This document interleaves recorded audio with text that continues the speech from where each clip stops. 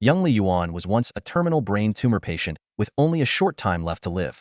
Unexpectedly, a sudden voice echoed in the minds of billions worldwide, announcing the random selection of 3 billion people to enter the war continent. Li Yuan was chosen and miraculously given a new lease on life in this perilous, diverse world. In 7 days, a terrifying first-level beast tide would arrive, with a death rate as high as 99%. Having been granted a second chance at life, Li Yuan had no intention of meeting his end so soon. The only hope for survival lay in recruiting troops. He quickly stepped out of the dilapidated ancient castle and approached a small, dark red altar in the courtyard. Above it floated 9 black diamond-shaped crystals, emitting an eerie black glow. As Li Yuan examined them closely, a virtual display panel appeared before his eyes.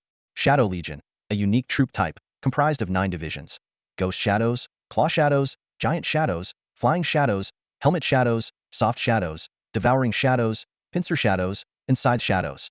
Each division hails from the mysterious Shadow Kingdom, able to transform into shadows and traverse the darkness, leading the summoner through space jumps.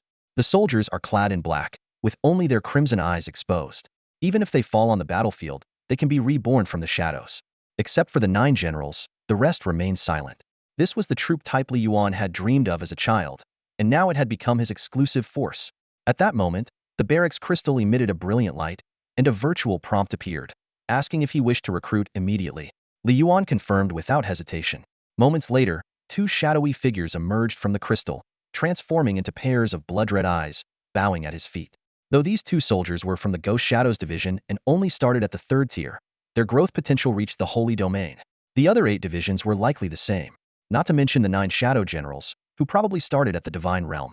With 9 immortal, infinite Holy Domain legions and 9 Divine Realm Shadow Generals, who could stand against him on the war continent? The thought made Li Yuan's breath quicken and his blood boil with excitement. Just then, a row of dark gold virtual buttons appeared before him. Personal info, my friends, private chat, world chat, trade plaza, everything was there. Li Yuan hesitated briefly before clicking on personal info. The display read, Li Yuan, Lord, power level 0. This meant he was currently just an ordinary, healthy person. However, by killing enemies and recruiting troops, he could upgrade his territory. Additionally, defeating enemies and conquering other territories could yield valuable resources such as energy stones, essence crystals, and equipment. Clearly, expecting Li Yuan, a 0-level lord, to kill enemies was unrealistic. For now, he could only rely on the Shadow Legion.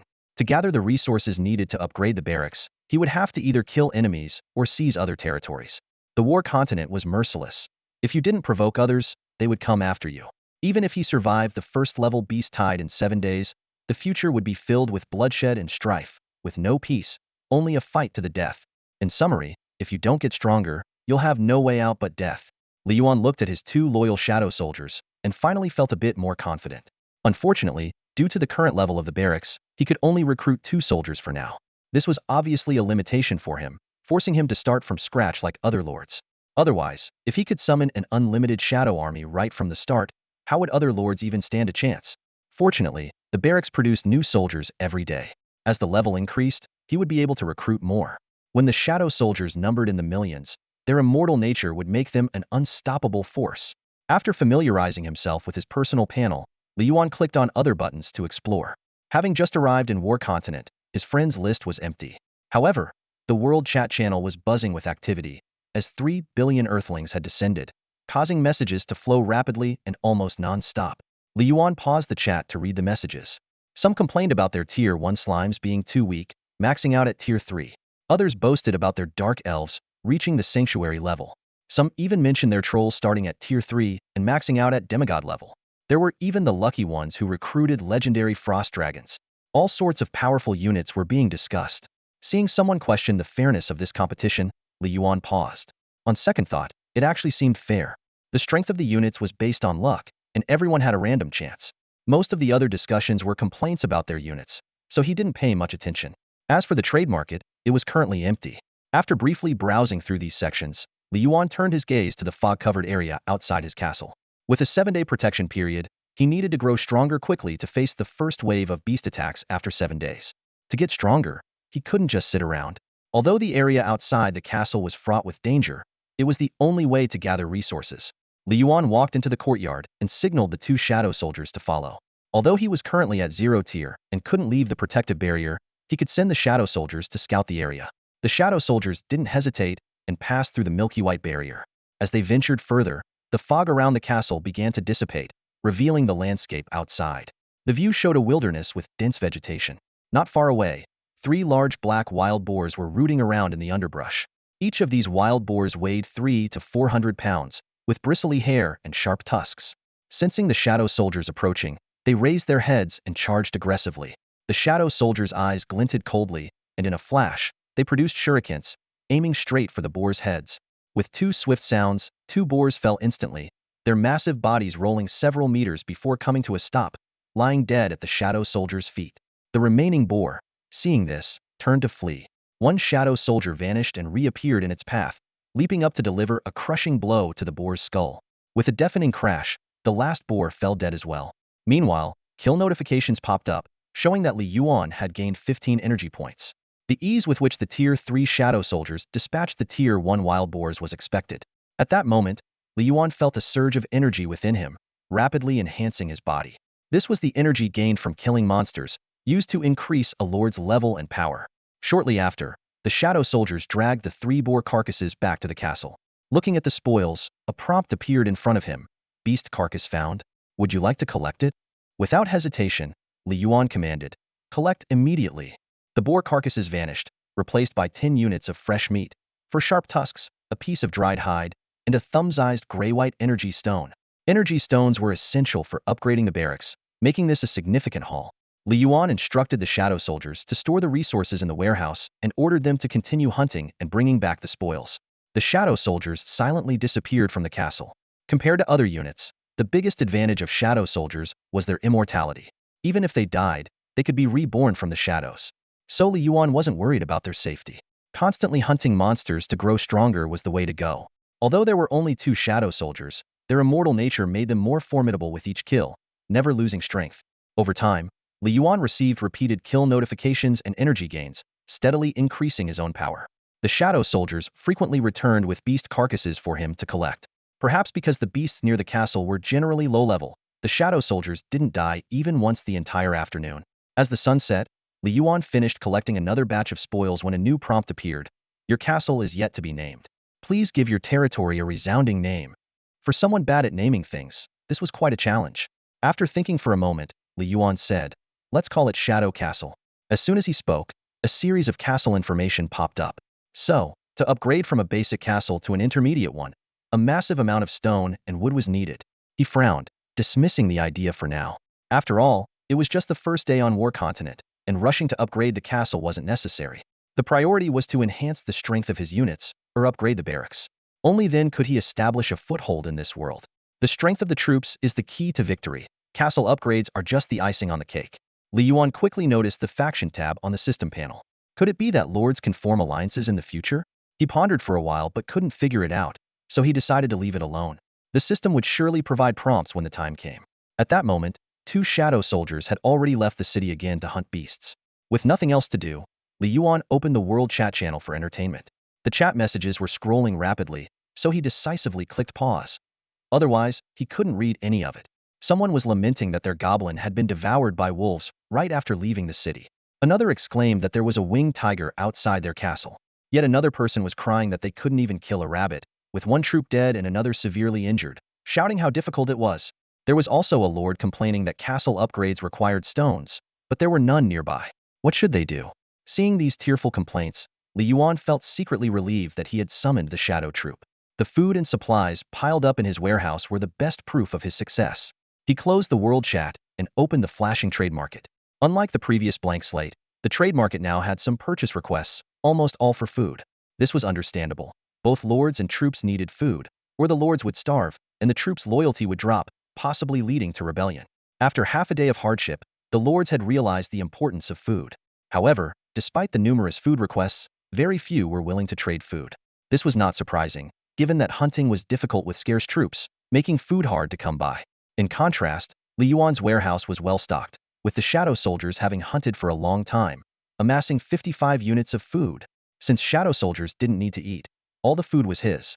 1 unit was 1 kilogram, and over 100 pounds of food was enough to last him more than half a month. And the shadow soldiers were still tirelessly hunting and killing. Li Yuan had a sudden idea and began studying the trade market rules. He could use food to trade for stone, wood, and even the precious energy stones. Earlier, he had thought it unnecessary to rush castle upgrades and planned to let the shadow soldiers focus on hunting and leveling up. But now it was different. Trading food wouldn't affect the shadow soldiers since food was just a byproduct of their hunts. Seizing the opportunity to upgrade the castle was a must. The trade market guidelines listed the reference values of items. 5 units of food could be exchanged for 1 energy stone. 1 unit of food could be traded for 10 units of wood or 5 units of stone. Of course, these were just references, and lords could set their own prices.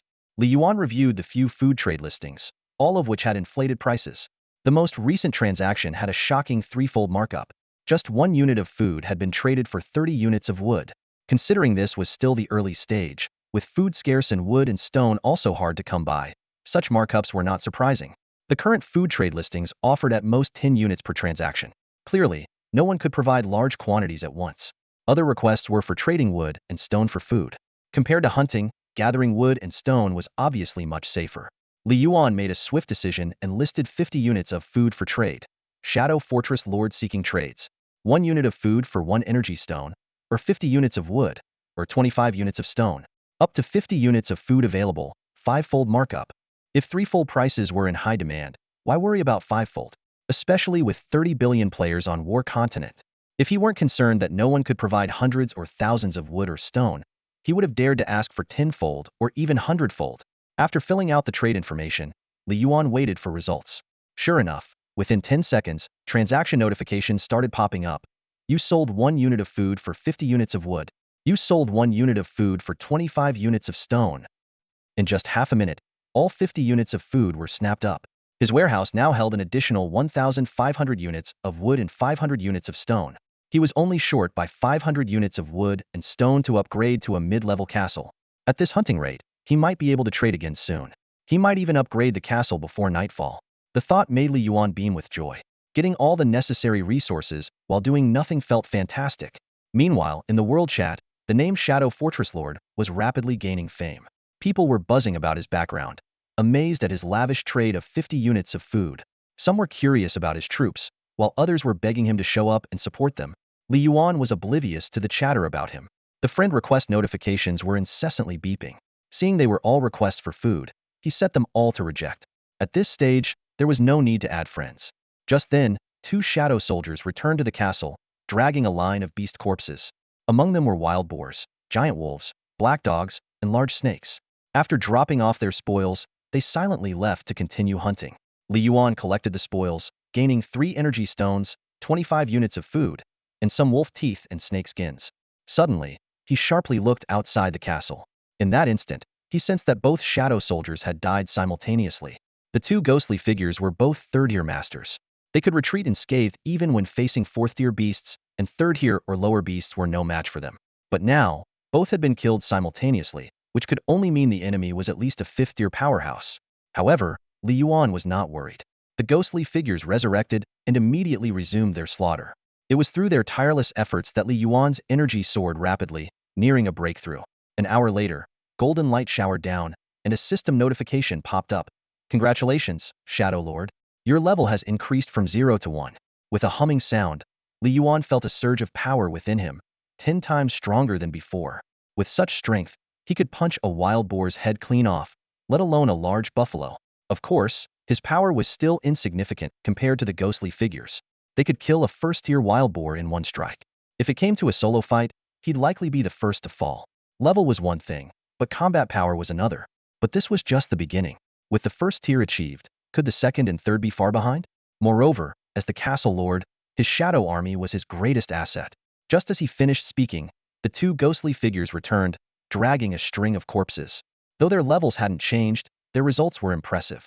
After several rounds of harvesting, Li Yuan's gains were substantial. 12 energy stones, just 88 short of upgrading the barracks, numerous other resources, and 60 units of food.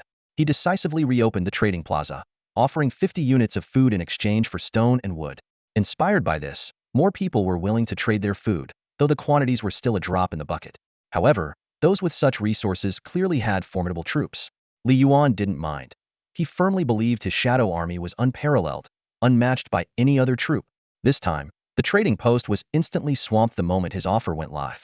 Many lords were waiting, ready to exchange food at any moment. The trading page was filled with laments. Seriously?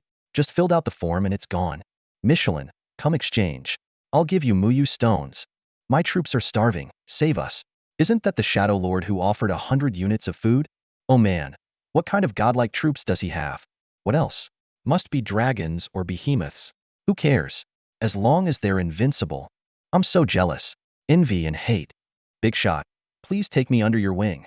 As Li Yuan was about to exit, he noticed another lord named Angel Lord, also offering 60 units of food. Could it be that they had actually summoned a bunch of angels? After all, angels were revered as divine messengers, if not deities themselves. But then again, with 30 billion people, there were bound to be a few chosen ones. Leaving the trading plaza and returning to his warehouse, Li Yuan found that his wood and stone reserves were not only sufficient, but even surplus. At that moment, a notification suddenly appeared. Shadow Lord, you have met the requirements for upgrading your castle. Do you wish to upgrade immediately? Upgrade now. Li Yuan responded excitedly.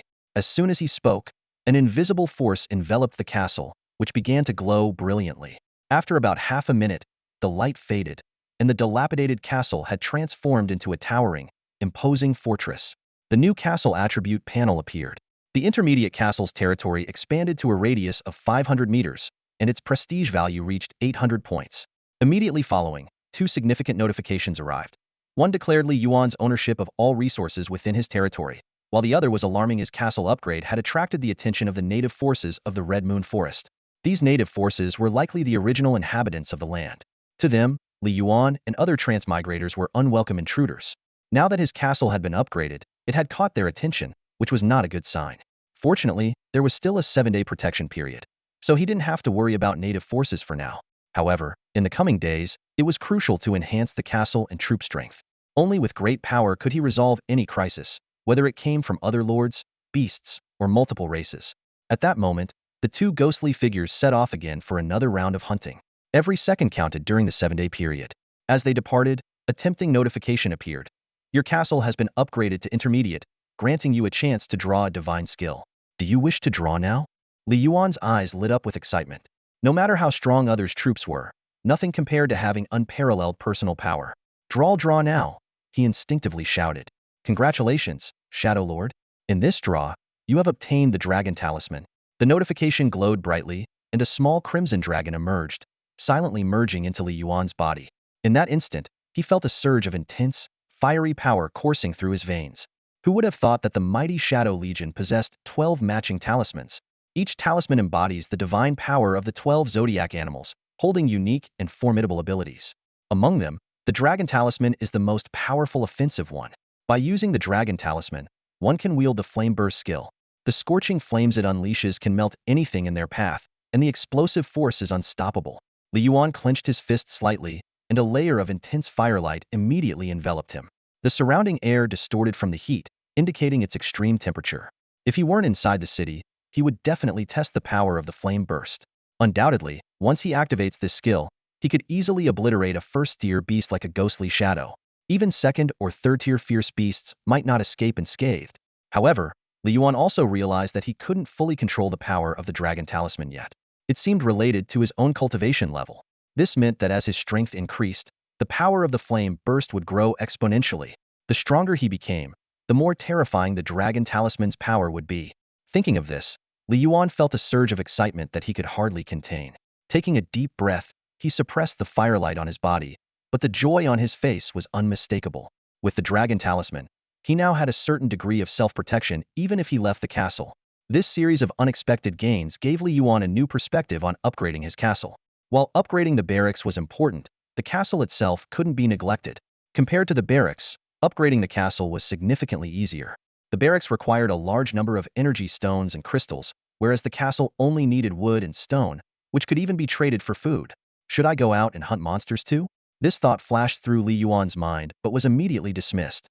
After all, Ghost Shadow had just died once, and he was unfamiliar with the outside world.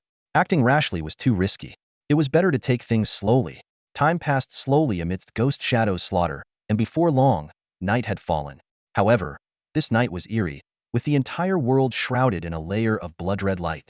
The bright moon in the sky cast a crimson glow over the Red Moon Forest, likely the origin of its name.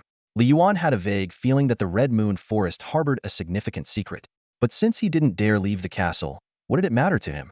The more mysterious a place, the greater the danger. Under the blood-red shroud, the sounds of beasts roaring in the forest became more frequent. Even standing at the fortress gate, Li Yuan could see numerous shadows moving through the blood-red light, all nocturnal beasts searching for food. Compared to the daytime, the outside world was clearly more dangerous at night. At this time, most lords would have their troops return to the city to rest and avoid accidents. Besides his ghost shadow, other troops also needed rest. But shadow soldiers were different. They were born of darkness, children of the night. At night, their combat strength doubled. Therefore, Li Yuan didn't recall Ghost Shadow but let them continue hunting. Though the night was indeed perilous, and despite Ghost Shadow's increased nighttime strength, death notifications still appeared occasionally. Fortunately, the overall efficiency was not inferior to the daytime, as high-tier monsters and low-tier magical beasts were more numerous at night. As night fell, Li Yuan sat on the castle steps, waiting for Ghost Shadow to return. Just as he yawned, he saw a pair of ghost shadows dragging several beast carcasses appear at the gate. Upon closer inspection, Li Yuan was pleasantly surprised to find that the ghost shadows seemed even more powerful. Could they have leveled up again? He quickly brought up the attribute panel, and sure enough, the two ghost shadows had advanced from Tier 3 to Tier 4. This meant that their hunting efficiency would further improve. Moreover, he could recruit 2 more soldiers tomorrow. With 4 ghost shadows working together, what was there to fear? Although Ghost Shadow couldn't speak, Li Yuan still thanked them for their hard work. The ghost shadows silently turned and disappeared into the night again. Li Yuan didn't mind and immediately started collecting the beast carcasses. Before long, the warehouse was filled with food and materials, with just the meat alone reaching 67 units. However, he didn't rush to trade. This amount of food wouldn't exchange for much wood and stone, far from enough for the castle upgrade. Yawning again, Li Yuan, feeling utterly exhausted, decided to sleep first and continue tomorrow. He first went to the warehouse to get some ingredients and cooked a simple meal in the kitchen. To improve his strength, he had neglected eating and drinking. After wolfing down his meal and taking a hot shower, Li Yuan collapsed onto his soft bed and fell asleep instantly. Meanwhile, the 2 tireless ghost shadow warriors continued their relentless hunt outside. In the castle courtyard, the pile of beast carcasses grew higher and higher. The next morning, the gentle sunlight streamed through the window, warmly illuminating Li Yuan's sleeping face. He frowned slightly and slowly opened his sleepy eyes. After a moment of confusion, he sprang out of bed and quickly walked to the window. In the courtyard, the pile of beast carcasses had formed a small mountain, quite a pleasing sight. Li Yuan's lips curled into a smile. Ghost Shadow had never let him down. With these spoils, the food should be enough to trade for the wood and stone needed for the castle upgrade. After quickly washing up, he went downstairs. But instead of heading straight for the pile of carcasses, he went to the shadow crystal in the barracks. A night had passed, and it was time to recruit new soldiers. The shadow crystal still emitted its mysterious glow, exuding an eerie aura. The barracks are fully charged. Would you like to recruit shadow soldiers now? The prompt suddenly sounded. Yes, Li Yuan ordered decisively. Immediately, 9 diamond-shaped crystals began to rotate slowly, and 2 shadows fell from them. Shadows swirled on the ground, forming 2 black-robed figures standing before Li Yuan. One of them was identical to the ghost shadow recruited yesterday from the Ghost Shadow Legion. However, the other one was noticeably different and wore a mask on his face. That's not a mask. Li Yuan squinted and realized that the figure's appearance was naturally like that. With loose green hair down to the shoulders, a broad forehead, and eerie pink skin, the figure had 2 golden horns protruding from its head. The only thing that matched the ghostly figure were the crimson eyes. The entire face was terrifyingly grotesque, especially with those sharp fangs that added a menacing aura. The black robe didn't cover the head and hands, revealing skin tinged with red and long, sharp nails. Emerging from the shadows, the figure immediately knelt on one knee before Li Yuan and exclaimed, "Nijia, at your service, my king." This sight filled Li Yuan with joy. The ghost shadow general, Nijia, recruiting one of the 9 generals on just the second attempt was like a gift from the heavens. Crystal had mentioned that the current odds of recruiting a general were only 1 in 10,000. Such luck was unparalleled. Li Yuan barely contained his excitement and commanded, "Rise." Simultaneously, Nijia's information panel appeared before him. Ghost Shadow General Nijia. Power level, Tier 5. Loyalty boost through kills, 100. Growth cap, Divine Realm. As expected, the growth cap for the 9 generals was indeed the Divine Realm, promising future capabilities akin to gods. Even more astonishing was that Nijia's initial rank was already Tier 5, far surpassing the usual Tier 3 of common ghost shadows. Just then, the 2 old ghost shadows returned, dragging the carcasses of beasts. They had now reached Tier 4, slightly ahead. Li Yuan quickly called them over. Nijia and the ghost shadows all bowed their heads, not daring to look directly at Li Yuan, showing absolute obedience. Recruiting Nijia was an unexpected delight, but Li Yuan hadn't forgotten his main task. He directly ordered Nijia, take them out to hunt wild beasts and scout the area around the castle. Report back to me when you're done. By your command, my king. Nijia responded immediately, leading the three ghost shadows out of the castle. Although Li Yuan wanted to venture out himself, the unknowns outside posed too great a risk. The ghost shadows could go out, but they only knew how to follow orders and couldn't communicate effectively with him. Now, with the articulate Nijia, this problem was solved. Watching Nijia and the others depart, Li Yuan smiled knowingly and turned toward the main gate. There lay a mountain of beast carcasses, waiting to be harvested. A few minutes later, Li Yuan had harvested all the bodies, yielding substantial gains. Including the warehouse reserves, he now had 36 energy stones and 213 units of food. This showed how rampant the two ghost shadows had been last night, practically slaughtering machines. Unbeknownst to him, during that long night, the ghost shadows had faced countless dangers and narrowly escaped death, probably falling over 100 times.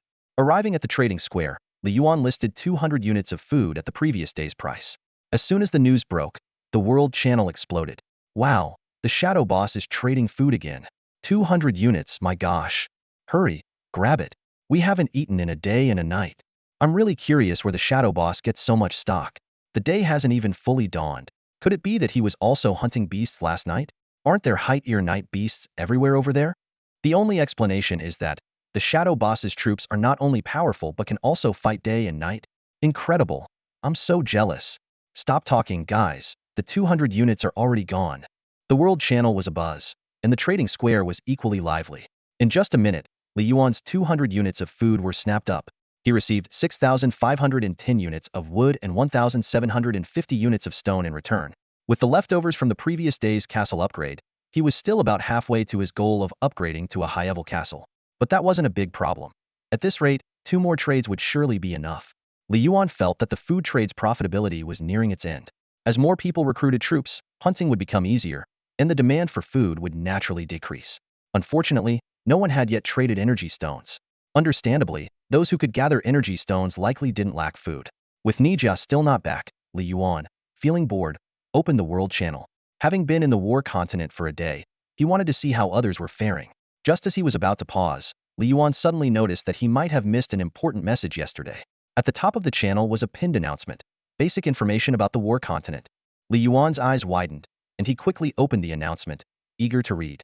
The content was extensive, taking him more than 10 minutes to finish. The gist was as follows. The war continent is a boundless world teeming with wild beasts and magical creatures, along with countless native kingdoms and empires. 3 billion earthlings were scattered across the wilderness, kept at a distance from powerful native forces, providing a growth buffer to prevent immediate annihilation. It also provided a brief introduction to the types of troops summoned by the lords. The variety was vast, including humans, demi-humans, beastmen, elves, dragons, liches, and more. Generally, these were fantasy-style species. These troops varied in strength, with 99 of lords randomly summoning the weakest ones. Only a select few chosen ones could recruit truly powerful beings. Even Li Yuan's proud Ghost Shadow Legion, in terms of individual combat, might not match the top-tier troops. However, the Ghost Shadow Legion excelled in other areas: immortality, stealth, and most importantly, limitless growth potential.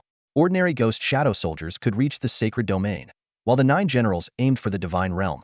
As long as Li Yuan didn't recklessly seek death, he was destined to have a significant share in dominating the war continent. After reading for a while, Li Yuan suddenly looked up at the gate. He saw Nijia returning with the others, having been gone for just over half an hour.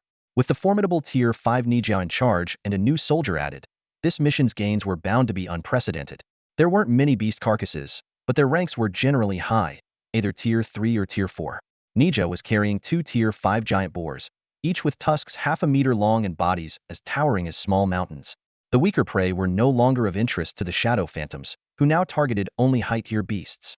The higher the tier, the richer the yield of energy and resources.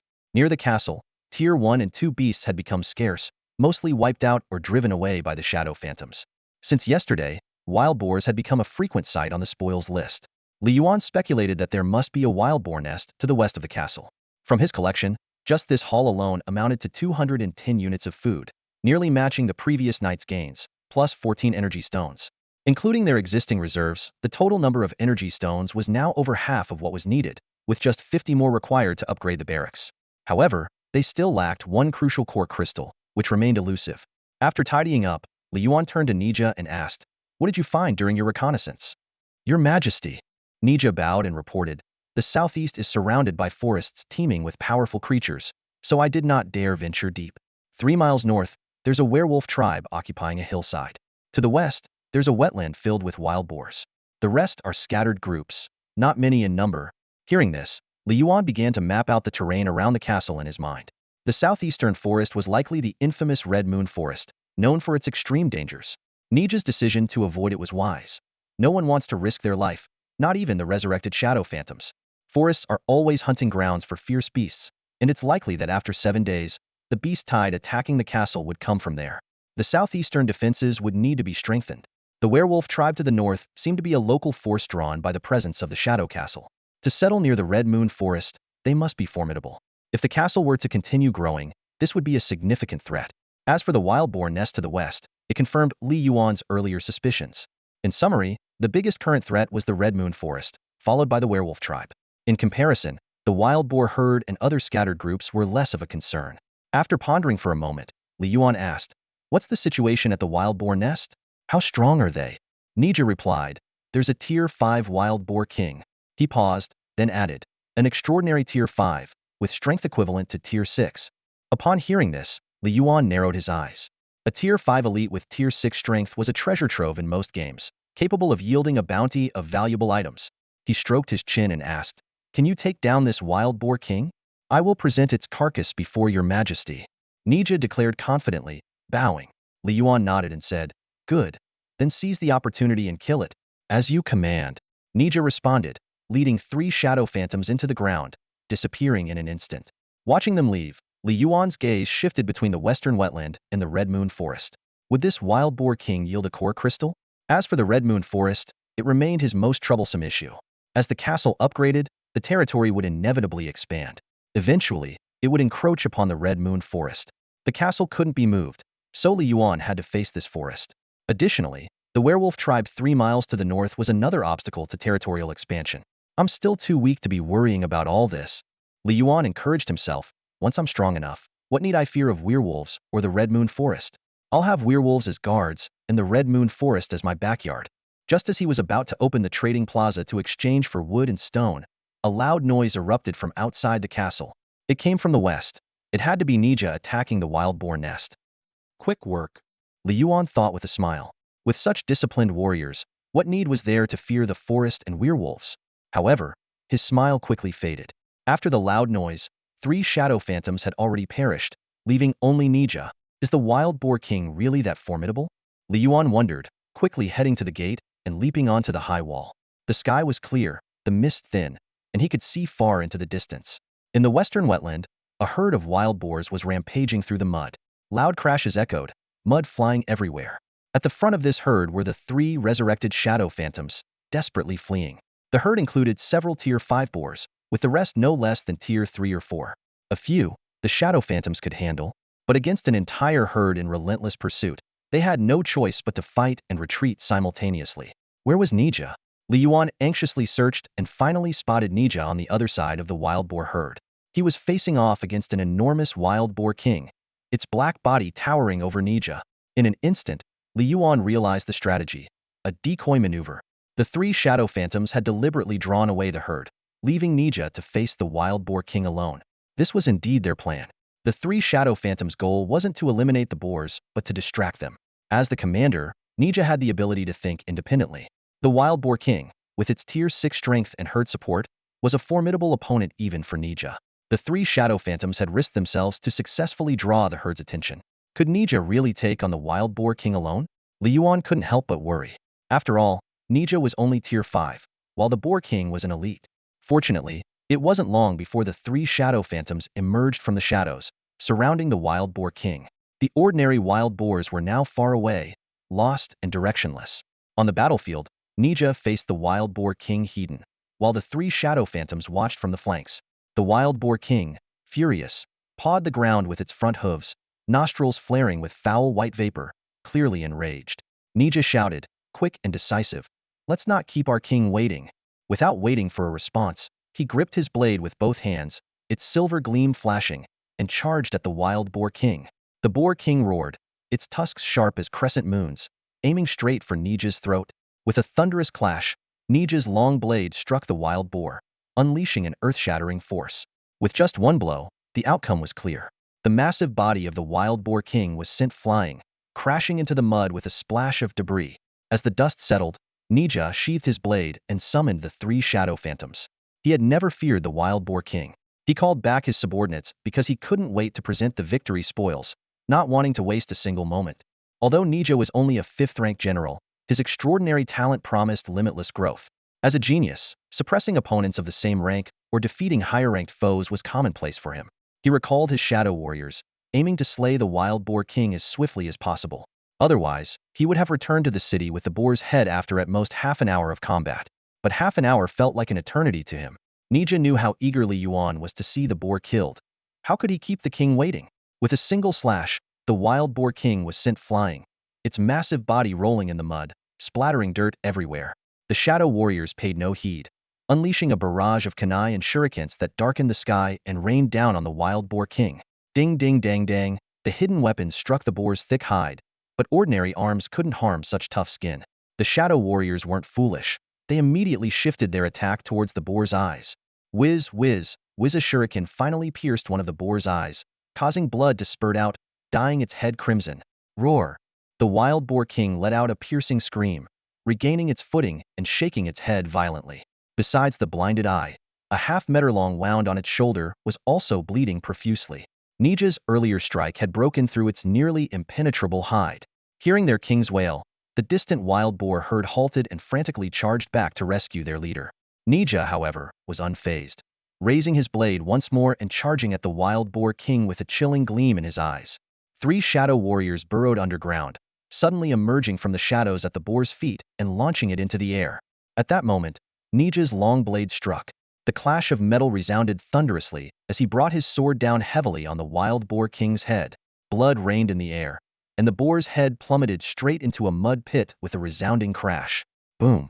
The wild boar king created a large crater, its head buried in the mud. Luckily, the soft marshland cushioned the impact. Otherwise, its head might have been driven into its stomach. It kicked its legs furiously, using all its strength to pull its head out.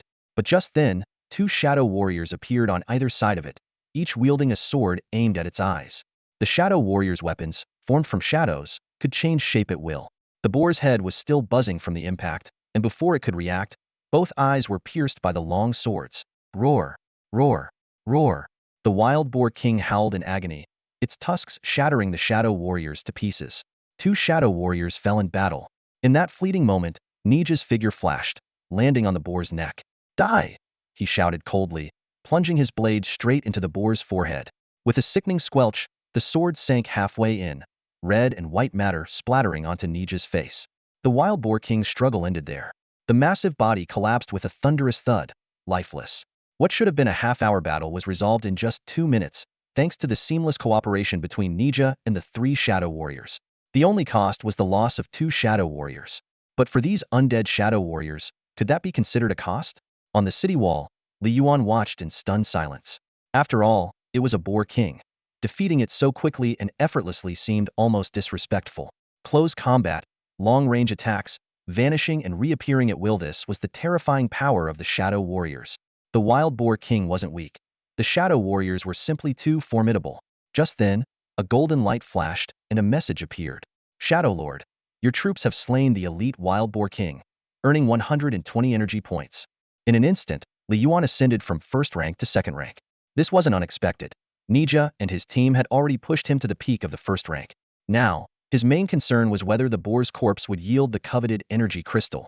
Meanwhile, the newly summoned shadow warrior had risen to the 4th rank, though Nija and the other 2 shadow warriors hadn't broken through. It seemed that the experience from defeating higher-ranked foes couldn't compare to that from same-rank monsters. Nija jumped off the boar's corpse, about to instruct the shadow warriors to transport the spoils, when he suddenly looked towards the castle.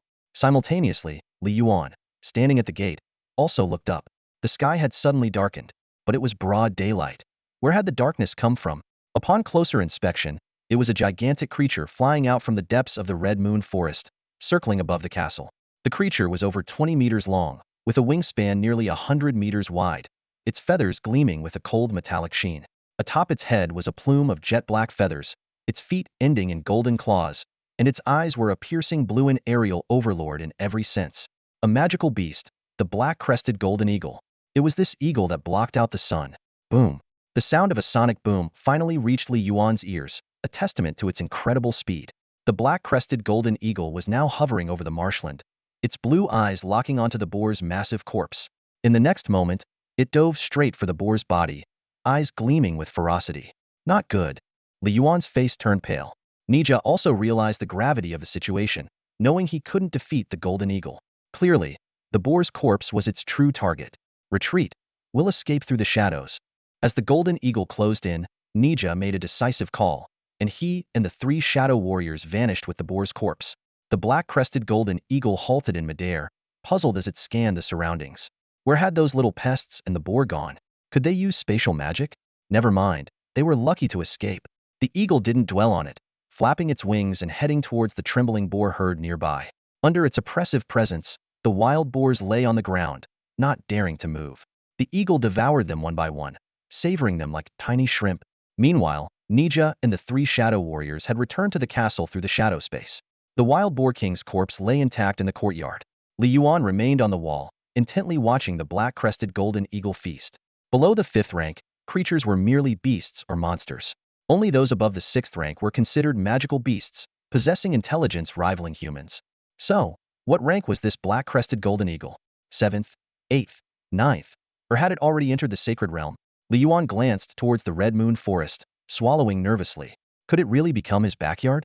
The Red Moon Forest, a nest of magical beasts, was home to hidden dangers, and this single eagle could easily destroy his castle. The black-crowned golden eagle is incredibly powerful, completely overwhelming the current Nija. Even through the castle barrier, Li Yuan could feel its overwhelming presence. This beast must have reached the Saint Domain, or if not, it's at least an 8th or 9th tier legendary beast. Emerging from the depths of the Red Moon Forest, could it be the king of this vast woodland? If there are such powerful creatures here, could there be even more terrifying beasts lurking? The thought weighed heavily on Li Yuan's mind. The arrival of the black-crowned golden eagle made him truly realize the terror of the forest.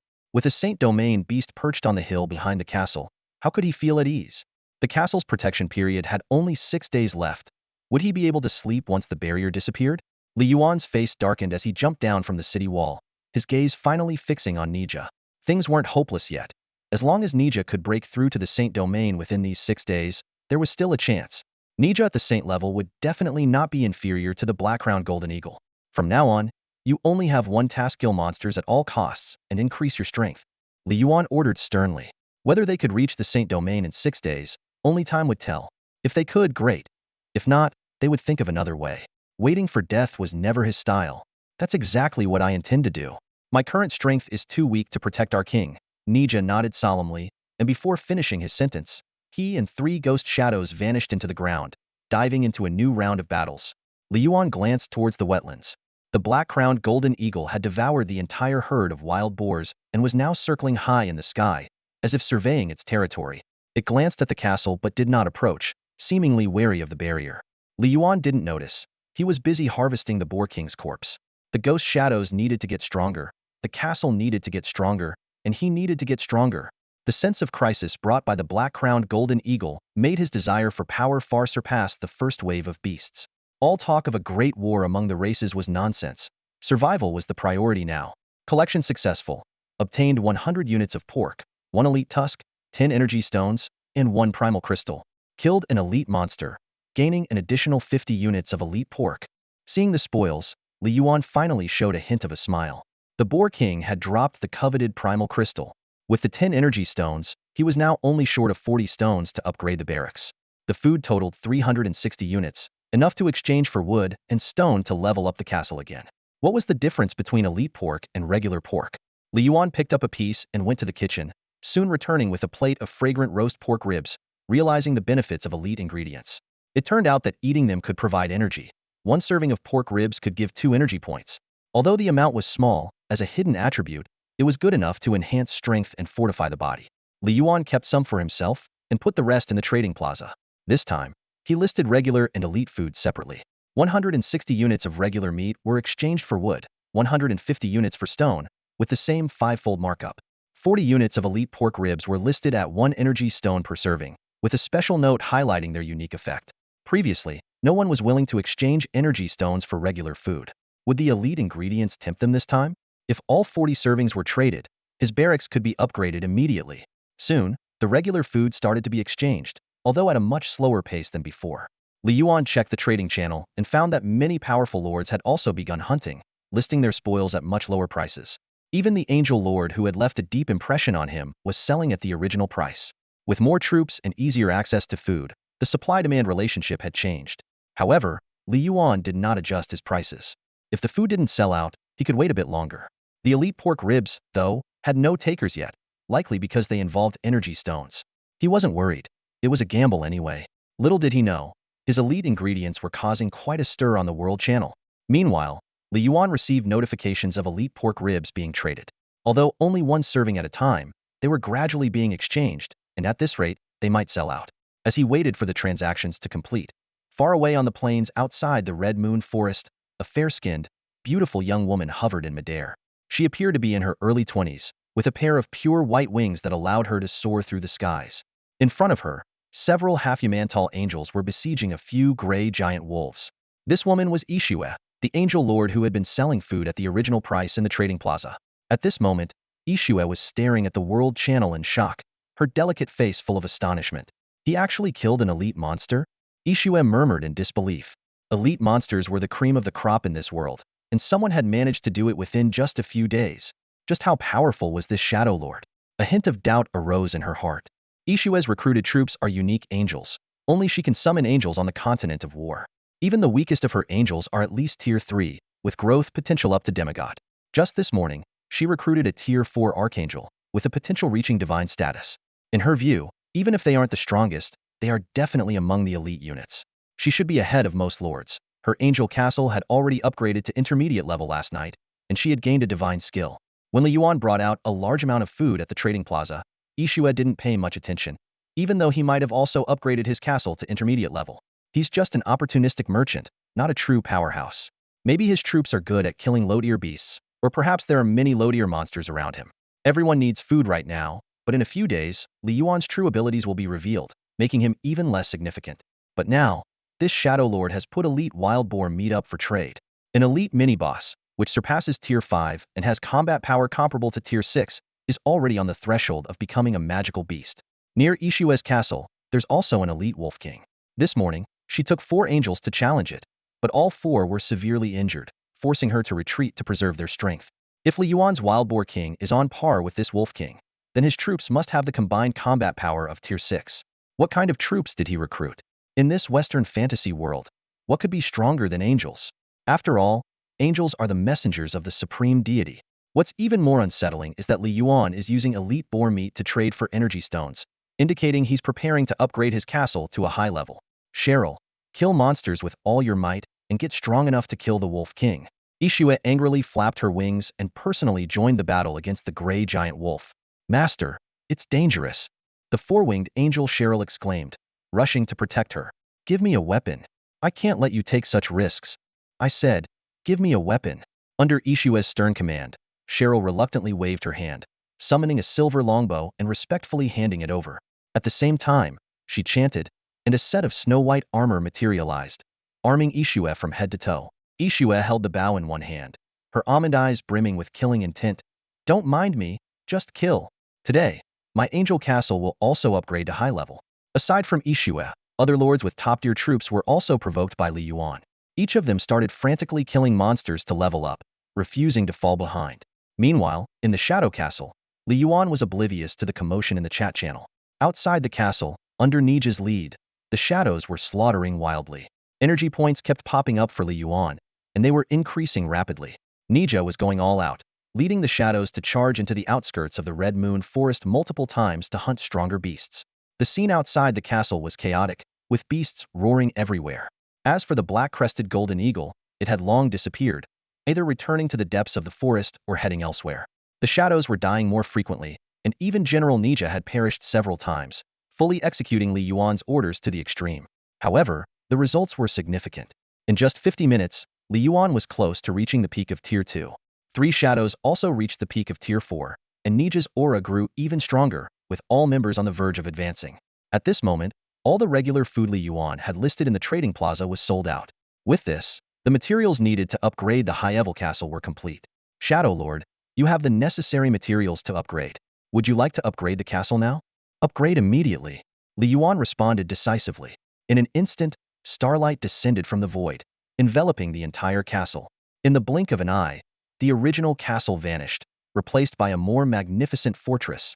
The main castle stood over 20 meters tall, with 6 floors. Flanking it were 2 3-story auxiliary castles, guarding the main castle. The shadow crystal in the courtyard had disappeared, now located in the main hall, unchanged in appearance. At the top of the main castle, a fist-sized crystal core appeared. The crystal core contained gray-white energy, forming an additional layer of defense under the protective barrier. Before Li Yuan could think further, the castle's attribute panel appeared before him. Castle name: Shadow Castle. Castle level: High-level Castle. Castle core: Tier 6 defense. Territory range: 1,500 meters radius. Buildings: Shadow Crystal, Warehouse. Town upgrade materials: 50,000 units of stone, 100,000 units of wood, 10,000 units of refined iron. Faction: None. Reputation: 1800. Tip 1. If the core is destroyed, the castle will be destroyed. Your current core can withstand Tier 6 power. Tip 2. Your reputation has increased significantly, and local forces in the Red Moon Forest are likely to attack your castle. The newly added protective barrier at the top of the castle was evidently the core's effect. According to the prompt, this barrier could withstand attacks below Tier 6, providing the castle with self-defense. However, it wasn't particularly strong. Fortunately, there was still an invincible shield for the next few days, so there was no immediate concern. But it's worth noting that local forces might attack. The beast tide might not even arrive before the local forces do. The known local force is the werewolf tribe discovered by Nija, only 3,000 meters from the castle's territory. No, after the upgrade, it's only 2,000 meters now. Nija should scout their strength to see if they have any Tier 6 combatants. If not, they should be eliminated to prevent future trouble. But if they have Tier 6 or higher combat power, another strategy will be needed. Regarding the town upgrade, Li Yuan furrowed his brow. The demand for stone and wood had increased exponentially, and he also needed to gather 10,000 units of refined iron. He hadn't seen any refined iron yet. It might need to be obtained from magical beasts. Upgrading the town quickly seems unrealistic, Li Yuan sighed. However, the massive resource requirements will be key to widening the gap between me and other lords. No worries, I can still upgrade the barracks. He reopened the trading plaza and saw that 20 portions of elite boar meat remained unsold. It seemed only a few were willing to trade energy stones for it. But he only needed 11 more stones, so it wouldn't take long to gather them. Nija's recent slaughter had already yielded 8 energy stones. Just then, a new prompt appeared. Your castle has upgraded to high level, granting you a chance to draw a divine skill. Would you like to draw now? Li Yuan was overjoyed. Yesterday, he drew the dragon talisman from the Chinese zodiac series. What would it be this time? Another talisman, or something different? Eagerly, Li Yuan commanded, "Draw." Congratulations, Shadow Lord. You've drawn the Thunder Demon Chi this time. Li Yuan was taken aback by the notification in front of him. Instead of a talisman, he received one of the 8 demonic energies Thunder Demon Chi. This power, from the same story universe as the 12 talismans and the Shadow Army, was very familiar. The 8 demon Chi originated from 8 great demons, and those who absorbed it could wield the corresponding demonic powers. Thunder Demon Chi came from the Thunder Demon, Zhongsu. Before Li Yuan could ponder further, the Thunder Demon Chi swiftly integrated into his body. Sparks of electricity crackled around him, making him feel like he had become the embodiment of thunder and lightning. It wasn't an illusion. Li Yuan truly gained the ability to control thunder at will. However, similar to the dragon talisman, the power he could exert depended on his own strength. The higher his level, the stronger the thunder he could command. Compared to the dragon talisman, the Thunder Demon Chi had a broader range of applications. It not only allowed him to control thunder, but also to attack freely. While the dragon talisman could control fire, it mainly relied on the explosive skill, Flame Burst. Of course, this didn't mean that the 8 demon Chi was stronger than the 12 talismans. They each had their own strengths. For example, the Dog Talisman and Horse Talisman from the 12 talismans, though not providing direct combat power, offered unparalleled support abilities. The Dog Talisman granted its holder immortality and immunity to all lethal attacks. The Horse Talisman could eliminate any foreign force within the body and restore any damaged material to its original state. These supportive abilities were something the 8 demon chi couldn't match. Regardless, obtaining the Thunder Demon Chi undoubtedly boosted Li Yuan's combat prowess. With both the Dragon Talisman and Thunder Demon Chi, dealing with 3rd and 4th tier beasts became a breeze. Just then, more good news arrived. Golden light cascaded down as Li Yuan successfully broke through to the 3rd tier. He sensed that Nika had advanced to the 6th tier, and the 3 Shadow Phantoms had all reached the 5th tier. The entire team's strength had significantly increased. In his advanced castle, the highest combat power was Tier 6, capable of battling Tier 7, and the barracks were about to be upgraded. Reaching this level on the 2nd day was something few lords could achieve. Li Yuan was confident that he was among the top lords, if not the very best, certainly in the top 3. Li Yuan checked the trading plaza again and found that the elite wild-boar meat had not been fully traded, and he still lacked the energy stones needed to upgrade the barracks. Reluctantly, he had to wait. By evening, there were still 2 units of elite wild-boar meat left untraded. The impending barracks upgrade left him anxious. At that moment, Nika and the 3 Shadow Phantoms finally returned. Following Li Yuan's instructions, their primary goal was to increase their strength, so they had not immediately brought back the beast corpses after hunting.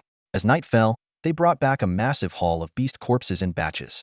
The courtyard was piled high with a total of 128 beast corpses, including 2 elite beasts. This showcased the fruitful results of Nika and the 3 Shadow Phantoms' efforts. Looking at the corpses, Li Yuan couldn't help but regret not instructing Nika to bring them back sooner. With so many corpses, they could surely gather enough energy stones for the upgrade. Good job. Li Yuan nodded appreciatively at Nika and the others before starting the collection process. 10 minutes later, all the beast corpses were processed. The haul was impressive. 1,360 units of regular food, 100 units of elite food, and various other items. Most importantly, they obtained 42 energy stones and 1 Yuan crystal. This was an unprecedented bounty. Li Yuan immediately turned to the Shadow Crystal, ready for the long-awaited upgrade. Shadow Lord, you now have enough resources to upgrade the barracks. Would you like to proceed with the upgrade? Upgrade immediately. Li Yuan responded without hesitation. As he spoke, the Shadow Crystal glowed brightly. Moments later, the light faded, and while the barracks exterior seemed unchanged, the information panel showed significant differences. Shadow Crystal, unique unit barracks, containing 9 battalions. Shadow Phantom Battalion, Claw Shadow Battalion, Giant Shadow Battalion, Flying Shadow Battalion, Armor Shadow Battalion, Soft Shadow Battalion, Devourer Shadow Battalion, Pincer Shadow Battalion, and Scythe Shadow Battalion. Level 2. Production capacity. Can nurture 5 Shadow Soldiers daily, with battalion types chosen randomly. There's a 1 in 10,000 chance to recruit a Shadow General.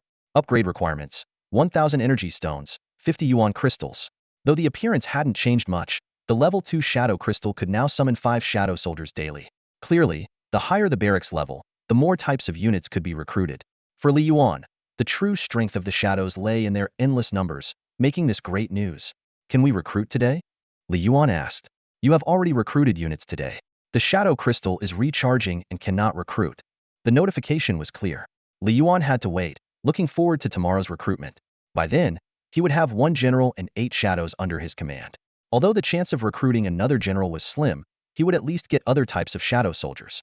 After all, the first 2 days had been random Shadow Phantoms. The 3rd day should bring different units. Next, Li Yuan took stock of the remaining resources. After upgrading the castle and barracks, he still had a substantial amount. Regular food, 1,368 units. Elite food, 100 units.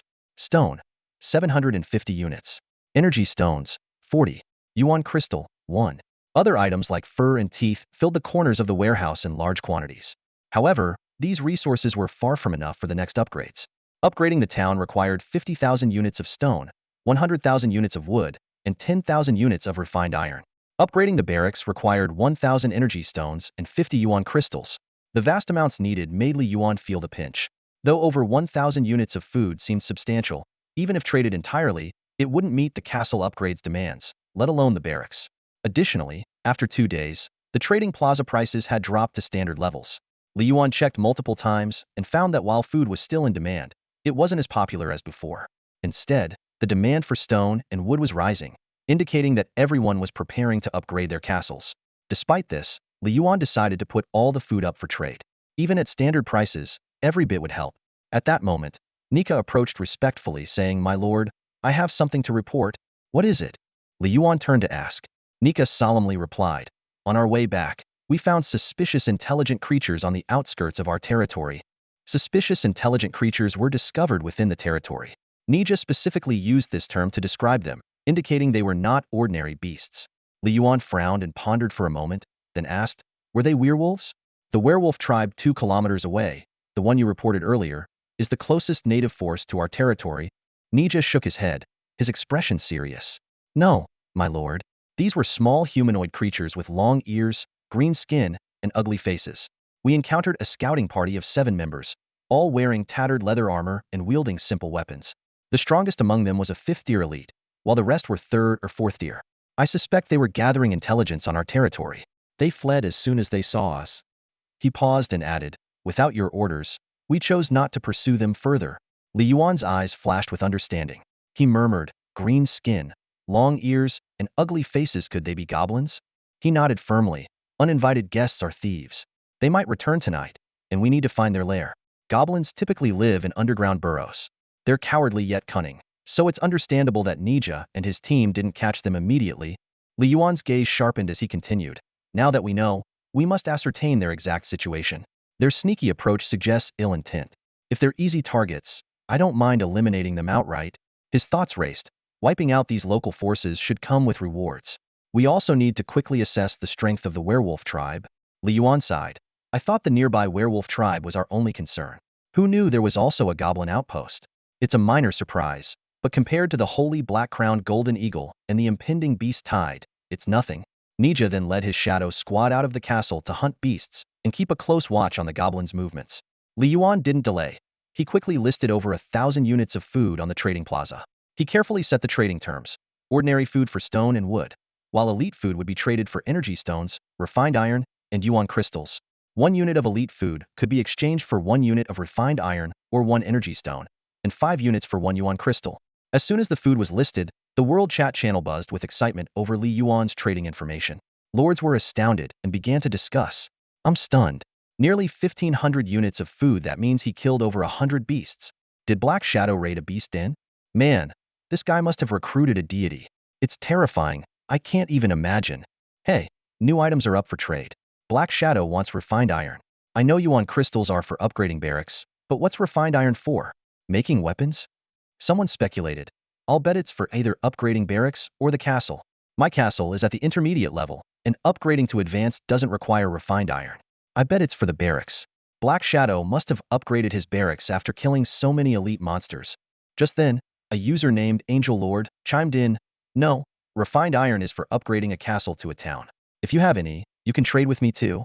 Other lords were amazed. "Whoa, is that really you? Thanks, Angel Lord. You're the first to sell food at standard prices." So, according to Angel Lord, does that mean Black Shadow has also upgraded to an advanced castle? Comparing myself to them is frustrating. My castle is still at the basic level. Angel Lord and Black Shadow both have advanced castles. Are there any other top lords? Is Angel Lord male or female? Li Yuan ignored the chatter in the world chat channel and focused on his trades. Soon, he noticed Angel Lord had also listed a request for refined iron, indicating they too had upgraded to an advanced castle and were gathering resources to upgrade to a town. Clearly, they were ahead of most lords. Li Yuan pondered, "I wonder where this Angel Lord is. They are strong and will likely become a formidable rival to the Black Shadow territory." Time passed slowly as food was gradually exchanged for stone and wood. He managed to trade for a few energy stones, but hadn't yet obtained any Yuan crystals or refined iron. Li Yuan considered resting but decided to stay up a bit longer, anticipating the goblin's potential return. He was curious about the local forces, especially since the world chat announcements about the war continent were vague. Capturing a few goblins might reveal more information. At 10 o'clock, Li Yuan stood on the 6th-floor balcony of the castle, gazing at the surrounding forest. The moon was dim, and the occasional beastly roar added to the eerie atmosphere. Shadow Squad hadn't reported any goblin incursions yet. Li Yuan sat on a wooden chair and opened the trading plaza. Earlier, Nija and his team had returned with beast carcasses, collecting 300 units of ordinary food, which Li Yuan also listed on the trading plaza. All ordinary food had been traded, yielding 11,000 units of wood and 7,500 units of stone. He exchanged elite food for 12 energy stones, leaving 88 units. He still hadn't obtained any Yuan crystals or refined iron. Li Yuan mused, Yuan crystals can be gathered from killing elite monsters, but refined iron I'm not sure if it's directly mined, or needs to be smelted from iron ore. Just then, a notification appeared before Li Yuan. Black Shadow Lord, you have reached the limit of 50 million private messages from strangers. Please clear them promptly. Li Yuan was taken aback. 50 million private messages? Since he started listing food for trade, many lords had messaged him, mostly to haggle or request food at lower prices, which he ignored. He didn't expect to accumulate 50 million messages in just 2 days, a staggering number. Considering there were 3 billion humans reincarnated on the war continent, the number wasn't that surprising. Li Yuan opened the chat interface and quickly found the button to clear all messages. However, just as he was about to click it, his hand paused. Li Yuan's peripheral vision had caught a glimpse of the last message, containing 2 words that piqued his interest. It was none other than the iron essence that Li Yuan had been longing for. The last private message came from a user named Little Fairy Lord. You want iron essence? This fairy has plenty and can supply more regularly. But your food prices are too high. Can we add each other as friends to discuss? Li Yuan stared at the screen, frowning slightly. This tone and self-reference suggested the other party was likely a young girl. Who else would name their territory Little Fairy? Instinctively feeling a bit skeptical, his finger hovered over the delete key for a moment before he decided to clear all the private messages. However, iron essence was crucial for upgrading his town. Sitting in front of the computer, Li Yuan's fingers tapped the table unconsciously. After some hesitation, he opened the friends window, searched for Little Fairy Lord, and clicked Add Friend. Iron essence was so rare, it was worth a shot. If it turned out to be unreliable, he could always delete her later. After sending the request, Li Yuan anxiously waited, but the screen remained silent. Just as he was about to give up, a message popped up. Little Fairy Lord, are you the Shadow Lord with lots of food? Li Yuan, yes, that's me. You mentioned you have iron essence. How much do you have? Little Fairy Lord, not much right now, only 20 units just smelted, but I can get a lot more soon. Li Yuan, smelted? Little Fairy Lord, yes, there's an iron mine right at the entrance of my territory, and I've recruited dwarf craftsmen who can smelt iron essence. Li Yuan's eyes lit up.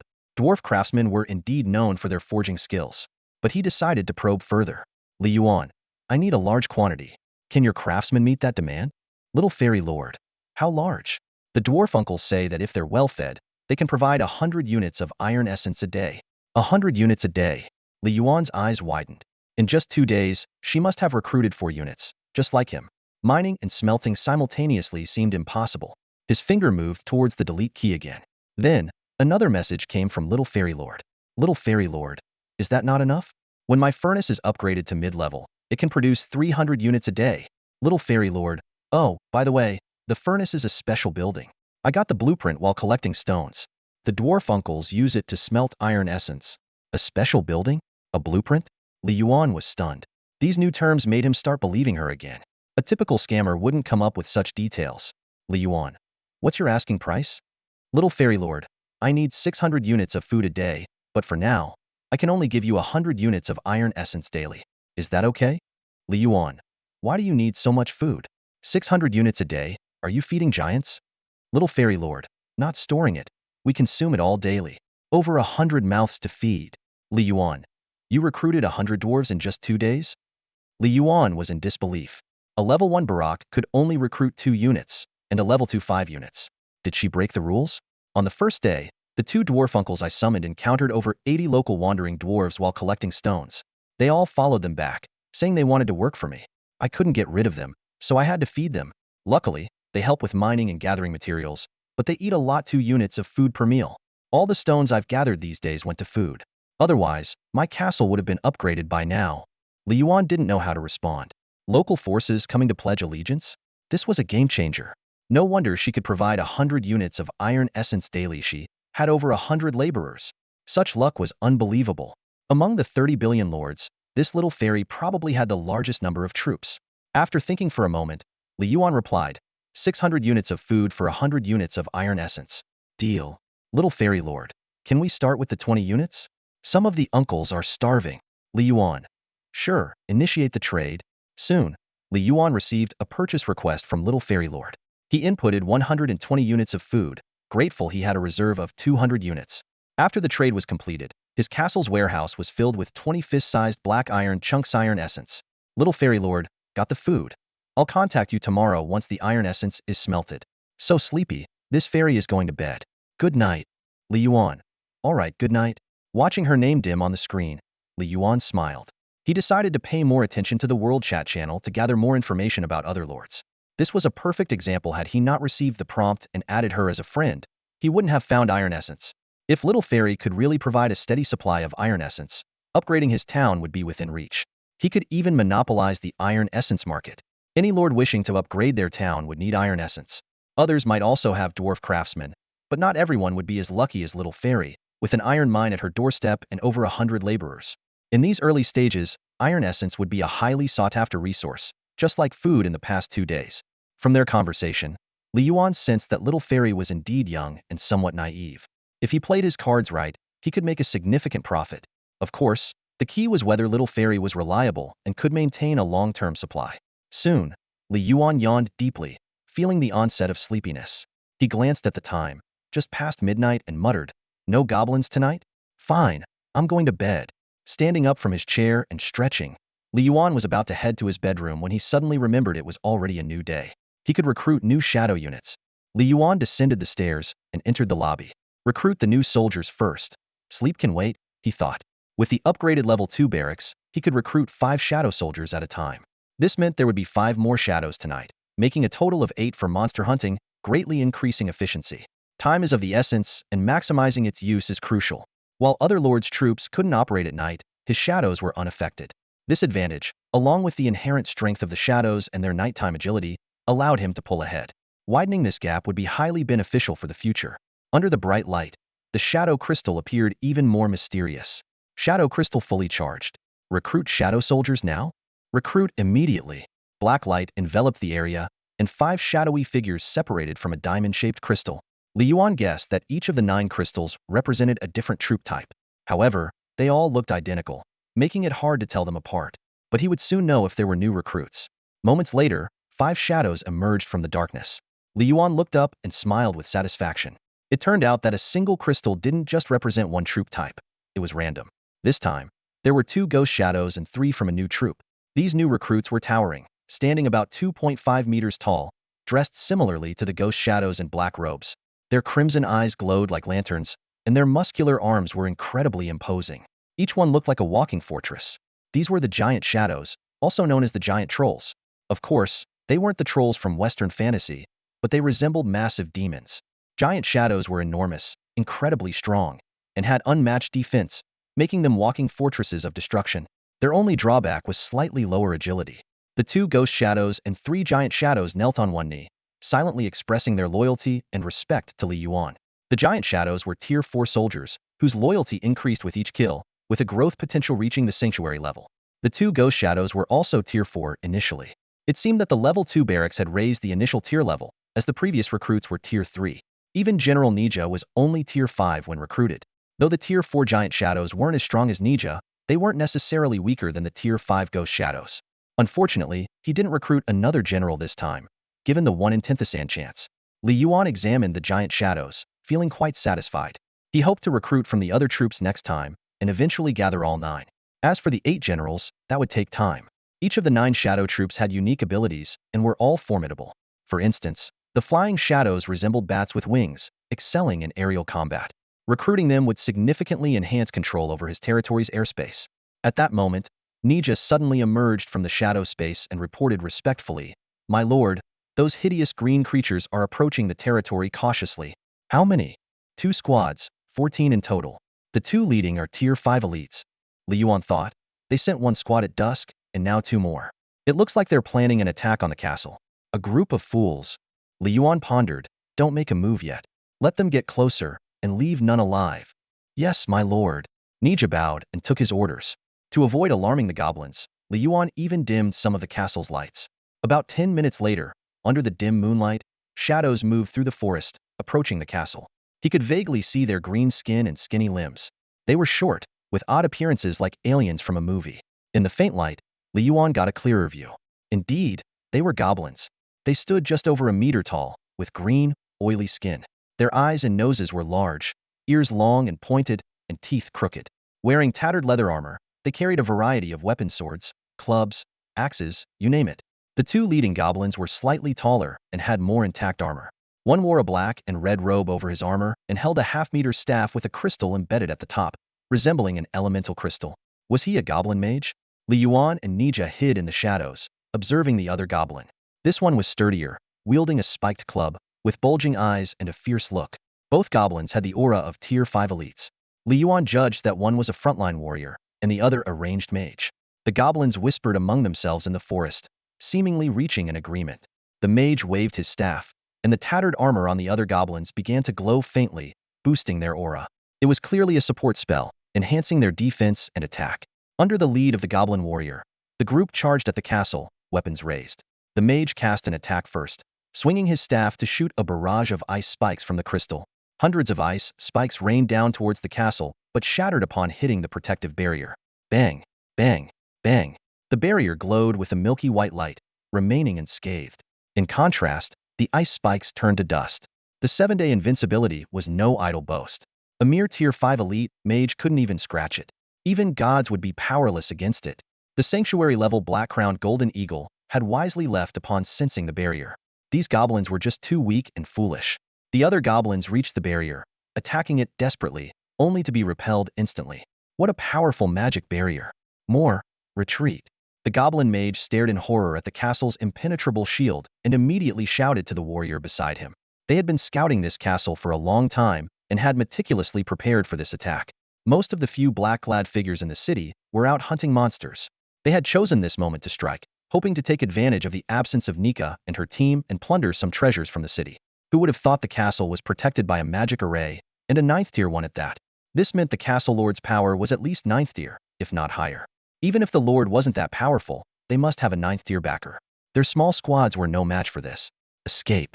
They had to escape. The castle lord had probably noticed their attack, and if they didn't leave now, they'd all be doomed. Before he finished speaking, the goblin mage turned and ran. The other goblins quickly followed suit, retreating in panic. Running already? Cowards, Yuan sneered inside the castle, then instructed Nika. Go, bring back 2 alive, leave no others. Yes, my lord. Nika bowed and disappeared into the ground. Yuan understood the goblin language because it was the common tongue of the war continent, a language naturally mastered by all lords who crossed over. Soon, the sounds of battle and screams echoed from outside the castle. Nika and the shadowy figures were mercilessly reaping the goblins' lives. As creatures of the night, the shadows held a natural advantage. They could appear beside any goblin at will, their flashing blades and spurting blood marking the end of goblin lives one after another. In no time, the 2 goblin squads were nearly wiped out. Only a few goblins were left fleeing in terror, including the charging warrior and the mage.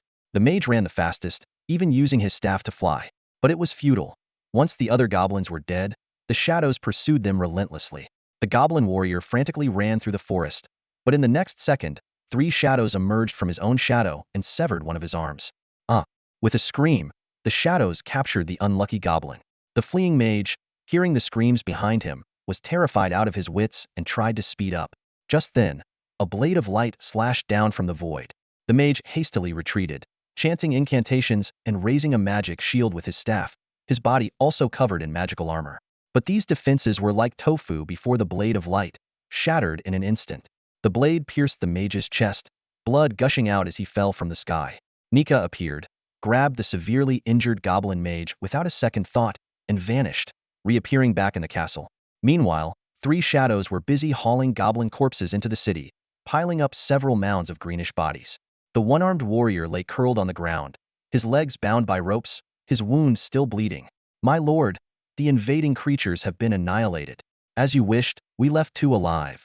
Nika reported, throwing the mage beside the warrior. The 2 goblin leaders exchanged a hopeless glance. Their entire force had been obliterated. They had brought 2 elite 5th-tier squads, and even when they scouted the neighboring werewolf tribe, they had only lost 3 men before retreating safely.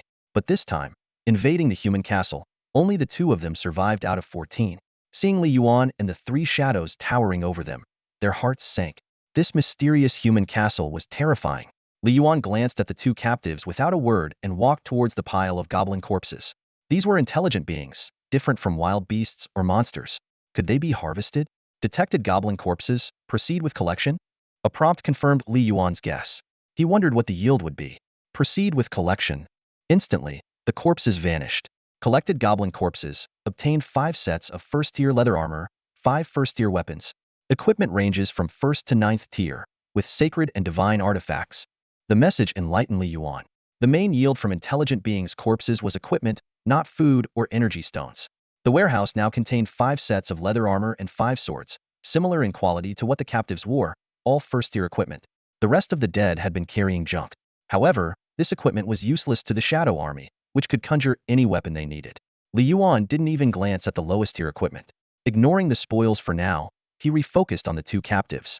Li Yuan walked up to them and snatched the staff from the mage, examining the crystal at its head. This turned out to be a Yuan crystal, needed to upgrade the barracks. Though it was only one, he still needed 48 more, but it was a pleasant surprise. Toying with the loot, Li Yuan addressed the captives in common tongue. I need information about the Red Moon Forest and its surroundings, including your goblin tribe. Who will speak first? A goblin warrior will never betray his tribe, the warrior shouted defiantly. Li Yuan sneered and looked at the shadow beside him. Immediately, a fist larger than the goblin crashed down on the warrior. When the fist lifted, the warrior and his first-tier armor were nothing but a bloody pulp. The mage, trembling in fear, stammered, "Respected human, I'll talk. I'll tell you everything." The goblin mage Jirding was terrified and answered all of Li Yuan's questions truthfully. Their small tribe, numbering over 1,800, had taken refuge in a natural cave outside the western swamps of Shadow Castle.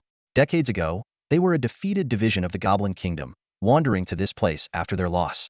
Goblins, after all, are just a lower-tier version of goblins, often serving as cannon fodder. The strongest in the tribe was the chieftain, a 9th-level warrior who used to be their commander.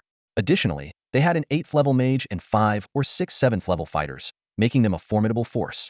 Without such strength, they wouldn't have been able to establish themselves here. As for the mysterious Red Moon Forest, Jirding described it as being located in the eastern part of Andira State on the continent of War. Legend has it that a deity fell there many years ago, causing the moonlight to turn blood-red and making it a dreaded forbidden zone. Its danger is not unfounded. The forest is teeming with wild beasts and high-level magical creatures. Surrounding the Red Moon Forest, besides their goblin tribe, the only other intelligent beings were a werewolf tribe located 3 kilometers to the north. The werewolf tribe had been around longer and was even stronger, with a leader who had reached the semi-saint level. Under him were 2 9th-level warriors, one a fighter and the other a mage. As for the elusive black-crowned golden eagle Jirding mentioned, it had indeed reached the saint level and would fly out of the Red Moon Forest every 10 days for reasons unknown. Li Yuan then asked if any other human castles had been discovered nearby. Jirding hesitated and stammered that just 2 days ago, a castle had suddenly appeared near their tribe. What happened next? That's all. It turned out that shortly after the castle appeared, a few goblins who had been enslaved by humans came out to gather stones, looking very hungry. Jirding and his tribe secretly contacted them and offered food. They learned that these unfortunate goblins were being mistreated by humans and persuaded them to lure their masters out. When the humans came out, they were swiftly killed. Li Yuan sighed after hearing this little story. Essentially, this earthling he had never met summoned a few goblins right at the enemy's doorstep. The goblins, starving, were easily swayed and ended up betraying their master. The real kicker was that this fool left his castle on the first day, practically asking for trouble. Didn't he know about the 7-day invincibility period? Now, he was dead, killed by his own troops. What a twist of fate. Li Yuan shook his head and curiously asked about the castle's fate. Jirding answered truthfully that after the master's death, the castle vanished. However, they found 500 energy stones and 2 essence crystals at the original site. This number startled Li Yuan. Could this be the reward for killing other lords? This realization would undoubtedly intensify the battle among the 3 billion lords. Just 500 energy stones were enough to upgrade a barracks to level 3. And this was just a basic castle. The rewards for mid and high-level castles would be even more substantial. Li Yuan quickly caught on and sarcastically asked, "So, you set your sights on me?" Jirding smiled bitterly and nodded. Li Yuan could understand. He might also be tempted by the lure of hundreds of energy stones. The key was that the unfortunate fellow brought it upon himself. If he had stayed in the city, those goblins wouldn't have had a chance. Jirding timidly asked, "Honorable human lord, I've told you everything. Can I go now? Did I say you could leave?" Li Yuan retorted. Before Jirding could react, his neck was snapped by Nija.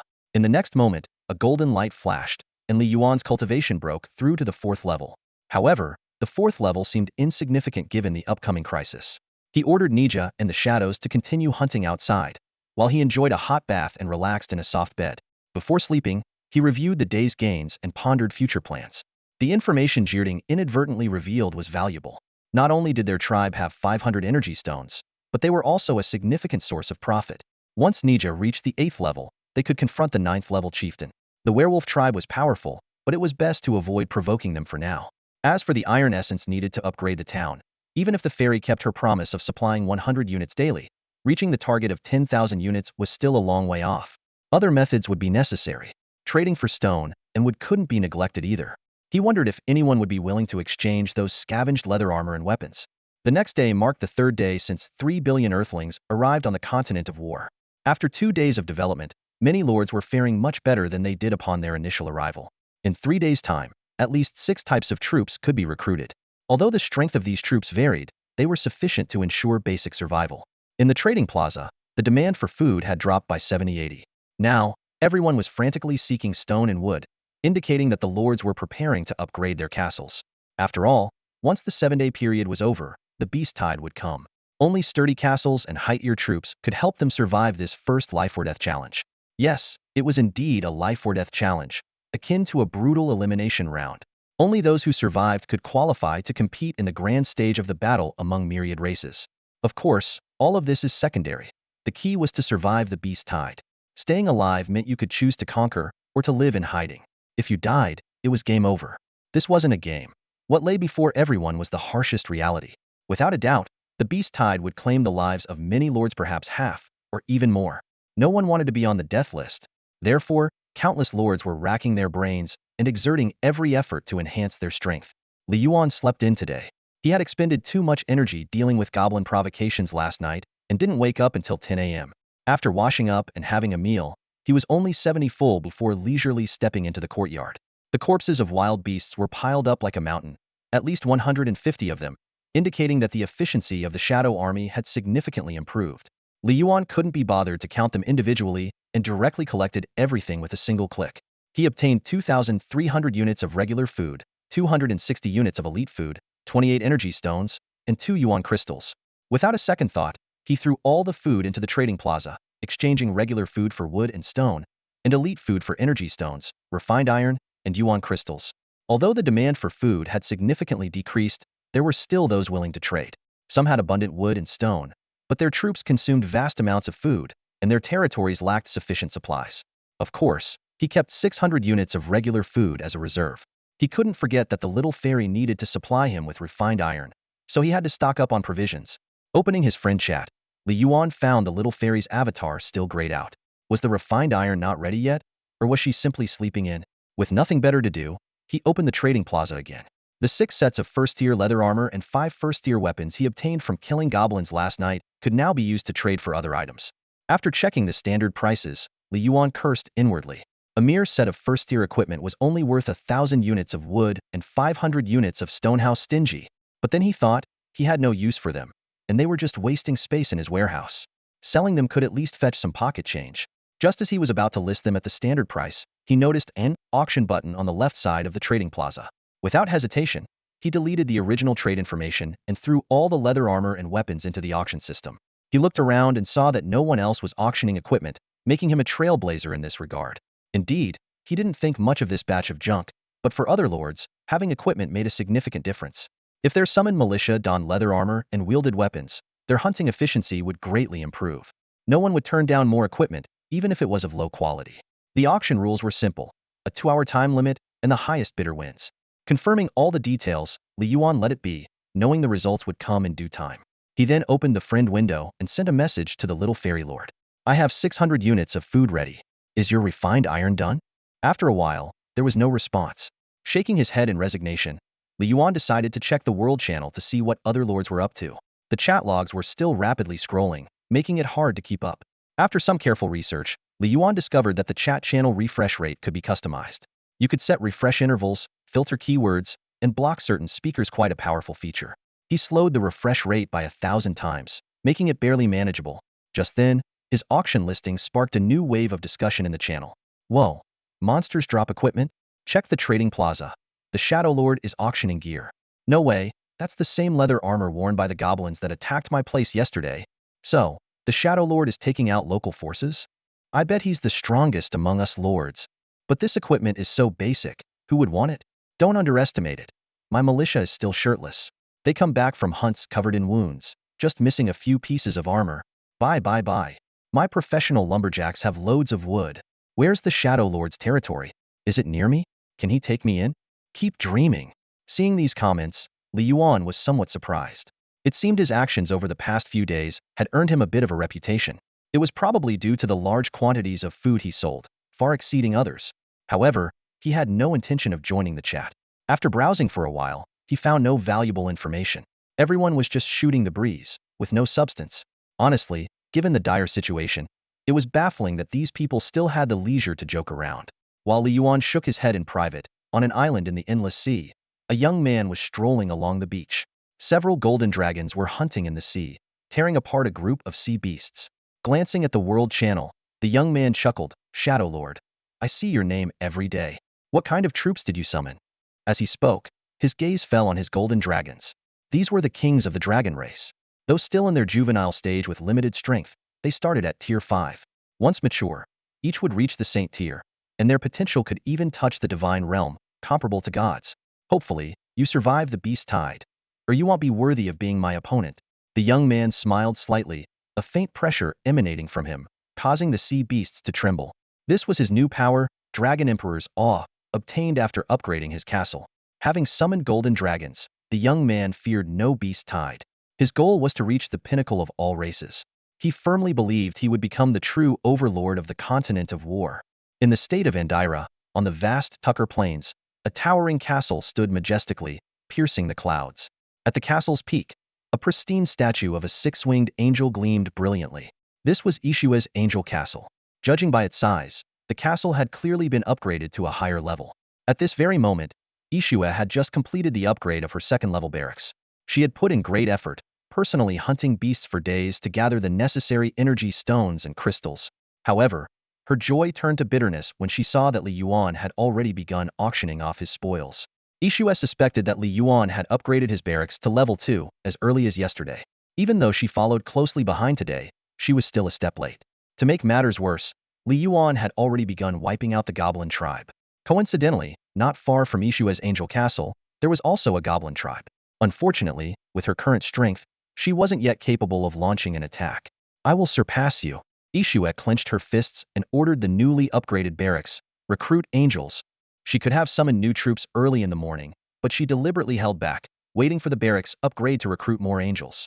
This showed that her intelligence matched her beauty. In fact, in other corners of the war continent, any lord who recruited top-tier troops shared the same belief. Even if Li Yuan was temporarily ahead, they remained confident. They believed their increasingly powerful troops would help them catch up in no time. Of course, Li Yuan was unaware of this. At this moment, he was busy harvesting the 32 beast carcasses brought back by Nija. After the inventory, he instructed Nija to stay behind, saying, "Don't go hunting for now. Instead, scout the goblin tribe to the west and the werewolf tribe to the north. Be extra careful." "Yes, my lord." Nija bowed and disappeared into the shadows. Although they had already obtained some intelligence from a goblin captive, Li Yuan knew that seeing is believing. Only by knowing oneself and the enemy can one win 100 battles. Especially the goblin tribe, those 500 energy stones were a tempting prize, and Li Yuan was determined to get them. As for Nija's safety, Li Yuan wasn't worried at all. With Nija's stealth abilities, she could move undetected. Besides, this mission was just reconnaissance, not direct confrontation. It's worth mentioning that all the goblin armor and weapons were snapped up at the auction. Li Yuan had amassed 7,000 units of wood and 1,200 units of stone. Including the food he had sold, his warehouse now held 33,000 units of wood and 9,200 units of stone. He was still far from the goal of upgrading his town, not to mention the scarce iron essence, of which he had only gathered 20 units so far. With 53 energy stones and 4 crystals, he was still far from meeting the requirements for a level 3 barracks. Li Yuan calculated silently, wondering if he could stockpile everything before the beast tide struck. He only hoped that before the impending catastrophe, he could upgrade both his castle and barracks once more. Although it seemed unrealistic to upgrade twice in 7 days, as this recent upgrade had almost depleted his resources, the next round would be even tougher. The 7-day invincibility shield had its limits, and without a miracle, even one more upgrade would be difficult. Given this, Li Yuan decided to focus on enhancing his shadow soldiers and his own strength in the coming days, putting resource collection on the back burner. Especially for Nija, his key general, she needed to be pushed to level 9 as soon as possible. Otherwise, even if the castle upgraded to a town and the barracks to level 3, they might still struggle against the sacred golden eagle. Not to mention, the beast tide, known as the first elimination round, would be a formidable challenge. This was also why Li Yuan was eager to take down the goblin stronghold. Compared to simply hunting beasts, conquering territories was far more efficient. Ordinary beasts might drop a few energy points, but he then had to trade them for other resources. But capturing the goblin tribe would bring a significant influx of energy points, along with 500 energy stones and countless weapons and equipment. If his strength permitted, Li Yuan would also want to take down the werewolf tribe. After defeating the goblins and utilizing the resources, he might be able to challenge the werewolves. While Li Yuan was deep in thought, his friend window suddenly flashed. It was Xiaoxian, sending a message. He quickly opened it to find a crying emoji. Oh? Li Yuan was puzzled. Shadow brother, can you give me more food every day? Xiaoxian pleaded with a sad face. What happened? Li Yuan was even more confused. Uncle Dwarf just brought back 50 more wandering dwarves. How am I supposed to feed them all? Li Yuan was speechless. Local forces joining was one thing, but this was the second wave. Did Xiaoxian have a passive skill that attracted wanderers? Don't worry, I'll make sure you have enough food. Li Yuan reluctantly agreed. Great. With more hands, production will increase. Starting today, I can supply you with 400 units of iron essence daily, Xiaoxian said excitedly. Besides you, no one else can afford to keep me fed. Oh, and my castle just upgraded, and I recruited a blacksmith too. I can forge equipment for you in the future. Deal. Li Yuan agreed immediately, but I have one condition. From now on, your iron essence and equipment can only be sold to me. This time, it was Xiaoxian's turn to be silent. After half a minute, she hesitantly replied. How about this? Let me become your vassal and make my territory yours. Li Yuan was slightly taken aback by this message. He knew that territories could form alliances or become vassals. Alliances were equal, with mutual assistance based on agreements. Vassalage, however, meant total subordination, like the difference between a main city and a subsidiary city. Once the contract was made, it couldn't be undone without dire consequences. To his surprise, Xiaoxian directly proposed becoming his vassal, which left Li Yuan astonished. Once the fairy's domain becomes a vassal of the Shadow territory, she will lose her qualification to compete in the war continent. Everything under her command, including her troops, would fall under Li Yuan's control. Although she would still be in charge of recruiting her troops, they must prioritize obeying Li Yuan's orders. Does the mighty Shadow Lord not wish to take me in? Understandable. Your territory is so powerful. Why would you look at a weak domain like mine? The fairy felt a bit dejected. Rationally speaking, there was no need to annex a vassal so early. The best time to recruit vassals would be when the grand stage of the war between lords unfolds, allowing for both territorial expansion and troop reinforcement. However, upon second thought, once the vassal contract was signed, everything the fairy owned would belong to him. It seemed like a win-win for him. Li Yuan pondered for a long time before finally replying. If you are willing, then initiate the vassal contract. The fairy didn't say much and promptly sent over a signed contract, her decisiveness surprising him. Li Yuan carefully reviewed the terms, which were nothing more than the principles of lord and vassal, with clear hierarchies. The vassal territory must unconditionally obey the suzerain, even if attacked or destroyed, and the suzerain can choose whether to provide aid without any obligation. This was far simpler and more straightforward than an equal alliance. Li Yuan stared at the contract for a long time before solemnly signing his name. Just as he signed, a notification box suddenly popped up. Shadow Lord, congratulations on successfully annexing a vassal territory. You have earned a chance to draw a divine skill. Would you like to draw now? Seeing this, Li Yuan almost jumped for joy. Who would have thought that by inexplicably gaining a vassal, he would also get a chance to draw a divine skill? This was a reward typically reserved for upgrading the castle. Just for this alone, the deal was absolutely worth it. As Li Yuan eagerly prepared to draw the divine skill, the fairy sent another message. Mighty Shadow Lord, can you send me some food now? Everyone's clamoring for lunch. Li Yuan quickly replied. I'll send you 600 units now and another 300 later. Is that enough? More than enough, thank you, mighty Shadow Lord. I'll send you all the iron essence I have. Moments later, Li Yuan's warehouse indeed saw an increase of 215 units of iron essence, 15 more than promised. It was clear this was all the fairy had left. As the suzerain, Li Yuan had access to all information about the vassal territory. He saw that Imo Shanshan's domain was a mid-level castle, and she herself was at the second tier. The recruited troops were mountain dwarves, and besides the warehouse, there was a dwarven crystal and a mysterious forge. There were no energy stones, but she had 62 crystals. The warehouse was filled with thousands of units of stone, the food Li Yuan had just sent, and some colorful ores.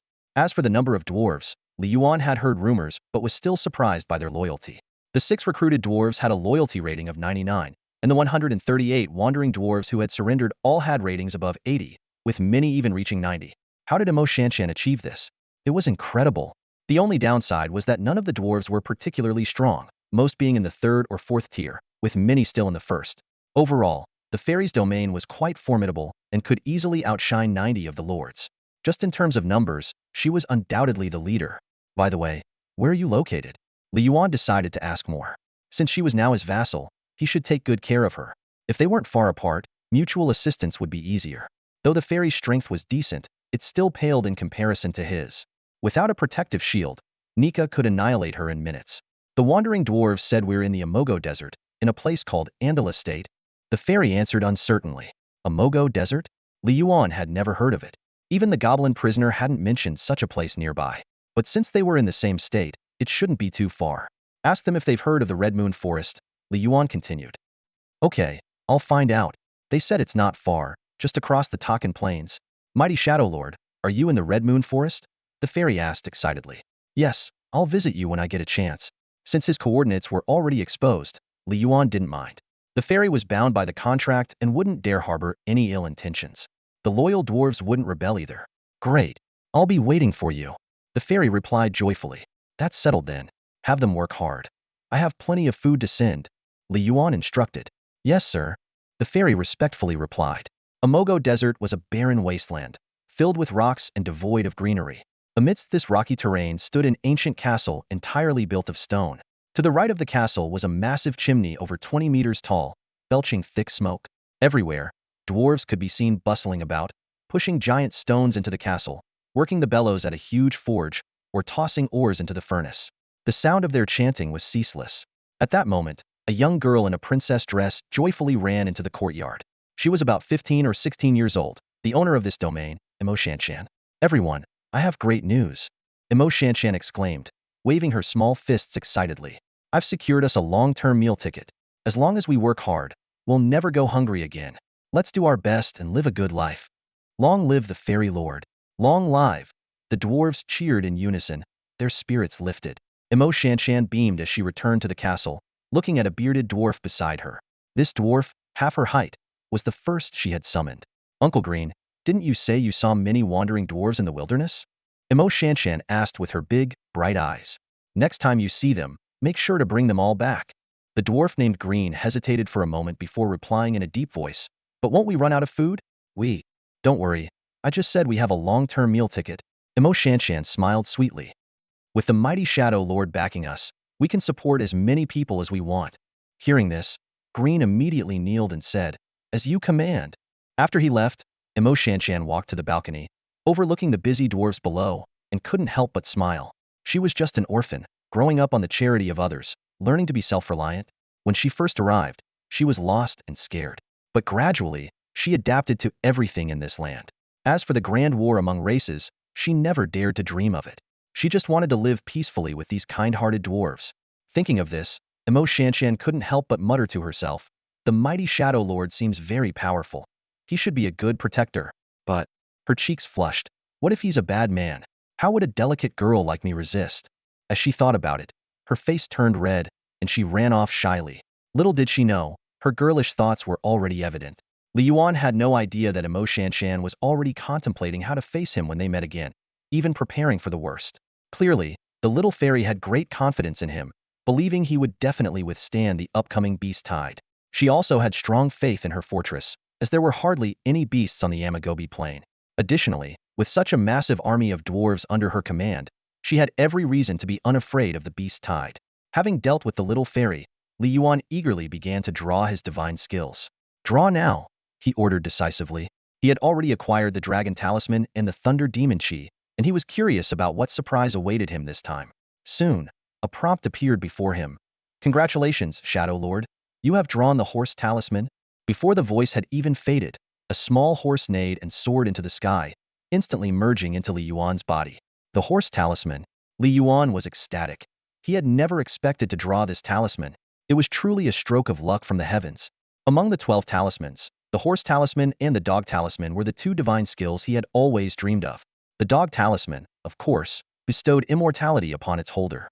The horse talisman, on the other hand, represented supreme healing and restoration power, capable of curing any injury caused by external forces. It could heal not only the human body but also repair any broken object.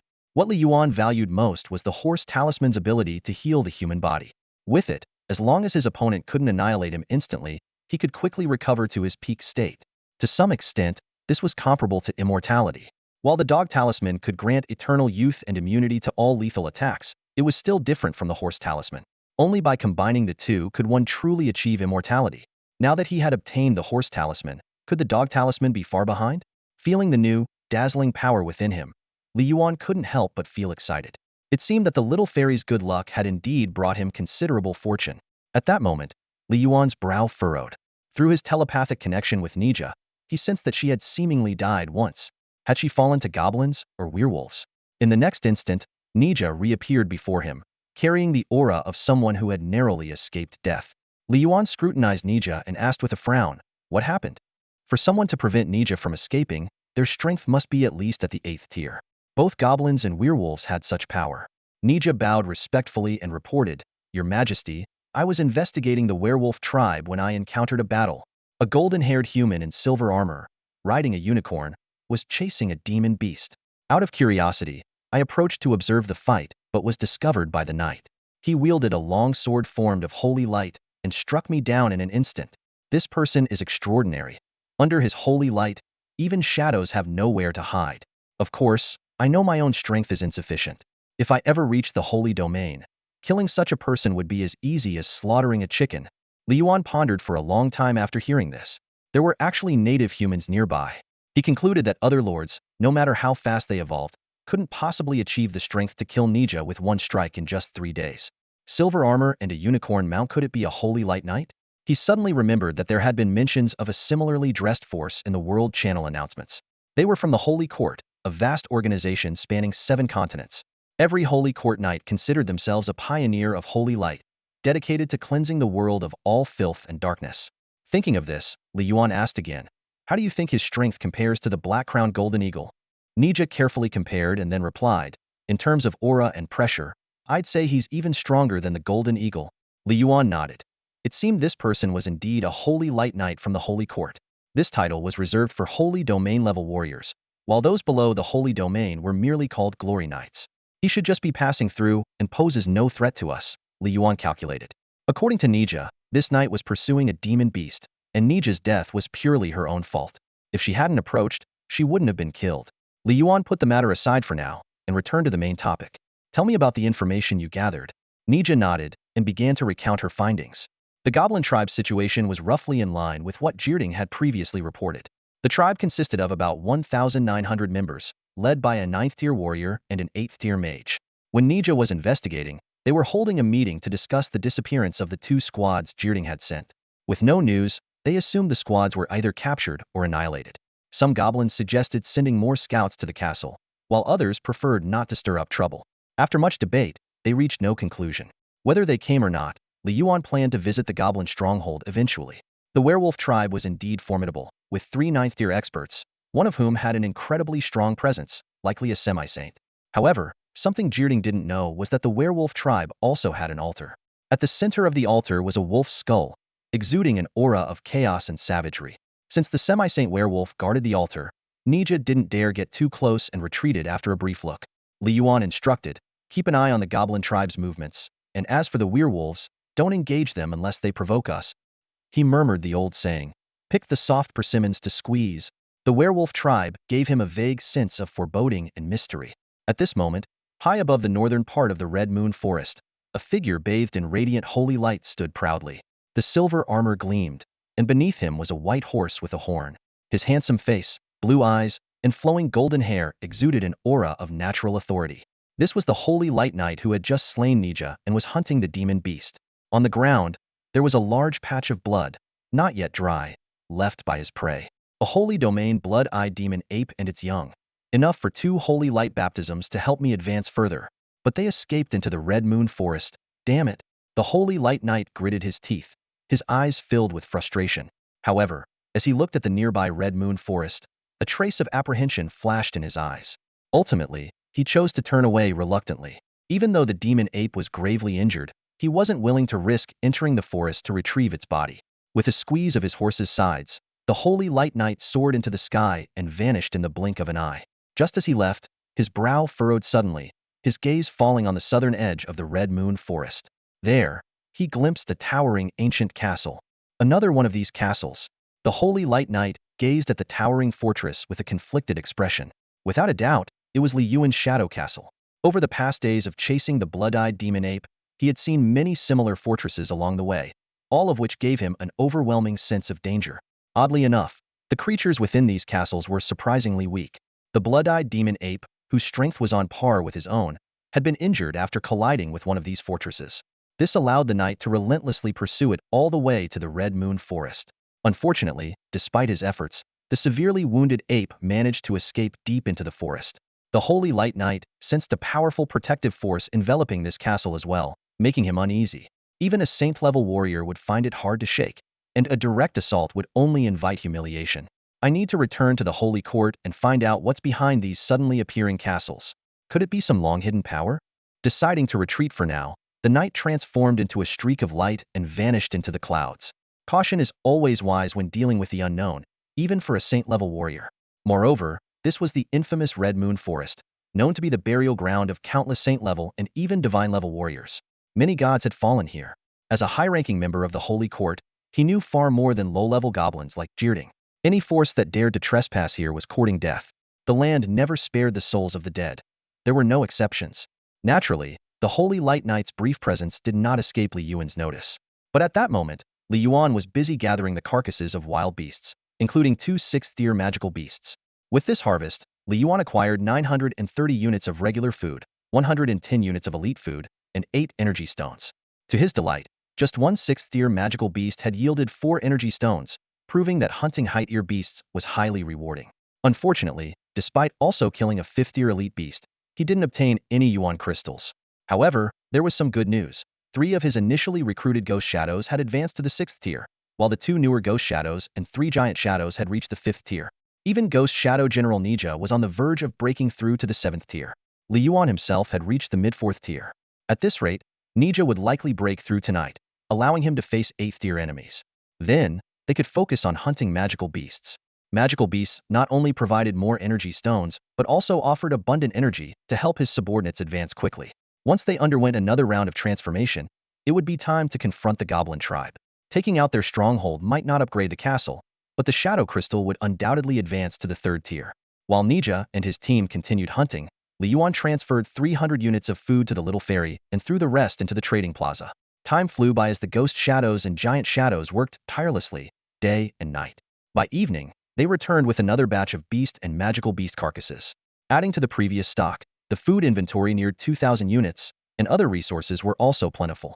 Just as Li Yuan had anticipated, as night fell, Nija broke through the barrier and advanced to the 7th tier.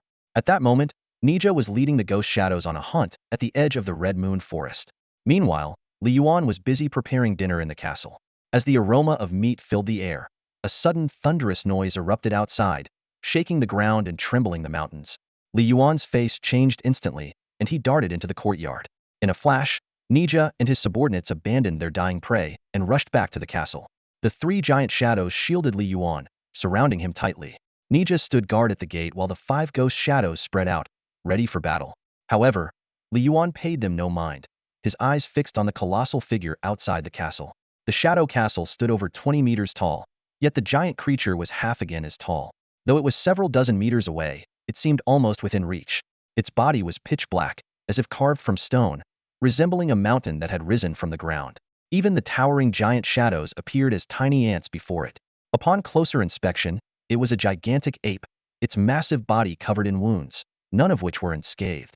Deep, bone-revealing gashes and large patches of corroded, burnt flesh were horrifying to behold. Its blood-red eyes, like 2 blood moons, stared intensely at the Shadow Castle. In the dim light, its half-skeletal face showed a complex array of human-like emotions: anger, reluctance, pain, and struggle.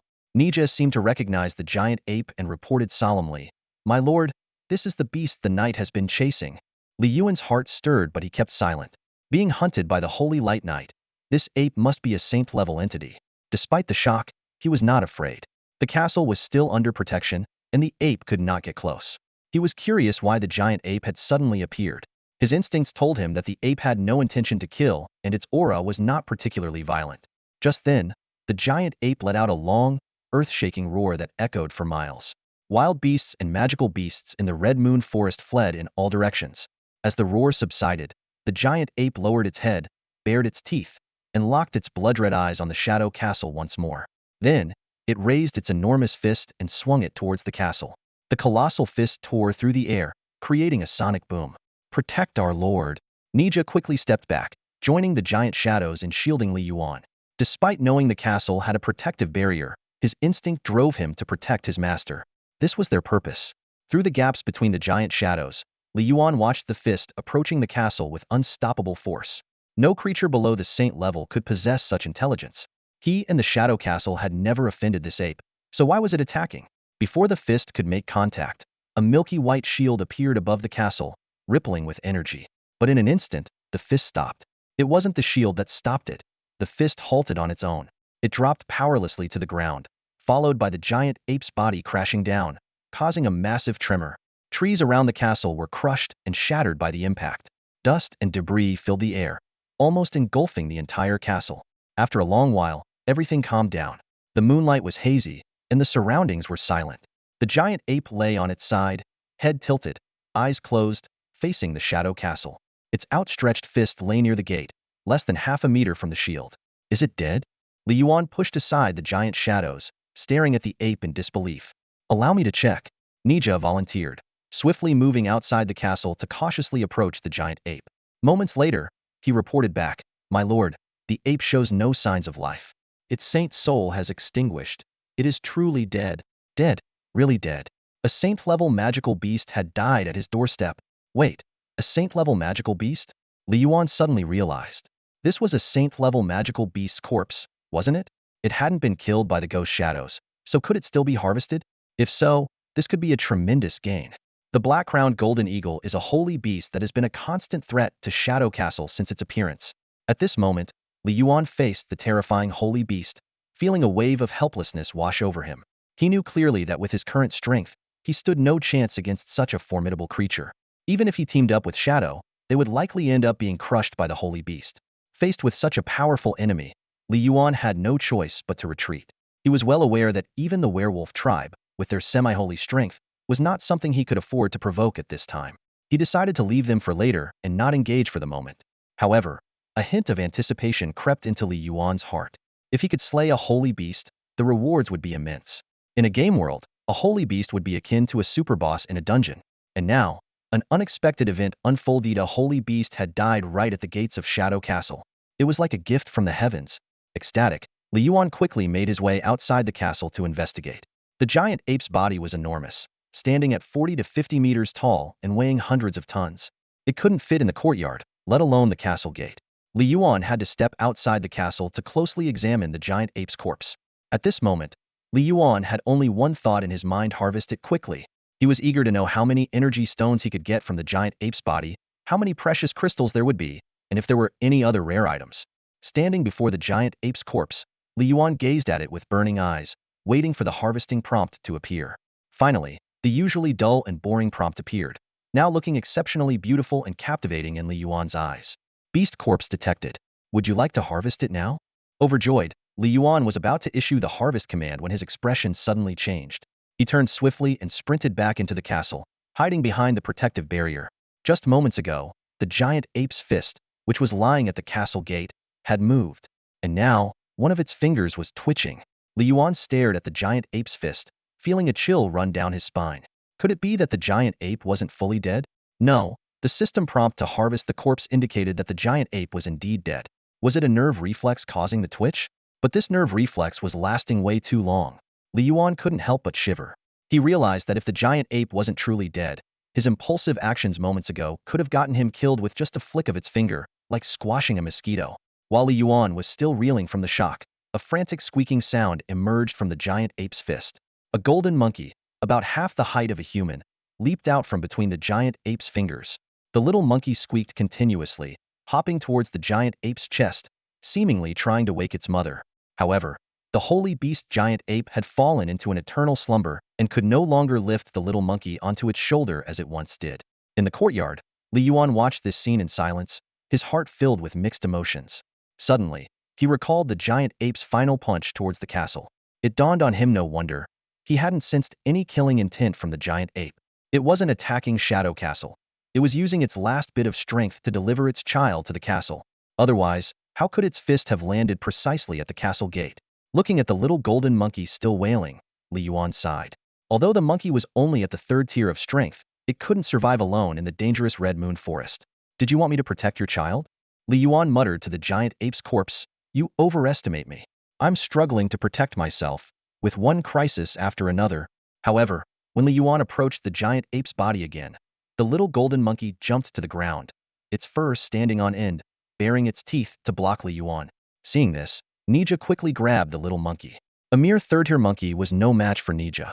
It was then that Li Yuan noticed a special contract rune on the little golden monkey's Foredata master-servant contract. Clearly, this was something the giant ape had prepared for its child before it died. It hoped that through this contract, the little golden monkey could receive the protection of the castle's master. People are not heartless. I must say, your mother has successfully moved me, Li Yuan said solemnly, looking at the little golden monkey held by Nija. From now on, you will follow me. Consider it as the payment for your mother's sacrifice. With that, Li Yuan placed his hand on the little golden monkey's forehead. The contract rune emitted a dazzling light, gradually merging with Li Yuan's aura. A new prompt appeared before Li Yuan. Contract Beast, Mutant Blood-Eyed Demon Ape. Strength level, 3rd tier. Loyalty, 100. Growth potential, Divine Realm. Li Yuan was astonished. He thought he had only gained the corpse of a holy beast, but now he had unexpectedly acquired a potential powerhouse. Even the 9 shadow generals had a growth limit of only the Divine Realm. After the contract was established, Li Yuan had Nija release the little golden monkey, which obediently stood by his side, its eyes filled with attachment and trust. Go say goodbye to your mother, but don't take too long, Li Yuan said in a low voice. Hearing this, the little golden monkey immediately ran to the giant ape's body, clinging to its mother's arm with reluctance. After a long while, it finally jumped down, looking back at every step as it walked towards Li Yuan, looking pitiful and helpless. Remember who killed your mother. Etch that hatred deep in your heart, Li Yuan suddenly said, his tone icy. One day, you will avenge your mother with your own hands. With that, Li Yuan covered the little golden monkey's eyes and began harvesting the holy beast's corpse. Only the system's prompt could be heard again. Beast corpse harvested successfully. You have obtained. The final rewards were yet to be known. Having successfully collected the monster's corpse, Li Yuan instantly gained 200 energy stones and 10 Yuan crystals. Although this amount was still short of what was needed to upgrade the castle and barracks, it was a substantial windfall. What excited Li Yuan even more was the special building blueprint he had collected. He vividly remembered that the fairy lord had once found a furnace blueprint inside a stone, which allowed the dwarves to forge precious iron essence. According to Li Yuan's understanding, these blueprints weren't limited to buildings. They could also include equipment, magical skills, or other special functions. Moreover, blueprints were categorized into different grades: low, medium, holy, and divine. To determine the specific grade and function of a blueprint, it had to be appraised, a process that relied entirely on luck and didn't require any skills. Simply obtaining the blueprint would automatically activate the appraisal process. Li Yuan didn't appraise it immediately. Instead, he first took the little golden monkey back to the castle to settle it in. The little creature, having lost its mother, looked despondent. Li Yuan tossed a piece of meat to it, but didn't have the time to offer more comfort. The future could take care of itself, and he wasn't about to play nanny. Keeping the little monkey alive was already enough. After settling the little golden monkey, Li Yuan eagerly headed to the warehouse and pulled out the mysterious building blueprint. The blueprint was a piece of parchment covered in messy lines and runes, making it impossible to discern what it was. Li Yuan muttered, a building blueprint. What's its grade? Since it came from a holy beast's corpse, it should at least be of medium grade, right? As soon as he picked up the parchment, the appraisal process automatically initiated. A dazzling light flashed across the blueprint, and then clear information appeared before Li Yuan's eyes. Holy Grade Building Blueprint, Sacred Source Tower. Function 1. Increases troop loyalty to the Lord. Function 2. Unconditionally raises the Lord and troop strength by 1 tier within the territory. Function 3. Contains abundant energy that quickly enhances the strength of the Lord and troops. Construction materials: 10,000 units of stone, 30,000 units of wood, 500 units of refined iron, and 10 Yuan crystals. Great luck! A holy grade building. Li Yuan's lips curled into a smile, and his eyes sparkled with joy. He carefully pondered the 3 main functions of the Sacred Source Tower. The first function, increasing loyalty, was somewhat redundant for Li Yuan. The soldiers of the Shadow Legion were already fiercely loyal to him, so there was no issue with loyalty. But the second function was extraordinary, unconditionally raising the Lord and troop strength by 1 tier within the territory. Currently, Li Yuan was at tier 4, and with the Sacred Source Tower, he could jump to tier 5. Nija could leap from tier 7 to tier 8. Of course, this only worked within the territory. However, The Shadow Castle's territory spanned a considerable 1,500 meters in radius. The third function was equally enticing. The Sacred Source Tower contained abundant energy, making training within it much more effective. It was practically a legendary training ground. Indeed, although the war continent seemed like a game, it was a real world. Besides killing monsters, training also boosted strength. However, Yuan usually relied on the shadows to kill monsters and level up, neglecting his own training. Without any guiding techniques, his energy absorption was as slow as a snail, barely reaching 100 points a day. But with the Sacred Source Tower, he could enjoy the benefits of the Shadow's monster kills while accelerating his training with the tower's energy. How wonderful! In summary, aside from the somewhat redundant first function, the other two functions lived up to the name of a holy grade building. As for the resources needed to construct the Sacred Source Tower, the amount wasn't too outrageous. 10,000 units of stone, 30,000 units of wood, 500 units of refined iron, and 10 Yuan crystals. Yuan could gather these all at once. After today's food trade, the warehouse had 15,000 units of stone and 46,000 units of wood. Including the 10 Yuan crystals just obtained from the blood-eyed demon ape's corpse, there were now 14 in total. The only slight shortfall was in refined iron. The warehouse currently held just over 200 units. However, according to the domain information, the Fairy Lord had smelted over 300 units of refined iron today. This was surprising, as it was previously said that only 300 could be produced in a day, and now it was close to 400. Once this refined iron was transferred over, it would be more than enough to build the Sacred Source Tower. In other words, as long as Yuan gave the nod, the Sacred Source Tower could be constructed immediately. But at this crucial moment, he hesitated. These resources were initially saved for upgrading the castle and barracks. If they were all used to build the tower, wouldn't the upgrades have to be postponed?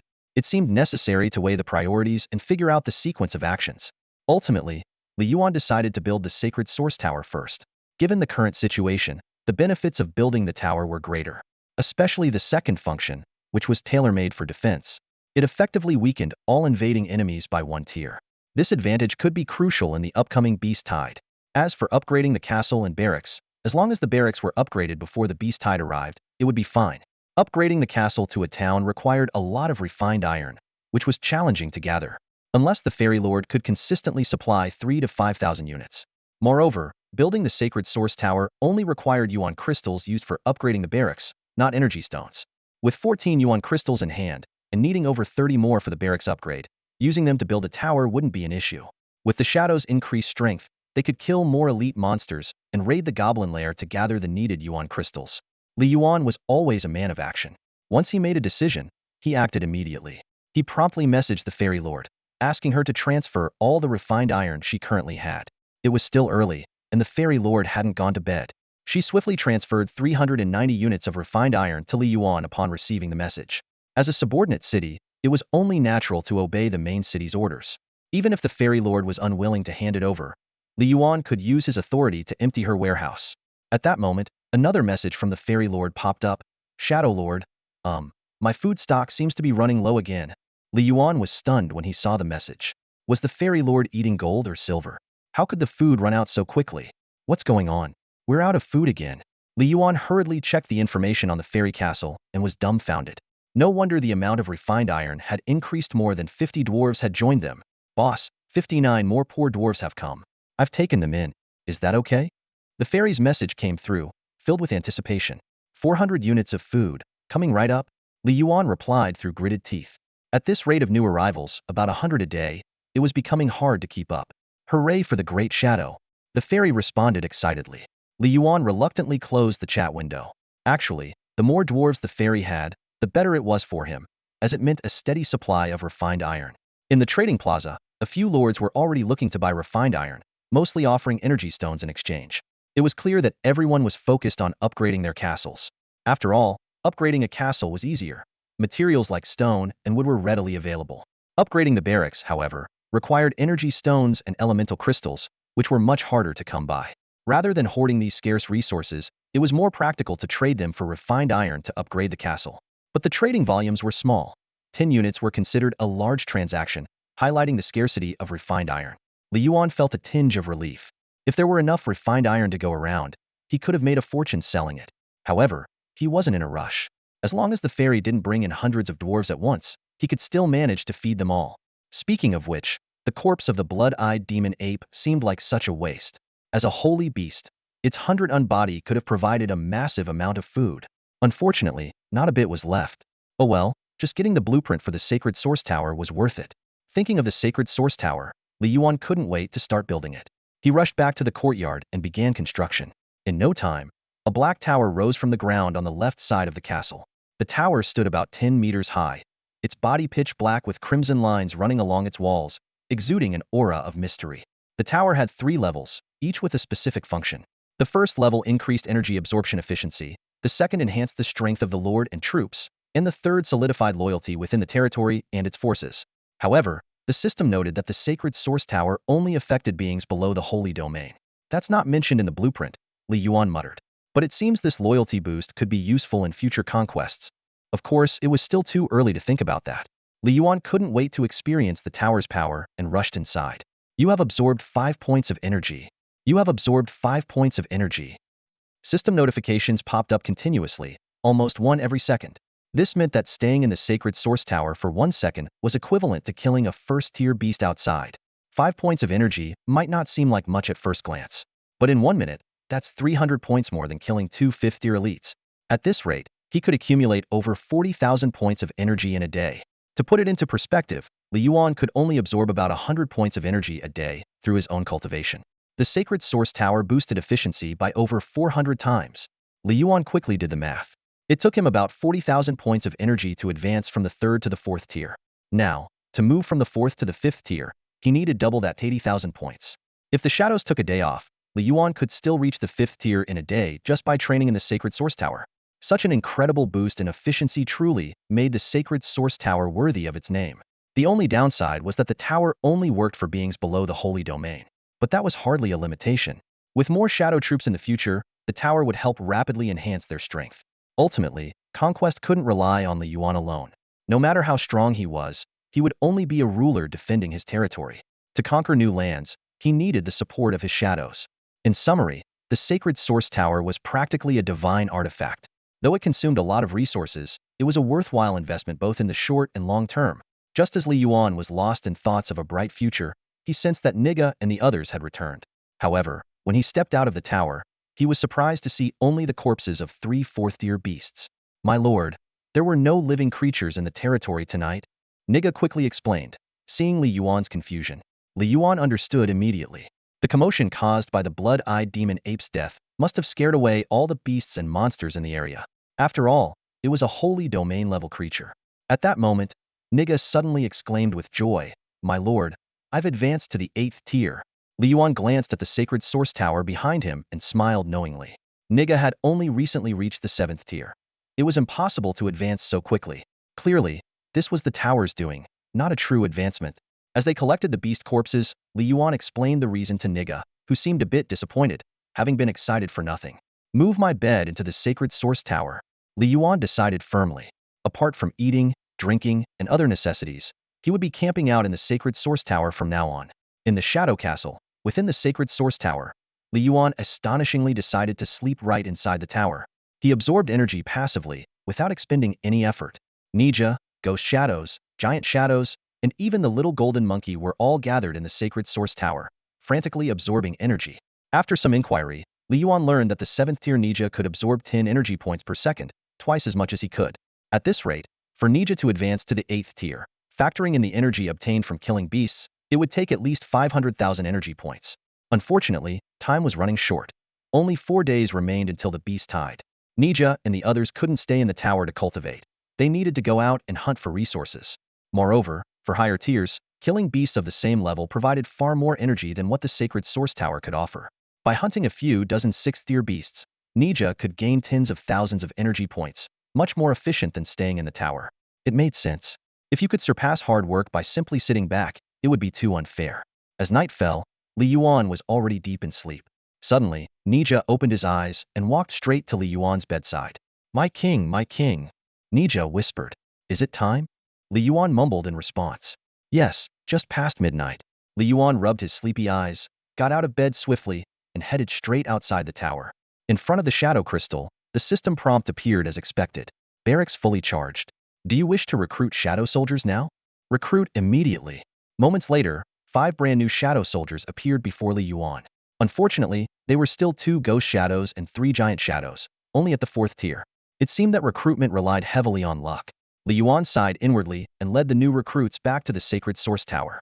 Everyone, continue your cultivation. Nija, you go out and hunt beasts. It's late at night, so the beasts might be back. Just you go, no one else, and try to take down higher tier ones. Understood, my king. Nija responded and left. The night passed peacefully, and the next day dawned bright and sunny. When Li Yuan woke up, he found that he had broken through to the 5th tier. Clearly, Nija had made significant gains during the latter half of the night. Relying solely on the sacred source tower's supply wouldn't have allowed him to advance so quickly. Stepping outside the tower, he found over 30 corpses piled up in the courtyard, mostly 5th and 6th tier beasts, and even one 7th tier beast. Li Yuan collected them all, gaining 1,300 units of food, 18 energy stones, and 3 energy crystals. Although the quantity wasn't much, each item was of high quality, far superior to lower tier materials. All the food in the trading plaza had been sold out. Currently, the warehouse held 8,500 units of stone, 22,000 units of wood, 279 energy stones, 7 energy crystals, and 110 units of refined iron. So poor. Li Yuan decided to transfer all the food to the little fairy. They had 200 mouths to feed, and who knew if more dwarves would come seeking refuge today. While having breakfast, a timely message came from the little fairy. Shadow Lord, the food has been received. Why is there an extra 200 units? Keep it, just in case more dwarves come to seek refuge, Li Yuan replied calmly.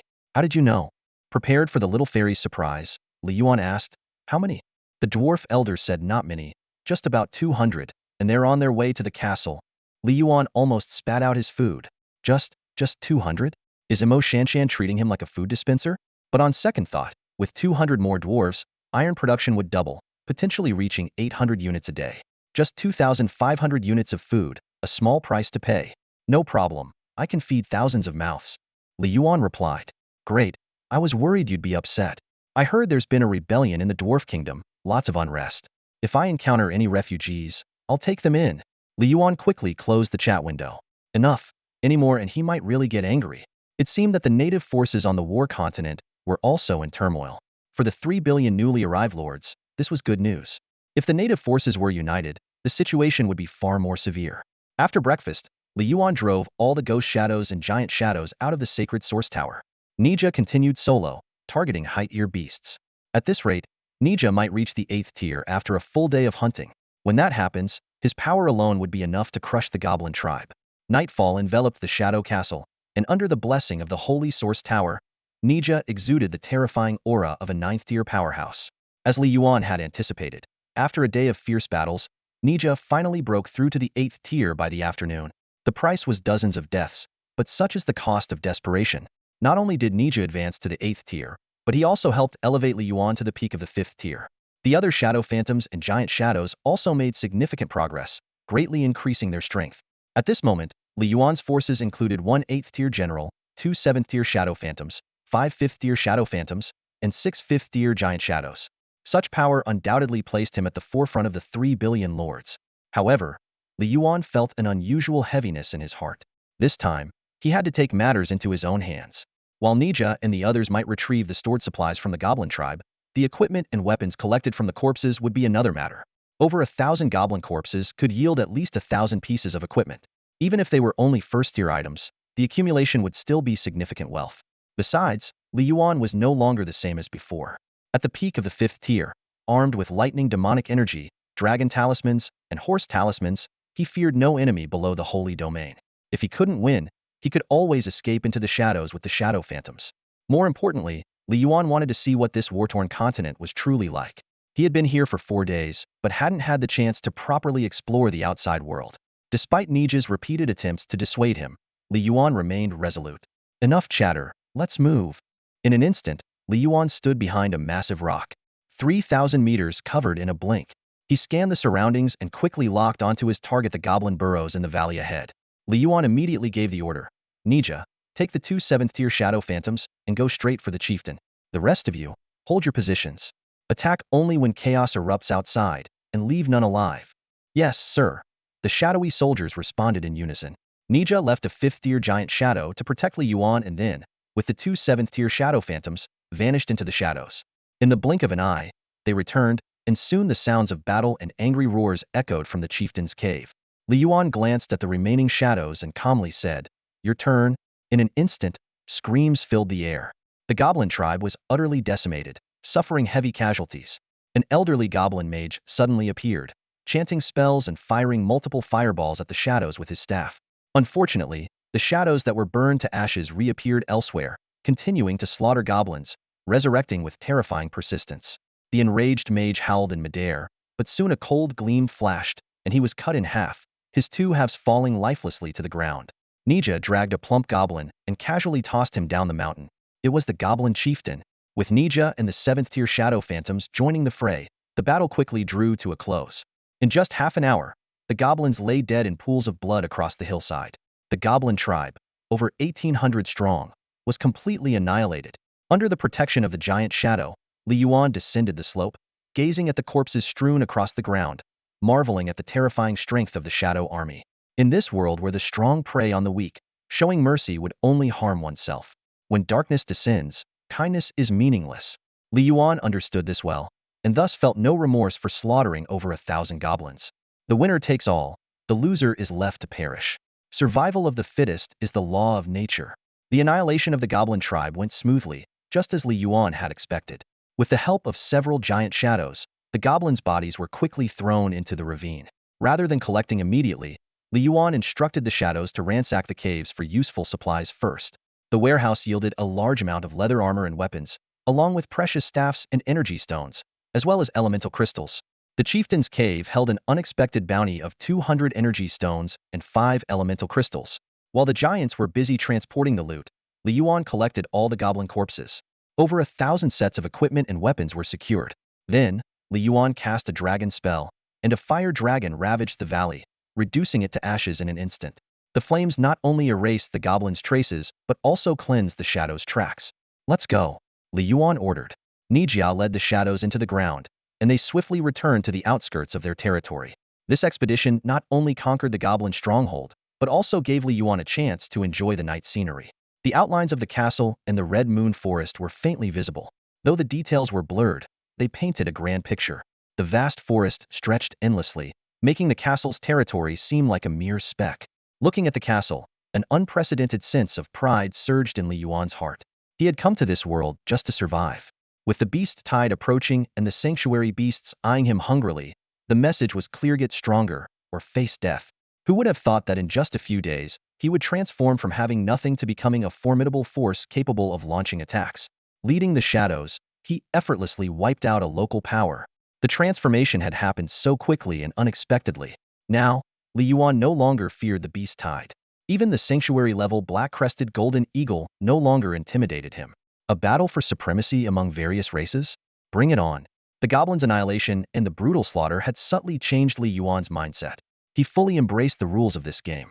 From now on, he would lead the shadows to dominate this continent and create his own kingdom, the Shadow Kingdom. At this moment, ambition sprouted in Li Yuan's heart, and the fire of a king's spirit burned brightly. "I came, I saw, I conquered. Everything in sight shall be my domain."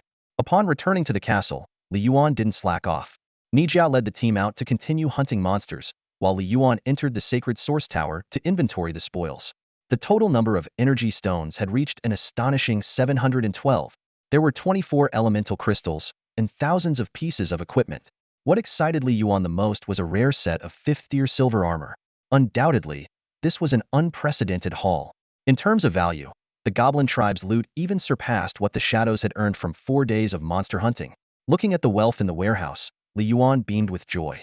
He had almost given up on upgrading the town and planned to focus on the shadow crystal. But now, it seemed both were within reach. The energy stones in the warehouse were already enough to upgrade the shadow crystal, only 16 elemental crystals short. At Nijia's current pace of hunting high-level monsters, they should be able to gather them by tomorrow night. A level 3 crystal was practically guaranteed. The next priority was to collect the materials needed for the castle upgrade. The requirements for stone and wood remained relatively stable at 13,000 and 36,000 units, respectively. Thanks to a steady supply of refined iron from the fairies, the current stock had reached 840 units. Although the daily production capacity of refined iron was around 900 units at full capacity, gathering the 10,000 units needed to upgrade the castle before the beast tide seemed unrealistic. Li Yuan would have to try his luck at the trading plaza. Opening the trading plaza, Li Yuan searched for refined iron but found little success. However, the supply of weapons and equipment, aside from what he had previously auctioned, was non-existent. This was understandable, as units that didn't need equipment, like the Shadows, were rare. Even if someone conquered a local power and obtained some equipment, they would be reluctant to sell it. After weighing his options, Li Yuan decided to auction off all first and second-tier equipment. Nearly 1,300 sets of leather armor should be enough to trade for a substantial amount of stone and wood. He would use low-tier items to stir up interest and then capitalize on it. As expected, once Li Yuan's auction information was posted, it caused an uproar in the world channel. My eyes are blinded. The mysterious Shadow Lord has appeared again on the world channel, and this time he's dropped over 1,000 pieces of equipment. This must mean he's wiped out an entire local tribe. That's right, the Shadow Lord is that powerful. He must have tracked down and completely annihilated the goblin tribe he encountered last time. No wonder he hasn't been trading much food today. He must have been focused on attacking local forces. Over 1,000 pieces of equipment. Imagine how many local forces he had to defeat to amass that. Last time, he took down goblins. This time, it must have been the goblins again. Who else could single-handedly wipe out an entire local tribe like him? Wait, it looks like there are even tier 2 pieces among the loot this time. But for someone like me, who has tier 4 units, tier 2 gear isn't that big of a deal. Still, there's a saying. The well-fed never understand the hunger of the starving. The Shadow Lord's move is simply top-notch. This time, the Shadow Lord is only trading for stone and wood. Perfect. I can trade some since I can't upgrade my castle any further anyway. The person above is right. Even if the gear isn't high tier, it's better than having none at all. The world channel was buzzing with excitement as numerous lords flocked to the trading plaza. Stone and wood are essential for upgrading castles, and everyone is in short supply. With the beast horde arriving in just 3 days, most people can only upgrade their castles to intermediate level. Dreaming of reaching the advanced level is just theta dream. Instead of letting the stone and wood rot in the warehouse, it's better to trade them for some equipment to fend off the impending beast horde. The powerful lords were once again stunned by the Shadow Lord's actions. Last time, a few sets of equipment didn't seem like much, but this time it's over 1,000 sets. Keep in mind, it's only the 4th day since the war continent opened. The top lords have already encountered local forces and know how terrifying their combat power is. If a tribe has over 1,000 pieces of equipment, it means it has at least 1,000 members. Such tribes are bound to have many tier 7 or tier 8 fighters, and possibly even a tier 9 powerhouse. Now, the top lords might have a dozen units at best, and even they struggle to wipe out 1,000-strong local tribe. No wonder other lords are left in awe. Meanwhile, in the Angel Castle on the Tucker Plains, the beautiful Lord Ishua lay on a lounge chair, lost in thought. Her small mouth slightly open, her delicate face was full of disbelief. Last night, her angel squad was ambushed by goblins on the way. Though they wiped out the enemy, it came at a high cost, with all the angels injured. And that was against just 15 goblins. At this rate, Ishua estimated her squad could handle at most 30 goblins before collapsing. She couldn't believe the Shadow Lord could annihilate an entire goblin tribe. Usually confident in herself, Ishua couldn't help but feel discouraged. But she quickly dismissed the thought, vowing to catch up to the Shadow Lord. In the golden castle of the endless sea, a young man in white had just led his golden dragons to massacre a merman tribe. He thought he could rest easy, but then he saw the Shadow Lord's feats on the world channel. A mere 200-strong merman tribe, with its strongest at tier 7, paled in comparison to the Shadow Lord's conquests. Looking at the golden dragons guarding his castle, the young man in white couldn't help but mutter, "Golden dragons, the pride of the dragon race, are among the top-tier units on the war continent. Yet, compared to the Shadow Lord, they seem lacking. What kind of units does this guy have?" Across the 7 continents of the war continent, countless lords speculated about the Shadow Lord's true identity. Though reluctant to admit it, everyone had to acknowledge that in terms of strength and achievements, Li Yuan was far ahead. Li Yuan glanced at the auction post he had put up in the trading plaza, feeling a mix of emotions. The replies ranged from flattery to jealousy. Most people were focused on what price his equipment would fetch. Unfortunately, Li Yuan had set the auction time for 2 hours, but half an hour had passed, and only a few hundred people had placed bids. At this rate, auctioning off over 1,000 pieces seemed impossible. Maybe it was because it was late at night? Li Yuan consoled himself with this thought, and then quietly extended the auction time to 24 hours. However, what troubled Li Yuan the most was the lack of iron ore. If even tier 1 and tier 2 equipment were unwanted, who would trade iron ore for it? Maybe he should wait until tomorrow to see how things go, and if it doesn't work out, give up on upgrading the castle. Li Yuan was not one to hesitate. He decisively closed the trading plaza page. As midnight approached, it was time to recruit new troops. Just then, 3 towering men, each over 2 meters tall, appeared outside the goblin tribe Yuan had decimated. Looking at the ruined goblin burrows, the leader said, "All dead, not a single survivor.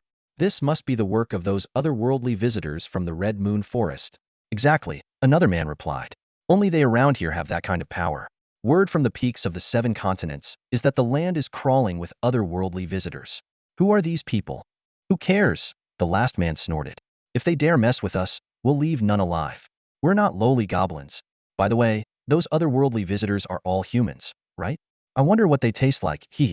"Stop thinking about eating human flesh," the leader glared at him. "Just hold on. Soon we'll be back at the peaks of the 7 continents. We've been stuck in this cursed Red Moon Forest for 200 years. The 3 chatted idly for a bit, then transformed into 3 massive black wolves, disappearing into the night. Unaware of all this, Yuan was focused on the summoning circle under the shadow crystal, waiting for new troops to appear.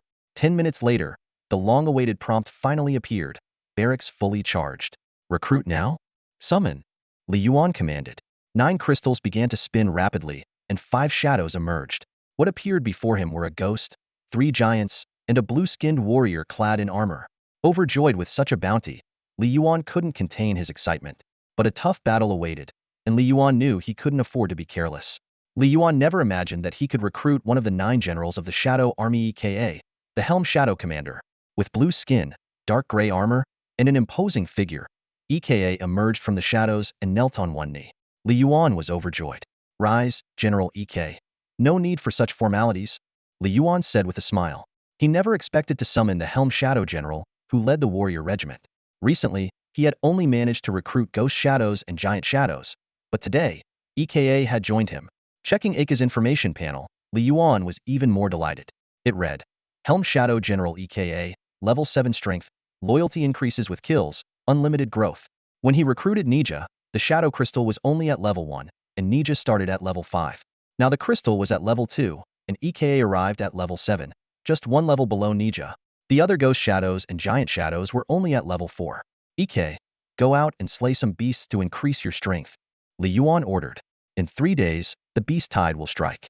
You need to reach at least level 8, preferably level 9.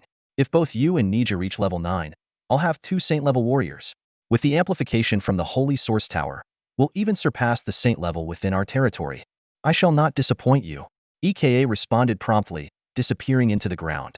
Yuan then summoned the ghost shadows and giant shadows back and reorganized his troops with the new recruits. Veteran soldiers leading the new ones would be more efficient. The focus now was on Nija and EKA.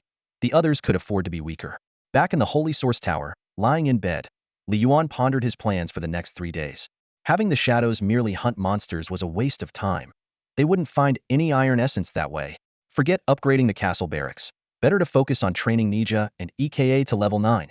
Even if the barracks didn't improve, stronger shadows would still benefit him. Saint-level strength was the priority. If he were strong enough now, he could directly attack the werewolf tribe, and Nija might reach level 9. The benefits of wiping out the goblin tribe were still fresh in his mind. Unfortunately, the werewolves had a half-saint and 2 level 9 experts. Attacking now would be futile. With these thoughts, Yuan slowly drifted into sleep. At dawn, a booming voice suddenly echoed across the sky, jolting Yuan awake. "Attention all lords. Only 3 days remain until the level 1 beast tide. Can your cities and troops survive the onslaught?" Yuan jumped out of bed and rushed to the courtyard, gazing up at the sky. This voice was the same as the one he heard when he first reincarnated. At this moment, countless lords across the war continent were looking up, while the natives remained unfazed. Clearly, only the 3 billion otherworldly lords could hear this voice. In 3 days, the beast tide will arrive. Those who can withstand it will receive generous rewards. Only the top 1 million lords in overall performance will qualify. The lucky one in first place will receive a unique, special prize. Lords, kill to your heart's content. Don't cower in your cities. Only by fighting your way out can you reap more rewards. The greater the risk, the greater the reward.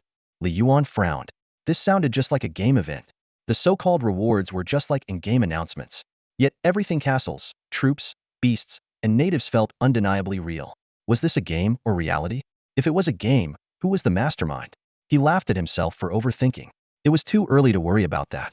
Even if someone was behind it all, anyone capable of reincarnating 3 billion earthlings and creating such a realistic world was not someone he could contend with now.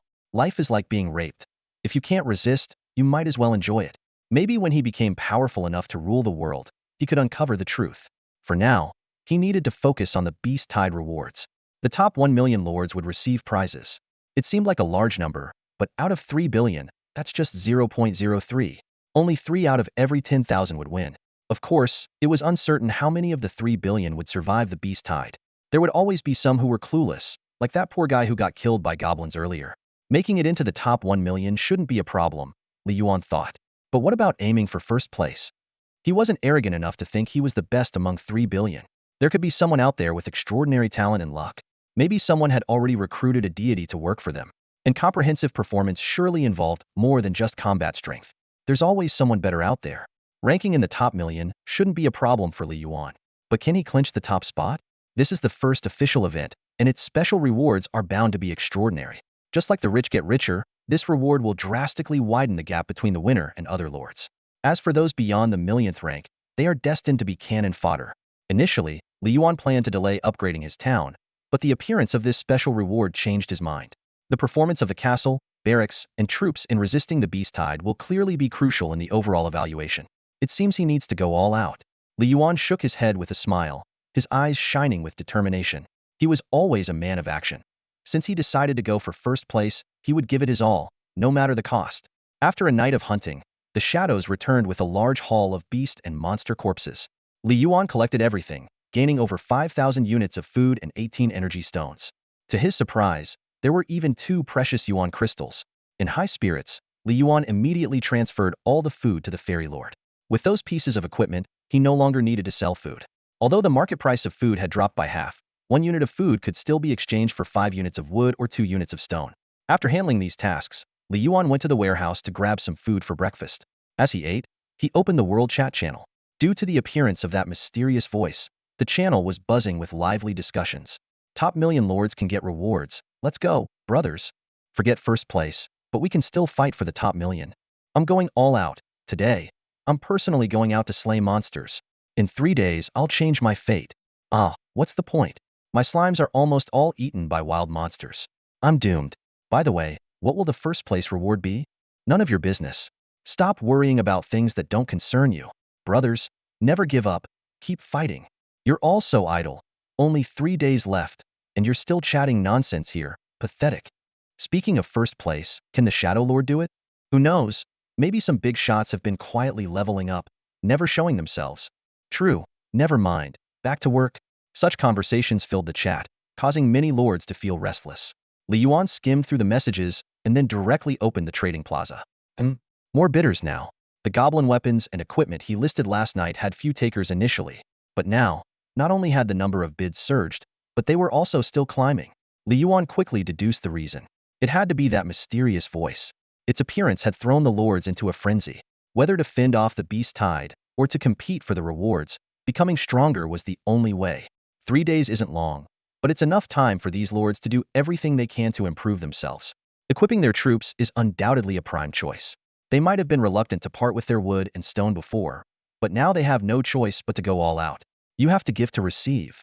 By evening, under the leadership of Nija and IKA, the 19 shadows had once again hunted furiously. The castle courtyard was piled high with beast and monster corpses. As the shadows grew stronger, their prey also became more formidable, naturally leading to greater harvests. In this round, Yuan gained 32 energy stones and 3 Yuan crystals. This brought his total to 1,163 energy stones and 36 Yuan crystals. He had long gathered enough energy stones to upgrade the shadow crystal, and he was only 14 Yuan crystals short, which was within reach. Meanwhile, after a whole day of battle, the newly recruited Giant Shadow and Ghost Shadow had both reached the 5th tier. Although General IKA was still at the 7th tier, he was close to advancing to the 8th. The shadows set out again, and before long, Nija and IKA returned to the castle. Yuan greeted them in the Holy Source Tower, somewhat surprised. What's going on? General IKA bowed and reported, My lord, we discovered a group of mutated lizards. These lizards have dragon blood. Are they strong? Yuan asked skeptically. Normally, when Nija and the others found monsters, they would just kill them without specifically reporting back. Nija nodded. Not exactly strong, but they are deep in the Red Moon Forest. Hearing this, Yuan frowned. Nija usually hunted on the outskirts of the Red Moon Forest, never daring to venture into its depths. The forest's core housed many 9th-tier monsters, some even elite ones, rivaling holy domain experts. Though Nija feared no death, dying in vain without killing the opponent would be a waste of time. Hence, Li Yuan had ordered them not to enter the forest depths. Looking at Nija, Li Yuan asked, "Do you want to team up to kill those mutated lizards?"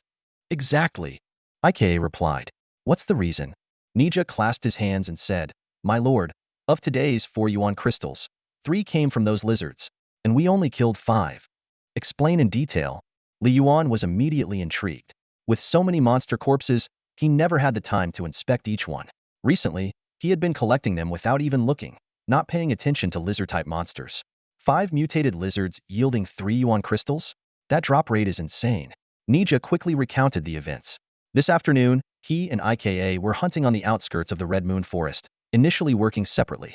Coincidentally, they ran into each other and stumbled upon the lizards. They killed 5 in total, and 3 of them yielded Yuan crystals during collection. As the slayers, Nija and Ika could sense every time Li Yuan collected from a corpse. Knowing how much Li Yuan needed Yuan crystals, they paid special attention to the mutated lizards and came back to report the find. The drop rate of 3 out of 5 is as high as 60%. Moreover, the drops are primordial crystals. A glint of excitement flashed in Li Yuan's eyes, but it was quickly replaced by a serious expression. According to Nija and Ika's descriptions, this group of lizards is not to be underestimated. The strongest one is a 9th-tier elite mutant lizard, comparable to a half-saint, Nija said gravely. Additionally, there are 2 other 9th tiers and 5 8th tiers. In total, there are about 50 of them. Li Yuan frowned in thought, recalling the northern werewolf tribe. They also have a half-saint, along with a 9th-tier warrior and a 9th-tier mage. In terms of high-level power, this lizard group is on par with the werewolf tribe. Can you guys team up and wipe out this lizard group? Li Yuan asked in a deep voice. Nija glanced at Ika and replied, "If Ika can level up midway, it should be no problem. He's already close to the 8th tier." Li Yuan's gaze fell on Ika, and he indeed sensed the peak of the 7th tier. An 8th tier Ika could definitely contend with a 9th tier opponent. It seemed these 2 generals planned to ambush a few lizards first to help Ika level up, and then annihilate the entire lizard group in one go. "Since you already have a plan, go ahead." Li Yuan nodded in agreement, feeling a sense of anticipation for the operation. If the drop rate truly reaches 60%, this lizard group could provide him with a substantial amount of primordial crystals needed to upgrade his barracks. Of course, this assumes Nija and Ika succeed. Beyond the potential rewards, Li Yuan also viewed this mission as a rehearsal for raiding the werewolf tribe. If Nija and Ika could successfully deal with the lizard group, combined with other shadow figures, they might have the strength to launch an attack on the werewolf tribe. As night fell, the 24-hour auction period for Li Yuan's weapons and equipment at the auction house also came to an end. Riding the wave of rewards from the beast tide, all the equipment sold successfully. Although the prices weren't particularly high, they were acceptable. This batch of equipment brought in a total of 380,000 units of stone and 860,000 units of wood. Such a massive amount of resources likely made Li Yuan the lord with the largest stockpile of these materials. Just this one auction was enough to upgrade Shadow Castle to a town. This was within Li Yuan's expectations. However, what he truly needed was refined iron. In the past few days, the little fairy Mo Shanshan had already transferred 2,180 units of refined iron to him, but he still needed 4/5 of the required 10,000 units. Thinking of his large stockpile of stone and wood, Li Yuan opened the chat window with the little fairy. "Come out." Li Yuan sent a brief message. "What's your command, Shadow Lord?" The little fairy replied instantly. "Your castle is currently at the intermediate level. If you upgrade it to advanced, will the refined iron output increase?" Li Yuan got straight to the point. "Huh, are you asking me to upgrade my castle to advanced level?" The little fairy was surprised. "Focus on the question and answer it," Li Yuan urged impatiently. "Shadow Lord, it doesn't seem like it will," the little fairy explained. "The furnace is a separate building, and upgrading the castle doesn't affect its output." Li Yuan frowned, thinking of his own sacred source tower. As a sacred building, it also seemed unrelated to the castle's level. At that moment, the little fairy added, "Shadow Lord, my furnace is a growth-type building and can be upgraded, but it's already an advanced building, and upgrading it to sacred level requires a lot of resources. What do you need?" Li Yuan immediately asked. 300,000 units of stone, 500,000 units of wood, and 100 energy stones. The little fairy answered honestly. "A sacred furnace. How much will the output increase?" Li Yuan pressed for the crucial detail. "I think it will double," the little fairy replied. The next moment, the little fairy was stunned. Her warehouse suddenly received 300,000 units of stone, 500,000 units of wood, and 100 energy stones. "Shadow Lord, you..." The little fairy was incredulous. "Upgrade the furnace quickly," Li Yuan commanded, "and upgrade your castle to advanced level while you're at it." After speaking, he transferred another batch of stone and wood to the little fairy. With his current excess of resources, upgrading the town wouldn't use up nearly as much. It made more sense to convert them into immediate benefits. Without a doubt, giving these resources to the little fairy was the best choice. Upgrading the advanced castle would only enhance its defense, but upgrading the furnace would bring high returns. A sacred furnace doubling its output meant the little fairy could provide nearly 2,000 units of refined iron daily, instead of the current 1,000. In the bedroom of the little fairy's castle in the Armo Desert, Imo Shanshan stood on her bed, her face full of disbelief. The sudden arrival of tens of thousands of units of resources made her feel like she was dreaming. If she had been paying attention to the trading plaza recently, she might have been somewhat prepared. The furnace was already at the advanced level, and Imo Shanshan had never thought of upgrading it to the sacred level, as the required resources far exceeded her capabilities. She had just casually mentioned the resources needed in response to Li Yuan's inquiry, never expecting him to actually provide such a massive amount of materials, and even ask her to upgrade her castle to advanced level. Imo Shanshan was momentarily at a loss for words, feeling that her decision to become Li Yuan's subordinate was incredibly wise. However, Imo Shanshan was also well aware that there are no unearned favors. Li Yuan's generosity was not out of concern for her, but for the refined iron the furnace could produce. This was precisely where her value lay. Jumping off the bed, Imo Shanshan solemnly replied, "Shadow Lord, I will do my best." Her simple words conveyed her determination. "Good, keep it up," Li Yuan replied. "By the way, can you increase the number of dwarves? Don't worry, the more, the better." "I understand, Shadow Lord," Imo Shanshan responded. "I'll have Uncle Green keep an eye on it." Upgrading the furnace and increasing the number of dwarves clearly indicated that the main city needed a large amount of refined iron, and the more, the better. Li Yuan closed the chat window with Imo Shanshan, a smile appearing on his face. Refined iron would undoubtedly become a highly lucrative resource in the future. His gaze was already set on the distant future. Reopening the trading plaza, Li Yuan listed more weapons and armor for auction.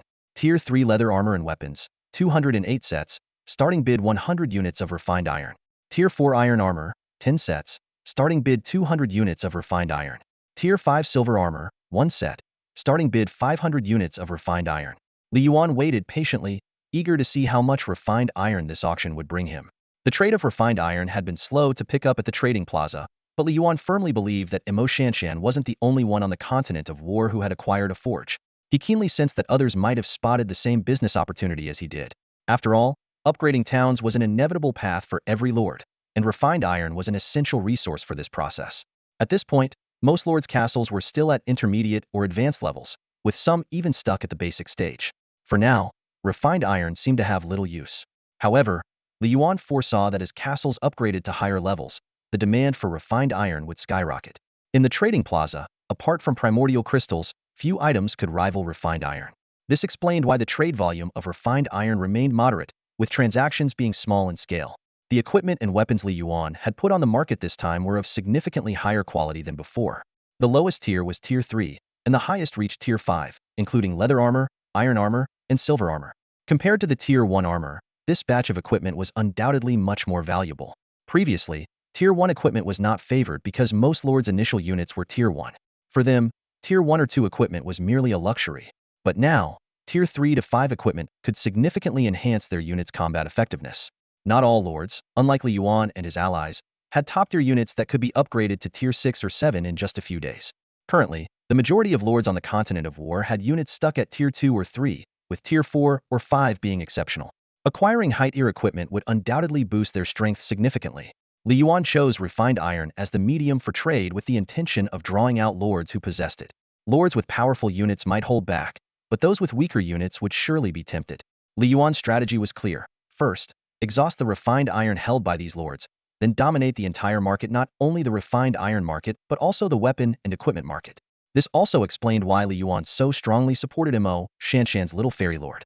Besides the immediate need for refined iron, he also targeted weapons and equipment. The little fairy had mentioned that her dwarves were setting up a forge, which would be another vast market in the future. While the current demand for weapons and equipment was not as evident, it would become apparent over time. Imagine recruiting thousands of units and you need to equip them with weapons? Li Yuan's plan was meticulous. Since he had decided to compete for dominance, he had to prepare in every aspect. Personal strength was crucial, but these auxiliary measures were equally important. As soon as the Tier 3 and above weapons and equipment were launched, they once again caused a stir in the World Chat channel, especially after the previous batch of over 1,000 pieces of equipment had already created a buzz. "Oh my gosh! Tier 5 equipment. Am I seeing this right? From a distance, I saw a minotaur in silver armor, and that's an 8th tier native powerhouse. No need to guess, Shadow must have wiped out a goblin tribe. Indeed, this tier 5 armor is something only a tribe leader could afford to wear. Haha, that's because you haven't seen the true native powerhouses. To them, tier 5 armor is trash. Talking big, do you even have tier 5 armor? If you do, then you can talk. Most of those making a fuss were lords with weaker forces. The truly powerful lords had no time for idle chatter, which was why Li Yuan rarely paid attention to the chat channel. At this moment, Li Yuan was intently watching his auction listings at the trading plaza. Thanks to the buzz in the world chat channel, his auction items had started to attract attention. The first bid was on the tier 5 silver armor, with a starting price of 500 units of refined iron. Li Yuan noticed that the bid came from someone named number 1 lord in the world, a rather arrogant name. From this name, it was impossible to discern what kind of units the bidder had recruited. A few minutes later, the price of the tier 5 silver armor remained unchanged, but bids began to trickle in for the tier 3 and tier 4 equipment. Li Yuan chuckled to himself. It seemed everyone was holding back their best offers. He had set the auction duration to 18 hours, meaning the results would be out by noon the next day. With any luck, he would have enough refined iron to upgrade his castle by then. As night fell, the roars of magical beasts echoed through the Red Moon Forest. Over the past 5 days, at least 2,000 beasts and magical creatures had fallen to Shadow's hand.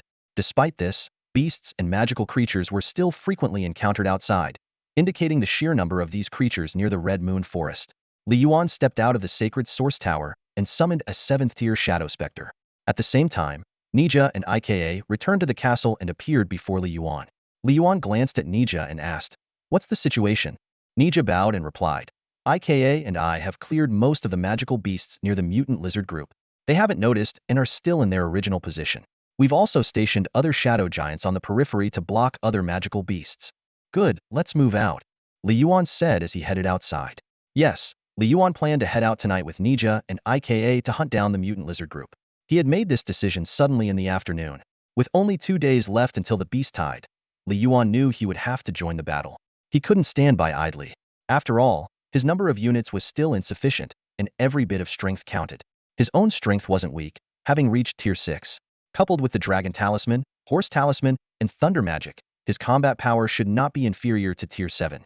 However, he lacked practical combat experience, so he planned to go out over the next 2 days to enhance his combat skills. Ika hesitated for a moment before saying, "My lord, the mutant lizard group is near the inner part of the Red Moon Forest, where 9th-tier magical beasts often appear. We can't be sure if a 9th-tier beast might suddenly show up. If a 9th-tier beast appears, the other shadow giants won't be able to stop it. If you want to improve your combat skills, you can have the shadow specters take you to the outskirts." "No need to persuade him, Ika. Once our lord has made a decision, he won't change it easily," General Nija interrupted, recalling how he had tried to dissuade Li Yuan when they went to the goblin tribe, but to no avail. "It's fine. If we encounter something we can't handle, I'll retreat. Combat experience is important, but my life comes first," Li Yuan said, glancing at the 7th-tier shadow specter he had summoned, which then merged into his shadow. Seeing this, Ika said no more. She exchanged a glance with Nija, then stood by Li Yuan's side, and together they transported him to the Red Moon Forest. The Red Moon Forest stretches endlessly, spanning tens of thousands of miles. At the forest's edge stands the Black Shadow Castle, its territory extending barely 1,000 meters into the forest. As night falls, the forest is shrouded in darkness, with only the faint outlines of towering trees visible. Li Yuan, now advanced to the 6th tier, possesses extraordinary night vision. Guided by Nija and Ika, the trio silently moves through the shadows, eventually reaching the border of their territory. Although still some distance from the mutated lizard horde, they proceed with caution, aware of the high intelligence of these advanced beasts. Their mission is a surprise attack, not a direct confrontation. The 3 approach their target carefully, wary of alerting the mutated lizard horde. With over 50 height-ear beasts in the group, even Nija, with his 9th-tier strength, would struggle to handle them all at once. Originally, Nija and Ika planned to lure a few mutated lizards out, with Nija providing support while Ika executed the kills to level up. Once both reached the 8th tier, only the elite 9th-tier lizard would pose a threat. However, Li Yuan's inclusion necessitated a slight adjustment to the plan. They decided to split into 2 groups, Li Yuan and Nija in one, and Ika operating solo, executing a 2-pronged attack. The surrounding beasts had been cleared, so the area was temporarily calm. The trio advanced slowly, arriving at an area littered with fallen trees. The air was thick with a foul stench, laced with a thin layer of toxicity. For ordinary people, Inhaling it would be fatal. Fortunately, Li Yuan was no ordinary person. The poison had minimal effect on him, and any minor harm was quickly countered by the horse talisman's expulsion abilities. Your Majesty, there's a waterhole ahead, and the lizard horde is there. Please wait here, Nija said, scanning the area before exchanging a glance with IKA. Move out, he commanded. Instantly, the two melted into the shadows, leaving Li Yuan alone with the lurking ghost shadow at his feet. Li Yuan scrutinized the surroundings, focusing on the waterhole Nija indicated. Despite the trees obstructing most of his view, he could faintly see numerous green glows the reflected light from the lizard's eyes in the moonlight. He also sensed a powerful, oppressive presence in the distance, likely the elite 9th-tier lizard. Although not as formidable as the black-crowned golden eagle Li Yuan had encountered before, it was still a significant threat, a half-saint. Not yet at the sanctuary level but formidable nonetheless. About 5 minutes later, a low growl emerged from the waterhole. Nija appeared suddenly, his expression grave. Your Majesty, the situation has changed. 5 lizards are heading our way, including a 9th-tier one. You should return to the castle. What about the others? Li Yuan asked, frowning. According to the original plan, they were supposed to lure out 6th-tier lizards, not encounter a 9th-tier one.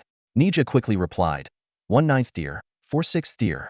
After a brief moment of thought, Li Yuan responded, I'll handle 2 of the 6th-tier ones. You take care of the rest. Your Majesty. Nija wanted to protest, but the ground began to shake as several large figures rapidly approached. Be careful. Nija turned and charged at the incoming lizard horde without further delay. With a loud boom, Nija instantly killed 1 6th-tier mutated lizard, and then turned to engage the others. In the blink of an eye, he was battling 3 lizards, including a 9th-tier one covered in sparse golden scales. The 3 lizards surrounded Nija, spewing toxic gas that obscured the battlefield. Only their thick tails could be seen whipping through the air. Li Yuan watched in silence as Nija, who was supposed to leave 2 lizards for him, had already killed one. As the remaining lizard was about to join the attack on Nija, a fiery dragon illuminated the forest. A fireball, conjured by Li Yuan, struck the mutated lizard's chest. The lizard, as large as a dinosaur and covered in tough scales, was only slightly marked by the fireball. However, the attack made it aware of another intruder. With a series of thuds, the lizard charged at Li Yuan, using its limbs to propel itself over the fallen trees like a roller coaster. My first real battle. Fight! Li Yuan shouted, eyes burning with determination. He leaped, narrowly avoiding the lizard's charge. The creature was not only fast but also agile. It quickly turned and lunged at Li Yuan with its gaping maw, spewing toxic gas. In midair, Li Yuan unleashed a dragon talisman flame burst. Flames enveloped his hand, forming a fireball that he hurled at the lizard. Boom! The fireball hit the lizard's head. Although Li Yuan aimed for its open mouth, the beast dodged, sensing the fireball's destructive energy. The flames engulfed the lizard. Suddenly, a sharp pain struck Li Yuan from behind, sending him crashing into a tree. The lizard, despite being hit by the fireball, had swung its tail in a strange arc, striking him. A 7th-tier ghost shadow appeared before Li Yuan, ready to assist. Stand down, Li Yuan ordered, getting back on his feet. He had underestimated the lizard's intelligence and resilience, expecting his fireball to kill it instantly. Instead, the beast had counterattacked while under assault. This was a harsh lesson for the novice fighter. Li Yuan wiped his mouth, eyes locked on the wounded lizard. Though heavily injured, it remained standing. Determination gleamed in his eyes as he approached. Let's go again. Li Yuan's steps quickened, and he charged at the lizard. Its tail swept towards him once more. Unfazed, Li Yuan's right hand crackled with electricity, forming a sharp lightning blade. In an instant, he vanished, leaving only 2 blue arcs in the air. Moments later, the lizard's tail was severed, followed by its head. The wounds cauterized by the lightning blade. No blood flowed. Li Yuan landed, observing the fallen lizard. The lightning blade dissipated, and though pale, he quickly recovered, a smile spreading across his face. Real combat is no joke, Li Yuan thought. Without the horse talisman's protection, the tail strike could have been fatal. This battle taught him a valuable lesson. Always remain vigilant and give it your all to avoid unexpected setbacks. The 6th-tier mutated lizard stood no chance against Li Yuan. With lightning-fast sword strikes, he severed its tail with one blow and beheaded it with another, swiftly neutralizing the threat. Meanwhile, Nika had also finished her battle. It should have taken her longer, but when she saw Li Yuan injured, she flew into a rage. She launched a ferocious attack, sacrificing herself once but instantly killing the 9th-tier lizard. As the fight concluded, Nika teleported to Li Yuan's side, her face pale with worry. Your Majesty, are you all right? She asked anxiously. Li Yuan shook his head and replied nonchalantly, I'm fine, just got a little scratch. Although the horse talisman had already healed his injuries, the excruciating pain from the wound still lingered in his memory, as if his internal organs had been smashed to pieces. Nika knelt on one knee, blaming herself. I failed to protect you, Your Majesty. Please punish me. Another 7th-tier shadow warrior also knelt beside her, bowing his head to the ground. Yuan sighed and said, It's not your fault. I'm fine, aren't I? Get up, both of you. He changed the subject and asked, How's Ika doing over there? Nika stood up and glanced in Ika's direction. He should be all right. The 9th-tier lizard that was alerted came after me. He only has to deal with 2 8th-tier, 1 7th-tier, and 1 6th-tier lizard. Yuan nodded. All right, let's wait a bit. Soon, Yuan sensed that Ika had died once, but quickly reappeared in front of him. Ika bowed and said, Your Majesty, mission accomplished. I have advanced to the 8th tier. Yuan confirmed Ika's advancement, noting that he now possessed the combat power of a 9th-tier warrior. He commanded, All shadows, gather here. Immediately, a dozen shadow warriors assembled. Turning to Nika, Yuan asked, Is there a chance for you to break through to the 9th tier this time? Nika thought for a moment and cautiously replied, I can't guarantee it. Advancing from the 8th to the 9th tier requires an astronomical amount of energy, millions of units. If I were fighting these mutated lizards alone, I might be able to upgrade. But with 3 of us sharing the energy points, it might not be enough. Yuan nodded in understanding. That's all right. You two go ahead. The other shadows and I will stand guard outside. Even if Nika couldn't upgrade, Ika would become stronger. In 2 days, Nika would have enough opportunities to advance to the 9th tier. Yuan led the other shadow warriors to patrol the perimeter, hunting down any stragglers. Nika and Ika exchanged a glance and quietly disappeared into the darkness. Soon, sounds of intense battle echoed from the depression. Yuan kept receiving notifications of energy absorption, but the pace was slower than he expected. He frowned, moved closer, and climbed a tall tree for a better view. In the depression, a larger mutated lizard appeared, its scales mostly golden and shimmering under the moonlight. Yuan deduced that this must be the elite 9th-tier mutated lizard. If all its scales turned gold, it might ascend to the sacred realm and even transform into a dragon. Nika was locked in a fierce battle with the elite 9th-tier lizard, while Ika was surrounded by dozens of lizards, having died once already. This was their prearranged plan. Nika would hold off the elite 9th-tier lizard while Ika dealt with the others, and then they would team up against the elite. Nika was in a tough spot, repeatedly knocked back by the elite lizard, clearly at a disadvantage. Yet he persisted, not dying once, even finding moments to assist Ika. Ika's situation was worse, dying every few seconds, but taking a mutated lizard with him each time. Half a minute later, only 6 lizards remained around Ika. Sensing the dwindling numbers of its kin, the elite 9th-tier lizard let out a thunderous roar. Its golden scales gleamed brightly as its speed surged. It caught the fleeing Nika with a claw and bit him in half, swallowing him whole. Enraged, the elite lizard charged at Ika, seemingly intent on devouring him as well. At that moment, Nika reappeared at its jaws, forcefully prying them open. Ika! Nika shouted. Ika understood instantly, abandoning the remaining lizards. His body emitted blades formed from shadows, spinning wildly as he turned into a whirlwind, diving straight into the elite lizard's mouth. Nika released the lizard and began slaughtering the other lizards. Inside the elite lizard, Ika rampaged like a drill. Roar! Roar! Roar! The elite lizard howled in agony, its massive body thrashing wildly, toppling nearby trees. Soon, the elite lizard's body glowed gold again, shrinking significantly. Moments later, Ika reappeared beside Nika, clearly having died once more inside the lizard. Damn it! The dragon blood I painstakingly gathered is being burned away. The now smaller elite 9th-tier lizard suddenly spoke in human language, its voice filled with fury. You will all die. Typically, only magical beasts that reach the sanctuary level can speak human language. Not only can they talk, but they can also transform into human form. This 9th-rank elite lizard, although not yet at the sanctuary level, is a mutated beast. The dragon blood within it grants it dragon-like abilities, allowing it to speak. Initially, the massive 9th-rank elite lizard did not speak. Its cold, vertical pupils looked down on the 2 tiny insects before it, clearly not considering them a threat. However, the situation changed abruptly. The combined attack of Ika and Nija inflicted severe damage on it, forcing the lizard to take drastic measures.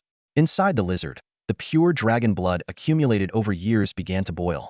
This dragon blood was the key to its transformation into a dragon, but now it had to be burned in large quantities.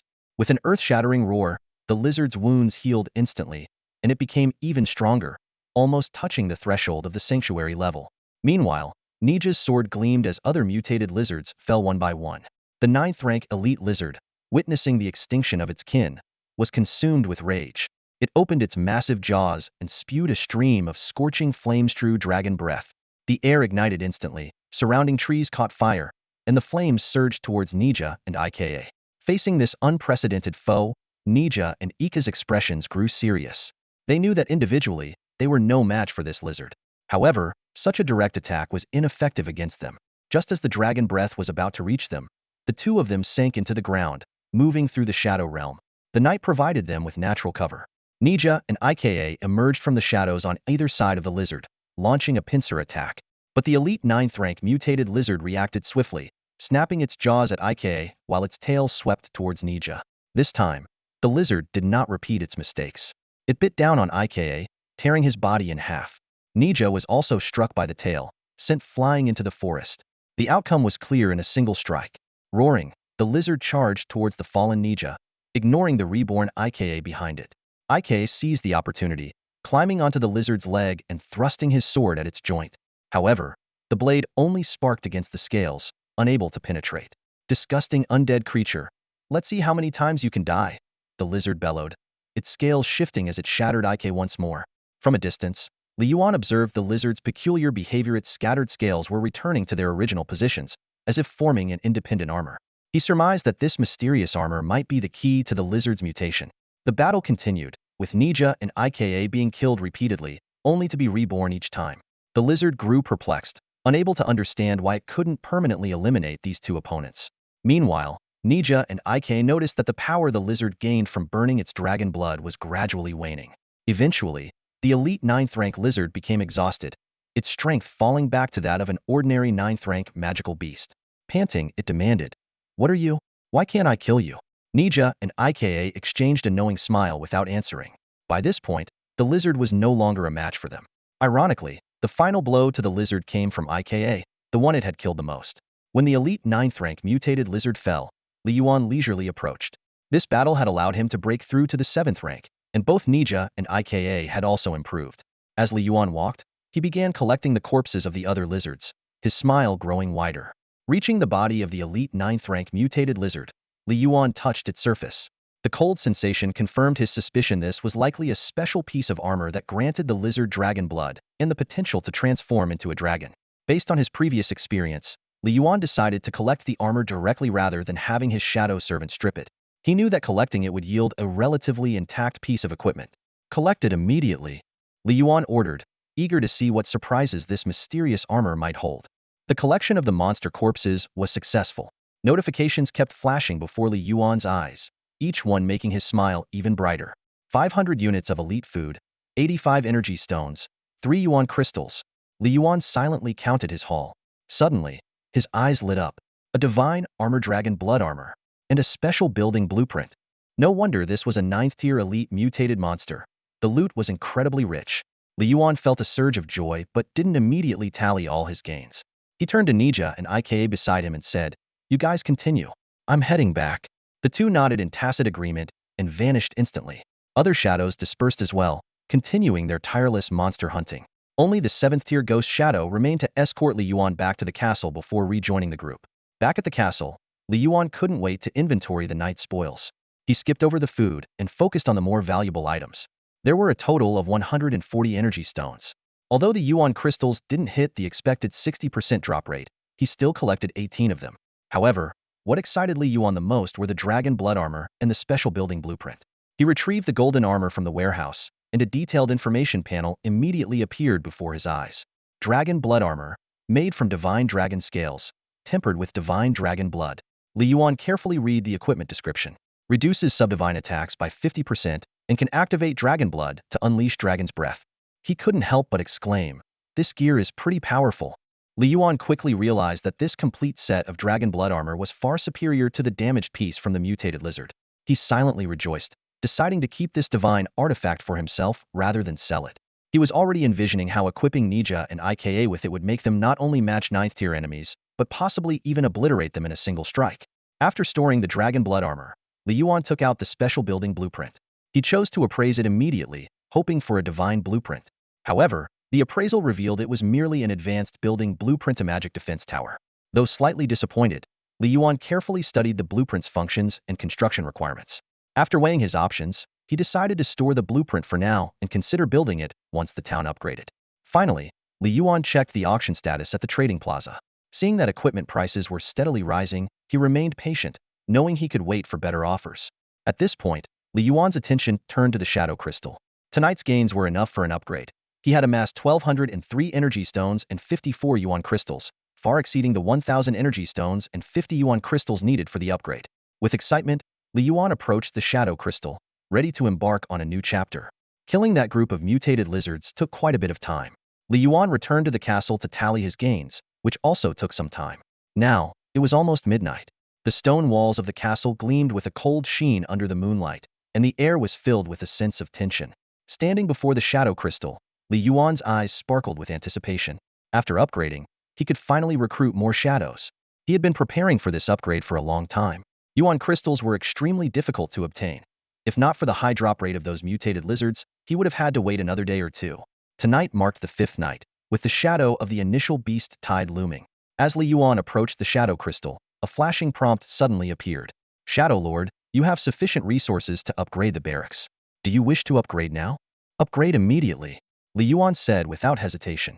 As soon as he spoke, the Shadow Crystal burst into a brilliant light. Moments later, the light faded, leaving the crystal seemingly unchanged on the surface. But Li Yuan knew its essence had undergone a dramatic transformation. A new information panel appeared before him. Shadow Crystal. Unique unit barracks containing 9 major core. 9 core, Ghost Core, Claw Core, Giant Core, Fly Core, Armor Core, Soft Core, Devour Core, Clamp Core, Scythe Core. Level 3. Production. Can generate 10 Shadow Soldiers daily, with a random core type and a 0.1 chance of recruiting a Shadow General. Upgrade items. 5,000 energy stones, 200 Yuan crystals. A smile of delight spread across Li Yuan's face. The production had doubled, from the original 5 per day to 10. Before the beast tide arrived, he could recruit twice more, making it 20 shadows. If time permitted, he could recruit once more at dawn on the 8th day, adding another 10 shadows. Of course, this all depended on the exact timing of the beast tide's arrival. Regardless, the increase in numbers was a significant advantage. After all, the purpose of upgrading the Shadow Crystal was to summon more shadows. Currently, the number of shadows was far from reaching the endless horde Li Yuan envisioned. But with the Shadow Crystal upgraded to level 3, his shadow army was bound to grow steadily. Besides the quantity, the chance of recruiting a general had increased tenfold. The shadow army had a total of only 9 generals, and Li Yuan had already recruited Yika and Nija. Although the odds were still slim compared to the endless shadow army, it was nonetheless an improvement. Li Yuan had always been lucky, recruiting 2 generals in just a few days. Now, with 10 shadows recruited at once, the chances of getting other core types should also increase significantly. So far, Li Yuan had only recruited soldiers from the Giant Core and Ghost Core, with 7 other core yet to appear. The Ghost Core was a versatile basic unit with decent combat abilities.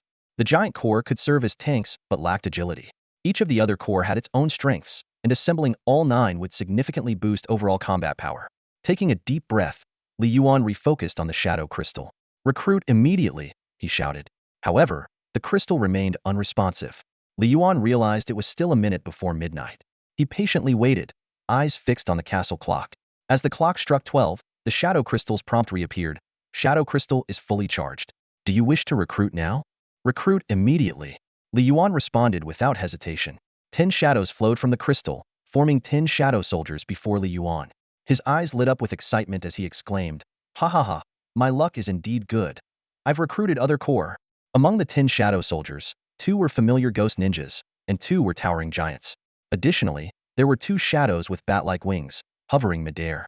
These belonged to the Fly Core, capable of fast flight and special lightwave attacks, suitable for both ranged and melee combat, though their defense was weak. There were also 2 mantis-like claw shadows with slender, long arms ending in sharp claws. They belonged to the Blade Core, excelling in close combat. Finally, 2 armored shadows from General Yika's Warrior Core stood ready. Li Yuan was overjoyed, having recruited 3 new core types in one go. Though the numbers were small, the diversity in unit types had greatly increased. These newly recruited shadows had an initial strength of Tier 5. Given the urgency, Li Yuan decided to have a Tier 7 ghost lead them, sacrificing some energy to help the new shadows level up quickly. His goal was to have all shadows reach Tier 7 before the beast tide arrived. Li Yuan had already prepared for tomorrow's recruitment, planning to have Nija lead the team to gain experience. He was confident that with over 30 Tier 7 shadows, plus Nija and Yika, the so-called Beast Tide would be no threat. Confidence gleamed in Li Yuan's eyes, as if he could already see the dawn of victory. After sorting out the shadow groups, they each went off to hunt monsters. Li Yuan returned to the sacred source tower, contemplating his plan for self-improvement.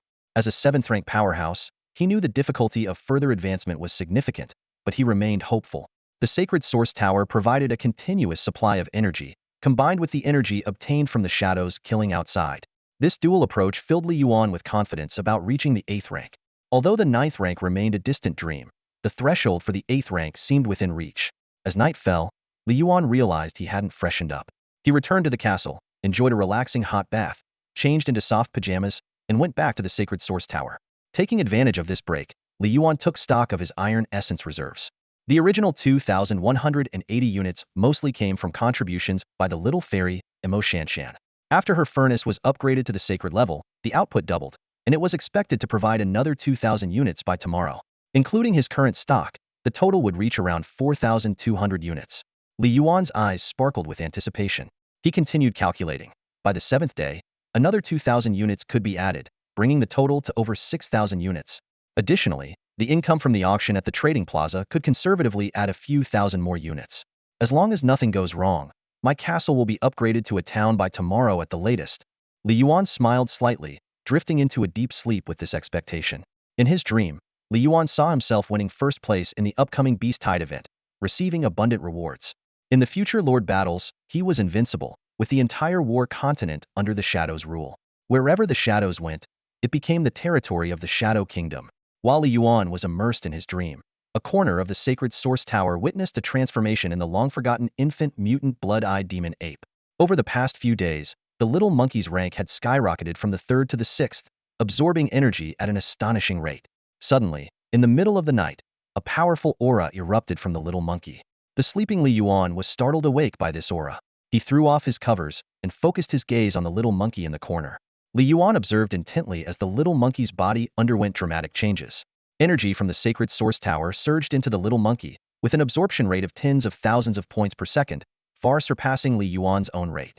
Under the massive influx of energy, the little monkey's originally yellow fur turned a dazzling gold at a visible speed.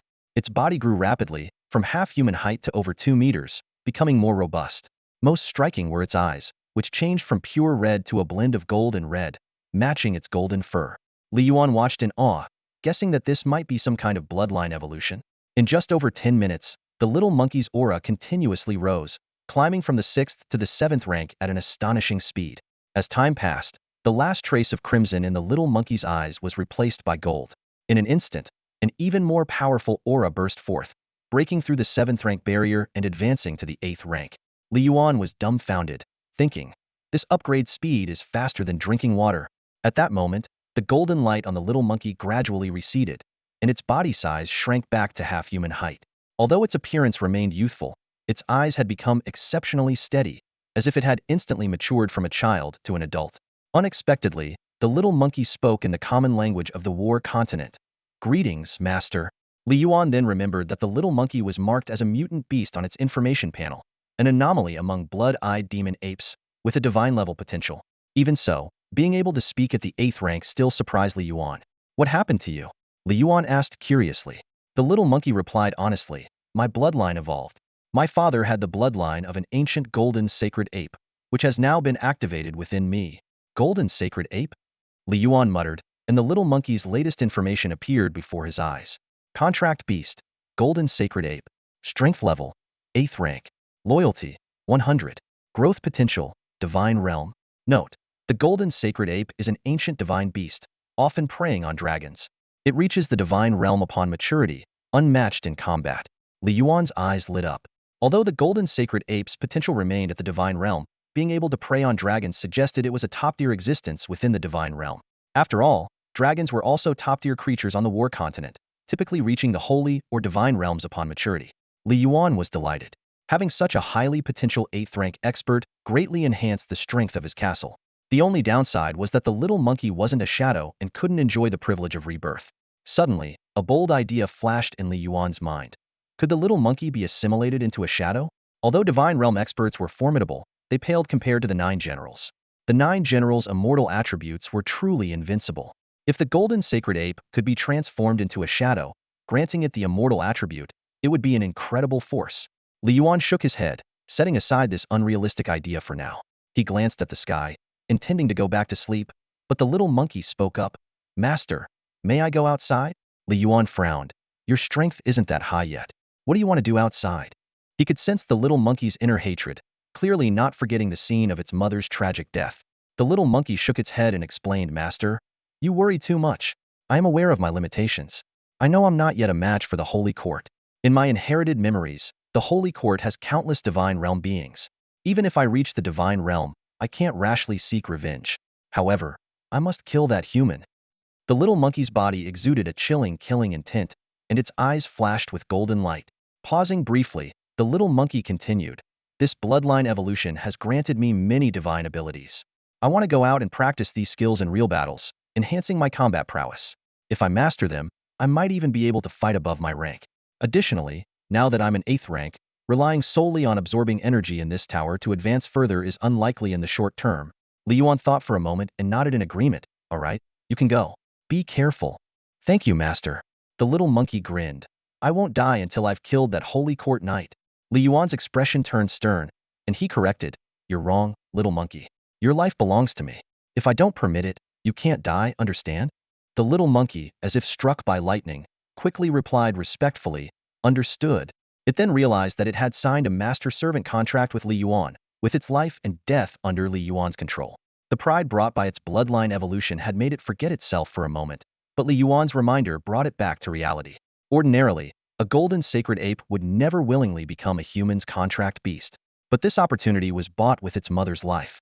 Without Li Yuan, this third-rank little monkey would have long become prey for other beasts in the Red Moon Forest. Seeing this, Li Yuan softened his tone. He understood the little monkey's eagerness for revenge and consoled. Don't worry, if the opportunity arises, I'll let you personally exact your revenge. Thank you, Master. The little monkey replied respectfully, bowing deeply.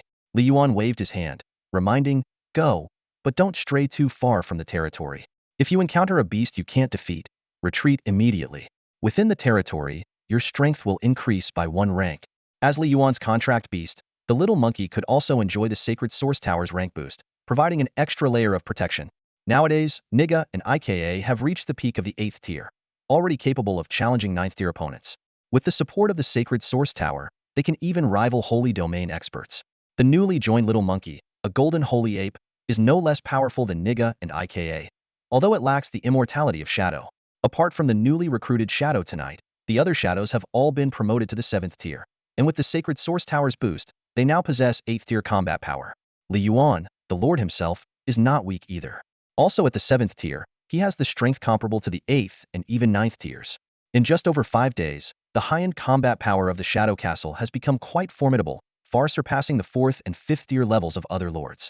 After the little monkey left, Li Yuan fell into a deep sleep. When he opened his eyes again, it was already past 10 in the morning. He went through his usual routine of washing up, making breakfast, and eating, before heading to the front yard to deal with the beast corpses. There were many, including height-ear beasts as well as ordinary 4th and 5th tier beasts. Li Yuan didn't count the amount of food he collected. He simply transferred all the resources to Ma Shan's little fairy castle. The Shadows continued to bring back more beast corpses.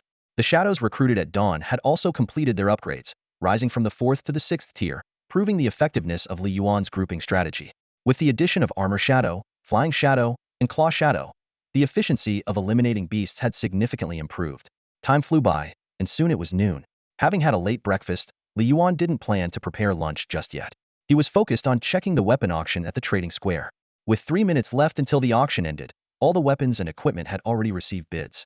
The bid for 208 sets of 3rd-tier leather armor and weapons had reached 300 to 400 units of refined iron. 10 sets of 4th-tier iron armor, which started at 200 units, had climbed to 600. The most eye-catching was the 5th-tier silver armor. Li Yuan had set a starting bid of 500 units of refined iron the previous day, and the highest bid had now soared to 3,200 units. As Li Yuan had anticipated, these lords did have refined iron, but they had been unwilling to part with it before. Perhaps they wanted to keep it for themselves or didn't want to strengthen others. However, the beast tide activity, combined with the practical weapons and equipment Li Yuan provided, finally made them willing to bid. Despite this, The bid amounts indicated that the Lord's refined iron reserves were limited. A few minutes passed quickly, and the auction ended. Li Yuan's weapons and equipment disappeared from the warehouse, replaced by a large pile of refined iron. Checking the trade back-end, he found that the auction had earned him 88,000 units of refined iron. This amount seemed impressive, but was negligible compared to the needs of 3 billion lords. However, combined with his existing stock, it was enough for Li Yuan to upgrade his town 8 or 9 times. Yet, Li Yuan changed his mind. It was too early to upgrade the town. The timing wasn't right. Just then, Mozhan sent a message. Shadow Lord, I have 300 more mountain dwarves here. Oh, and I transferred the refined iron to you. Li Yuan checked the warehouse and found over 2,000 units of refined iron, doubling the previous amount. But compared to the nearly 90,000 units he had just acquired, this amount seemed insignificant. After a moment of thought, Li Yuan replied, the more people, the better. Just let me know if you need more food. Mozhan responded, we have enough for now. There are over 8,000 units of food in the warehouse. Li Yuan continued to ask, have you upgraded the castle? Yes, it's now a high-level castle. Thank you, Shadow Lord. Mozhan replied. Li Yuan inquired further. What about the blacksmith shop you mentioned earlier? Can it produce weapons and equipment now? Mozhan answered, I was just about to tell you. Uncle Green and the others have finished it, and we can start this afternoon. Curious, Li Yuan asked, what tier of weapons can they make initially? After asking, Mozhan replied, Uncle Green said third-tier weapons and equipment are no problem, and they can attempt 4th and 5th tiers depending on luck and materials. Li Yuan was surprised, having thought the wandering dwarves could only forge low-tier weapons at best. Do you have a weapon master? He asked. Mozhan explained, not quite a master. Uncle Green's teacher used to be the royal blacksmith for the dwarf kingdom and has forged 6th-tier weapons before. He said he could probably forge 6th-tier weapons if given top-quality materials. Li Yuan couldn't help but admire Mozhan's luck. Not only did local forces voluntarily join her, but they were also highly skilled. 6th-tier weapons were considered quite decent on the continent of war. Even the goblin tribe chief only wore 5th-tier armor. Li Yuan immediately decided, I have plenty of materials here. I'll send them all to you. He transferred all the unused materials like teeth, fur, and bones from his warehouse to Mozhan. He had never paid much attention to these items before, focusing mainly on resources like energy stones, crystals, and refined iron. Mozhan was astonished upon receiving them. Shadow Lord, did you kill thousands of wild and magical beasts? Li Yuan calmly replied, something like that. Excited, Mozhan said. I showed them to Uncle Green and Uncle Longbow, and they were thrilled. They said most of these materials are high quality and can be used to forge 3rd and 4th-tier weapons and equipment, and some high-tier magical beast materials could even make 5th or 6th-tier items. Li Yuan instructed, use them well. Dedicate a team to focus on forging weapons and equipment. You can slow down the refined iron production for now. Mozhan asked, okay, but don't you need refined iron, Shadow Lord? Li Yuan explained, I do, but it's not urgent. By the way, you can trade a small amount of refined iron at the trading square for stone and wood. Mozhan was puzzled. Why? I'm not in a hurry to upgrade the castle. Li Yuan insisted, no, trade for them. I'm running low on stone and wood. If I had more, I could upgrade your castle right now. Mozhan asked in surprise, what's going on? Li Yuan explained, you're my subordinate territory. The stronger you are, the better it is for me. Just follow my instructions. If you lack anything, I'll transfer it to you. Mozhan agreed happily, okay, I'll follow your lead, Shadow Lord. Li Yuan gave final instructions, alright, that's settled. Have the dwarves forge high-tier weapons first. Don't worry about the materials, just aim for the highest tier possible. Try to get them done by tomorrow noon. Mozhan readily agreed. Got it. I'll let them know right away. In the afternoon, Li Yuan took some time to browse the global chat channel. With just over a day left until the beast tide struck, the atmosphere in the channel had noticeably become more tense. Although the flow of messages had slowed down a bit, most discussions still centered around the impending beast tide. After all, it was a matter of life and death for the 3 billion Earthlords. Even a formidable lord like Li Yuan couldn't underestimate the threat of the beast tide. The discussions in the channel varied widely. Some worried about the increasing number of nearby magical beasts, others reminded everyone not to let their guard down even after the beast tide, and some pointed out the hostility of native forces towards these otherworldly visitors. Li Yuan silently read through these messages, agreeing with some points while dismissing others. He particularly disagreed with the notion that lords and native forces were entirely opposed to each other. He thought of the fairy Lord Imo Shanshan, who had nearly 1,000 mountain dwarves under her command and had gathered various talents. However, Li Yuan had to admit that, overall, they were indeed invaders in this world. Most native forces would inevitably see them as enemies. He agreed with those who said the beast tide was merely the first hurdle after leaving the newbie village. The real challenges lay ahead. As Li Yuan pondered the future situation, a system notification interrupted his thoughts. Your troops have killed a goblin, earning 250 energy points. This message surprised Li Yuan. The last time they had wiped out a goblin tribe, it was merely a vassal of the goblins and a fleeing squad at that. Now, goblins were appearing near his castle? Could it be that the destruction of the goblin tribe had caught the attention of the goblin kingdom? Several similar kill notifications followed, prompting Li Yuan to summon Nija and Ika. After inquiring, he learned that these goblins appeared near the former location of the goblin tribe. Li Yuan immediately dispatched Ika to investigate. Half an hour later, the news Ika brought back made Li Yuan frown. It turned out that the goblin tribe they had previously eliminated wasn't a defeated army but a group sent by a noble from the goblin kingdom to monitor the werewolf tribe. This unexpected discovery piqued Li Yuan's interest. He recalled that Nija had sensed a crisis at the werewolf tribe and wondered if there was indeed a secret there. Li Yuan asked about Nija's progress in advancing and learned she was close to reaching the 9th tier. He decided to investigate personally and ordered Ika to continue hunting monsters alone. Soon, Li Yuan, accompanied by Nija, arrived at the former goblin cave location.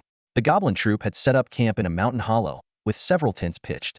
These goblins were taller and sturdier than the goblins, and their equipment was clearly superior, with most wearing 4th tier iron armor or 5th tier silver armor. The 9th tier goblin leader wore golden armor, obviously of a rank above the 6th tier. Li Yuan and Nija hid in the shadows, quietly observing the goblins' conversations. They learned that this troop came from the Goblin Kingdom's capital and belonged to the 3rd-ranked Haiba family. The golden-armored goblin didn't intend to let the killers of their subordinates go easily and planned to act once the castle's protective magic wore off. Hearing the goblins' conversation, Li Yuan realized that the native forces had a deep understanding of the lords. His curiosity about the werewolf tribe's secret grew, but the immediate priority was to deal with the current threat. Li Yuan turned to Nija and whispered, "Let's move. Capture the one in golden armor first." To Li Yuan, the nobility of the Goblin Kingdom were nothing more than ants. The Haiba family, the 3rd family, these renowned names meant little to him. In his eyes, the entire Goblin Kingdom was merely a feeble race, slightly stronger than goblins, on the war continent. Li Yuan had already offended the dragon race, the supreme race that dominated the entire continent when he acquired the dragon blood armor. If he wasn't afraid of dragons, why would he care about mere goblins? At Li Yuan's command, Nika moved silently. When he reappeared, he launched a surprise attack from behind the tent. The goblins were caught off guard, and before they could react, Nika was already charging straight at the golden-armored goblin, completely ignoring the others. "Protect the Lord!" the silver-armored goblins shouted in panic as they swarmed forward. However, these 8th-tier goblins were no match for Nika.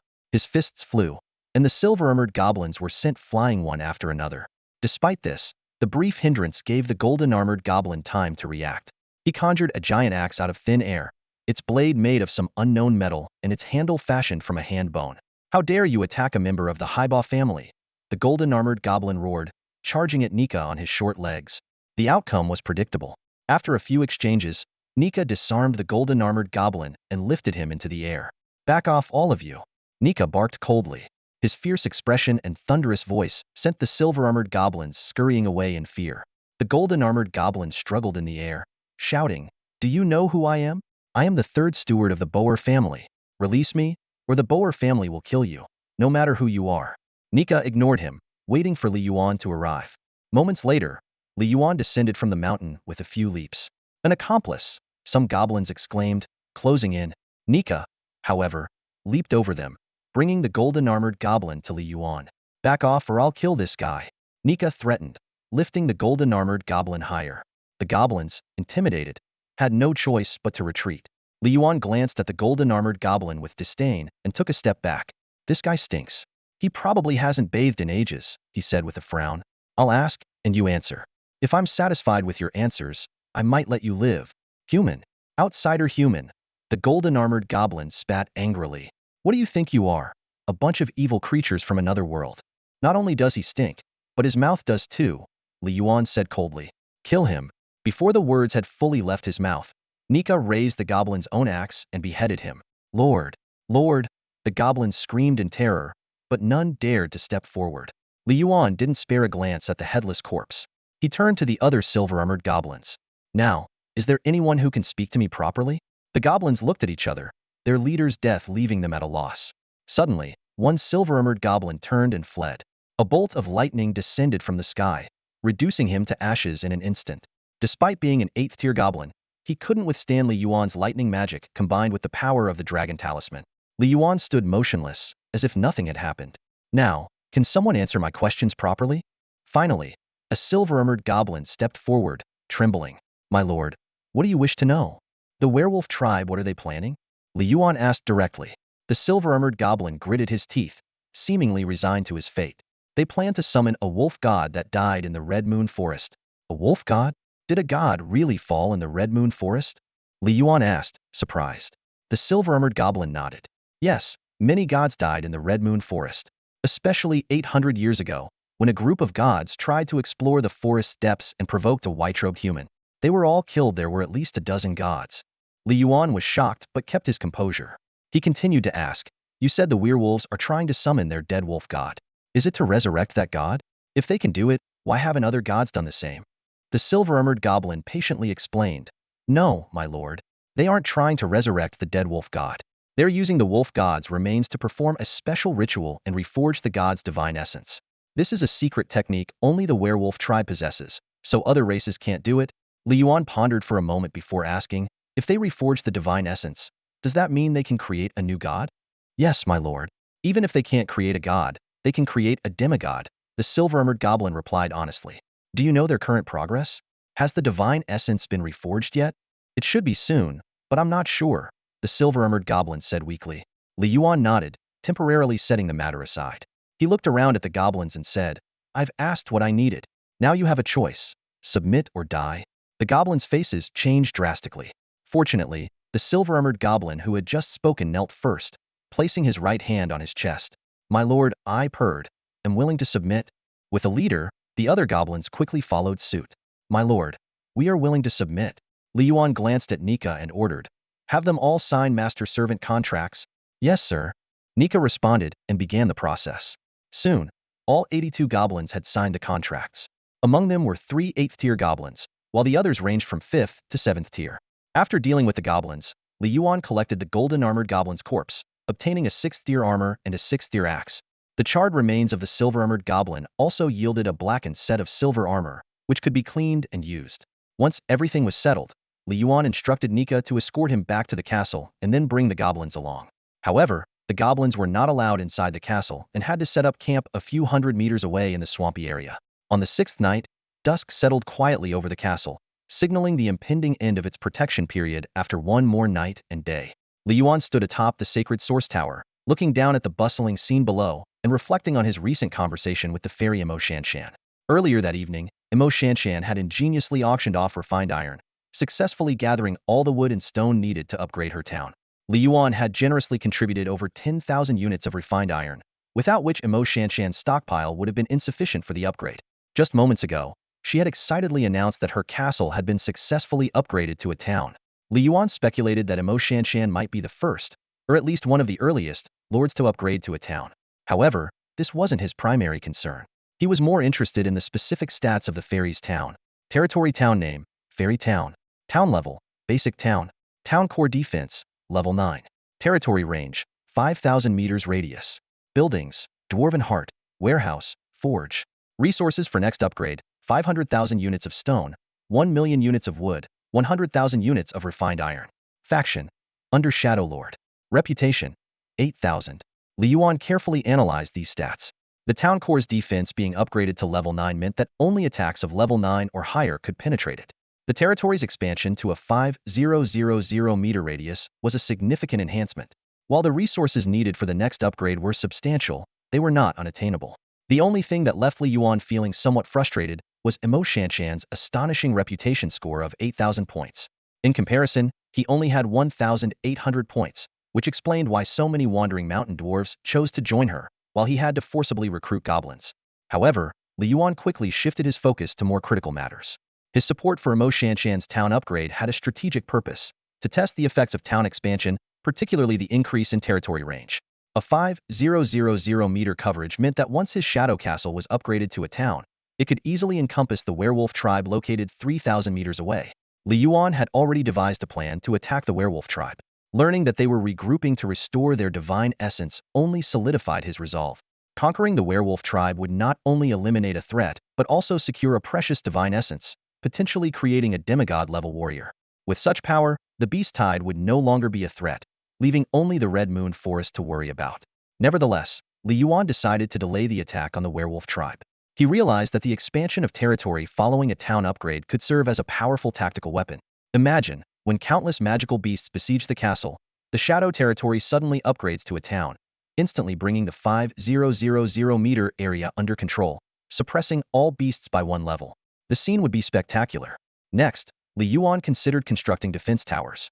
Upon checking the warehouse inventory, he found ample stone and wood but faced a bottleneck with primal crystals. Each defense tower required a primal crystal, which was quite a consumption. However, once upgraded to a town, these defense towers would possess attack power equivalent to the core's defense level, essentially becoming level 9 turrets. Given the limited number of shadows, having more defense towers was undoubtedly a wise choice. Unfortunately, due to the previous upgrade of the Shadow Crystal, which consumed 50 primal crystals, the warehouse now only had 12 left, 8 of which were recently collected by shadows after defeating magical beasts. Suddenly, inspiration struck Li Yuan, and he immediately summoned Nija. When Nija appeared in the sacred source tower, Li Yuan was thrilled to discover that he had broken through to level 9. Although this was expected, Nija's breakthrough as the territory's top warrior was a significant boon. Level 9 strength was comparable to a demi-saint, and with the sacred source tower's boost, it was on par with a saint-level warrior. Li Yuan did not forget his primary task and instructed Nija to collect the goblin mage's staffs. Soon, Nija returned with 6 staffs embedded with primal crystals. This increased Li Yuan's total number of primal crystals to 18. At that moment, Imo Shanshan sent a shocking message. A saint-level mountain dwarf had arrived at her territory, offering to stay and protect the town and gifting 20 primal crystals as a token. Hearing this, Li Yuan felt a mix of emotions. He thought about the hardships he had endured over the past few days, waiting for Nija to grow into a saint-level warrior, while Imo Shanshan effortlessly gained the loyalty of a saint-level expert and additional primal crystals. He couldn't help but feel a bit exasperated. After a long silence, Li Yuan managed to send a congratulatory message. He then straightforwardly asked Imo Shanshan to transfer the primal crystals to him. Seeing her prompt and agreeable response, Li Yuan felt somewhat comforted. Regardless of how many fortuitous encounters Imo Shanshan had, she was still his reliable ally, and that was what mattered most. Surprisingly, the number of elemental crystals the fairy brought over exceeded expectations 20 in total. Li Yuan's interest was piqued. Clearly, Imo Shanshan had made some gains over the past few days. He stowed the crystals away, bringing the total count in his storage to 40. Li Yuan quickly calculated that this was equivalent to the power of 40 fixed 9th level experts. Other materials were also fully prepared. The 1,000 units of stone, 2,000 units of wood, and 100 units of refined iron needed for the defense towers had long been stockpiled by Li Yuan. Wasting no time, he stepped out of the sacred source tower and began contemplating the placement of the defense towers. After careful consideration, Li Yuan decided to build the defense towers within the castle walls. This decision was based on 2 factors. Firstly, the towers were immovable and would be vulnerable to destruction if placed on the perimeter. Secondly, the main force against the beast hordes was still the Shadow Army, with the towers serving as a secondary line of defense to take down any stragglers. Soon, 40 defense towers stood evenly along the castle walls. Each tower's top was adorned with a floating elemental crystal, connected to the castle's core by faint threads, enabling energy sharing. These towers resembled massive magical staffs, capable of automatically attacking intruders without the need for a mage's control.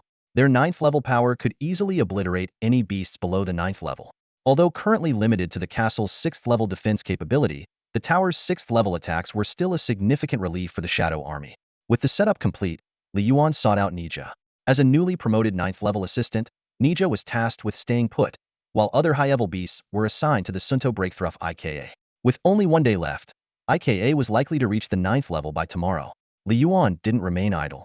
He dispatched goblins to the werewolf tribe to gather intelligence. Using the pretext of investigating the goblin tribe's destruction, the goblins smoothly infiltrated the werewolf territory. Nija accompanied them, leveraging her keen perception to gather more information. Li Yuan learned that the Red Moon Forest was under the Goblin Kingdom's jurisdiction, and the werewolf tribe's sacrificial activities were actually sanctioned by the Goblin Kingdom. As for the Goblin Kingdom's stance on the werewolves condensing a divine spark, Li Yuan set that aside for now, having already considered that divine spark as his own. Back at the Sacred Source Tower, Li Yuan initiated a new round of auctions. This time, the items included 2 sets of high-level equipment, a 6th level gold armor and a 5th level silver armor, with starting bids of 10,000 and 5,000 units of refined iron, respectively. Given the time constraints, the auction duration was shortened to 4 hours, ending at midnight. Additionally, Imo Shanshan contributed over 50 sets of 3rd level leather armor, which Li Yuan also put up for auction. As the auction commenced, Yuan turned his attention to the global chat channel. To his surprise, the channel was abuzz with discussions about his exploits. From defeating the goblins to subduing the goblins, Yuan's reputation had spread far and wide. However, with the beast tide approaching, some less resilient lords began to show signs of panic. At that moment, news about another powerful figure emerged in the channel. Someone had auctioned over 5,000 sets of weapons and armor, including several 5th-level pieces, allegedly from the werewolf tribe. This caused quite a stir, with many speculating that this mysterious lord might be even stronger than Yuan. Yuan remained unfazed. As long as the opponent didn't have a divine entity in their ranks, he was confident that his shadow army could sweep through the werewolves. Nonetheless, he decided to visit the trading plaza to see what this mysterious lord was truly capable of. Not only Yuan but also other top-tier lords in Angela State were immensely curious about the mysterious lord who suddenly unveiled thousands of sets of weapons and equipment. In the trading plaza, an auction announcement caused quite a stir. 5,000 sets of werewolf gear from an unknown player named Heavenly Lord. This move was not just about trading for iron essence. It was more like a declaration of existence to everyone. Top lords from various states started paying close attention to this rising power, speculating wildly. On the Tucker Plains, Ishua of the Angel Castle stood atop a high tower, gazing into the distance. She clenched her fists, her emotions mixed. The Shadow Lord had always been her target, and now there was another challenger. Yet, she was not disheartened. Her confidence grew stronger.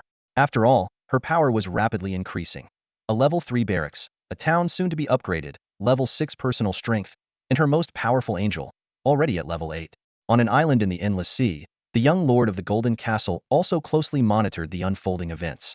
The world chat channel buzzed with heated discussions about the Heavenly Lord. Some speculated that he had indeed recruited divine troops, while others recycled old theories about Yuan being a necromancer or an undead summoner. Yuan scoffed at these guesses. He knew that even divine beings were not invincible in this world. His shadows were not far from divinity, and he himself was about to reach level 8. Given enough time, surpassing Nika and IKA was within reach. As the discussions raged on, more powerful figures emerged. Some auctioned off large quantities of equipment, others showcased rare items, and some even brought out dozens of elemental crystals. In the world chat channel, self-proclaimed top-tier lords boasted about their prowess. Yuan ignored the clamor. He knew that the real struggle was not in words, but in the imminent beast tide. As night fell, the shadows returned with rich spoils.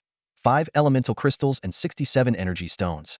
At midnight, Yuan stood before the shadow crystal for the final recruitment during the protection period. Although no new generals were recruited, the addition of 10 new shadows left him quite satisfied.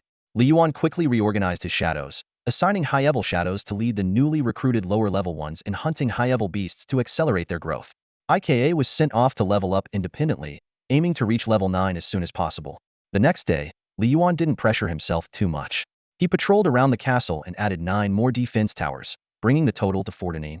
By noon, good news arrived. IKA had successfully broken through to level 9, becoming another sanctuary level force of the Shadow Castle. In the evening, the Fairy Emo Shanshan delivered 5,000 units of iron essence and 800 sets of weapons, including 10 sets of premium level 5 gear. However, Yuan's focus was entirely on the impending beast tide. As night fell, Yuan personally led the team, leveling up under Ika's guidance. Eventually, he also advanced to level 8. Before midnight, all shadows except Nika returned to the castle. To everyone's delight, the Golden Sacred Monkey had also reached level 9 within just 2 days. At this moment, the combat power of the Shadow Castle was at its peak. Yuan, level 8, capable of reaching level 9 with the Holy Source Tower's blessing, and wearing dragon blood armor, could rival Sanctuary level combatants. IKA, level 9, could battle at the Sanctuary level with the Holy Source Tower's blessing. Golden Sacred Monkey, level 9, also capable of Sanctuary level combat with the Holy Source Tower's blessing. 37 shadows, all level 7, could reach level 8 with the Holy Source Tower's blessing. Nika, though at the Werewolf Tribe, also level 9, capable of Sanctuary level combat with the Holy Source Tower's blessing. 49 defense towers. This was the result of Yuan's 7 days of hard work and the full strength of the Shadow Castle against the beast tide. On the castle's high tower, the clock ticked away. 5 minutes remained until midnight. In 5 minutes, the beast tide would arrive on schedule. Time was running out, only 5 minutes left. Yuan stood atop the Shadow Castle, surveying the surroundings. The protective barrier's glow was fading, signaling the end of the 7-day invincibility period. Around the castle, countless pairs of crimson and eerie green beast eyes glimmered in the darkness, accompanied by the incessant roars of wild creatures and monsters, causing the ground to tremble slightly. Yuan took a deep breath, silently counting the remaining seconds. He knew that once the barrier vanished, all lords would face a life-and-death trial. Although the castle's internal energy shield could still offer some protection, it was nowhere near as effective as the invincible barrier. Suddenly, the world chat channel erupted with unprecedented activity. Lords voiced their thoughts, some in panic, some in despair, and others brimming with confidence. Those with powerful troops even envisioned the upcoming beast tide as a stepping stone to greater conquests. 2 minutes left, everyone. The protective barrier is fading. Doesn't matter, we're doomed anyway. Fight with all you've got. There's no other way. If I die, I curse the one who brought me here forever. I have a horde of monsters here. 20 serpent men can't hold them off. You still have 20 troops. I'm down to just 2. Beasts are closing in on my castle, and there are monsters behind them. My shield's already taking hits from the beasts. Brothers and sisters, I hope you all survive this. Stop the defeatist talk. Charge. Even if we die, make them pay. As time ticked away, the chat channel gradually fell silent. Yuan moved to the shadow crystal, hovering in midair. He knew that once midnight struck, he could summon 10 more shadows. This was an opportunity he couldn't afford to miss. No matter what he summoned, 10 fifth-tier immortal shadows would be a formidable force. Yuan donned his divine dragon blood armor, gripping a silver longsword, his eyes fiercely scanning the castle's perimeter.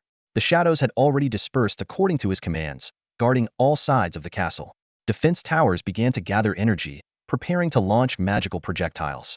With the final 10 seconds ticking down, Yuan took a deep breath and shouted, "Charge! Fight our way out." With Niga absent, Ikar and the golden sacred ape responded in unison. The sacred ape revealed its true form, a towering figure nearly 20 meters tall, standing guard at the rear of the castle, protecting the direction of the Red Moon Forest. The moment the protective shield vanished, all shadows shot out from the castle like arrows. Yuan swiftly issued the summoning command to the shadow crystal, then dashed towards the gate, ready to defend it personally. Outside the castle, the sounds of battle and agony erupted. The fight had begun.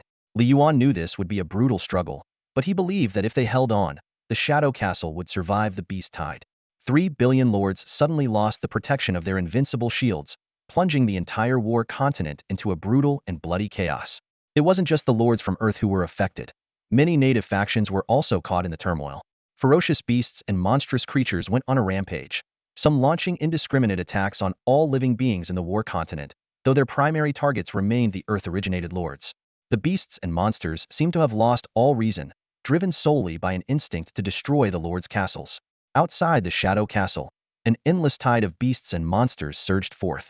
Lower-tier beasts charged at the front, while more powerful monsters gathered their strength at the rear. The Fortinine defensive towers continuously fired magical projectiles, sweeping waves of light across the lower-tier beasts. Shadows reaped the lives of the ferocious beasts like grim reapers, especially the 7th-tier shadows, leaving bodies strewn everywhere they went. However, they were acutely aware of even more powerful monsters lurking in the background, waiting for their chance to strike. Among them, IKA, the 9th-tier general, was the most eye-catching. His armor evolved with his increasing power, almost ignoring the attacks from other beasts and monsters. In the darkness, he was like a human-shaped bomb, each appearance taking down dozens of ferocious beasts. Newly recruited 5th-tier shadows also unleashed a frenzy of slaughter among the beast horde. Though they were frequently overwhelmed and killed, they would soon be reborn elsewhere, continuing the fight. Within mere minutes, these shadows had already ascended to the 6th tier. Outside the castle, corpses piled up like mountains, including many 6th-tier monsters felled by the high-tier shadows. Yet, the ferocious beasts and monsters continued their relentless assault on the castle. Suddenly, Yuan frowned. In the second wave of the beast horde, he spotted a large number of ghoul beasts. These undead creatures were rotting, emitting a nauseating stench. Their appearance was highly unusual, as ghoul beasts typically only emerged in areas rich with necrotic energy. Around 30 ghoul beasts charged towards the main gate, their decaying flesh falling off as they ran, exuding dense necrotic energy. Although the other shadows noticed these creatures, they adhered to Yuan's orders and focused on their defensive tasks. Wielding a long blade, Yuan advanced towards the ghoul beasts. Empowered by the Holy Source Tower, he possessed 9th-tier combat strength, far surpassing these elite 7th-tier ghoul beasts. He swiftly reached the beast horde but stayed near the castle gate to prevent other beasts from taking advantage of the situation. Yuan's blade flashed like lightning, instantly slaying 3 ghoul beasts. Their green, toxic blood splattered on the ground, corroding it into black holes. Realizing the unique nature of these monsters, Yuan immediately ignited flames on his blade. Using the 9th-tier power of the Dragon Rune Fire control ability, He easily reduced the 6th-tier ghoul beasts to ashes. In just a minute, over 30 ghoul beasts were reduced to about 10. As Li Yuan struck down another ghoul beast, a massive figure pounced from above. It was the elite 7th-tier ghoul beast, its enormous rotting hand larger than Li Yuan's body, spewing jets of green venom. Prepared for this, Li Yuan twisted his blade, releasing a burst of blue lightning. A thunderstorm formed in front of him, sweeping towards the elite 7th-tier ghoul beast. The blue glow of lightning replaced the fiery light of the dragon talisman, illuminating the darkness. The rotten, foul-smelling hand sizzled and split open before even touching the electric glow. At that moment, Li Yuan's long sword descended like a flash, severing the decayed hand along with the arm. The severed limb, entwined in lightning, fell to the ground, turning to charcoal and crumbling into black ash at the slightest touch. The 7th-tier elite ghoul beast let out a piercing scream as green blood sprayed into the air. However, its wailing was abruptly cut short. Li Yuan, standing on lightning, unleashed both electricity and fire dragon power, cleaving the creature in two, instantly reducing it to ashes. Amidst the bifurcated remains, Li Yuan's godlike silhouette emerged, flickering. Though a 7th-tier elite beast posed no real threat to Li Yuan, he still struck with full force, leaving no chance for his enemy. This was a habit he had developed after nearly being critically injured by a mutated lizard. Regardless of the opponent's strength, he attacked with all his might until the enemy was completely lifeless. With the fall of the elite ghoul beast, the surrounding low-tier beasts were also slaughtered. High-tier beasts began to slowly advance toward the castle from the rear. They were the real threat. Meanwhile, far off in the Amagobi Desert, Imo-Shanshan faced an incoming beast tide. However, the number of beasts here was sparse, less than 1,000. Her castle had been upgraded to a town, and the 9th-tier crystal defense made it impenetrable to ordinary beasts. Over 500 fully armed mountain dwarves fought bravely, with a saint-level warrior among them. Despite this, the 16-year-old Imo-Shanshan felt a surge of fear. She stood at the third-floor window of her castle, her face pale, yet she resisted the urge to hide. She shouted to encourage the dwarves, "Uncle Green, be careful. Uncle Iver, help Rand. There's a huge wolf behind him. Uncles, keep fighting." Her trembling voice stood out amidst the roars and clashes of the beasts. Hearing her, the dwarves' morale soared, and they shouted in unison, "Protect the fairies' territory, protect Lord Shanshan. Kill these beasts." Even as some dwarves fell in battle, they did not retreat. These former slaves and servants now fought to the death for Imo-Shanshan, who had given them a new life. Whenever a dwarf fell, Imo-Shanshan's eyes filled with tears. Clenching her fists, she thought, "If only I could go out and fight the beasts too." Unfortunately, with only third-tier strength, she couldn't join the battle. Simultaneously, in the depths of the Takgon Plains, the Angel Castle was also resisting the beast tide. Ishue, clad in light armor, continuously fired pure white arrows, piercing the beasts. Her angels wielded various holy spells, their sacred light illuminating the night. In the endless sea, the Golden Castle faced an assault from aquatic beasts. A giant octopus flailed its tentacles, but it couldn't withstand the majestic golden dragon soaring above. The moonlit sea turned crimson with blood, corpses floating on the waves. In a certain valley, a gray castle had already fallen. Beasts ran out from the castle, carrying human remains in their mouths. With a final scream, the castle's core was crushed by the beast horde, causing the entire structure to collapse with a thunderous crash. Across the war continent, similar scenes unfolded everywhere. Some handled the beast tide with ease, others fought desperately, and some had already met complete destruction. This brutal and bloody war starkly drew the line between life and death for all the lords. Around the Shadow Castle in the Red Moon Forest, the number and strength of magical beasts have been steadily increasing over time. Beasts of the 6th tier or higher have become the norm. 7th tier elites appear frequently, and even 8th tier beasts occasionally show up. Only 9th tier and holy domain level beasts have yet to join the fray. Li Yuan stood at the castle gates, wielding his long sword against a pack of 9-headed flesh-winged giant wolves. Each of these 8th tier beasts stood nearly 10 meters tall, with wings sprouting from their backs and invisible wind blades spewing from their mouths, posing no small challenge to Li Yuan. Despite the wounds on his arm healing rapidly thanks to the horse talisman, Li Yuan still needed to stay fully focused to handle these ferocious opponents. Lightning and fire flickered around Li Yuan as he darted through the wolf pack like a streak of light. Even when their wings were severed, these resilient giant wolves continued their relentless assault on the castle. Suddenly, a blue figure descended from the sky. Ika had arrived. He grabbed one of the giant wolves by the head and flung it into the air, then used it as a weapon to smash the other wolves. Empowered by the shadow force, the wolf transformed into a double-edged axe, pulverizing its companions before exploding into pieces in midair. "My lord, are you all right?" Ika asked. Li Yuan shook his head. "I'm fine." Continue assisting elsewhere. Ika nodded and swiftly departed. Li Yuan wasn't being arrogant. He genuinely believed he could handle these wolves. Besides, their massive forms served well to block the advance of other magical beasts. Around the castle, the shadows continued to kill the incoming beasts. Half an hour passed, and not a single beast breached the walls. However, the beasts seemed determined to destroy the castle, with a large number of high-tier beasts pouring in from all directions, including several ninth-tier beasts. Under such pressure, the fewer than 40 shadows began to struggle. At this critical moment, Ika, like a human cannonball, charged through the beast horde, taking down several ninth-tier beasts in succession. However, this gave other beasts the opportunity to break through.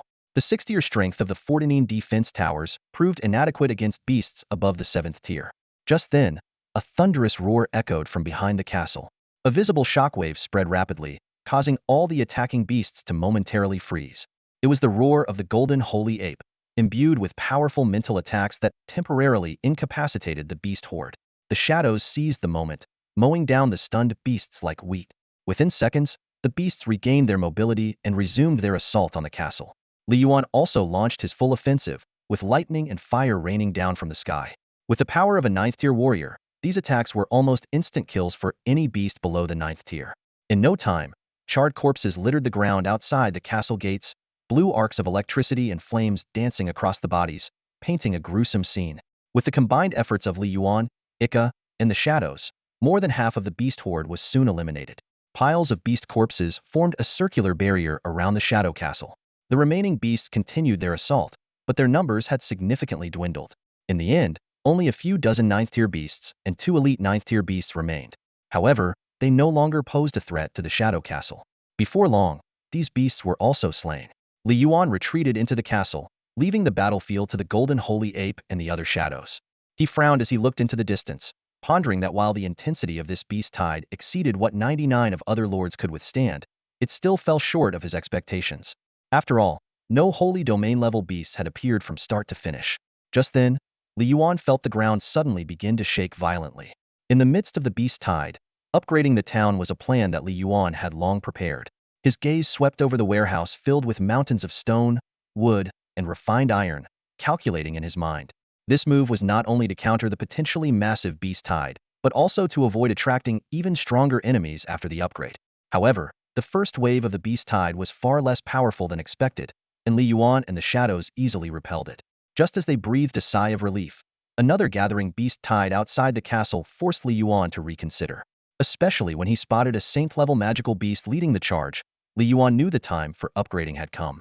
Upgrade the town. As soon as Li Yuan's voice fell, the resources in the warehouse began to disappear at a visible rate. The ground shook violently, more intensely than the tremors caused by the beast tide. A beam of golden light descended from the sky, enveloping the entire shadow castle. A few breaths later, the golden light dissipated. Li Yuan was astonished to find that an area of 2,000 meters around the castle had turned into a flat expanse. The original trees and boulders had vanished, leaving only a smooth surface. The distant magical beasts fell into temporary confusion, looking around and growling in low, puzzled tones. The changes to the town were not limited to this. The exterior of the shadow castle had undergone a transformation, with the dark golden walls rising 7 or 8 stories higher, appearing even more majestic. While the shadow crystal and the sacred source tower hadn't changed much, the crystal core at the top of the castle had clearly enlarged. The protective barrier surrounding the castle also became thicker, continuously supplying energy to the 14 defense towers. With the town's upgrade, the attack power of these defense towers and the defense of the town's crystal core instantly soared to the 9th level. Long-range magical projectiles began to fire at the invading beasts. Li Yuan marveled at the fact that the defense tower's attack range now covered the entire territory, which had expanded to a full 5,000 meters after the upgrade. The magical beasts quickly recovered from their shock and launched another charge towards the castle. The shadows also sprang into action, meeting them heat. Li Yuan did not immediately join the fray but instead carefully observed these beasts. Without the obstruction of trees, he could finally see the true scale of the beast tide. This wave of the beast tide was not larger than the first, but it was significantly stronger. Li Yuan was surprised to find that all the magical beasts were of the 7th or 8th level, with no lower-level beasts or wild animals among them. More unsettling was their organized and disciplined attack. Thick-skinned beasts led the charge, flying beasts provided aerial cover, and long-range attackers supported from the rear. This coordinated combat strategy made Li Yuan wary. Li Yuan's gaze fell on the rear of the beast horde. where a tiger sat a saint-level magical beast, and the only one in this wave. Its size was not much larger than an ordinary tiger, but its golden striped fur gleamed under the sunlight. The most striking feature was the eerie red king's mark on its forehead. Could it be related to the Red Moon Forest? Li Yuan wondered, glancing back at the forest behind him. Although the cleared area now extended 2,000 meters, it was just a small retreat in the vast expanse of the Red Moon Forest. At that moment, the saint-level tiger seemed to sense Li Yuan's gaze and looked towards the castle gate. A faint glow flickered across its body, and the massive tiger gradually transformed into a human figure clad in golden robes. The humanoid saint-level tiger scrutinized the castle with amusement, its lips moving slightly. Though no sound was heard, Li Yuan distinctly heard a playful voice in his ear. "So, you're the human black old third mentioned?" Li Yuan's expression changed, alarm bells ringing in his mind. These beasts not only retain their intelligence, but might not be attacking the castle due to the beast tide at all. The voice of the golden-robed figure came again. "Black old third must be messing with me. Your strength is far greater than he described. This place is quite something, able to enhance combat power. A 9th-level magic array, both offensive and defensive, impressive. You humans from another world are indeed intriguing." Li Yuan's expression grew more serious. This saint-level tiger was no ordinary foe. It had immediately discerned the sacred source tower's combat enhancement for the shadows. As soon as the words fell, the humanoid saint-level tiger extended a hand. This seemingly ordinary hand rapidly enlarged, transforming into a massive tiger paw that descended toward the castle. Sensing the imminent threat, the protective shield around Shadow Castle flared with a brilliant white light. However, under the immense pressure of the giant tiger paw, the shield trembled violently, with the area beneath the paw continually denting, on the verge of collapsing. At the critical moment, the golden sacred ape suddenly appeared. Its body rapidly expanded, raising its arms to block the descending paw. With a thunderous crash, the ground shook. The golden sacred ape's legs bent slightly, its feet sinking deep into the ground. Despite this, it successfully halted the tiger paw. The paw then dissipated, and the castle's protective shield returned to normal. Perched on an armored rhino dragon, the golden-robed figure smiled lightly, seemingly unfazed by the failed attack. Interesting, a variant of the blood-eyed demon ape, the golden sacred ape. What a pity, a future god-level beast bound by a master-servant contract with an otherworldly human. Truly a pity. Had I known, I would have saved your mother back then. The golden sacred ape panted heavily, clearly strained from the effort of stopping the tiger paw. The power disparity was now evident. Despite the Sacred Source Tower's combat boost elevating the golden sacred ape to saint level, it was still no match for the tiger. Saint level beings also have tiers: low, mid, and high. Clearly, the golden sacred ape, boosted by the Sacred Source Tower, was just a novice, a low-tier saint level. In contrast, the tiger was a master, at least mid-ear, possibly high-tier saint level. The golden sacred ape spoke with some self-reproach. "Master, I'm no match for him. He must be mid-ear saint level." IKA returned to the gate at this moment, warily eyeing the golden-robed figure. Li Yuan nodded, his expression grave as he looked at the figure. The other beasts were not the main concern. This tiger was the greatest threat to him and the castle. Many thoughts raced through Li Yuan's mind. Could the golden sacred ape and IKA together win? Should he call back Nija? At that moment, the golden-robed figure spoke again. "Hey, human from another world. How about you break the contract with that golden sacred ape, and I'll spare your life? Of course, this castle can't stay. You and your subordinates just need to leave the Red Moon Forest." The figure in the golden robe looked down at Li Yuan with disdain in his eyes. He made an offer. If Li Yuan broke his contract with the little monkey, he would let him go. While this seemed generous to the sacred tiger, to Li Yuan, it was a blatant insult. Li Yuan sneered inwardly. The limitations imposed by the Shadow Castle were as good as a death sentence. If the castle stood, he stood. If it fell, he perished. Otherwise, he would have left this forbidden land long ago. Negotiations were no longer possible. Silently, he activated his dragon blood armor, and its glow intensified instantly. At that moment, Nika was on a mission at the werewolf tribe. Li Yuan calculated that summoning her back hastily might disrupt their plans. They had agreed that once the town was upgraded, Nika would deal with the werewolf tribe. Now that the town's territory encompassed the tribe, Nika, empowered by the Sacred Source Tower, possessed sacred domain strength. Her goal was not to annihilate the werewolves, but to seize the precious wolf god's divine core. Li Yuan thought, perhaps Nika would soon succeed in return. Even without her, he, along with the golden sacred ape and IKA, might still hold off the sacred domain tiger. Moreover, other shadows could assist in dividing their forces. As long as they blocked the 9th-rank beasts, the 7th and 8th ranks could not breach the castle's defenses. Seeing Li Yuan activate his dragon blood armor, IKA and the golden sacred ape understood they were ready to fight to the end. The sacred domain tiger's eyes gleamed with greed as he saw the divine armor on Li Yuan. He added another condition. Leave the armor, and you can leave the Red Moon Forest. Before he finished speaking, Ika's figure suddenly emerged from the ground, his sword aimed at the tiger's back. However, the sacred domain tiger merely sneered. Ika's attack slowed to a crawl, as if mired in quicksand. Worse, Ika's armor began to crack, and his face twisted in pain. Moments later, Ika's form exploded into nothingness. The sacred domain tiger had barely lifted a finger to obliterate him. The reason the sacred domain is called the sacred domain is because it can manifest a domain, the tiger boasted. Special enhancements may grant you sacred domain strength, but not domain power. My gravity domain ensures you can't even get close. Li Yuan's heart sank as he realized he had overlooked this crucial issue. The Sacred Source Tower's enhancement granted IKA and others sacred domain strength but not domain power. Within the domain, the caster was the absolute ruler. There were only two ways to break a domain. Either counter it with another domain or shatter it with brute force that exceeded its limits. Unfortunately, Li Yuan's side could do neither. Li Yuan made a quick decision to abandon the direct assault plan. He whispered to IKA, who had already resurrected in the shadows, use that move. IKA silently left Li Yuan's shadow. The sacred domain tiger roared impatiently, if it weren't for my boss forbidding wanton slaughter, you'd all be dead by now. My patience is limited. Don't push me to kill you all. Hand over the golden sacred ape and the armor, and… Before he could finish, a sword light grazed the tiger's cheek, leaving a bleeding wound. Enraged, the tiger grabbed the attacking IK. Damn it, you dare wound me. Huh, it's you. He stared at IKA in confusion. Had he just killed him? At that moment, IK suddenly self-destructed without warning. The explosion of sacred domain-level energy obliterated the iron armor dragon at the tiger's feet. Though the tiger quickly raised his domain, he was still left disheveled. Damn it, you've angered me.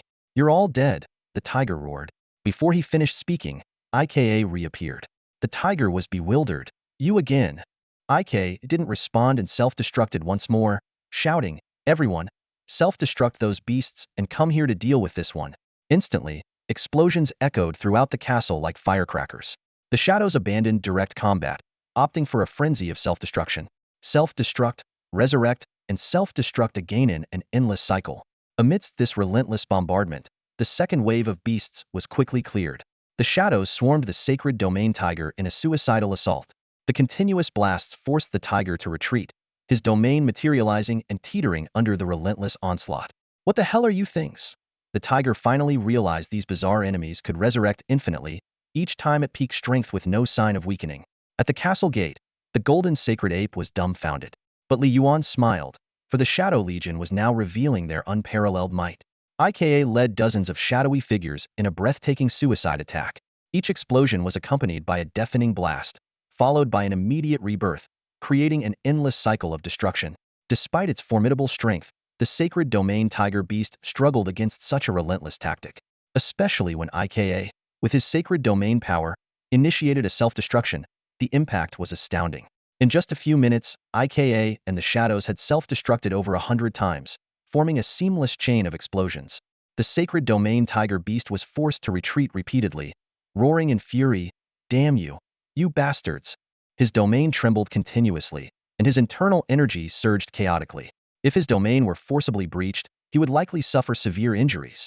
Even without the protection of his domain, the sacred domain tiger beast did not fear IKA and his followers in direct combat. However, if his domain were broken and the enemy continued with this shameless tactic, he could very well be blown to pieces. From birth to his rise to the sacred domain, the sacred domain tiger beast held a significant status in the Red Moon Forest. Yet now, he found himself in an unprecedented predicament. He had thought he could easily crush his opponents, only to be suppressed to the point of suffocation. Humans from another world, you will regret this. You will definitely regret this. The sacred domain tiger beast, unwilling but compelled, decided to adopt the enemy's tactic, self-destructing his domain to create an opportunity to escape. With a thunderous roar, his domain shattered into pieces, and the violent energy swept away the residual explosions from IKA and his shadows. Taking advantage of the gap, the sacred domain tiger beast reverted to his original form, a majestic golden tabby cat, and soared into the sky, dashing towards the depths of the Red Moon Forest. Seeing this, Li Yuan quickly summoned a storm of lightning. The crackling bolts struck the fleeing sacred domain tiger beast. Already injured from his domain's self-destruction, The tiger beast was caught off guard by Li Yuan's sudden attack. Ah, humans from another world. I will make you pay, I swear. The sacred domain tiger beast's anguished cries echoed as his figure and voice swiftly faded into the depths of the Red Moon Forest. At the castle gates, the recently annihilated shadows were formed, silently standing guard outside the shadow castle. Li Yuan turned to General IKA and said, IKA, take 3 ninth-rank shadows to the werewolf tribe. It seems Anijia is in trouble. Little monkey, you go too. Ika's face changed upon hearing this, and he immediately left with 3 shadows. These 3 shadows had advanced to the 8th rank during the Beast Tide and possessed 9th rank combat power within their domain: a ghostly shadow, a giant shadow, and a phantom shadow. The golden holy ape wanted to follow but was unsure of the direction, helplessly looking at Li Yuan. At this moment, General IKA returned, grabbing the golden holy ape's leg and pulling him into the shadow space. After IKA and his team departed, Li Yuan smiled and said, the Beast Tide is over. Clean up the battlefield. Indeed, the Beast Tide had long ended. The beast horde led by the sacred domain tiger beast was not a true beast tide, which was unexpected for Li Yuan. Although the initial beast tide was fierce, it failed to breach the shadow castle, marking a complete victory. The shadows had gained significantly from this battle. They had killed thousands of fierce beasts and magical beasts, greatly enhancing their strength. Even the 10 newly recruited shadows that night had advanced to the 7th rank. IKA and Enijia remained at the 9th rank, 2 ghostly shadows and 1 giant shadow reached the 8th rank, and the remaining 44 shadows all advanced to the 7th rank, with most already halfway to the 8th rank. This collaborative battle allowed for shared experience. Otherwise, the earlier recruited shadows might have already fully entered the 8th rank. Nevertheless, even in Enija's absence, they successfully repelled a mid-level sacred domain magical beast, which was quite an impressive achievement. From the sacred domain tiger beast's words, it could be inferred that there were many sacred domain magical beasts in the Red Moon Forest, and his strength was not the greatest. But for now, they could only take things one step at a time. At least for the moment, Shadow Town, yes, it should now be called a town, had overcome its first major challenge. If more sacred domain magical beasts attacked in the future, they would have to deal with it then. In any case, Shadow Town's continued development would inevitably lead to a confrontation with the Red Moon Forest, something Li Yuan had long anticipated. Peaceful coexistence would be ideal, but if not, it would be a battle to the death. Unless the Red Moon Forest immediately dispatched stronger sacred domain forces, it would be difficult to pose a substantial threat to Shadow Town. Moreover, according to the sacred domain tiger beast, there were restrictions preventing them from freely slaughtering humans. This meant that the sacred domain magical beasts of the Red Moon Forest were limited in their actions in the outside world. Therefore, although the threat from the Red Moon Forest would always be present, it shouldn't pose a significant problem in the short term. Meanwhile, Shadow Town's strength continued to grow. In just a few days, they had managed to repel a sacred domain magical beast. Given more time to develop, even if a divine realm magical beast attacked, they might still stand a chance. This battle also made Li Yuan truly realize the formidable power of the shadows, almost invincible. Li Yuan was in a good mood. The castle had upgraded to a town. The shadow crystal could recruit 10 ghostly shadows daily, and the future looked promising. At Li Yuan's command, dozens of shadows quickly began cleaning up the battlefield. Beast corpses piled up like mountains, and blood flowed around the castle, forming streams. But for the shadows, cleanup was not difficult. They only needed to transport the bodies into the shadow space and send them elsewhere. Unfortunately, there were few intact beast corpses left. The reason was simple. The shadows' previous self-destructions had destroyed nearly half of the beast corpses. Despite this, the remaining corpses were still valuable, comparable to the total harvest of the previous days. Li Yuan temporarily set aside dealing with the surviving beast corpses and contacted the fairy Imo Shanshan. Although Imo Shanshan's fairy castle had upgraded to a town and had considerable strength, Li Yuan was still unsure if it could withstand the beast tide. Who knew if more beasts than usual would suddenly appear on Imo Shanshan's side? We're fine here. But Brother Shadow, many dwarves died. Imo Shanshan's reply left Li Yuan at a loss for words. After a long silence, Li Yuan replied, give them a proper burial. Casualties are inevitable in war, and there may be more sacrifices in the future. We've all come to this war-torn land, and we must be mentally prepared. Okay. Imo Shanshan briefly responded. Closing the chat window, Li Yuan shook his head gently. Not to mention those dwarves, even his shadow army, except for the absent Enijia, had died hundreds of times. After 2 successive waves of beast hordes swept through, the time quietly crept to 2 a.m. For all the surviving lords, it was destined to be a sleepless night. Li Yuan stood outside the castle, facing a battlefield in shambles. Although the shadows had cleaned up most of the corpses and bloodstains, the heavy scent of blood still lingered. Taking a deep breath, he began the task of collecting the spoils of war. The number of magical beast corpses was overwhelming, and Li Yuan decided to personally go out and gather them one by one, rather than have the shadows transport them back to the castle. As the collection progressed, the abundance of the harvest was astonishing.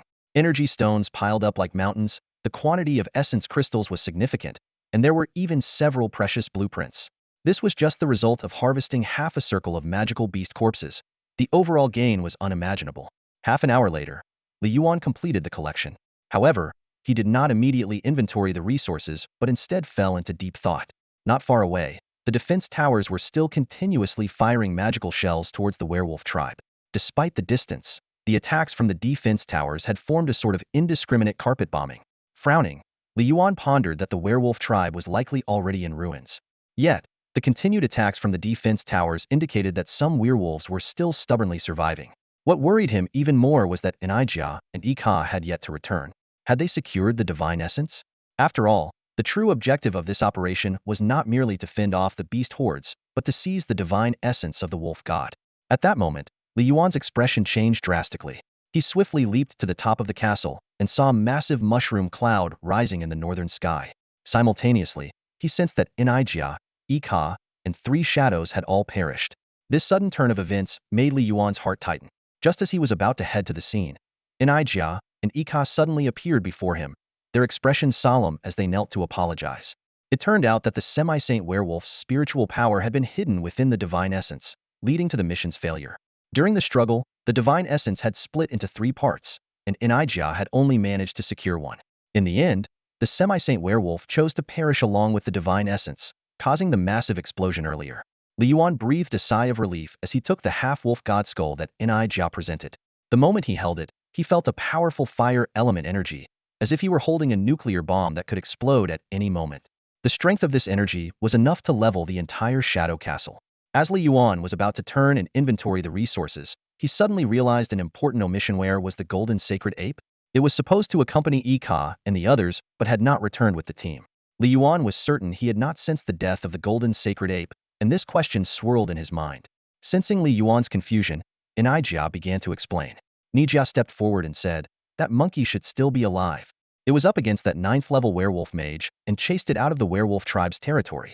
It might have been caught in an explosion, but it should be okay." Despite the uncertainty in his voice, Nijia tried his best to defend the golden holy ape. Li Yuan already knew the fate of the golden holy ape. A gleam flashed in his eyes as he said to Nijia, "Go over there and see if you can find it." Li Yuan was calculating in his mind. If the golden holy ape was just injured, that would be fine. But if it had left its territory on its own, then this divine beast would no longer be necessary. However, Li Yuan believed it was unlikely that the little monkey had run away, considering it had the chance to leave before but chose not to. Nijia immediately disappeared, followed by Ika and the others. Li Yuan stopped thinking about it and turned towards the warehouse. Looking at the mountains of supplies in the warehouse, a delighted smile spread across Li Yuan's face. This haul was indeed substantial. There were over 2,800 energy stones, and with the previous stock, the total was close to 3,000. They were now 3/5 of the way to the 5,000 needed to upgrade the Shadow Crystal. The yield of primordial crystals was also impressive, totaling 108. With the previous reserves, they now had over 120, just 70 or 80 shy of what's needed to upgrade the barracks. Although the drop rate wasn't very high, considering not all elite magical beasts dropped primordial crystals, this number was quite satisfactory. Food and various magical beast materials took up most of the warehouse. Additionally, there were 3 blueprints, 1 for a basic house, and 2 for mid-level villas and walls. Although they didn't match the holy or advanced blueprints obtained before, they were still useful for beautifying the town. Li Yuan quickly started constructing the basic houses and villas. Soon, a cluster of well-arranged buildings appeared around the castle, forming the beginnings of several neighborhoods. Though all built from the same blueprints, the overall layout looked quite attractive, especially the villas, which were comparable to mid-level castles and particularly eye-catching. Just as Li Yuan finished these tasks, Nijia and the others returned, carrying the unconscious golden holy ape. Li Yuan stepped forward to check and found the little monkey severely injured. Its internal organs almost completely shattered, with only a breath left. Had it not been far enough from the werewolf tribe, it would have perished in the divine explosion. Without hesitation, Li Yuan activated the power of the horse talisman. Instantly, the golden holy ape's wounds vanished, its fur restored to its original state, and its shattered organs returned to peak condition. This wasn't just healing, it was complete restoration. Upon waking, the golden holy ape gratefully said, "Thank you, Master. for saving my life again." It recalled the despair it felt during the divine explosion, not expecting to be granted new life once more. However, Li Yuan didn't acknowledge the golden holy ape's gratitude at that moment. Instead, he stared intently at it, a sudden inspiration flashing through his mind. Since the horse talisman could restore any damaged material to its complete state, could it be used to repair the one-third fragment of the divine essence? Although Li Yuan initially told Nija that obtaining a third of a divine essence was a decent reward, he knew deep down that a complete divine essence would be the ultimate treasure. His eyes gleamed with desire as he began plotting how to seize this opportunity. A divine essence, the essence condensed after a god ignites their divine fire, represents another leap in the level of life. Li Yuan recalled a saying circulating in the world chat: "Those below the sanctuary are mere ants." Though it seemed extreme, the scene of a sanctuary tiger beast effortlessly killing IKA confirmed its truth. The power of the divine realm was even more unimaginable. One could say, those below the divine realm are all ants, with even sanctuary powerhouses being insignificant in their eyes. Li Yuan knew that a single divine essence did not equate to becoming a god. It was merely a key to entering the divine realm. While absorbing another's divine essence could expedite godhood, it limited one's potential to the original owner's level. As the future ruler of the Shadow Kingdom, Li Yuan disdained relying on another's divine essence. His goal was to condense his own. However, this divine essence presented a rare opportunity for others. A glint of calculation flashed in Li Yuan's eyes as he considered bestowing it upon an ordinary shadow soldier, instantly creating a divine realm powerhouse. This would greatly enhance the strength of Shadow Town, making them fearless in the face of sanctuary tiger beasts and black-crowned golden eagles. With this thought, Li Yuan could no longer contain his excitement. He turned to Nija and said, "Take me to the werewolf tribe immediately." Though puzzled, Nija obeyed without hesitation. He gently took Li Yuan's hand, and the two vanished, leaving the golden sacred ape bewildered. After traversing through the shadow space, Li Yuan and Nija arrived at the former location of the werewolf tribe. The sight that greeted Li Yuan made him gasp. A massive crater over 500 meters in diameter had replaced the tribe, as if wiped from the earth by a terrifying force. Without further observation, Li Yuan took out the fragment of a skull given to him by Nija. He knew that while the horse talisman could restore anything, it required some remnants of the shattered object. Though the divine essence had exploded here, leaving no physical debris, its energy likely lingered. With a sliver of hope, Li Yuan tossed the skull fragment into the air. The power of the horse talisman enveloped it, and its energy spread out, seemingly searching for the missing pieces. Minutes later, Li Yuan noticed a change. From around the crater, special particles, almost invisible to the naked eye, were drawn to the floating skull fragment, slowly forming around it. Though progress was slow, Li Yuan could see the skull gradually growing. Unable to suppress his excitement, Li Yuan intensified the output of the horse talisman's power. Over the next 3 hours, the skull became more complete, and the night sky turned to dawn. When the horse talisman could no longer find any dispersed energy, the restoration process ceased. Li Yuan retrieved the now almost complete skull and examined it closely. Though not entirely perfect, a noticeable dent remained at the top. Li Yuan quickly realized this might have been an original flaw. He chuckled softly, reminding himself not to dwell on such details, as the skull was merely a vessel for the divine essence. Flames erupted from Li Yuan's hand, heating the skull until it glowed red. With a gust of wind, the skull disintegrated into white powder and scattered. In its place was a red crystal, the size of a baby's fist, irregularly shaped and faintly resembling a flame. Inside the crystal, a tiny flame flickered, emitting powerful energy waves. Gazing at the fire element divine essence in his hand, Li Yuan's lips curled into a satisfied smile. In this moment, he envisioned a stronger future for the Shadow Kingdom, bolstered by this divine essence. Li Yuan carefully compared the strength levels of divine powers mentioned in the world announcement. The fire godhood he held was classified as a lower-tier deity. The divine hierarchy was divided into upper-tier gods, middle-tier gods, and lower-tier gods. Above them were the main gods, and above the main gods were the supreme gods and the rulers of laws. From the godhood perspective, the wolf god's power wasn't particularly strong either, only a lower-tier deity. However, even the weakest gods were still exalted beings. Nijia gazed at the red glowing crystal in Li Yuan's hand, feeling the immense power within. She couldn't help but exclaim, "Such strong power! This godhood is truly extraordinary." Li Yuan smiled with satisfaction, carefully putting away the fire godhood. He then said, "Let's go back." Internally, he was calculating that this godhood was undoubtedly his greatest gain since arriving on the war continent, surpassing all the spoils from the recent beast tide. Of course, he owed this to the magical horse talisman. Without it, the godhood would be worth only a third of its current value. Upon returning to the castle, Li Yuan noticed that Yika and the others were nowhere to be seen. He had no intention of summoning them back. The sky was nearing dawn, and after a night of intense fighting, Li Yuan felt somewhat fatigued. He didn't bother with other matters, instructed Nijia to stand guard alone, and quickly took a bath before heading to the sacred source tower to rest. However, Li Yuan didn't sleep for long. Sunlight streamed through the window, warm and bright, as if nothing had happened the previous night. With his enhanced abilities, Li Yuan's need for sleep had greatly diminished. 2 to 3 hours of rest were enough to restore his energy. After waking up, Li Yuan went to the castle for a quick wash and meal. Standing atop the castle, he overlooked the newly built houses around him. Though orderly, they seemed a bit deserted. But Li Yuan wasn't worried. The beast tide had just passed, and the real development period was about to begin. In his view, the upcoming War of the Races was the prime opportunity for territorial expansion. Li Yuan lightly jumped down from the castle and found a chair in the courtyard to sit on. He opened the trading market, which was bustling with activity compared to usual. The trade board was filled with posts about various food materials. Many lords had put up thousands of units of food, indicating that most surviving lords had reaped substantial rewards from the beast tide. Of course, this only applied to the lucky ones who survived.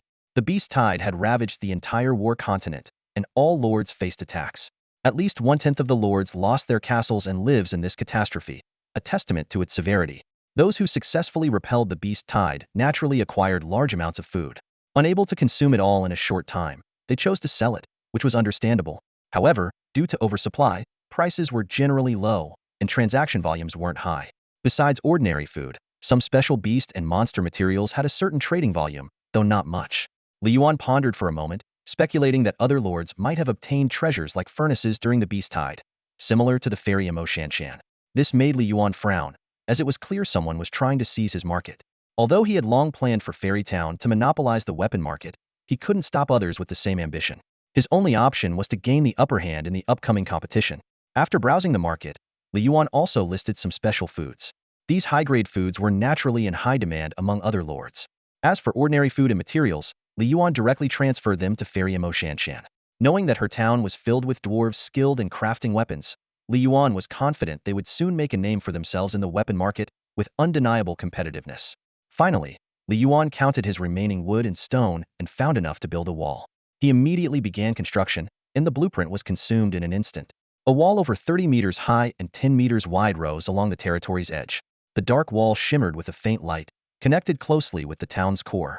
Simultaneously, the town's protective shield merged with the wall, making it nearly impossible for beasts below the 9th tier to breach the territory. With the wall completed, Li Yuan opened the chat channel to check on other lords. To his surprise, the channel was as lively as it was before the beast tide. Many lords were actively discussing. This is bad. The beast tide is over, but I only have 7 or 8 troops left. That's nothing. I only have 5, and they were just recruited. At least you're alive. Think of those lords who perished. My wife is dead. My wife is dead. She hasn't responded since last night. How did you contact your wife? How do you know it's her? Anyway, the beast tide is over, and we survived the first hurdle. But surviving on the war continent is just beginning. Our castle shields are gone, which means we're now fully exposed to local forces. Exactly. Our biggest enemy now is the local forces, so I suggest we form an alliance. Form an alliance to fight against the local forces. I agree. Should we have a leader to guide us? Sounds reasonable. We shouldn't fight among ourselves now. We need to unite against the local forces. We've had too little time to develop, and we can't handle the local forces alone. They're too powerful. By the way, did anyone notice the beast tide is still active? There's no movement yet. Right. Isn't the beast tide supposed to be over? Or is it not finished? What the heck? Another beast tide? The voice said it was the first beast tide. As these last few messages appeared, the previously lively atmosphere shifted drastically. Come on, we were just starting to enjoy ourselves. Why bring this up now? Seriously, talking about the beast tide at a time like this. Seeing these messages, Li Yuan remembered the beast tide event, where rewards were based on rankings, and the first place would receive a unique special reward. But since the voice hadn't appeared yet, was it still calculating the rankings, or was there another beast tide coming? Li Yuan closed the chat channel and brought up his town information panel. The data for Shadow Town appeared before him. A primary town with 9th level defenses, spanning a territory of 5 kilometers. The buildings included Shadow Crystal, a warehouse, a holy source tower, walls, 50 ordinary houses, and 10 villas. All the resources needed for an upgrade were ready. 500,000 units of stone, 1 million units of wood, and 100,000 units of refined iron. His reputation stood at 12,000, surpassing the 8,000 of the fairy Imo Shanshan. However, this reputation was far from a good name. The prompt indicated that Li Yuan and his town were hated by the Dragon Clan, the Goblin Kingdom, and the Werewolves of the Peak. This animosity had seeped into Li Yuan's aura, causing him to face natural hostility whenever he encountered these groups. After resting for a few hours, Li Yuan felt refreshed and began to think about the town's defense.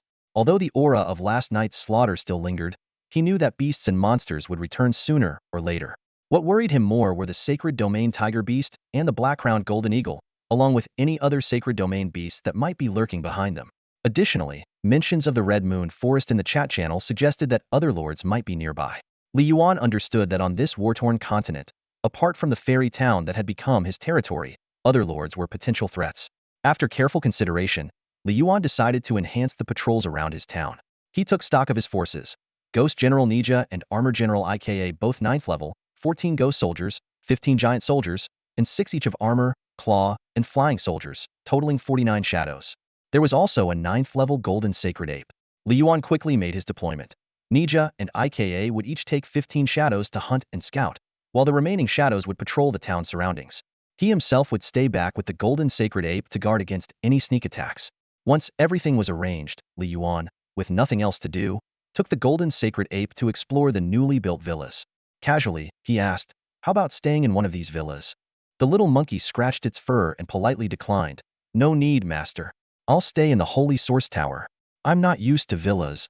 Li Yuan nodded, contemplating having Nija and IKA choose a villa to add some liveliness. He regretted that, apart from the generals, the other shadows couldn't speak.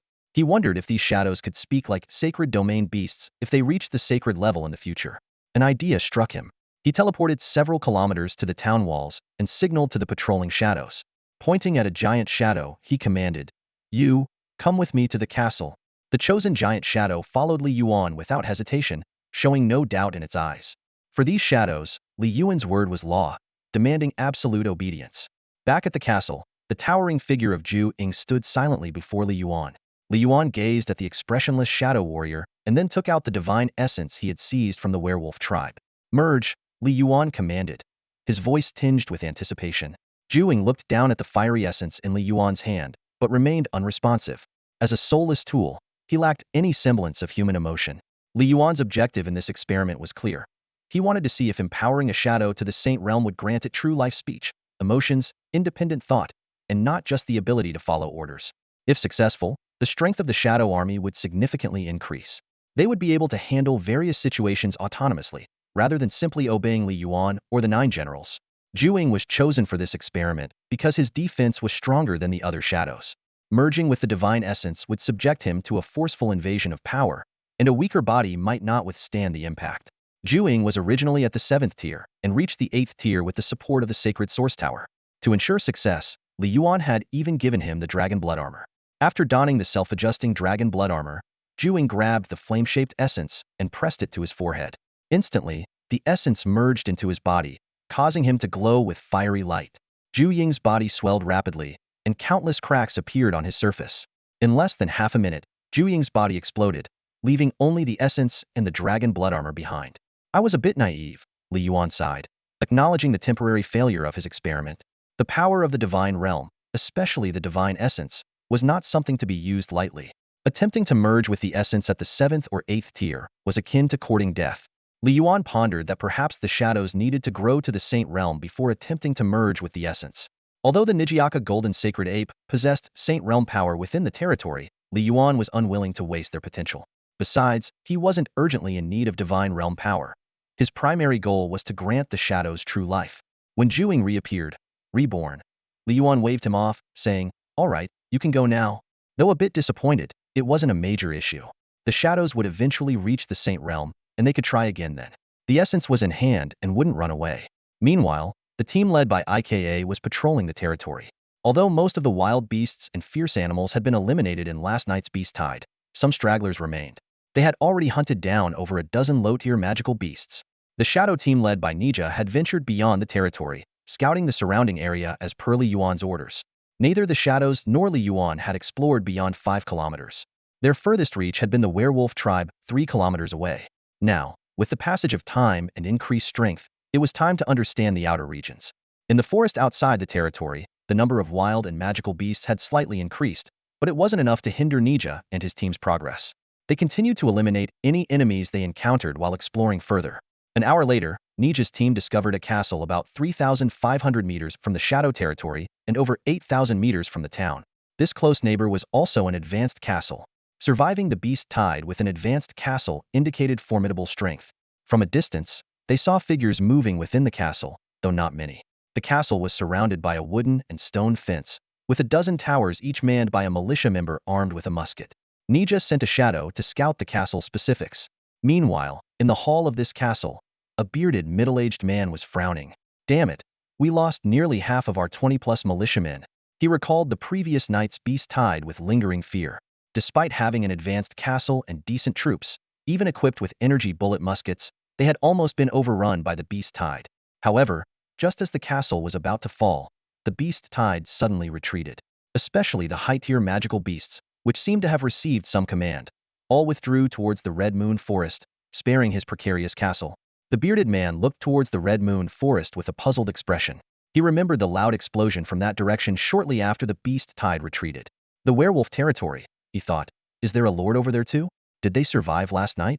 Shaking his head, he realized that even if there were surviving lords over there, they were likely beyond his reach. Besides, the Red Moon Forest was a well-known forbidden zone. Suddenly, his gaze shifted in another direction, and a sly smile appeared on his face. I can't mess with that side, but this one might be worth a try. He calculated. Conquering another lord's castle would yield rich rewards, just enough to make up for this loss. The other side is just a mid-level castle, and must have suffered more. They'd never expect a sudden attack from me, would they? On the other side of the bearded man's castle lay another castle, which had now become his target. The bearded middle-aged man made up his mind and led the warriors out of the castle. Leave 2 militia to guard the place. The rest of you, come with me and bring those 2 cannons. At his command, several militiamen quickly moved 2 green cannons from the warehouse. Before leaving, the bearded man hesitated for a moment, but ultimately chose to go with his men. Fortune favors the bold, he encouraged himself silently. Taking the lead now will put us far ahead of everyone else later. Just outside the castle, the bearded man glanced in another direction. Suddenly, his eyes were covered by a golden glow, a special ability called Golden Eyes he acquired after the barracks were upgraded. In the shadow under a tree, he saw a humanoid figure that ordinary people couldn't detect. Under the scrutiny of his golden eyes, it was a figure with blood-red eyes, cloaked in black. A demonic beast? No, it must be a dark-type demon, the bearded man thought to himself. 7th tier elite. I didn't expect to be targeted so soon after the beast tide. Although he himself was only at the 4th tier, and his strongest troops were at the 6th tier, the bearded man had a trick up his sleeve. His ace was those 2 cannons, not something he made, but something that came with recruiting artillerymen from the barracks.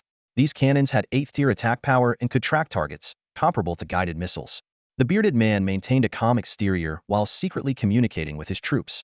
Suddenly, he shouted, "Fire!" The 2 cannons instantly turned and aimed at the shadowy hiding spot. The shells roared out with long fiery tails and exploded, vaporizing the tree and leaving the area in ruins. As the smoke cleared, the bearded man and his men rushed forward, only to find nothing on the ground.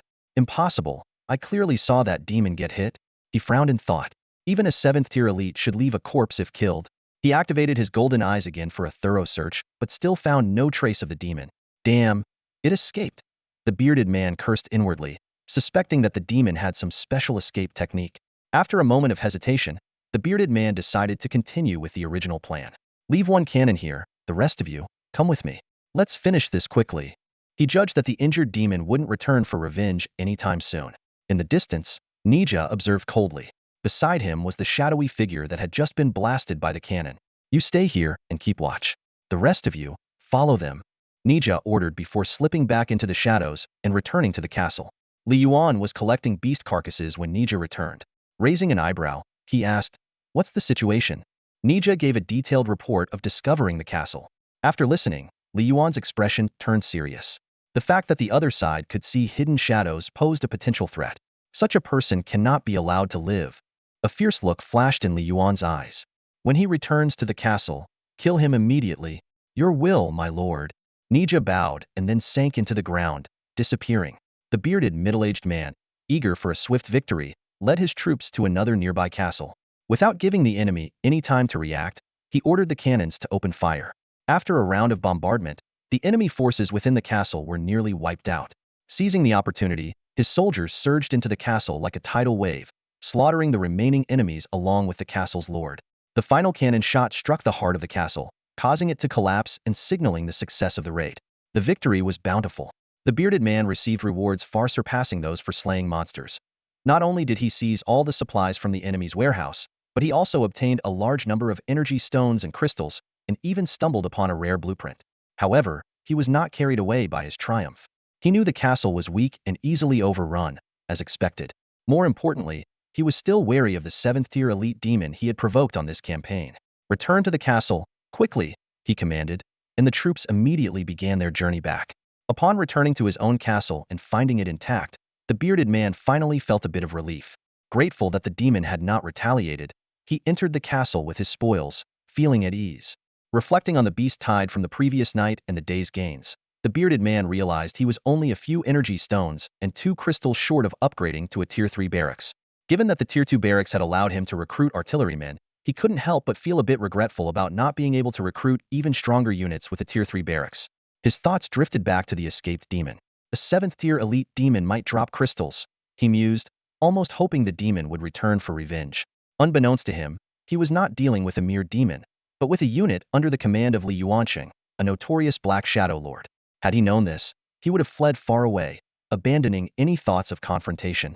Just as the bearded man was lost in his thoughts, the alarm from the castle's guards suddenly rang out. "Enemy attack! Enemy attack!" Enum, the shout was abruptly cut off. The bearded man perked up, thinking the demon had returned. "Since you've come, you won't leave this time," he declared, quickly assembling nearly 20 militia soldiers armed with muskets, with 2 cannons ready to fire. However, in the courtyard, apart from the bodies of 2 fallen militiamen, there was no sign of the demon. The bearded man paused, then remembered the demon's invisibility. He immediately activated his golden eye skill. What he saw made his face turn pale and his body tremble. It wasn't just one demon, but over a dozen. As they realized they had been detected, the demons revealed themselves. Leading them was a horned, ghostly general, Nija, a 9th-tier powerhouse. Among the demons were those similar to the previous one, some flying in the air, and others towering like giants, all at least 7th tier. The bearded man's legs went weak, and he could barely stand, filled with disbelief and deep despair. Trembling, he spoke, "Great demons, I am willing to submit to you. Please spare my life. I will offer my soul and become your loyal servant." Nija ignored his plea and coldly ordered, "Kill." The shadows dispersed instantly, launching a ruthless slaughter of the bearded man's troops. The militia stood no chance against such powerful foes, and even the cannons were rendered useless at close range. At that moment, the bearded man finally noticed the system alert he had previously ignored. "Emergency warning. Your units are under attack by enemy units. Organize your units for defense." This alert had appeared when the first militiaman was attacked, but the bearded man had been too preoccupied with thoughts of slaying demons for energy stones and crystals to pay attention. Seeing the alert now, he was shocked once more. He had always thought these were native demons of the war continent or evil beings from the dark dimension. Now he realized they might be elite units of another lord. Seeing the black-robed figures lurking in the shadows, the bearded man suddenly thought of a possibility Black Shadow Lord. Could these be the units of the Black Shadow Lord? As he pondered this, a warm liquid splashed onto his face. Wiping it off, he saw his hand covered in red. Looking around, he saw that his troops were nearly wiped out. In utter despair, the bearded man knelt before Nija. "Great Lord, I am willing to submit. Please tell your master that Whitebeard Castle is willing to become your vassal territory." Nija looked at him coldly and said, "My king's orders are clear. Slaughter this castle, leave no one alive." Before the words finished, the blade was already upon him. The bearded, middle-aged man desperately wanted to escape, but he knew there was nowhere left to run. A flash of steel, and his head was severed, rolling a few times on the ground before coming to a stop. His wide-open eyes seemed to express his unwillingness to die. The beast tide had just passed, and the battles for city lord and race's supremacy were just beginning. Dying at this moment was a fate he could not accept. With the bearded man's death, his castle began to shake violently, as if it could collapse at any moment. "He's dead, the lord is dead." The remaining 3 militia in the castle courtyard shouted, quickly discarding their weapons and raising their hands in surrender. This scene clearly indicated that their loyalty to the bearded man was low. According to the game rules, troops would only betray or leave the castle if loyalty fell below 50. If it were between 70 and 80, they would continue to fight even if the lord was dead. However, the surrendering militia soon met their end. A shadow swiftly ended their lives, as their king had ordered no survivors. Nija didn't care about this. He knew that to completely destroy the enemy's castle, he needed to shatter the castle's core crystal. For Nija, the sixth-tier defensive crystal was insignificant. With a single punch, he shattered the crystal, and the entire castle crumbled to ruins and vanished. Meanwhile, far away in the Shadow Town, Yuan received a system notification. Congratulations, Shadow Lord. Your troops have destroyed the enemy's castle crystal, securing victory in this Lord confrontation. Your rewards are being tallied. Please wait. Tally complete. You have received an advanced blueprint for a mobile turret. You have also acquired all the resources from the enemy's warehouse. 918 energy stones, 2 essence crystals, 700 units of food, 14,564 units of wood, 8,780 units of stone, 234 units of refined iron, and various other materials. You are the 1,136th Lord to destroy an enemy castle. Your reputation has increased by 600. Yuan raised an eyebrow at the last notification. Clearly, many lords had already attacked other castles in recent days. This was understandable, given the substantial rewards for destroying an enemy castle, especially for lords with advanced and top-tier troops.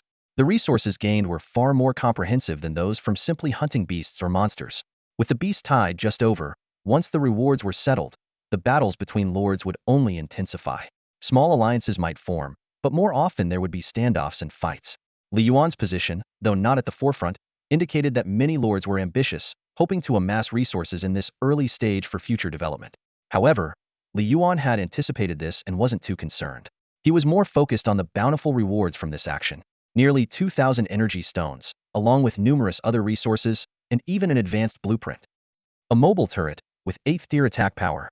Such a clearly named blueprint didn't need further identification. Though this type of weapon couldn't be built directly from the blueprint and required craftsmen to create it, this wasn't an issue for Yuan. The dwarf craftsmen under the fairy lord Imoshanshan were experts in this field. At this moment, Yuan's warehouse inventory included 4,319 energy stones, 131 essence crystals, 21,800 units of wood, 14,500 units of stone, and nearly 50,000 units of refined iron. While these resources were abundant, they were still insufficient to upgrade to a mid-level town or a 4th-tier shadow crystal. However, the energy stones and essence crystals needed for the shadow crystal upgrade were nearly there, making it a primary development focus. After all, upgrading the barracks was, in some ways, more crucial than upgrading the town. With upgraded barracks, more and stronger troops could be recruited, making it easier to gather resources and further advance the town.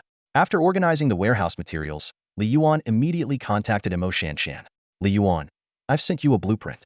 Have your dwarf craftsmen take a look and then make it. Fairy Lord, got it, will do. Yuan. Also, I'm sending over some food and monster materials. Fairy Lord. Received. Yuan. That's it for now. Make sure to forge plenty of weapons and equipment, especially the ones from the blueprint I just sent. Taking advantage of the time before the beast tide rewards were distributed, Yuan decided to corner the refined iron market. He foresaw that refined iron would become a standard trading commodity for a long time, and he aimed to control this standard. After all, war always required substantial funding. Just as Yuan was about to end his conversation with Imoshanshan, she sent another message.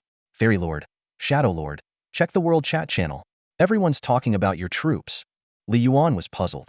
While there had always been speculation about his troops in the chat, it was usually baseless. Why was it a topic again now? Curious, Yuan opened the chat channel.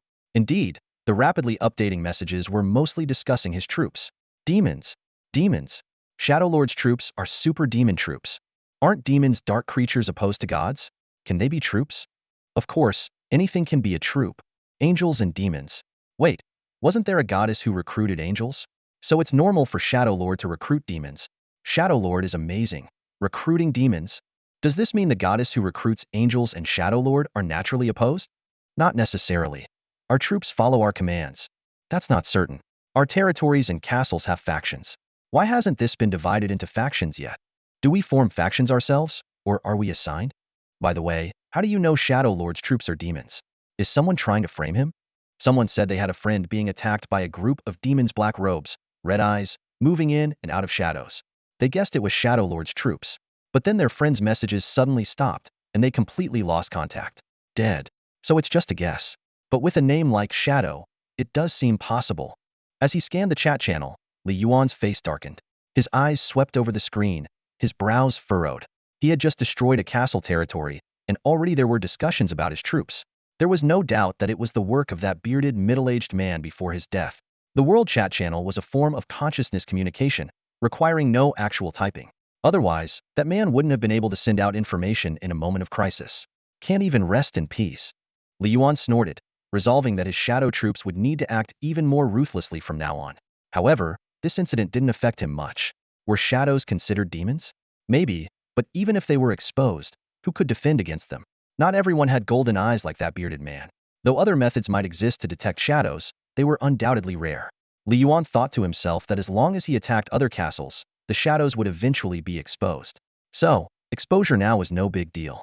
If people wanted to label his troops as demons, so be it. He just wondered if anyone had truly recruited demons. Otherwise, they would be taking the blame for him.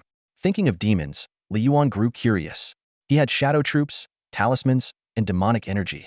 Could he recruit the 8 great demons? Their combat power was formidable, each one incredibly strong. However, demons didn't belong to the shadow system. As Li Yuan pondered, a fierce battle was unfolding on the Takken plains. On the vast grasslands, Yi Shui led her angel squad in a siege against a group of bear people. These half-beasts had attempted to raid Angel Castle during last night's Beast Tide, but had run into the newly evolved 6-winged archangel, Cheryl, who had reached the 9th tier. The bear people had clearly bitten off more than they could chew, and were now fleeing in disarray, chased by the angel squad. Yi Shui seized the opportunity, leading her team to the bear people's tribal stronghold, determined to root them out completely. The angel squad's strength was now extraordinary, with Cheryl at the 9th tier and Yi Shui herself having advanced to the early 8th tier. Additionally, there were several angels at the 6th and 7th tiers, making their overall combat power surpass most lords. At this moment, under the divine radiance, the bear people's tribe was on the brink of annihilation. Yi Shui didn't even need to personally intervene, as she was focused on the chat channel. She had set up 2 keyword alerts, shadows and angels. Yi Shui carefully read through the discussions in the channel, her brows furrowed. The Shadow Lord had attacked other castles, revealing his troops, and they were demons? This news surprised her. Demons were top-tier troops, on par with angels. The chat channel continued to buzz with discussions. Some were convinced Li Yuan's troops were demons, while others were skeptical. But with the mention of relocation, the topic quickly shifted. When 30 billion Earth Lords, though now likely fewer, first arrived on the war continent, their locations were randomly assigned. Previously, they had no way to change locations, but this new feature gave them the ability to choose. Of course, not everyone had the means to relocate their castle. The chosen location might already be occupied by another force, and unless you were stronger, you'd be driven out. Additionally, relocation required extra resources to rebuild the castle, which most lords couldn't afford. As she watched the discussions about relocation, an idea sparked in Yi Shui's mind. She quickly typed into the chat. Angel Castle is located on the Takken Plains. Those interested in forming an alliance, please join my group for detailed discussions on location and other matters. When joining, please provide your troop type and strength data. Thank you. Yi Shui then attached a link to the group chat she had just created. This was part of Yi Shui's long-term strategy. As a former corporate executive, she was an ambitious woman who believed in the power of teamwork. Despite the strength of her angel squad, she knew that to dominate the war continent, she needed more than just her team. From the beginning, she had planned to recruit other lords to join her in conquering the land. Her angel troops were powerful enough to command respect and attract other lords to her cause. Meanwhile, the emergence of Li Yuan, a lord with top-tier demon troops, had instilled a sense of urgency in many lords, particularly those in Andira State and near the Red Moon Forest, who neither wanted nor could afford to confront Li Yuan. In this context, Yi Shui, a lord with angel troops, stepping forward would undoubtedly attract followers seeking protection, laying the foundation for her quest for dominance. When an opportunity presents itself, how could Yi Shui possibly let it slip by? She quickly sent out a message about forming an alliance, causing a stir among the lords. Many were eager to join her private group, but Yi Shui was selective.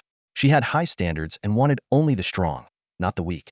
In the state of Andala, there were countless lords, at least in the billions. Yi Shui knew that accepting everyone would render the alliance meaningless. Her angelic troops were powerful, on par with the Shadow Lord, naturally attracting many lords who wanted to align with her. But Yi Shui was clear about what she needed. Strong allies to conquer the world, not weaklings seeking her protection. Thus, Yi Shui set strict criteria for joining the group. While not necessarily as strong as her, applicants couldn't be too far behind. This move deterred most applicants, allowing only a few lords with high-level troops to join. Those who were rejected complained in the chat group, but there was nothing they could do. Her requirements were reasonable. Yi Shui's actions caused a significant ripple effect, especially combined with the stimulus from Li Yuan, sparking a wave of alliances. Many lords realized that going it alone was no longer viable in the current climate, particularly with the threat from local forces. Without banding together, they risked being wiped out in the ongoing conflicts among lords. Weaker, less ambitious lords were especially desperate for protection from stronger allies. This alliance frenzy spread beyond Andala to the other 6 continents. Leaders with top-tier troops, like Ishue, spearheaded these movements, while others who had been privately discussing alliances also began to act. Near the Red Moon Forest, a number of lords had gathered. Most of them had been rejected from Ishue's group. A lord named Huashan saw an opportunity and started recruiting these disheartened lords. His troops, the lava beasts, were high-level, and he was unwilling to become a subordinate, so he decided to form his own alliance. Huashan's strategy was to cast a wide net, accepting any lord near the Red Moon Forest, regardless of their strength. He didn't want to relocate just yet, but was concerned about the rumored Shadow Lord nearby, so he was eager to gather all available forces. Thus, the Huashan Alliance was born, with Huashan as the leader. In the alliance group, discussions about how to deal with the Shadow Lord were fervent. Huashan used the Shadow Lord as a rallying point, urging everyone to unite to avoid being picked off one by one. Can we really take on the Shadow Lord together? His troops are demons, someone asked anxiously. Strength in numbers. Even if his troops are demons, their numbers are still limited. If we work together, we might stand a chance. Another voice replied confidently. Exactly, he has at most 50 troops. Everyone we kill is one less to worry about. With so many lords and troops on our side, what's there to fear? The discussion heated up, with some suggesting further expanding the alliance to boost strength. Others were worried about the dangers of the Red Moon Forest and proposed relocating. However, most agreed that since their territory hadn't encroached on the forest yet, there was no need to rush. By the way, should we try contacting the Shadow Lord? Maybe we could convince him to form an alliance too, someone suggested. Huh, that guy barely speaks in the chat channels. Haven't you tried adding him as a friend? I've tried hundreds of times, but he never accepts. It's obvious the Shadow Lord and the Angel Lord don't think much of us. Why bother? Exactly, being strong ourselves is the real deal. Huashan finally spoke up, organizing everyone to report their resources for unified allocation to quickly boost their strength. Everyone was eager and confident, dreaming of first defeating the Shadow Lord, then dealing with the Angel Lord. Meanwhile, Yuan also noticed the buzz about alliances in the chat channels. Many people contacted him through the trade channel, inviting him to form or join alliances. More messages treated him and Shadow Town as enemies. This made Yuan realize he had already surpassed many lords, inciting their fear. Am I the public enemy now? Yuan shook his head, unfazed. He knew the Shadow's power was beyond these people's imagination. Once the 9 Shadow battalions grew a bit more, these so-called alliances would be no more than paper tigers. Yuan closed the chat channel and cleared all private messages. He remembered something important he hadn't done yet, drawing the divine skill. When his advanced castle upgraded to a primary town, the system had awarded him a chance to draw a divine skill. He had forgotten about it amidst the sanctuary tiger beast attack and restoring the wolf god's divinity. Taking a deep breath, Yuan brought up the long-forgotten notification. Your advanced castle has upgraded to a primary town, granting you one chance to draw a divine skill. Would you like to proceed now? Proceed immediately. Yuan thought, filled with anticipation, wondering whether he would draw a talisman or demonic power. He already possessed the horse talisman, dragon talisman, and lightning demonic power. Would it be a new demonic power this time? Congratulations! You've won the Moon Demon Chi in the latest lottery. As the notification appeared, a mysterious force instantly merged into Yuan's body. He felt the surge of new energy and couldn't help but marvel at it in his heart. Moon Demon Chi, the power of the Moon Demon Zhulang, was immensely powerful, allowing its wielder to manipulate gravity. With just a thought, Yuan found himself effortlessly floating in the air. Although his 9th-tier combat strength, enhanced by the Holy Source Tower, already allowed him brief flight, the Moon Demon Chi granted him true and unrestricted flight. Control objects. Yuan muttered softly, extending his hand. Instantly, stones and branches in the courtyard levitated, eerily floating in midair. With a series of cracks, several stones were compressed into powder under the force of gravity. Feeling the new power coursing through him, Yuan nodded in satisfaction. Within my territory, even 9th-tier opponents might not be able to get close to me, he mused. One move of universal attraction for gravity suppression, combined with Thunder Demon Chi and Dragon Talisman, and my enemies will be sitting ducks. Smiling, Yuan withdrew his control over the Moon Demon Chi, and the floating objects in the courtyard gently settled back to their original places. Despite his joy at the newfound power, Yuan quickly shifted his attention to other matters. He listed all the equipment given to him by the fairy Imo Shanshan on the trading plaza. The collection was considerable, including over 50 sets from before and more than 100 new sets obtained today, all of which were 3rd-tier or higher. Even his previously used 5th-tier battle blade was put up for sale. Yuan chose to auction these items, as there were still few lords able to trade weapons for other goods. This approach could drive up the final prices, maximizing his gains. Naturally, his desired trade item was refined iron. Despite ongoing discussions in the chat channel about Li Yuan's demon troops, it didn't dampen the enthusiasm for his listed equipment. After the Beast Tide, the lords had a heightened awareness of the importance of weapons and armor. With the Beast Tide rewards yet to be distributed, everyone was preparing for the potential next wave. Li Yuan calculated that these loader items were not the main attraction. The real gem was the turret he gave to Imo Shanshan. With an 8th tier attack power, it was a formidable weapon. If auctioned, it would undoubtedly cause a stir. Although selling such powerful weapons could be seen as arming potential enemies, Li Yuan wasn't too concerned. For him and the Black Shadow, such weapons posed no real threat. Even if a weaker Black Shadow was killed by the turret, it could simply respawn elsewhere. Li Yuan's true goal was to amass refined iron. At this stage, refined iron was the most crucial resource, as most lords had not yet upgraded to towns. Both upgrading and developing towns required large quantities of refined iron. By then, most of the refined iron would be in Li Yuan's possession. This strategy allowed Li Yuan to suppress the development of other lords while preparing for the upgrade and expansion of the Black Shadow Kingdom. His Shadow Town, Shadow Crystal, and any potential special buildings would require more advanced resources. At that point, his stockpile of refined iron and weapons would give him the upper hand in resource trades. After quickly checking the auction prices, Li Yuan noted that the bids were already as high as before the Beast Tide. It seemed everyone truly understood the importance of weapons and armor. He closed the trading plaza interface and headed to the front yard. In the front yard, IKA and the others had returned with some more monster corpses. The quantity was small, indicating that the monsters within the territory were nearly wiped out. Li Yuan decided not to send them outside the territory or deeper into the Red Moon Forest for now, planning to wait until the Beast Tide rewards were distributed. For now, having Nija and the others scouting outside was sufficient. As Li Yuan was collecting materials from a dozen monster corpses, Nija suddenly returned to the castle alone. "Your Majesty, we have discovered another castle." Nija bowed, and then detailed the situation of the newly discovered castle. The new castle was also a high-level one, located more than 13,000 meters from the Black Shadow territory. Its troops were similar to those of the Bearded Lord, consisting of human warriors. Interestingly, when Nija found the castle, its lord was preparing to relocate. However, a group of zombies suddenly appeared, forcing the lord back into the castle and currently besieging it. Li Yuan was not surprised by the castle's ability to relocate. He had seen related messages in the chat channel and confirmed it via announcements. Considering that the lord's castle was also near the Red Moon Forest, it was only natural to want to move away. Li Yuan recalled his own thoughts upon learning that castles could be relocated. He had considered leaving the Red Moon Forest due to the significant threats there. However, for now, relocating could be put on hold. Could there be an undead lair near the Red Moon Forest? Li Yuan pondered. The Beast Tide had brought ghouls, and now zombies were appearing. Although zombies were more advanced and intelligent than ghouls, they were still undead. This led Li Yuan to suspect that there might be a large number of undead creatures near the Red Moon Forest. Just then, Nija asked, "Your Majesty, should we save this castle first?" Li Yuan understood Nija's intention. Saving the castle first, and then attacking it would allow them to capture its resources and rewards. If the zombies destroyed the castle first, they would only get energy stones, missing out on other material rewards. This was why Nija had come back to ask for instructions. After a moment of thought, Li Yuan nodded. "You can go alone. Change your appearance so as not to reveal your identity as a Black Shadow. Save the castle first. And don't kill all the zombies.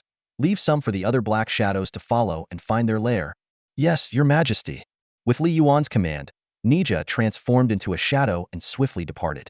Li Yuan's decision to save the castle was not out of sympathy but for another purpose.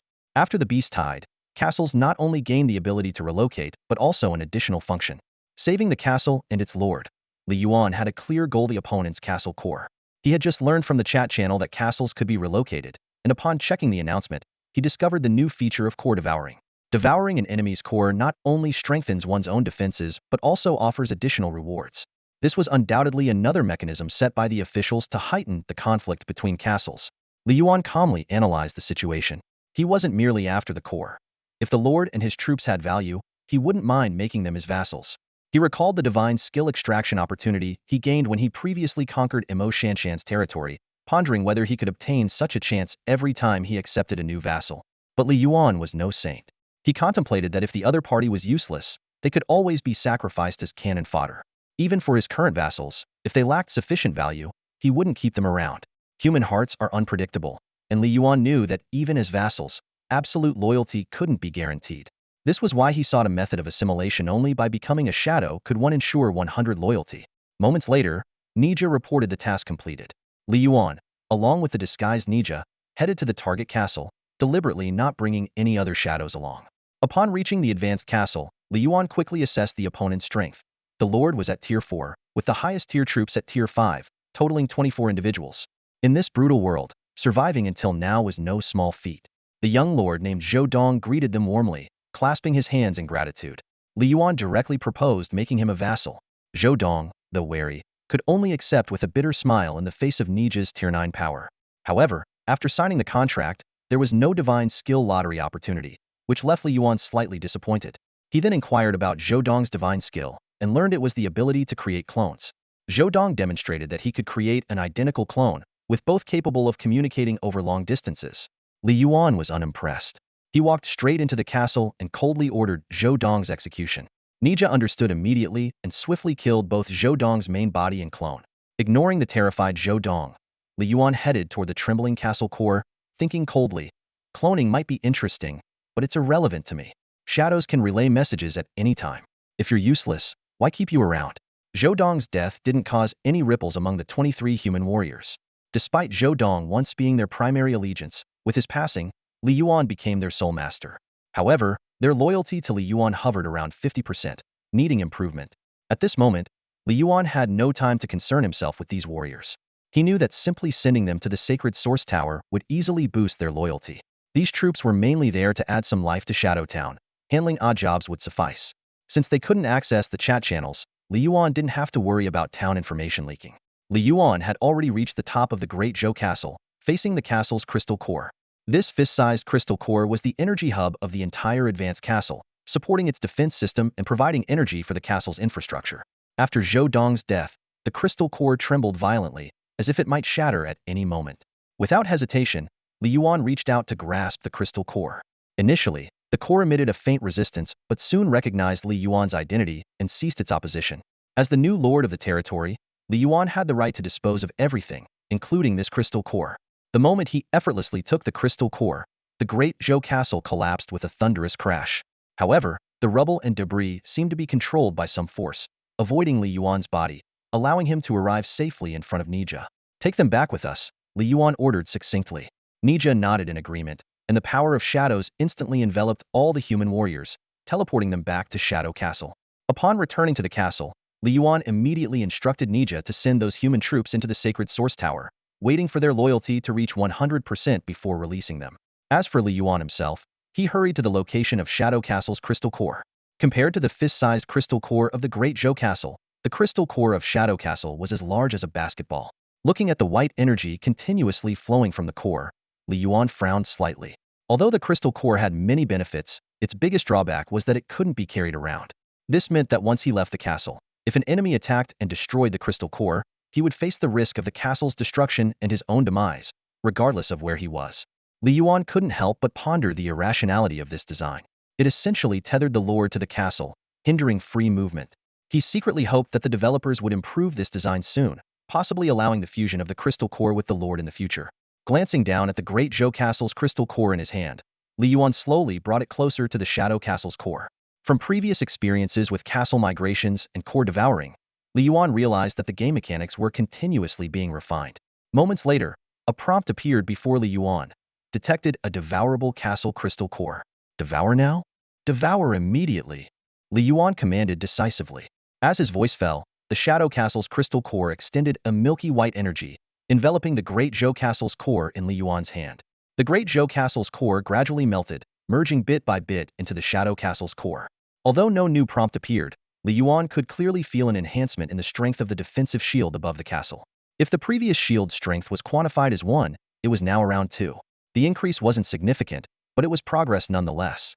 Li Yuan roughly estimated that to raise the defensive shield strength to a sanctuary level, he might need to devour hundreds of advanced castle crystal cores of the same level.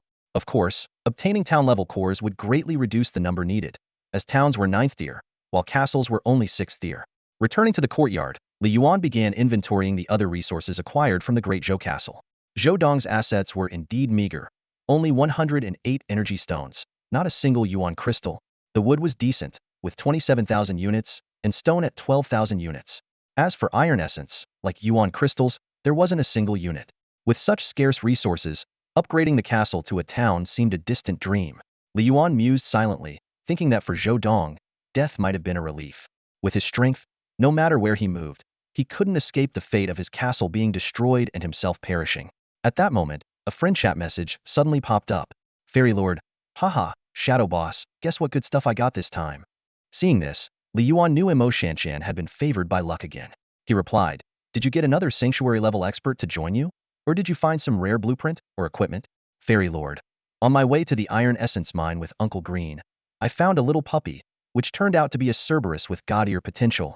Li Yuan thought, a Cerberus with god-ear potential was indeed impressive, but for someone as lucky as Imo Shanshan, it wasn't too surprising. However, Fairy Lord quickly sent another message. Fairy Lord, Shadow Boss, I haven't signed a contract with the puppy yet. Do you need it? It could boost your combat power. I've seen a lot of people talking bad about you in the chat channel. Imo Shanshan had previously browsed the chat channels, which were filled with discussions about the demon. Although she wasn't sure if Li Yuan's troops were demons, considering that Li Yuan was in the Red Moon Forest and had strong capabilities, she naturally assumed Li Yuan was the lord mentioned with demon troops. Therefore, she thought the god-ear potential Cerberus might be helpful to Li Yuan. Seeing this message, Li Yuan was slightly surprised. He hadn't expected Imo Shanshan to offer the Cerberus to him. Shaking his head, Li Yuan replied, even if you want to give it to me, you can't send it over. Keep it for now. Your town also needs strong protectors. This way, you can help me more in the future. Take good care of it. Fairy Lord, I guess you're right. The puppy can't be sent over, I'll take good care of it then. After ending the call with Imo Shanshan, Li Yuan's sharp gaze swept over the returning shadows. These shadows had been deliberately released and tracked back to their lair by Nija during the defense against the zombies attacking the Great Zhou Fortress. The shadows had silently relayed their gathered intelligence to Nija, though Li Yuan still found their communication methods mysterious. When Nija reported back to Li Yuan, his expression showed a hint of disappointment. What he had hoped would be a significant undead stronghold turned out to be a small gathering of fewer than 200 zombies, with the strongest being only a 9th-tier zombie. After a moment of contemplation, Li Yuan decisively ordered, kill them all. Nija bowed respectfully and immediately led the shadows out of the fortress. These zombies were vastly different from the ones in Li Yuan's homeland legends, more akin to Western zombies, rotting, foul-smelling, with thick, tough skin but low intelligence, even less valuable than magical beasts. If it were the blood clans of the war continent, they might be worth considering for subjugation, given their considerable power and the potential for future assimilation into the shadows. Despite Nija only taking a dozen shadows, dealing with a group of zombies, with the strongest being only 9th tier, was a breeze. The zombie horde was quickly annihilated, leaving behind a pitiful amount of energy stones and other meager spoils, highlighting the zombies' poverty. Li Yuan opened the trading channel, where weapon and equipment prices were still fluctuating slowly. With plenty of time before the auction ended, he turned to the chat channel. It was still dominated by discussions about demon units, with almost all other topics drowned out. Some alliances were even openly recruiting members under the banner of opposing Li Yuan, claiming that those with demon units must have ulterior motives. Li Yuan scoffed at these comments, knowing that explanations would only lead to more misunderstandings. He understood that his strength was the real reason people feared him. The type of units he commanded was just an excuse. Distant fortresses might have allied against him, but Li Yuan was unconcerned, confident in his and his shadow's abilities. Suddenly, a bolt of lightning tore through the sky, followed by rolling thunder, and flashes of lightning filled the overcast sky as if the apocalypse had arrived. Li Yuan instantly flew to the top of the fortress, observing the 9th-tier defense shield trembling violently amidst the thunder. As the thunder subsided, the world seemed to fall into a brief silence. But soon, the roars of beasts echoed from the forest outside the territory, growing increasingly frequent. In the clear daylight, ancient trees swayed and fell thousands of meters away, and more flying magical beasts appeared in the sky. What shocked Li Yuan even more was the roar of a sanctuary-level beast from deep within the Red Moon Forest, including a familiar sanctuary tiger beast. Looking up, he also saw the black-crowned golden eagle soaring above the forest. However, these powerful creatures seemed to be fleeing, as if sensing a tremendous threat. In the depths of the distant forest, a red light flashed briefly before vanishing, suggesting the presence of some forbidden entity also retreating. Li Yuan frowned and thought, could the earlier thunder have triggered all this? At that moment, IKA and Nija led all the shadows back to the fortress urgently, their expressions grave. IKA looked around and asked, my lord, what happened? Li Yuan shook his head, a hint of helplessness in his voice. It might be the real beast tide this time. He quickly opened the world chat channel, discovering that the thunder wasn't isolated to the Red Moon Forest but had echoed worldwide. The channel was filled with questions and speculation. What happened? Feels like something big is about to go down. Natural disaster? Or are the gods fighting? Don't overthink it. It's probably just a thunderstorm. Can your thunderstorm cover the whole world? I think it's another beast tide. Holy crap, not so soon. We just had the initial beast tide. Are you sure that was the initial beast tide? Why is the reward settlement delayed? This doesn't make sense. No way. I just barely survived. And now you're telling me there's another beast tide? Actually, the officials never announced the start of the initial beast tide. We might have misunderstood. Last night wasn't the real beast tide. Actually, some lords had questioned this from the beginning, and there might be more beast tides coming. Yuan had considered this possibility too, but he didn't expect it to become reality so soon. Just as the lords were wildly speculating in the chat channel, a familiar voice echoed in the minds of all surviving warlords. It was the mysterious voice that had appeared 3 times before. Greetings, lords. The voice was solemn and clear. The 7-day protection period is officially over. In 3 hours, the primary beast tide will strike your castles on time. Your task is simple. Protect the core of your castle and stay alive. The strength of the beast tide will be randomly assigned, so it's all down to luck. The top 1 million lords in the overall rankings will receive generous rewards, and the first place will get a unique, special reward. Everything will be based on the final overall points leaderboard. After a brief pause, the voice continued. For those who have no interest in competing in the Grand War of Races, we offer the chance to change your role to a wanderer. Once you change your role, the beast tide will no longer target you, but you will lose your castle and troops, becoming a free person wandering the war continent. Whether you choose to compete or become a wanderer is up to you. Lords, this is your new era, and the war continent will ultimately belong to one of you. Will you be the one to sit on the supreme throne? This announcement, loaded with information, sent shockwaves through the millions of lords. The real primary beast tide was only just about to begin. This meant that almost all the lords had been fooled into thinking last night's beast tide was the official one. The official's unexpected move caught everyone off guard.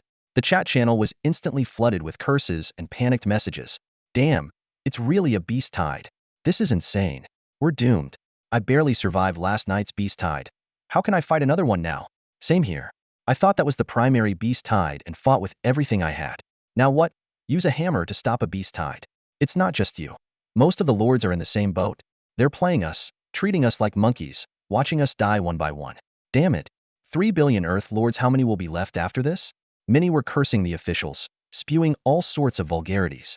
After all, last night's beast tide had already caused massive losses, leaving them powerless against the real beast tide. Last night's beast tide alone had claimed the lives of over 1 million lords, and now another wave would likely result in even higher casualties, especially for those with weaker troops who saw no hope of survival.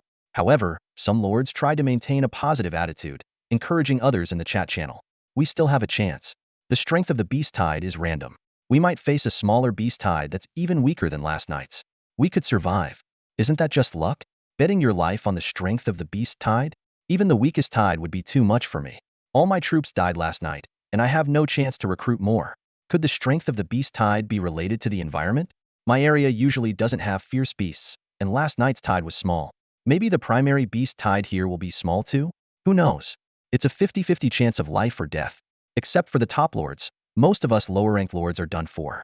It's all down to luck. Fair competition, my ass. Amid the discussions, many lords started cursing again to vent their frustration. But it was useless. No matter how much they cursed, the officials wouldn't show any mercy. From the moment they arrived on the war continent, their fate was sealed. Bad luck is just bad luck. At this moment, someone brought up another topic. Guys, aren't you being too pessimistic? The officials said we could opt out of the beast tide. We can change our role to a wanderer and leave the lord status behind. That's right. If you think you can't withstand the primary beast tide, just give up. Life is precious. I've already changed my role to a wanderer. Whether I live or die next is up to fate. Can you tell us what it's like after you become a wanderer? The castle is gone, the barracks are gone, but I still have my resources and the troops I've already recruited. I just can't recruit new troops anymore. Isn't that similar to the local forces? Not exactly. I can still level up by hunting beasts or other means. I'm just not bound by the castle territory anymore. Sounds pretty good. Maybe I should become a wanderer too, forget about the Grand War of Races. Either way, it's a lifeline from the officials. You'll just lose the chance to compete in the Grand War of Races. Who the hell wants to compete? We're all forced into this. Wanderer it is. I'm giving up. They'll change my role to a wanderer right now. In the chat, many lords learned what it meant to change their role to a wanderer. In just a few minutes, a large number of lords decided to give up resisting the upcoming primary beast tide and chose to become wanderers. Rather than dying in the beast tide, they preferred to become wanderers. Although they lost the chance to compete in the Grand War of Races, they could still enjoy leveling up by hunting beasts and might even become powerful in their own right. Among the 3 billion Earthlords, most were ordinary people back on Earth, with few having grand ambitions. Surviving was enough for them. Hey, wanderers, should we form an alliance? Great idea. A wanderer alliance. We can still build our own cities and become rulers, right? Forget about being rulers. Let's just stick together for warmth. Who's organizing? I'm in the northern part of the Endless Sea. Anyone nearby? Add me. With this suggestion, other topics were quickly overshadowed. In just a short time, many lords had already changed their role to wanderers. At this moment, wanderers might already outnumber lords. Although many lords have chosen to become free agents, the officials have not stripped them of basic functionalities like using the chat channels. Clearly, apart from losing control over their castles and barracks, they still retain other fundamental privileges. This is the officials' way of ensuring they have the means to survive in the war continent, so they aren't left with nothing. Over time, the chat channels gradually became dominated by the voices of these free agents. In Black Shadow Town, Yuan watched this unfold and sighed deeply. In the face of life and death decisions, retreat is a common reaction, and the instinct to survive is natural. In a short period, the Free Agents Alliance has grown into a significant force, with numbers even surpassing some Lord alliances. Despite this, Yuan wasn't worried. The more free agents there are, the more resources are left for the lords. Most who chose to give up were not strong to begin with. This indirectly weeded out a large number of weaker lords, providing better growth opportunities for the strong. Yuan knew that there was no time limit for becoming a free agent. Even after surviving this beast tide, people might still give up under pressure in the future. Only those who persist till the end can reign supreme. Regarding these free agents and their alliance, Yuan didn't think they could achieve much. Without troops, they only had the advantage of numbers. Against powerful troops, these free agents couldn't make much of a difference and were essentially a group of those who had been eliminated. This wasn't Yuan looking down on them, but simply the reality. The ownership of the war continent would ultimately fall into the hands of the lords or native forces, not these free agents. Their fate might be to depend on other territories. Human forces might accept them, but the chances of other races doing so were slim. Yuan took a deep breath and exited the chat channel.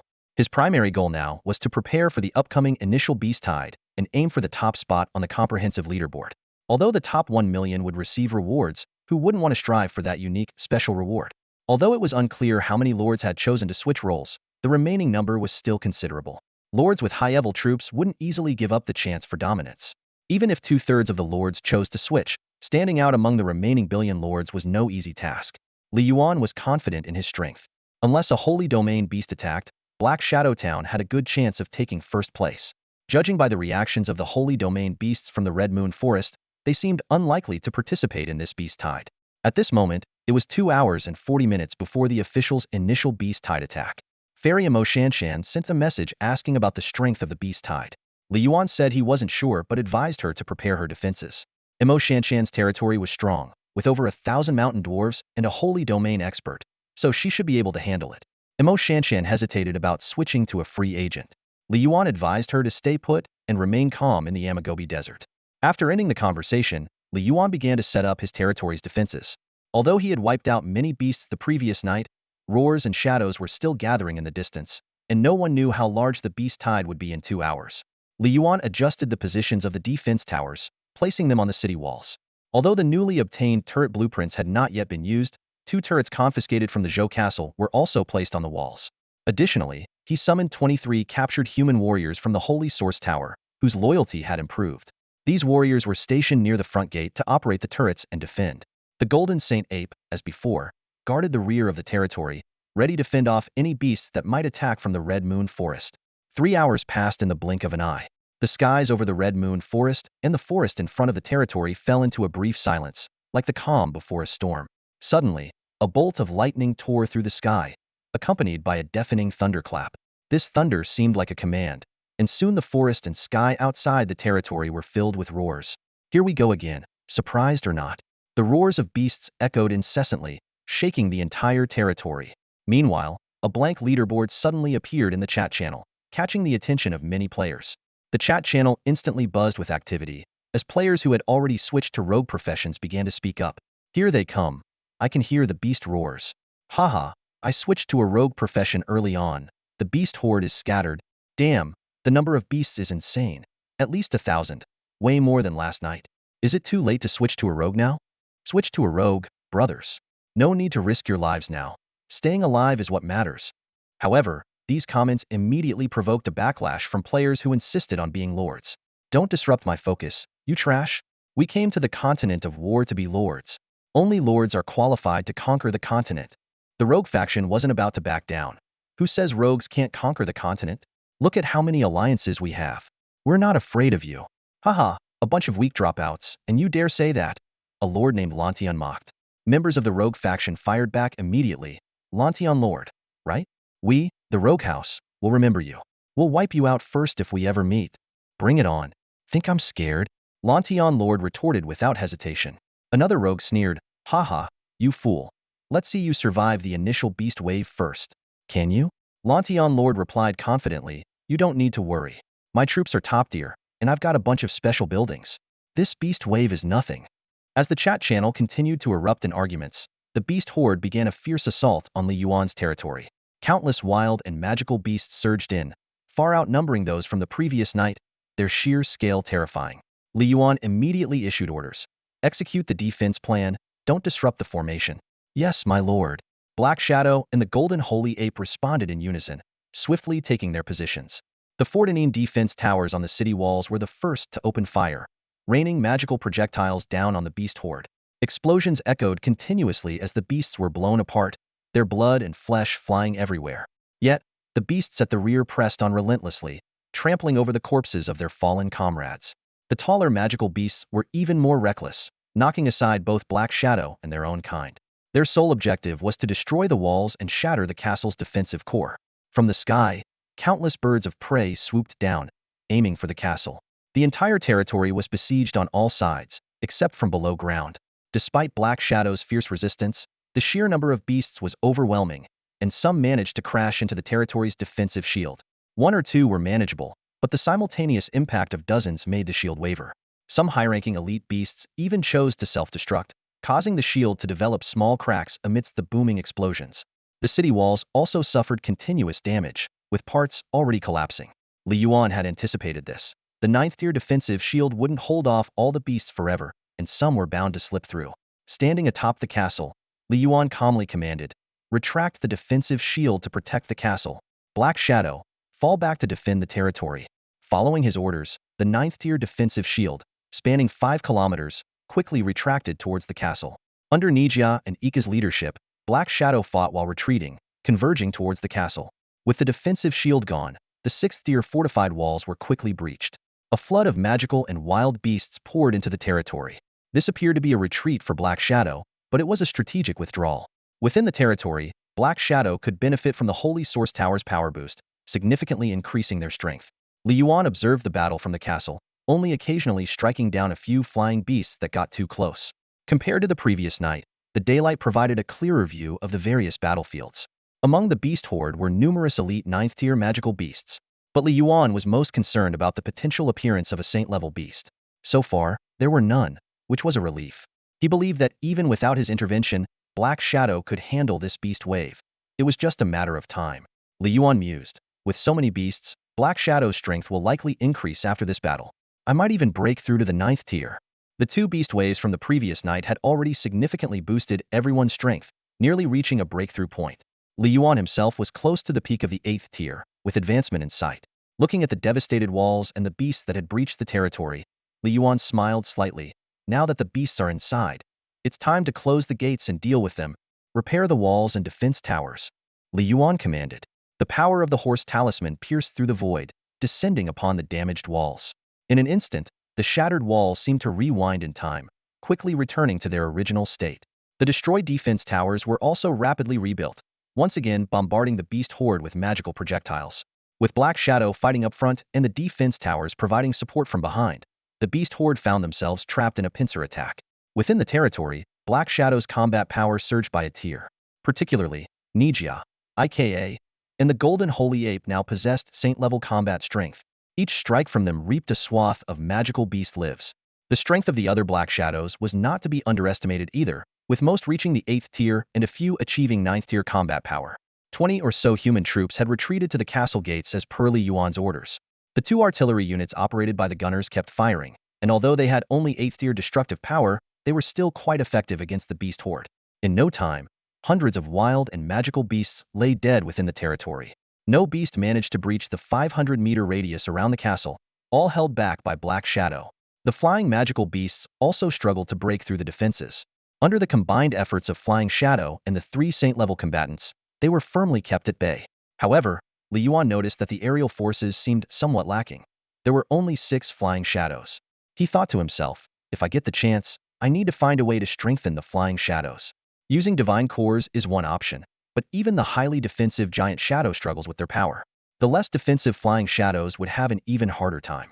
I'll have to find another way or wait for their numbers to build up. Currently, the Flying Shadows had 7th tier strength, and with the Holy Source Tower's boost, they could exert 8th tier combat power, which wasn't too bad. The entire Beast Wave Assault was under Yuan's control. He remained composed, not needing to intervene personally. Just then, he sensed something and noticed that the comprehensive leaderboard in the chat channel seemed to have refreshed. The voices in the chat channel gradually quieted down for the lords, but the players who had transitioned to freelancers remained active. The chat box buzzed with their laughter and lively discussions. Without the threat of beast hordes, it's such a relief, one freelancer exclaimed excitedly. We can roam freely, go wherever we want. Absolutely, the air quality here on the war continent is even better than back home, another chimed in. There are so few ferocious beasts and magical creatures, they must all be attacking those castle lords. Let's form a team and go hunt some lone beasts to level up, someone suggested. The conversation soon shifted to the impending end of the initial beast horde. A lot of lords are going to die, aren't they? Someone said with schadenfreude. Serves them right for not transitioning to freelancers. Yeah, serves them right, another freelancer echoed.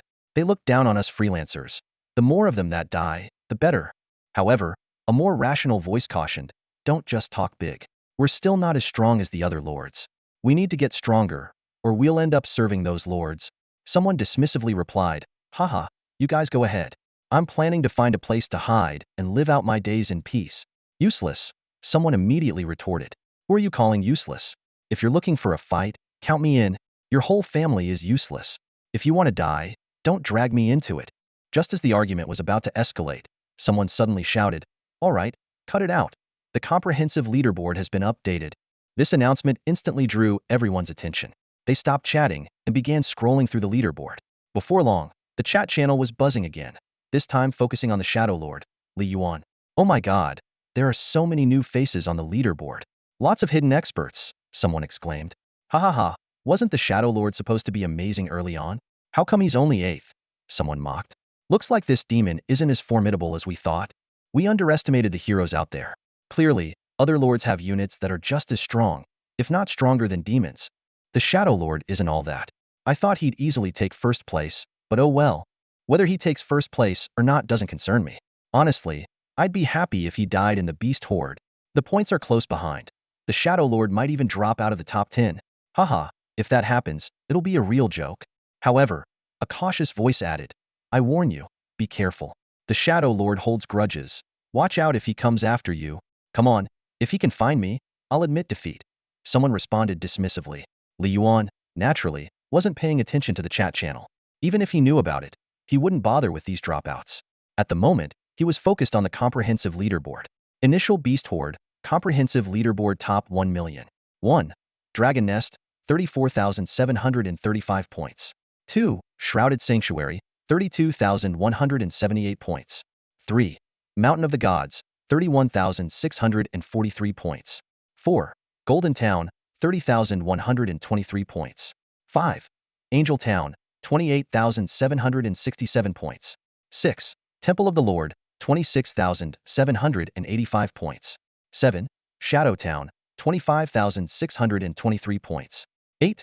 Necro Hell, 25,364 points. 9. Knight's Haven, 24,897 points. 10. Divine Town, 22,145 points. As Yuan reviewed the leaderboard, the numbers kept changing, indicating that everyone was still actively fighting the beast horde. Yuan didn't continue scrolling. He was somewhat surprised to be ranked 8th, not because it was too low, but because it was too high.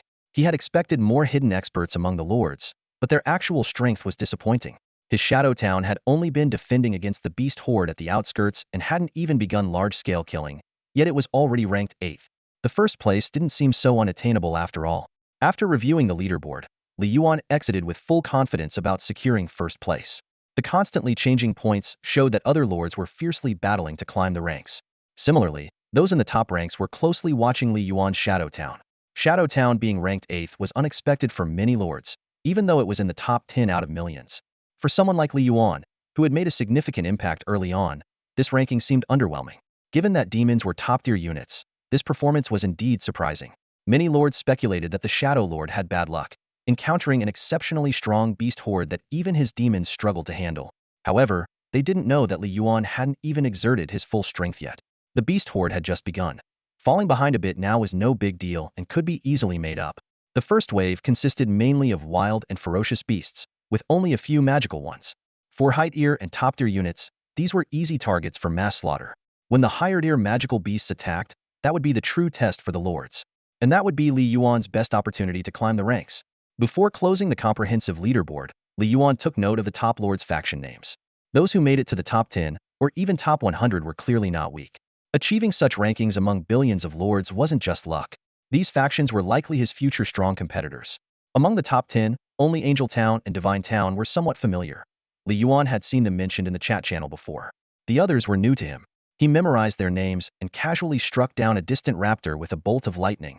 As he looked at the magical beasts converging on his castle, Yuan's eyes narrowed. The real hunt was about to begin. First place was his to take.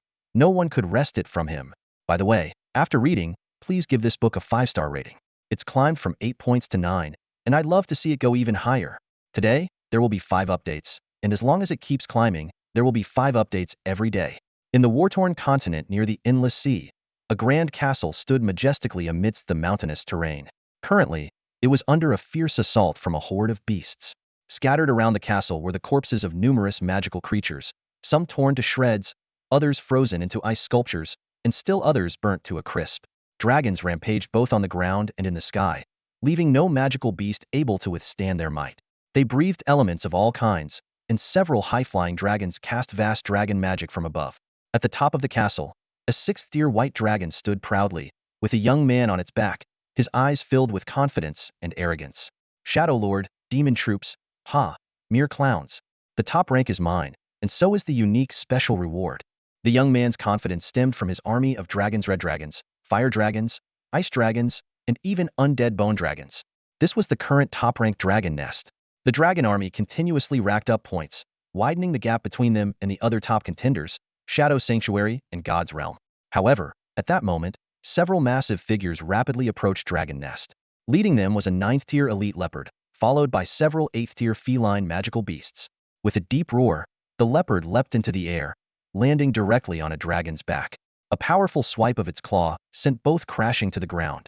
Amidst the roars and screams, the leopard tore the 7th-tier dragon to pieces. The other feline beasts launched their attacks on the dragon troops as well, quickly killing another fire dragon. The appearance of the high-tier beasts shifted the tide of battle, and the dragons were no longer the sole dominators.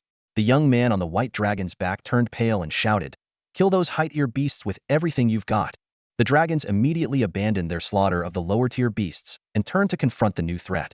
In the ensuing fierce battle, the dragons managed to kill the group of leopards, but not without sustaining injuries and losing 2 more dragons.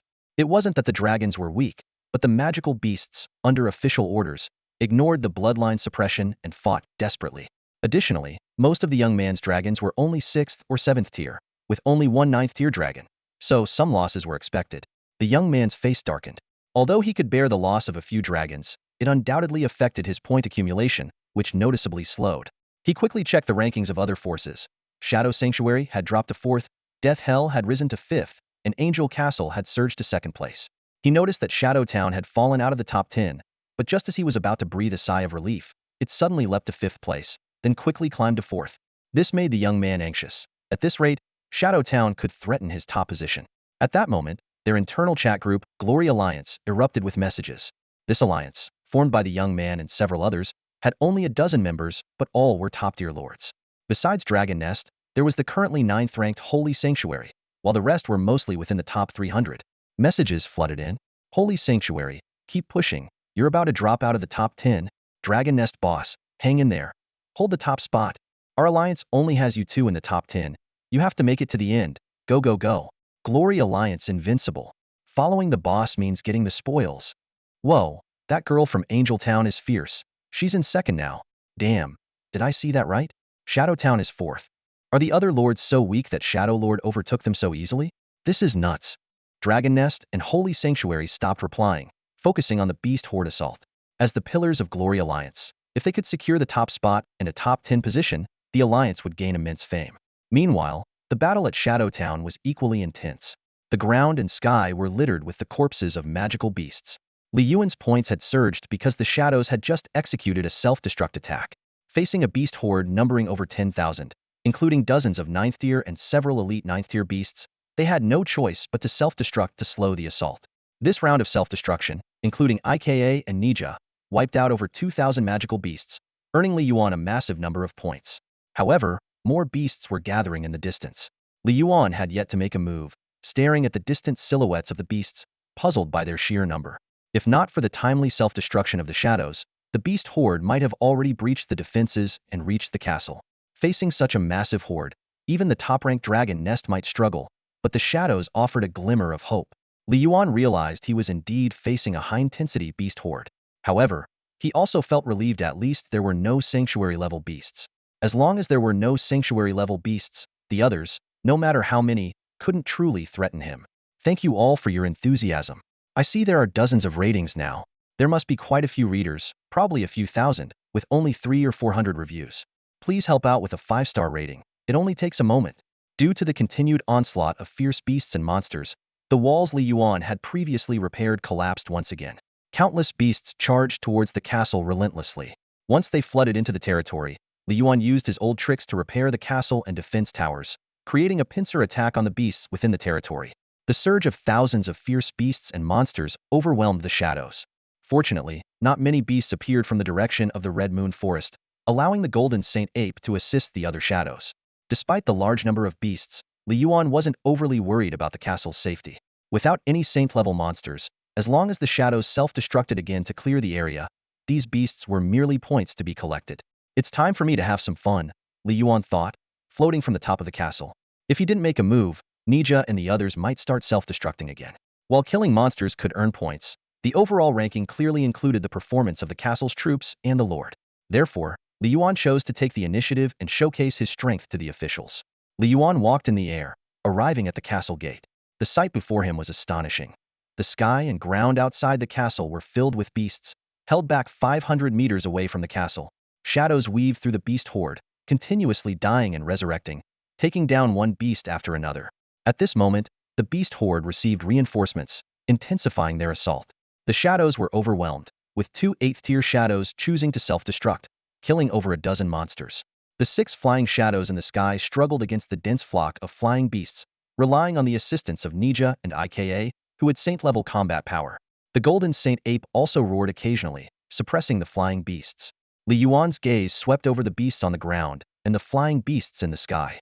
He slowly extended his hands, and an invisible force erupted from his body, spreading like countless threads across the entire territory. Come down, Li Yuan shouted, clenching his fists. Instantly, a terrifying pressure enveloped all the beasts within the territory. The flying beasts in the sky plummeted to the ground as if struck by a heavy blow. Even 9th-tier flying beasts could only slow their descent slightly, unable to resist the force. The beasts on the ground felt an immense weight, their momentum halting as if trapped in thick mud.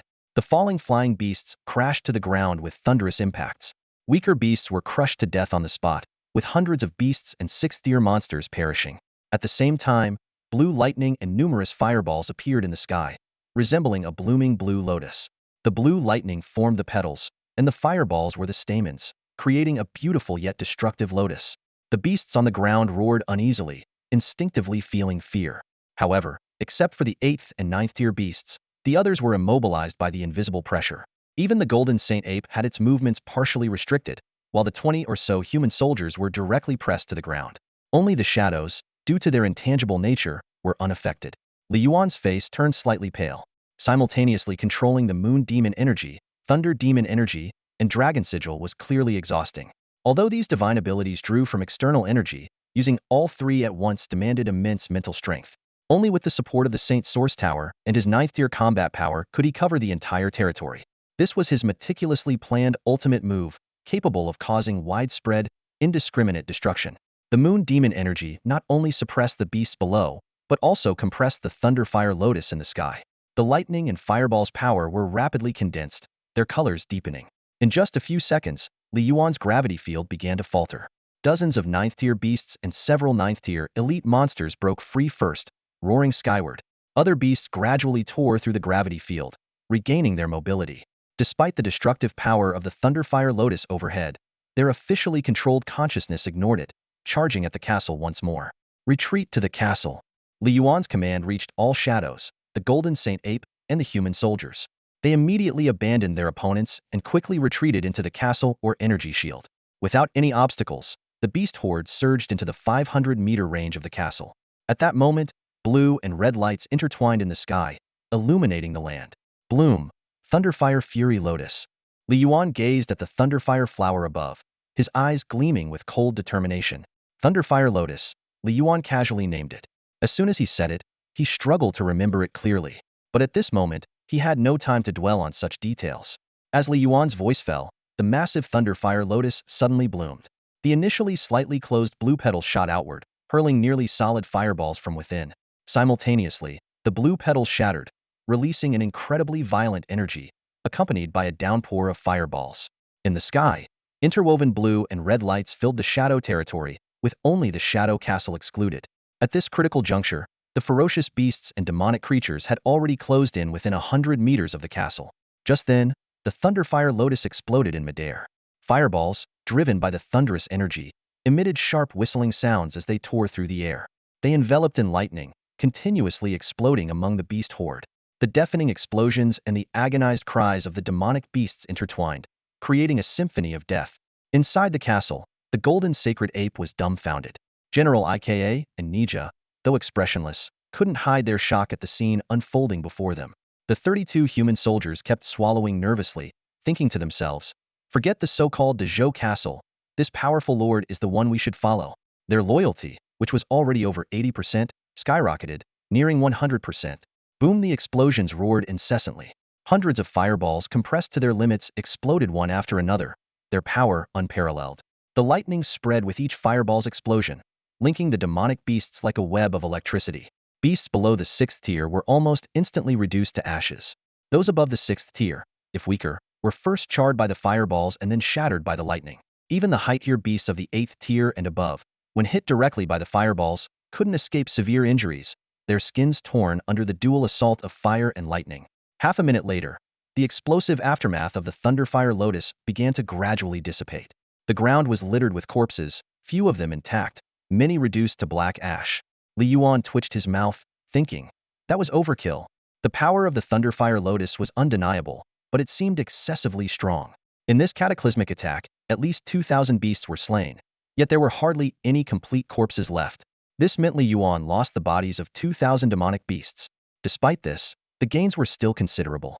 Besides bringing him infinitely close to the 9th tier in energy value, the overall score of Shadow Town surged by over 20,000 points. As a result, Shadow Town's ranking skyrocketed, surpassing Ishua's Angel Castle and leaping to second place on the leaderboard. Now, Li Yuan was only a few thousand points behind the Dragon Nest. The Dragon Nest score was 67,836, while Li Yuan's Shadow Town had reached 61,834, a negligible difference. The rapid rise in Shadow Town's ranking immediately caused a stir in the chat channel. Players exclaimed, "My God, my eyes must be deceiving me.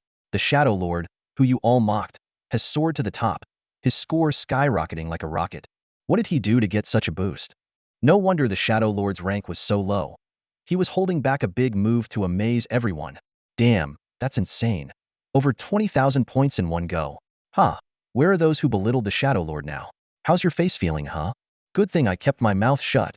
Someone analyzed calmly. It's clear the Shadow Lord unleashed a big move, harvesting a wave of beasts. The question is, if he pulls off another big move, won't he surpass the Dragon Nest? Two conditions, another person responded. First, he has the ability to unleash another big move. Second, there are enough beasts attacking his castle. Such a big move can't be repeated easily, right? I agree. If he could do it multiple times, other lords might as well quit and go to sleep. Who knows, but look, he's only a few thousand points behind the Dragon Nest. He might not need another big move. The Dragon Nest score is also increasing, Seeing the fierce competition, someone started to egg on. This is getting exciting. Who's betting? I'll bet 100 energy stones that the Shadow Lord will take the first place. Even in another world, we encounter gamblers. Another responded, all right, I'll bet 100 energy stones that the dragon nest holds onto first place. A group of onlookers, after a brief shock, quickly shifted the topic. In reality, who took the top spot on the beginner beast tide leaderboard didn't matter much to them. They were just there for the spectacle.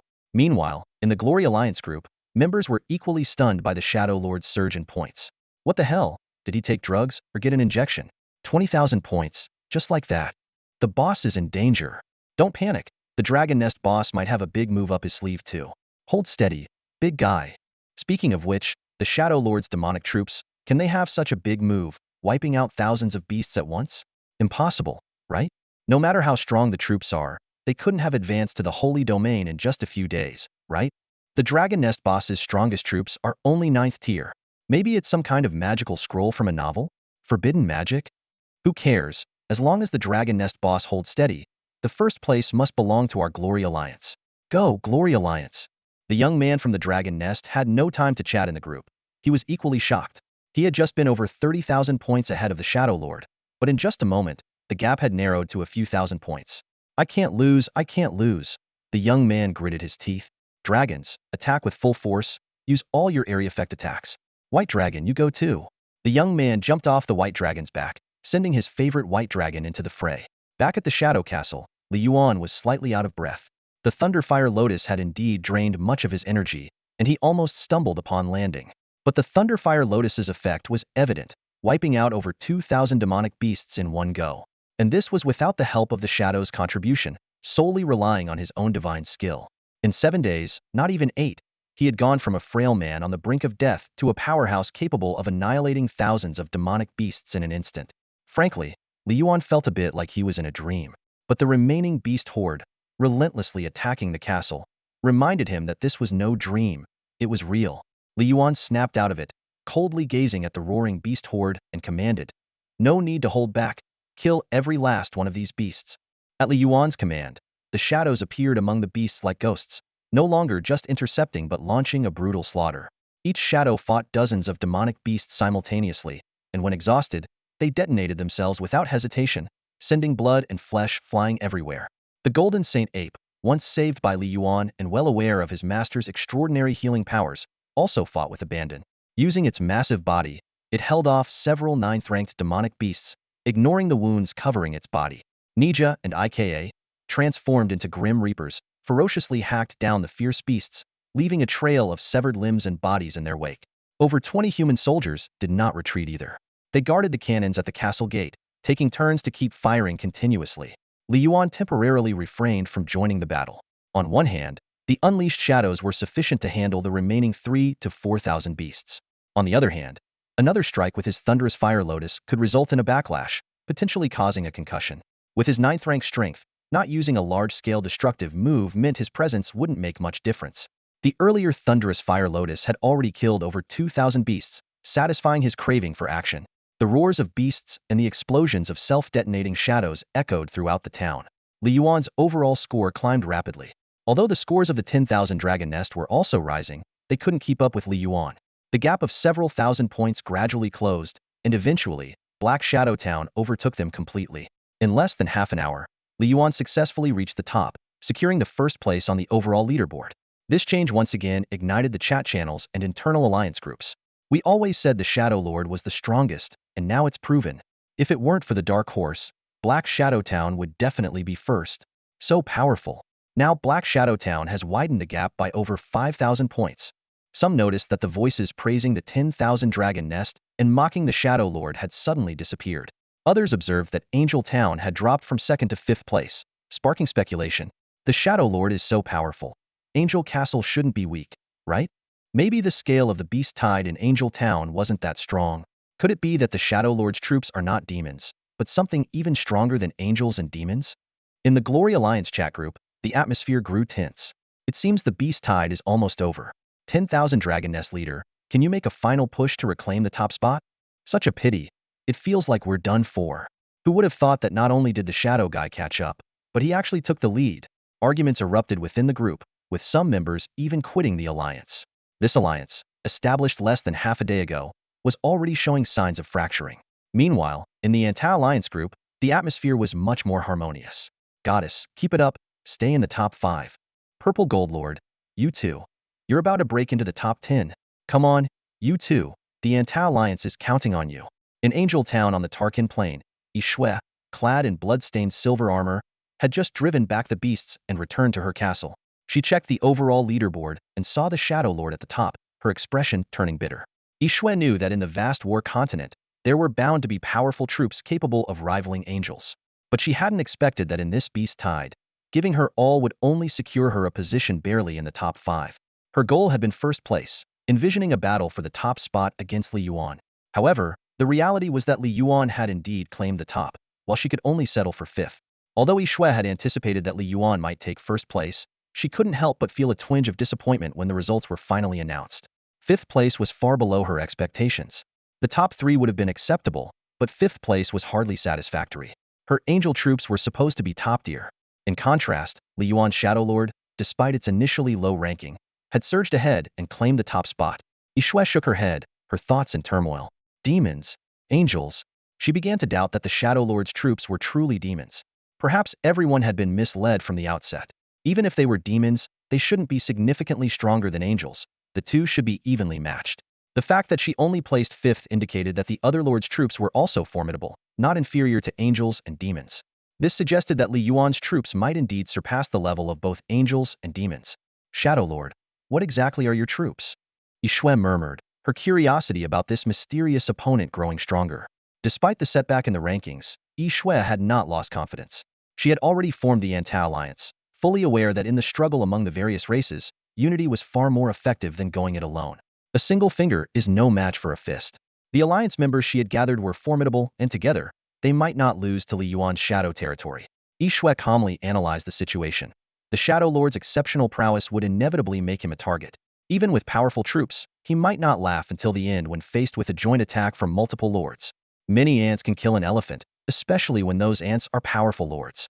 However, if Ishwe had known about the Shadow Legion's extraordinary attributes, she wouldn't have held such thoughts. Once the shadows grew, a single shadow could challenge an entire territory. Each shadow was akin to an army of thousands. Meanwhile, the battle within the Shadow Town continued. The number of beasts had dwindled to just a few thousand, far less than their initial numbers. The shadows no longer needed to resort to self-destruction. They intercepted the remaining beasts effortlessly. The ground, previously struck by Li Yuan's Thunder Fury Lotus, was now covered with layers of beast corpses. The ferocious beasts had been annihilated in the earlier battles, leaving only the magical beasts. The 30 or so shadows, like tireless killing machines, showed no signs of fatigue or fear, only pure, mechanical slaughter.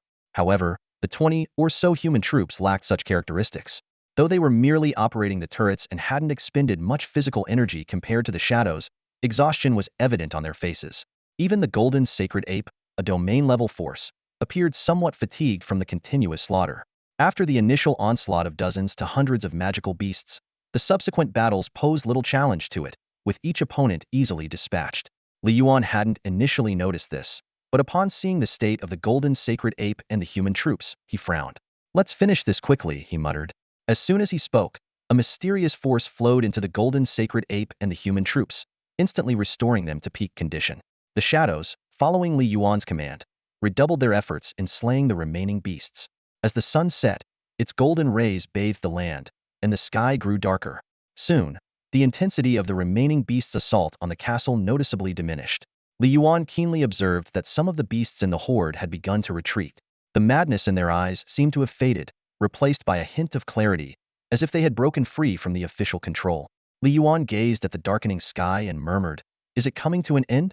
Some 6th and 7th tier beasts continued to fight the shadows, while the 8th and 9th tier elite beasts began to retreat. In fact, the number of high tier beasts was already dwindling, as the shadows had prioritized killing these formidable foes earlier. Only a handful of 9th tier beasts remained, having survived by staying in the rear. At this moment, there were only 5 9th tier beasts left, and just 1 9th tier elite. Li Yuan's eyes locked onto that elite two-headed serpent.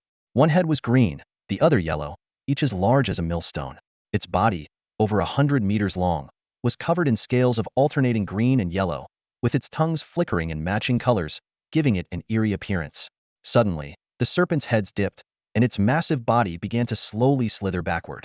The other 5 ninth-tier beasts followed suit, using the still mad beasts as cover to inch away, avoiding the magic cannon fire from the defense towers as they retreated. After another 2 minutes, Yuan noticed that even some 8th-tier beasts had joined the retreat. Clearly, these beasts were gradually breaking free from official control, signaling the end of the initial beast wave. Yuan remained vigilant, recalling that the previous night's beast horde had come in 2 waves. He didn't want to be caught off guard again. He turned to the Red Moon Forest, where a faint half-moon had risen in the western sky, casting a reddish glow over the trees and clouds. The forest was eerily quiet, with no unusual movements. Satisfied, Yuan scanned the perimeter of his territory, finding no signs of disturbance or gathering beasts. There shouldn't be another wave, right? He pondered. Last night's second wave was orchestrated by the Red Moon Forest. Now that the forest's forbidden entities have been driven away by the officials, they likely won't cause more trouble. With this realization, Yuan allowed himself a moment of relief. But his gaze quickly shifted back to the retreating 9th-tier beasts and the elite 2-headed serpent. Think you can run? Not a chance. Yuan sneered. Since you came, you won't be leaving. Ikani, and you too, little monkey. Focus on killing the 9th-tier beasts and that elite serpent. Before he finished speaking, Yuan leaped over the castle walls, landing amidst the beast horde 100 meters away. Ikani and the others, hearing his command, immediately moved to engage the 9th-tier beasts and the elite serpent. Even with the 3 of them temporarily leaving the battlefield, Yuan's presence ensured that the remaining beasts couldn't breach the defenses or get within 100 meters of the castle.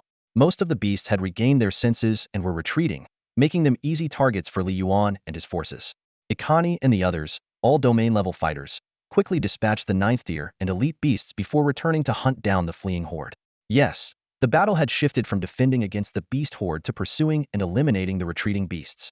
Soon, the last few hundred beasts were slaughtered, with none escaping the Shadow Castle. When I say kill every last one of these beasts, I mean it, Yuan said coldly, his tone filled with resolve. The official first wave of the beast tide has finally come to an end. After facing 2 consecutive waves, the lords are both physically and mentally exhausted, and their troops have suffered heavy losses. In the chat channel, the leaderboard data has stopped changing, and the top 10 ranks are now clear. 1. Shadowtown, 198,984 points. 2. Dragon Nest, 139,877 points. 3. Necrohell, 127,863 points. 4. Angel Town, 108,765 points. 5. Night Realm, 102,345 points. 6. Celestial Town, 98,679 points. 7. Golden Town, 92,365 points. 8. Mountain of Gods, 91,234 points. 9. Heaven Sanctuary, 89,324 points. 10. Knight's Home, 87,564 points. Compared to the initial comprehensive leaderboard, significant changes can be seen. Most of the top 10 are familiar names, but the Glory Alliance's Temple of the Lord has dropped to 15th place. Dragon Nest, which initially held the first place, has been overtaken by Shadowtown but still maintains 2nd place. Necrohell and Celestial Town have climbed from 9th and 11th to 3rd and 6th, respectively. Heaven's Sanctuary has fallen from 2nd to 9th, barely staying in the top 10. Angel Town, after many ups and downs, secured 4th place with a narrow margin of less than 10,000 points. Although there are millions of lords on the leaderboard, all eyes are on the top 10. The rankings below are also shifting dramatically, with some low-ranked lords breaking into the top 100 or even the top 10,000. Many names have completely disappeared from the list, either falling out of the top million or being wiped out by the beast tide. After surviving the official first wave, the chat channel is no longer filled with only lone voices. Lords finally have time to join in the discussions. The channel is buzzing with various emotions. Surviving 2 waves in one day, thank heavens, I'm really grateful. Don't even mention it. I just bowed to my entire family, didn't even spare the 3 pure ones. Whatever, we survived. I feel like singing out loud, too bad I don't have any Baijio. The era of our Lord Castles is finally here. Careful with your words, we said the same thing last night. Don't jinx it. Damn, don't jinx it again. If it happens once more, I'm done for. Only 2 troops left. This beast tide has some luck to it. I was about to give up, and then the tide retreated by itself. Scared me to death. Some expressed disappointment with their performance. I survived, but I didn't make it into the top million on the leaderboard. No rewards for me? Don't worry, there are billions of lords who won't get anything. If you didn't make it, you didn't make it. But the most disappointed must be the Lord of Dragon Nest. Ha! From first to second in a second. Yeah, I thought Dragon Nest was a sure first. Who could have predicted this? Kudos to Shadow Town, truly a master. Strongest territory, strongest lord, no doubt about it. Questions arose about the scoring system. Is the score based on the number of beasts slain? If so, the number of beasts Shadow Town faced must be terrifying, at least 10,000. Comprehensive score, there must be other factors. But the number of beasts is definitely a big part. 10,000 beasts? Even 1,000 would be too much for me. If you can't handle 1,000, you should thank your ancestors for surviving. Some tried to defend Dragon Nest. Maybe Shadow Town faced weaker beasts, all low-tier ones? Are you from the Glory Alliance, defending Dragon Nest? I'm just stating facts. Dragon Nest faced over 10 ninth-tier beasts and lost half its troops. Wow, that many ninth-tier beasts? One would destroy my castle. Dragon Nest is indeed impressive. Being second isn't easy, you know. If the beast tide scales were swapped, Shadow Town might not beat Dragon Nest. Who knows? But Shadow Town is getting the unique first-place reward. So envious. Fears about the future emerged. Stop praising them. Think about your own fate. Can you keep going? If not, join us in the Lone Wanderer Alliance. Screw that. I'm not quitting. Only losers quit. Idiot confirmed.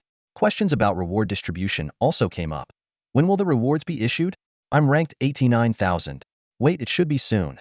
The chat channel returned to its usual lively state, with most discussions revolving around the leaderboard and rewards. Lone Wanderers still spoke up, but Lords rarely paid attention. In other alliance groups, discussions were equally intense.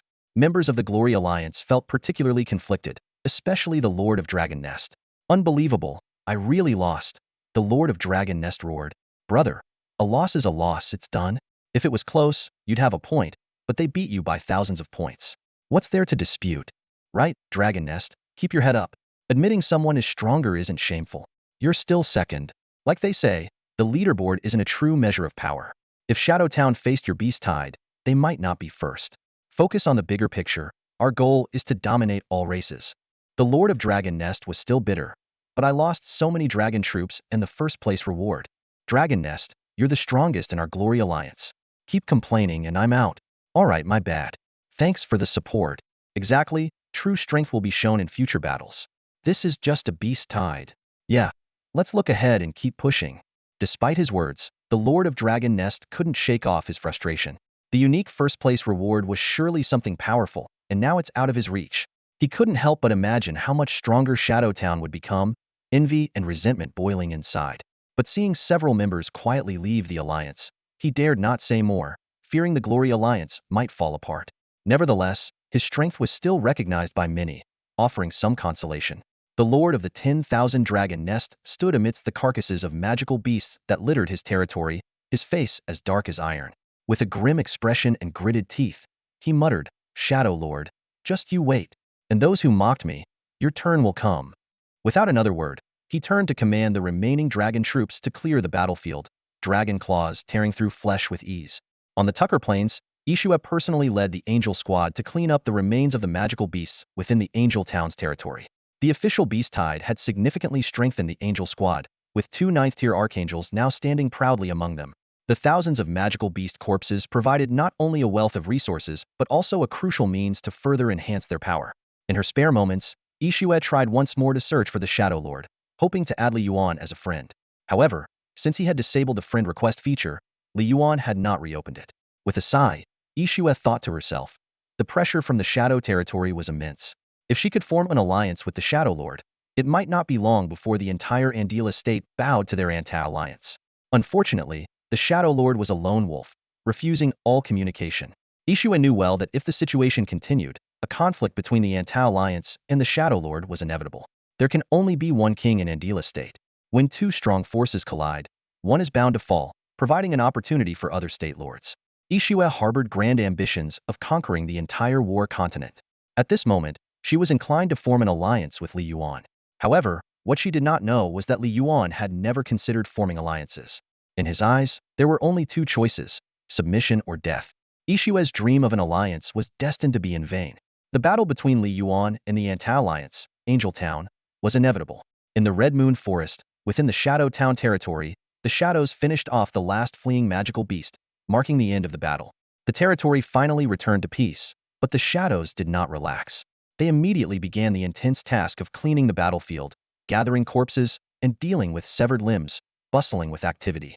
Yuan moved through the battlefield with a smile, collecting the relatively intact corpses of the fierce magical beasts. The thousands of magical beast corpses not only brought a massive amount of resources but also provided an enormous amount of energy, significantly boosting the Shadow's strength. Notably, the earliest recruited Shadow General, Nija, had finally truly stepped into the sanctuary, mastering the power of the domain fully. Unfortunately, the Holy Source Tower, as a holy level building, no longer provided any enhancement for holy level beings. Otherwise, Nija might have reached the terrifying semi-god level. Although IKA and the Golden Holy Ape had not broken through, they were on the brink. The number of 9th tier shadows had surged from 2 to 20, with half of the shadows now at the 9th tier. The remaining shadows had all advanced to the 8th tier. However, the most remarkable improvement was seen in the 23 human units, who had leaped from the 4th or 5th tier to the 7th tier, with one gunner even reaching the 8th tier. With such formidable overall strength, failing to secure the first place would be inexcusable.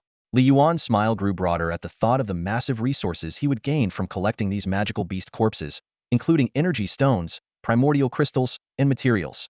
The two beast waves last night had brought an immense amount of resources, leaving only a few materials needed to upgrade the Shadow Crystal to the 4th tier. The upcoming resources should be sufficient to meet the requirements. Despite the destruction of 1 or 2,000 magical beasts by Li Yuan's Thunder Fury Lotus and the self-destruction of the shadows, 7 to 8,000 corpses awaited processing. Even with Li Yuan collecting them in piles, it would take considerable time. During the collection process, Li Yuan had already obtained 3 blueprints, but he did not immediately identify them, focusing instead on the collection work. At that moment, Li Yuan suddenly looked up at the sky as the official voice echoed in his mind once again. Greetings, Castle Lords. The primary beast tide assault has officially ended. Congratulations to the 835,632,178 surviving lords. You have passed the test and will now truly embark on the era of the great race's struggle. Congratulations to the top 1 million castles on the leaderboard. You will receive corresponding rewards shortly. Lastly, congratulations to the Shadow Lord for achieving the highest overall score in this primary beast tide assault. You will receive the most generous reward, a unique special reward.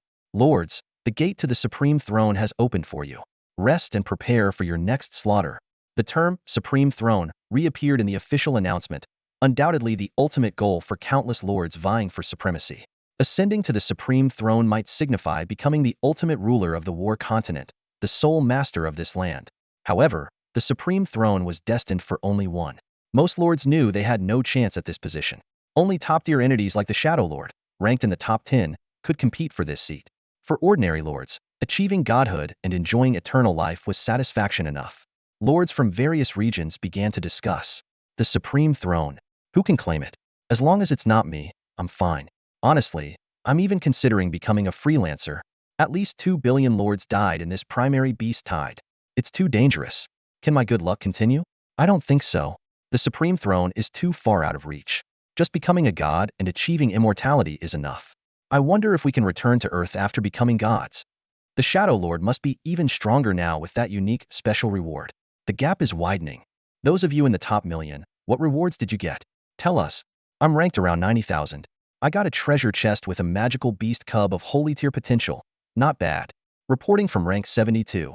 I received a holy tier weapon. Wow, all holy tier rewards, and the ranks aren't even that high. The Shadow Lord might directly ignite his divine fire. What are you thinking? If he becomes a god directly, there's no need for a struggle. Just make him the predetermined Supreme Throne holder. But I'm really curious about the Shadow Lord's reward. Too bad I'm not in Andila state. Otherwise, I'd definitely visit the Red Moon Forest to see the Shadow Lord. That sounds weird. Like paying respects to a deceased person? Do you want to be slapped to death by the Shadow Lord? The sudden appearance of the officials was like a bolt of lightning, shaking all the surviving lords and wanderers to their core. Their attention was drawn to 2 key points: the longing for eternal life and the curiosity about the special rewards the Shadow Lord, as the top scorer, would receive. The name Shadow Lord, belonging to Li Yuan, spread like wildfire among the lords and wanderers, becoming universally known. His reputation soared, and if the news reached the native powers of the war continent, Li Yuan's name would resound across the 7 continents and the endless seas. Countless lords and wanderers began to seek out the location of Shadow Town, hoping to ally themselves with this rising power. However, the exact whereabouts of the Shadow Lord remained a mystery, with even the general area of Red Moon Forest being merely a speculative guess from a deceased lord's friend. The Shadow Lord's fame was immense from the start, yet shrouded in mystery, adding to his enigmatic allure. If Li Yuan were to announce the formation of an alliance now, he would undoubtedly attract millions of followers, instantly creating the most powerful coalition, capable of challenging the native forces of the war continent. But Li Yuan had no such intention. He believed a true king needed no allies, only conquest. After hearing the official notification, a message box appeared before Li Yuan. The system congratulated him for achieving the top spot in the comprehensive score ranking of the initial beast-tide assault, praising his personal strength and the prowess of his troops, and encouraging him to continue forward, establish a city, and build a kingdom to dominate the war continent. The rewards were divided into regular and unique special rewards. The regular rewards had 4 options: a set of divine-level equipment, direct promotion to the sanctuary level, upgrading his town to an advanced city, or specialized troop buildings. The unique special reward was the inheritance rights to the Shadow World. Li Yuan's gaze lingered on the unique special reward, his breathing becoming heavy. The system then explained the significance of the Shadow World inheritance rights. The Shadow World is home to the 9 Shadow Legions, and having the inheritance rights meant having the qualification to become the master of this world. The requirement was to summon the 9 Ghost Generals and unleash the ultimate darkness, allowing the Shadow Barrier to envelop the entire war continent. Currently, Li Yuan's privileges included free access to the Shadow World, use of the Shadow Mark, and the ability to deploy the Shadow Barrier. Li Yuan was ecstatic. The reward seemed tailor-made for him. He took a deep breath, and his consciousness plunged into darkness, arriving in the Shadow World. In this world devoid of light, filled with boundless darkness, Li Yuan saw countless pairs of scarlet eyes belonging to massive shadow beasts. When he unleashed the moon's demonic aura, these eyes scattered. Suddenly, Li Yuan's expression changed drastically, and he cursed before quickly vanishing. It turned out he had been standing on the eyelid of a giant shadow beast whose power far surpassed his own. Back in Shadow Castle, Li Yuan was still shaken. This experience made him realize that although he had obtained the qualifications of an inheritor, he was not yet the true master of the Shadow World. To become the master, he needed to recruit all 9 generals and let the Shadow Barrier cover the entire war continent. Li Yuan was invigorated, realizing he had the potential to become the ruler of 2 worlds. After calming himself, he began to experiment with the Shadow Mark, the second privilege of the Shadow World inheritor. Li Yuan quickly grasped the secrets of the Shadow Mark. Raising his hand, runes formed from pure shadow energy appeared in his palm. These runes contained powerful abilities to transform other beings, a capability Li Yuan had long desired. The core function of the Shadow Mark is to assimilate other beings with shadow energy, granting them the characteristics of the Shadow Legion. This means that those assimilated can be reborn in the Shadow Realm and move freely within it. Apart from retaining their original thoughts and bodies, those bestowed with the Shadow Mark become almost indistinguishable from shadows in other aspects. More importantly, they develop absolute loyalty to Li Yuan. However, this process is not foolproof. The beings must be able to merge with the Shadow Mark and withstand the erosion of shadow energy. If they survive, they gain the unique attributes of the shadows. If not, they will be fully assimilated into shadow energy and return to the Shadow Realm with the mark. Li Yuan toyed with the runes in his hand, his gaze shifting to the 20-plus human warriors he had brought from the Great Zhou Fortress. He decided to test the effects of the Shadow Mark on them. "You, come here." Li Yuan casually pointed to one of the warriors and beckoned him over. The chosen warrior quickly jogged over and respectfully saluted. "My king." His tone was filled with reverence for his lord and admiration for Li Yuan's earlier feat of slaying thousands of beasts with the Thunder Fury Lotus. The title "My king" was evidently learned from Nijieka. Li Yuan nodded and asked, "What is your name?" "Your Majesty, I am Zhou Cheng, a name given by my former lord," the warrior replied honestly. After a moment's thought, Li Yuan said, "From now on, you'll be called Li Cheng." Li Cheng, overwhelmed with gratitude, knelt on one knee and said, "Thank you for the name, my king." To him, receiving a name directly from Li Yuan was the highest honor. "Stand up," Li Yuan said, lifting his hand, and Li Cheng stood up involuntarily. "Now, I will grant you a gift. Whether you can handle it depends on you." Before Li Cheng could respond, a shadow mark flew from Li Yuan's hand and embedded itself in Li Cheng's forehead. Instantly, the mark transformed into a cloud of black mist, enveloping Li Cheng entirely. His screams echoed from within the mist. Li Yuan watched intently as Li Cheng underwent his transformation. The shadow energy was eroding Li Cheng's body, infusing every cell with shadow power. From Li Cheng's screams, it was clear the process was excruciatingly painful. About 10 minutes later, the shadow energy was fully absorbed. Li Cheng had successfully merged with the Shadow Mark. A black-shaped rune appeared on his forehead, and while his aura remained largely unchanged, his eyes turned crimson, with the whites still intact. "Not bad, the first one succeeded." Li Yuan nodded in satisfaction and announced, "Li Cheng, From now on, you are the general of the 10th Shadow Corps in Shadow Town, responsible for leading others like you? General Li Cheng at your service. Li Cheng knelt again, his face full of excitement. His loyalty to Li Yuan had now reached absolute levels. Li Yuan turned to the other human warriors and, without further ado, shot 22 marks into their foreheads. Screams filled the courtyard again. Despite Li Cheng's success, some might fail. But Li Yuan had no intention of showing mercy. As he had told Li Cheng, this was a bestowed gift, and whether they could handle it was up to them. Dying now or later made no difference to them. Temporarily ignoring the success rate of the human warriors, Li Yuan turned his attention to the golden holy ape beside him, now transformed into a small monkey. Before Li Yuan could speak, the golden holy ape stepped forward. Master! The golden holy ape lowered its head, evidently understanding Li Yuan's intentions. As a beast with the potential to ascend to the holy domain, it had recognized the changes Li Cheng underwent. Li Cheng's aura was now almost identical to Nijiaka's. Having spent time in Shadow Town, the golden holy ape had learned about their unique attributes and envied them, especially their ability to be reborn after death and their ghostly abilities. Now, the opportunity to gain similar attributes was right in front of it, and it couldn't refuse. Seeing this, Li Yuan asked with a faint smile, "Are you willing? If you accept this, you will never have a chance at freedom again." "I am willing." The golden holy ape answered without hesitation. This was its chance to become stronger. Only by growing stronger could it avenge its mother against the holy knights of the holy court. As for freedom, that was already an impossible dream. Although still young, with its mother's legacy mark, its wisdom rivaled that of any adult. It understood its master's character well.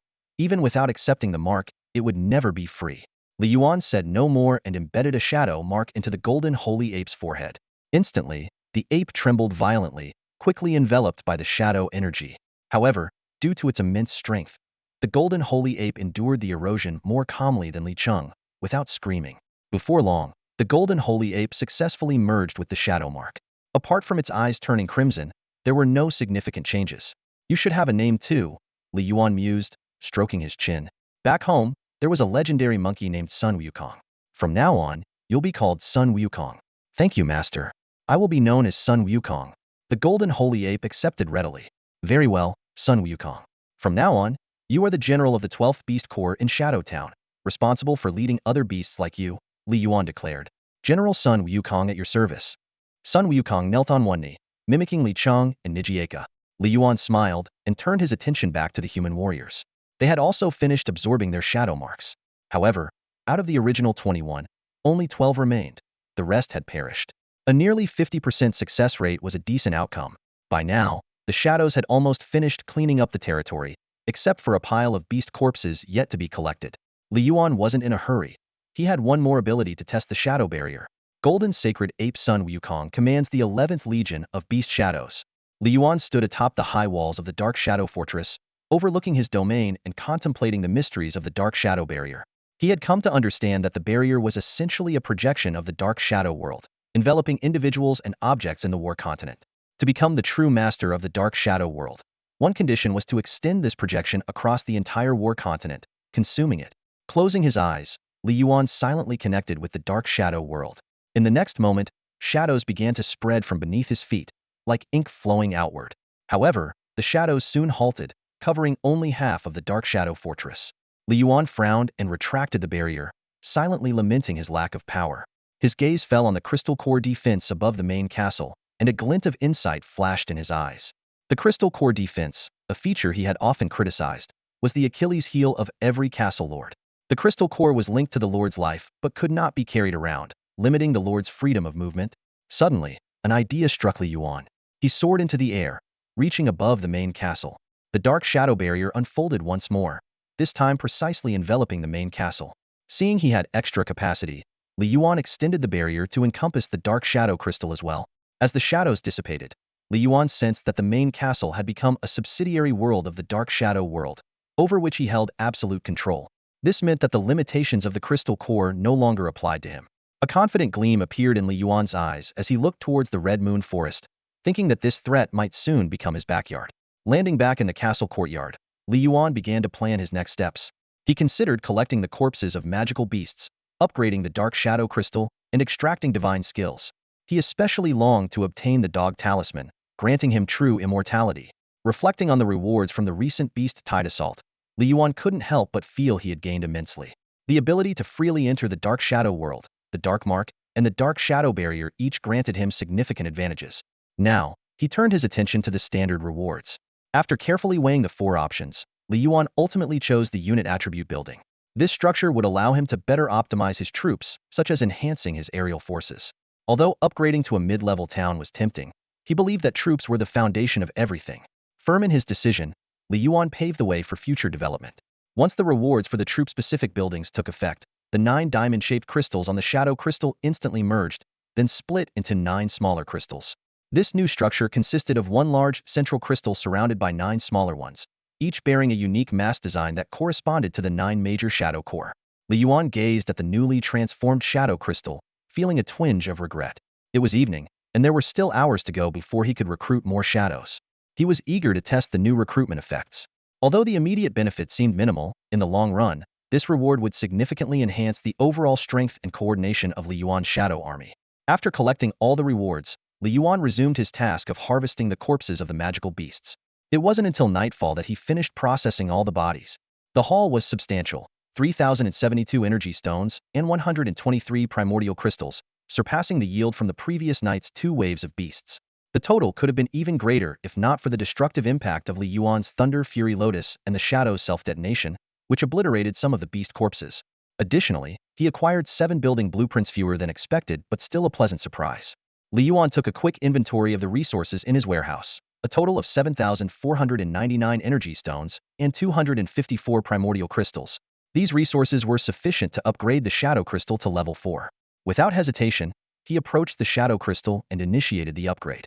A dark light engulfed the entire Shadow Crystal, and once it dissipated, the newly upgraded level 4 Shadow Crystal stood before him. The 9 masked designs on the crystal were vividly lifelike, almost touchable. The upgraded information panel showed that the daily recruitment capacity for Shadow soldiers had doubled to 20, with the freedom to choose any core. Although the recruitment chance for Shadow generals remained at 1 in 1,000, Yuan was filled with anticipation for the upcoming midnight. Next, Yuan examined the 7 blueprints he had obtained from the Beast Tide. The first 5 were duplicates of ones he already had: 3 wall blueprints, 1 villa blueprint, and 1 standard residential blueprint. The remaining 2 were a primary teleportation array blueprint and a unicorn crystal blueprint. The primary teleportation array had limited use, being functional only within his territory. In contrast, his Shadow Realm served as a far more convenient transit hub. The unicorn crystal, however, piqued Yuan's interest. It was a barracks that could recruit high-level unicorn troops. After careful consideration, Yuan decided to attempt building the unicorn crystal. However, when he issued the construction command, the system alerted him that due to a faction mismatch, he could not possess both the Shadow Crystal and the unicorn crystal simultaneously. Stunned by this unexpected situation, Yuan was momentarily at a loss for what to do next. Yuan stood at the center of Shadow Town, his brow furrowed. In his hand, he held the blueprints for a unicorn crystal, but he couldn't build it. Incompatible factions, he muttered to himself, utterly perplexed. Suddenly, an idea struck him. Yuan quickly pulled up the attribute panel for Shadow Town, his eyes locking onto the faction section. Sure enough, it clearly displayed the word dark. It dawned on him that his town had been classified as part of the dark faction without him realizing it. The attribute panel information was straightforward. Town name: Shadow Town. Town level: basic town. Town core: tier 9 defense. Territory range: 5 kilometers in radius. Buildings: Shadow Crystal, Warehouse, Holy Source Tower, 49 defense towers. Walls: 50 ordinary houses, 10 villas. Requirements to upgrade to intermediate town: 500,000 units of stone, 1 million units of wood, 100,000 units of refined iron. Faction: Dark. Reputation: 36,788. Notice: you and your town are now hated by the Dragon Clan, the Goblin Kingdom, and the Werewolf Peaks. It all made sense to Yuan now. The faction was determined by the attributes of his troops, not by his own choice as a lord. The Shadow Legion belonged to the Dark faction, which was entirely logical. He quickly considered the implications of this discovery. Clearly, the buildings in his town also needed to align with the faction to be constructed. Neutral structures like walls and defense towers were unaffected, but special buildings like the Unicorn Crystal couldn't be built in his Dark faction town. Yuan sighed, looking at the 7 blueprints in his hand. The walls were already built, so there was no need for more. Villas and ordinary houses could continue to be constructed to accommodate the increasing number of Shadow and Beast troops. As for the blueprints for the basic teleportation array and the Unicorn Crystal, though he couldn't use them, they might be exchanged for other resources in the trading market. With this thought, Yuan opened the trading market. The trading market was bustling, filled with a variety of goods. Li Yuan headed straight to the auction area, where he discovered that building blueprints were the most popular auction items. He quickly scanned through the listings but found nothing particularly enticing. Li Yuan decided to list his blueprints on the trading market. He carefully filled out the details and starting prices for each blueprint, especially setting a high starting price for the unicorn crystal blueprint at 5,000 energy stones or 50 essence crystals, confident that this rare second-tier troop blueprint would cause quite a stir. Just as Li Yuan was about to close the trading market, an auction listing for a building blueprint caught his eye. His gaze fixed on the information, and his heartbeat quickened. Li Yuan's attention was captured by a unique item in the auction listings. A holy tier ring called the Ring of Netherfire. This ring not only boasted an internal space of 2,000 cubic meters, capable of storing anything except living beings, but also had the ability to unleash a powerful spell called Netherfire Clone at the cost of energy stones. This clone retained the same strength as the original, but could only last for 3 minutes. The starting bid was 800 energy stones, or 8 Yuan crystals, and the auction was hosted by the Lord of the Shadow Sanctuary. Li Yuan carefully considered the ring's value. As a holy tier equipment, its ability to replicate the original strength below the holy tier made it a formidable combat tool. However, Li Yuan was more interested in its storage function. With the main castle protected by a shadow barrier, Li Yuan could now venture out without worry. However, carrying items and transporting resources after hunting magical beasts became a new challenge. Although he could return to the castle through the shadow world at any time, frequent trips would be too troublesome. A storage ring would solve this problem perfectly. Li Yuan quickly made up his mind to join the bidding. The current price was 850 energy stones, so he directly bid 900. Based on his estimates, the final price might reach around 1,000 energy stones. For most lords, the ring's utility wasn't very high. Its main attraction was the Netherfire Clone ability. But for Li Yuan, 1,000 energy stones was an acceptable price. As Li Yuan participated in the auction, the chat channels were buzzing again, thanks to the Unicorn Crystal Troop building blueprint he had previously listed. This was the first troop building blueprint to appear in the trading square, indicating that lords could potentially recruit multiple troop types. The unicorn, being a noble and powerful holy beast, caused an immediate sensation. The chat groups were abuzz with discussions. Some marveled at the Shadow Lord's luck, others analyzed his reasons for selling the blueprint, and some lamented their lack of energy stones to join the auction. Players familiar with the game mechanics pointed out that due to faction attribute restrictions, the Shadow Lord might not be able to use the Light Element blueprint. Meanwhile, in Angel Town on the Tarkon Plains, Ishua saw the news about the Unicorn Crystal blueprint. Although unicorns were just high-tier troops, not as powerful as her angel troops, their perfect compatibility excited her. She was determined to win the blueprint at any cost, even if it meant delaying her barracks upgrade plans. Across the war continent, many other lords were also determined to acquire the blueprint. The bidding for the Unicorn Crystal blueprint continued to soar, with competition growing increasingly fierce. As night fell, the auctions for the mysterious ring and the rare troop blueprint continued, with the lords of the war continent eagerly anticipating new twists and opportunities. The starting bid for the Unicorn Crystal was 5,000 energy stones, making it the crown jewel of the trading plaza. Li Yuan stood before the auction page, his eyes scanning the steadily climbing numbers, calculating silently. Compared to this, the few hundred energy stones for the city wall blueprints seemed insignificant. 5,500 now, Li Yuan muttered to himself, watching the price inch upwards. Despite the scarcity of energy stones after 2 beast tides, it was clear that some people could still afford this hefty sum. Li Yuan's mood began to lift. Even though he couldn't use the blueprint himself, trading it for a large amount of energy stones was a decent outcome. He was already planning how to use this wealth to upgrade the Shadow Crystal to level 5, compensating for the loss of the Unicorn Crystal. Exiting the Unicorn Crystal auction page, Li Yuan turned his attention to the Ring of Netherfire. To his surprise, the price had already surpassed the 1,000 energy stone mark within just half an hour. Without hesitation, he raised the price to 1,200, then logged out of the trading channel. He thought, I'll check the results tomorrow. In his friends list, messages from Imo Shanshan, the little fairy, were flashing incessantly. Li Yuan quickly skimmed through them. Imo Shanshan was excitedly congratulating him for securing first place in the Beast Tide and boasting about her own haul. Over 500 energy stones, 18 essence crystals, and 3 blueprints. What blueprints did you get? Li Yuan asked, curious. Imo Shanshan replied swiftly, 1 for city walls, 1 for a furnace, and 1 for doubling the recruitment of troops. Li Yuan's eyes lit up, and he immediately requested the troop recruitment doubling blueprint from Imo Shanshan. Upon receiving it, he eagerly checked the detailed information. It was a one-time use, basic blueprint that could double the number of troops recruited in a single session, but it was only applicable to barracks below level 4. Li Yuan was thrilled, planning to use it tonight to recruit shadows. After dinner, just as Li Yuan was about to rest, he received a system notification. Stranger messages have reached the limit of 50 million. Please clear them promptly. He frowned. It seemed another task was waiting for him to handle. Private messages flooded in like a tidal wave as Li Yuan once again faced the deluge of messages from the trading plaza. Just like last time, he had disabled private chats in the communication channel, but he couldn't block the private messages from the trading plaza. Li Yuan recalled the last time he cleaned up his private chats and met the little fairy Emoshan Shan, the female lord who provided him with iron essence.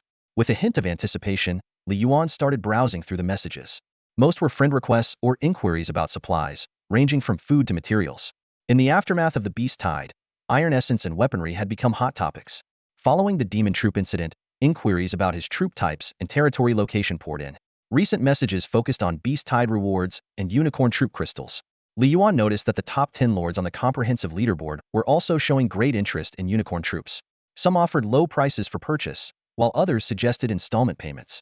Among these familiar names, the message from the Angel Town Lord stood out. The Angel Lord was a renowned figure among the lords.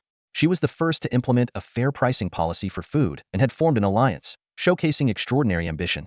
It was said that she was a woman, respected by some lords as a goddess.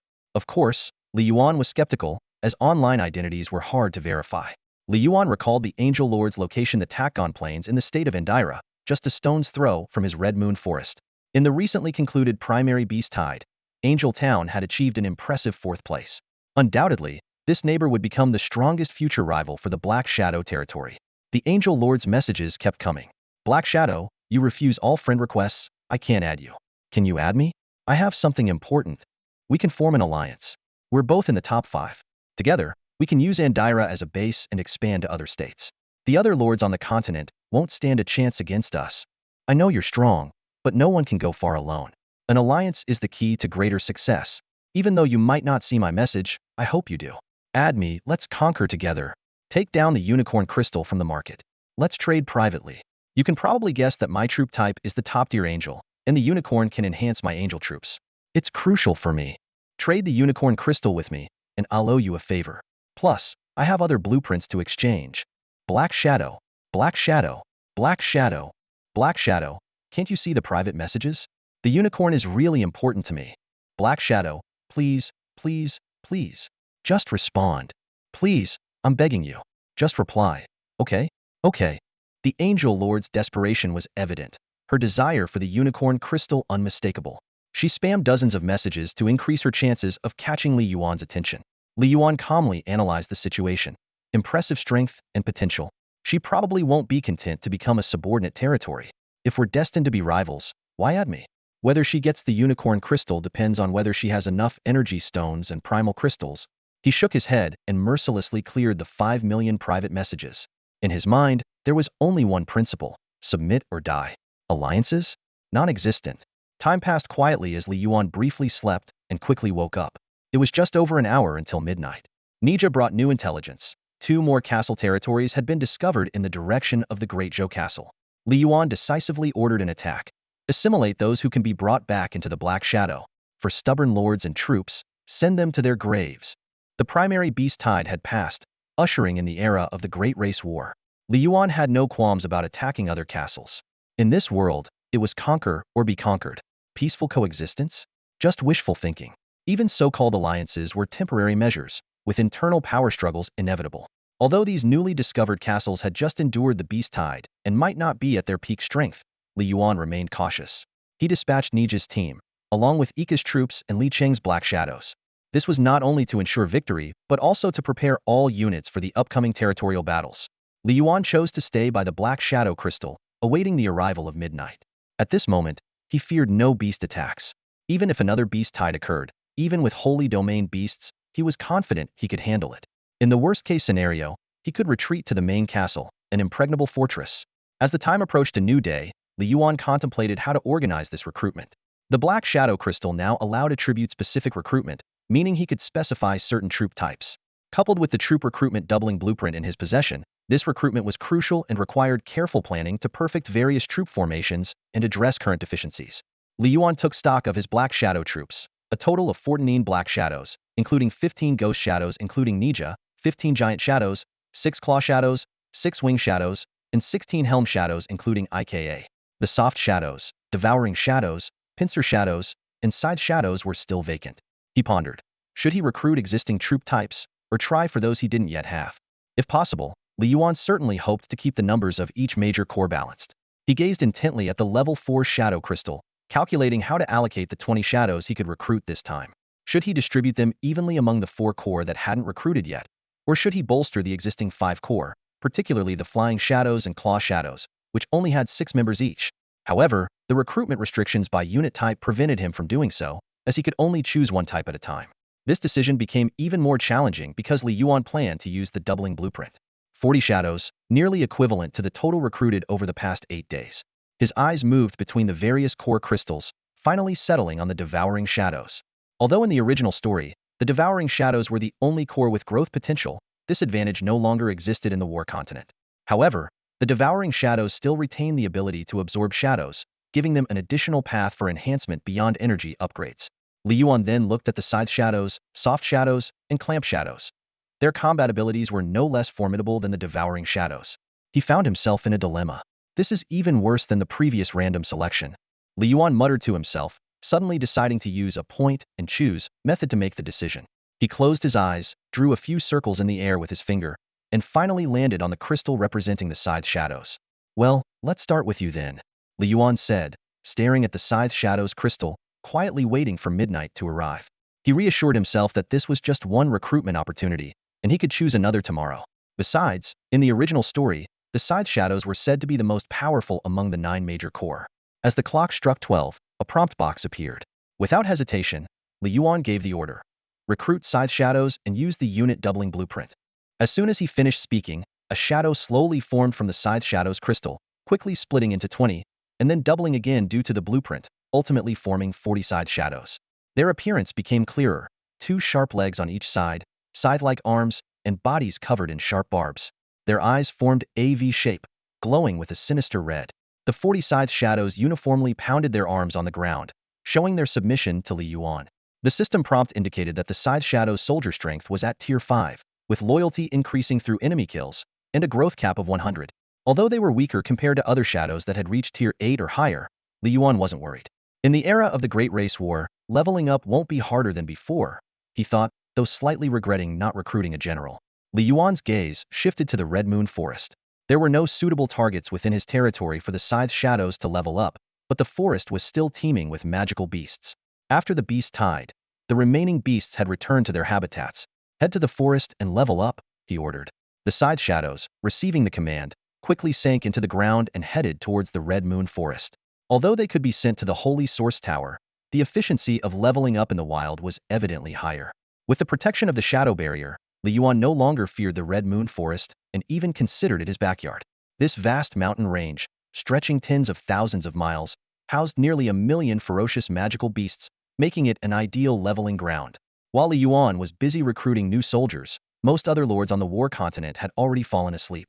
After enduring a day and night of brutal battles against 2 beast tides, everyone was exhausted. The magical beasts around their castles had been mostly cleared, making their territories relatively safe. Only a small number of troops were needed for vigilance, allowing others to rest. However, in the dead of night, a message suddenly flashed in the chat channel, waking many tired lords and those who hadn't yet slept. The message contained the sensitive term Shadow Lord, sent by a player named Steel Lord. Brothers, I've been attacked by what seems to be Shadow Lord units. Steel Lord's message quickly filled the screen. These units are cloaked in black robes, with blood-red eyes, appearing and disappearing without a trace. Some are as tall as trolls, others are human-sized, with horns on their heads, and some fly with clawed arms. At least 70 to 80 of them, all black with red eyes. Very strong, really strong. All of them are tier 8 or tier 9. Steel Lord continued to describe, my wall defenses couldn't stop them. These units appeared directly inside my castle. My troops are high-level, half-mechanical units, over 20 of them, including several tier 7s, and they were instantly wiped out. These units are similar to the demons described by the last lord who was killed. I don't know if they're demons, but I'm near the Red Moon Forest. Who else but the Shadow Lord could have such power near the Red Moon Forest? He added, wait, besides those demon-like units, there are also human units. Are these from other castles that have surrendered? These units want me to submit and make my territory a vassal state. I pretended to agree and am now being taken to sign the vassal contract. Haha, whether they're the Shadow Lord or not, we'll find out soon. Finally, Steel Lord left a message. Brothers, I'm risking my life to get this intel for you. If I die, avenge me. Remember my location. I'm in the northeastern foothills of the Red Moon Forest, about 20,000 meters from the forest edge. The news about the Iron Lord caused an uproar in the global chat channel. Prior to this, he had already sent out a distress signal within the internal group of the Vulcan Alliance. The surprise attack by the Shadow came too swiftly and fiercely. The Iron Lord's high-level castle was overrun in an instant, leaving no time for other Alliance members to come to the rescue. Faced with the overwhelming power of the Shadow, the Iron Lord opted for a feigned surrender. This was one of the pre-agreed strategies of the Vulcan Alliance. Infiltrate the enemy, gather intelligence, and simultaneously disclose the location of the Shadow's territory to the outside world. This tactic not only ensured the Iron Lord's survival temporarily, but also bought the Alliance time to organize a rescue, and most importantly, it sparked the covetous interests of other lords towards the Shadow's domain. However, this plan placed the Iron Lord in mortal danger. If Yuan, the Shadow Lord, discovered his intention to deceive, he would be doomed. According to the Alliance's internal rules, he had no other choice. His only chance of survival lay in receiving timely rescue before the territorial agreement was signed. The news about the Iron Lord stirred up a storm in the chat channel. The Shadow Lord's power was astonishing. 70 to 80 types of troops, most of which were 8th or 9th tier, and possibly even possessed saint-level troops. This revelation made many lords both envious and fearful. The news sparked heated discussions. Some questioned the feasibility of the Iron Lord's feigned surrender, others speculated about the exact location of the Shadow Lord, while many more expressed their intention to leave the Red Moon Forest as soon as possible. Only a few brave souls were still considering organizing an alliance to confront the Shadow. Meanwhile, members of the Vulcan Alliance were in urgent discussions. They were disappointed by the reactions of other lords, but were more concerned about the Iron Lord's safety. Upon learning that the nearby Troll Lord had been killed, they decided to regroup at the Vulcan Lord's location to avoid being picked off one by one. In the Shadow Castle, Yuan leisurely observed the trembling Iron Lord kneeling before him. Thanks to a tip from Imo Shanshan, Yuan was well aware of the Iron Lord's feigned surrender plan. He was unconcerned about exposing his identity once again. In the face of absolute power, these schemes were nothing more than the antics of a clown. Yuan sneered as he spoke. I'll give you a chance to live. Tell me about your Vulcan alliance. If you can satisfy me, I might consider sparing your life. His tone carried an undeniable authority, and the Iron Lord knew that his fate was entirely in the hands of this terrifying Shadow Lord. As soon as the Iron Lord finished speaking, Claw Shadow's talons were already at his throat. In this life-or-death moment, he didn't hesitate to betray the Vulcan Alliance, casting aside all promises of mutual aid and espionage. The instinct for survival took over, making any hope of rescue from the Vulcan Alliance seem distant. Even if they did come, they would likely be no match for the overwhelming power of the Shadow Lord. Breathing heavily, the Iron Lord detailed the Vulcan Alliance's situation. The alliance consisted of 12 lords, with the Vulcan Lord as the leader, commanding a barely top-tier army of lava giants. The other lords each commanded advanced troops of comparable strength. These lords were scattered around the Red Moon Forest, forming a formidable force. After listening, Yuan's face showed a playful smile. Interesting. You formed this alliance just because of me? Cold sweat dripped from the Iron Lord's forehead as he hurriedly defended himself. Shadow Lord, you must be joking. It was our ignorance, my overthinking. He anxiously tried to sell the value of his half-mechanized troops, hoping to trade them for a slim chance of survival. Yuan gestured for the Iron Lord to stand up, speaking calmly. Relax, I keep my word. If I said I'd spare your life, I will. He gave a brief assessment of the Vulcan Alliance's strength, to which the Iron Lord quickly agreed, belittling his former allies. Yuan squinted, his tone mocking. You're still a member of the Vulcan Alliance, yet you turn coat so quickly? It's hard to trust you. The Iron Lord immediately knelt, pledging his loyalty. Yuan stood, sneering. Anyone can talk big. I only believe what I see. I want to see if your heart is truly in it. Before he finished speaking, the Iron Lord felt a sharp pain in his chest. When he came to, he was staring at his own still-beating heart. Terror washed over him, and his vision began to blur. Just as he thought he was about to die, Yuan shoved the heart back into his chest, the wound healing visibly. The Iron Lord awoke as if from a nightmare, drenched in cold sweat. Yuan smiled and said, your heart looks good. By the way, what's your name? Tim Chu Feng. The Iron Lord stammered, his fear now 100 times stronger. Yuan casually commented on Chu Feng's name, then got straight to the point. The Vulcan Alliance wants to deal with me, so I can't sit idly by. Chu Feng, will you help me eliminate these threats? Chu Feng quickly responded, absolutely, no problem at all. From now on, I'm your loyal dog, Shadow Lord. I'll bite whoever you tell me to. Yuan nodded in satisfaction and instructed Nika to summon all the scythe shadows. 40 scythe shadows appeared instantly in the courtyard, leaving Chu Feng speechless with shock. Li Yuan handed these troops over to Chu Feng, tasking him with using them to destroy the Vulcan alliance as proof of his loyalty. Though hesitant, Chu Feng could only agree under Li Yuan's repeated assurances. Before leaving, Chu Feng cautiously asked if they should first sign a territorial agreement. Li Yuan replied indifferently, "No rush. We'll talk about it once you've dealt with the Vulcan alliance." Chu Feng understood. If he failed, he wouldn't even have a chance to survive. With a mix of guilt for his former allies and a desperate will to live, he hurried away. Li Yuan stood by the window of the Holy Source Tower, watching Chu Feng's departing figure with a smile. Initially, he had planned to assimilate the Iron Lord into the Shadow, but since the Vulcan alliance had presented itself, why not take advantage? Clearing out the lords around the Red Moon Forest would start with the Vulcan alliance. As for why he didn't immediately assimilate Chu Feng, it was mainly due to the fact that the success rate of the Shadow Mark wasn't guaranteed. If Chu Feng couldn't withstand it and died, this pawn would be wasted. From Chu Feng's behavior, it was clear he was cowardly but somewhat clever. After the heart extraction scene, he should understand what his best choice is. Moreover, his identity as a member of the Vulcan alliance would undoubtedly expedite the resolution of this issue. Recalling the moment he extracted Chu Feng's heart, Li Yuan initially felt discomfort but then a thrill.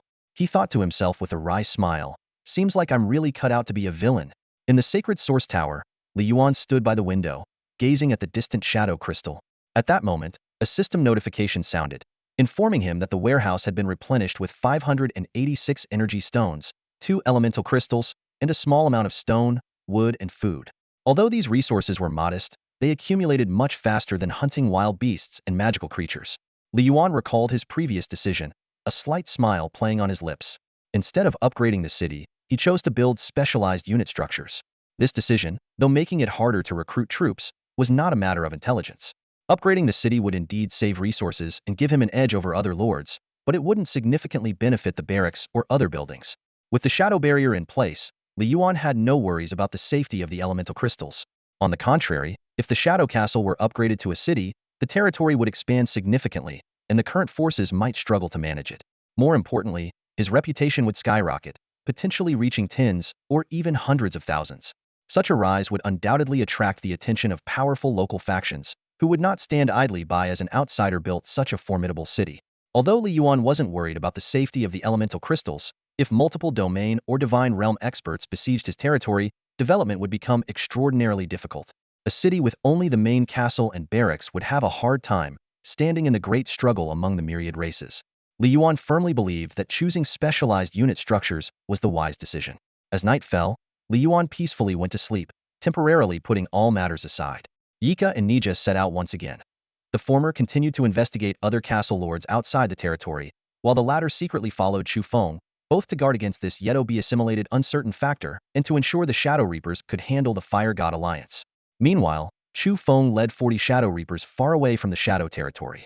He neither returned directly to the already destroyed Steel Castle nor rashly attacked the Fire God Lord's castle. After careful consideration, Chu Feng decided to adopt a more cautious approach.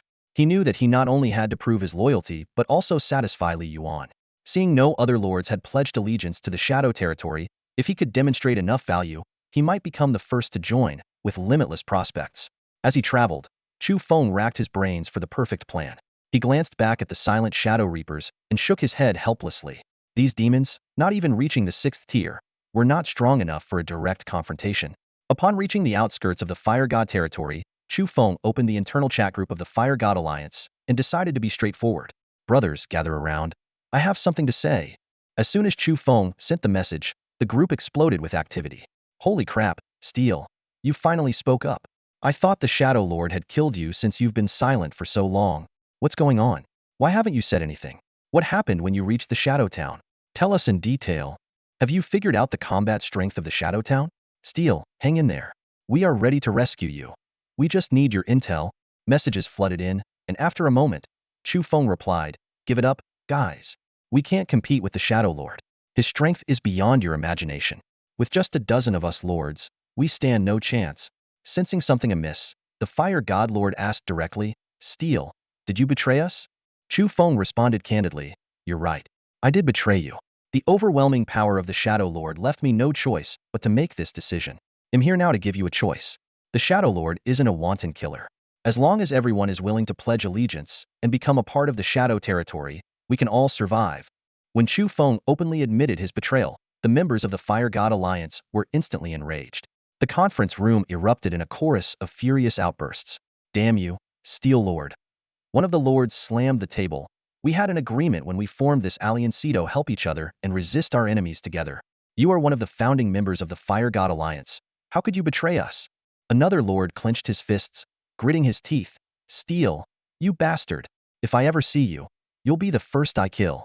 Fire God Leader, use the agreement to destroy this bastard, someone suggested. I considered you a brother. Damn you. One lord roared, are you in the shadow territory now? If you have the guts, come back here, and I'll make sure you regret it. At that moment, Chu Feng quickly replied in the group chat, don't forget, everyone, our alliance agreement states that except for spying, there are no death restrictions. I pretended to surrender to the Shadow Town for your sake. If not for the Shadow Lord's mercy, I would be dead by now.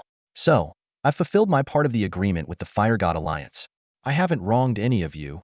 He continued, as per the Shadow Lord's orders, I've brought the Demon Squad to deal with the Fire God Alliance.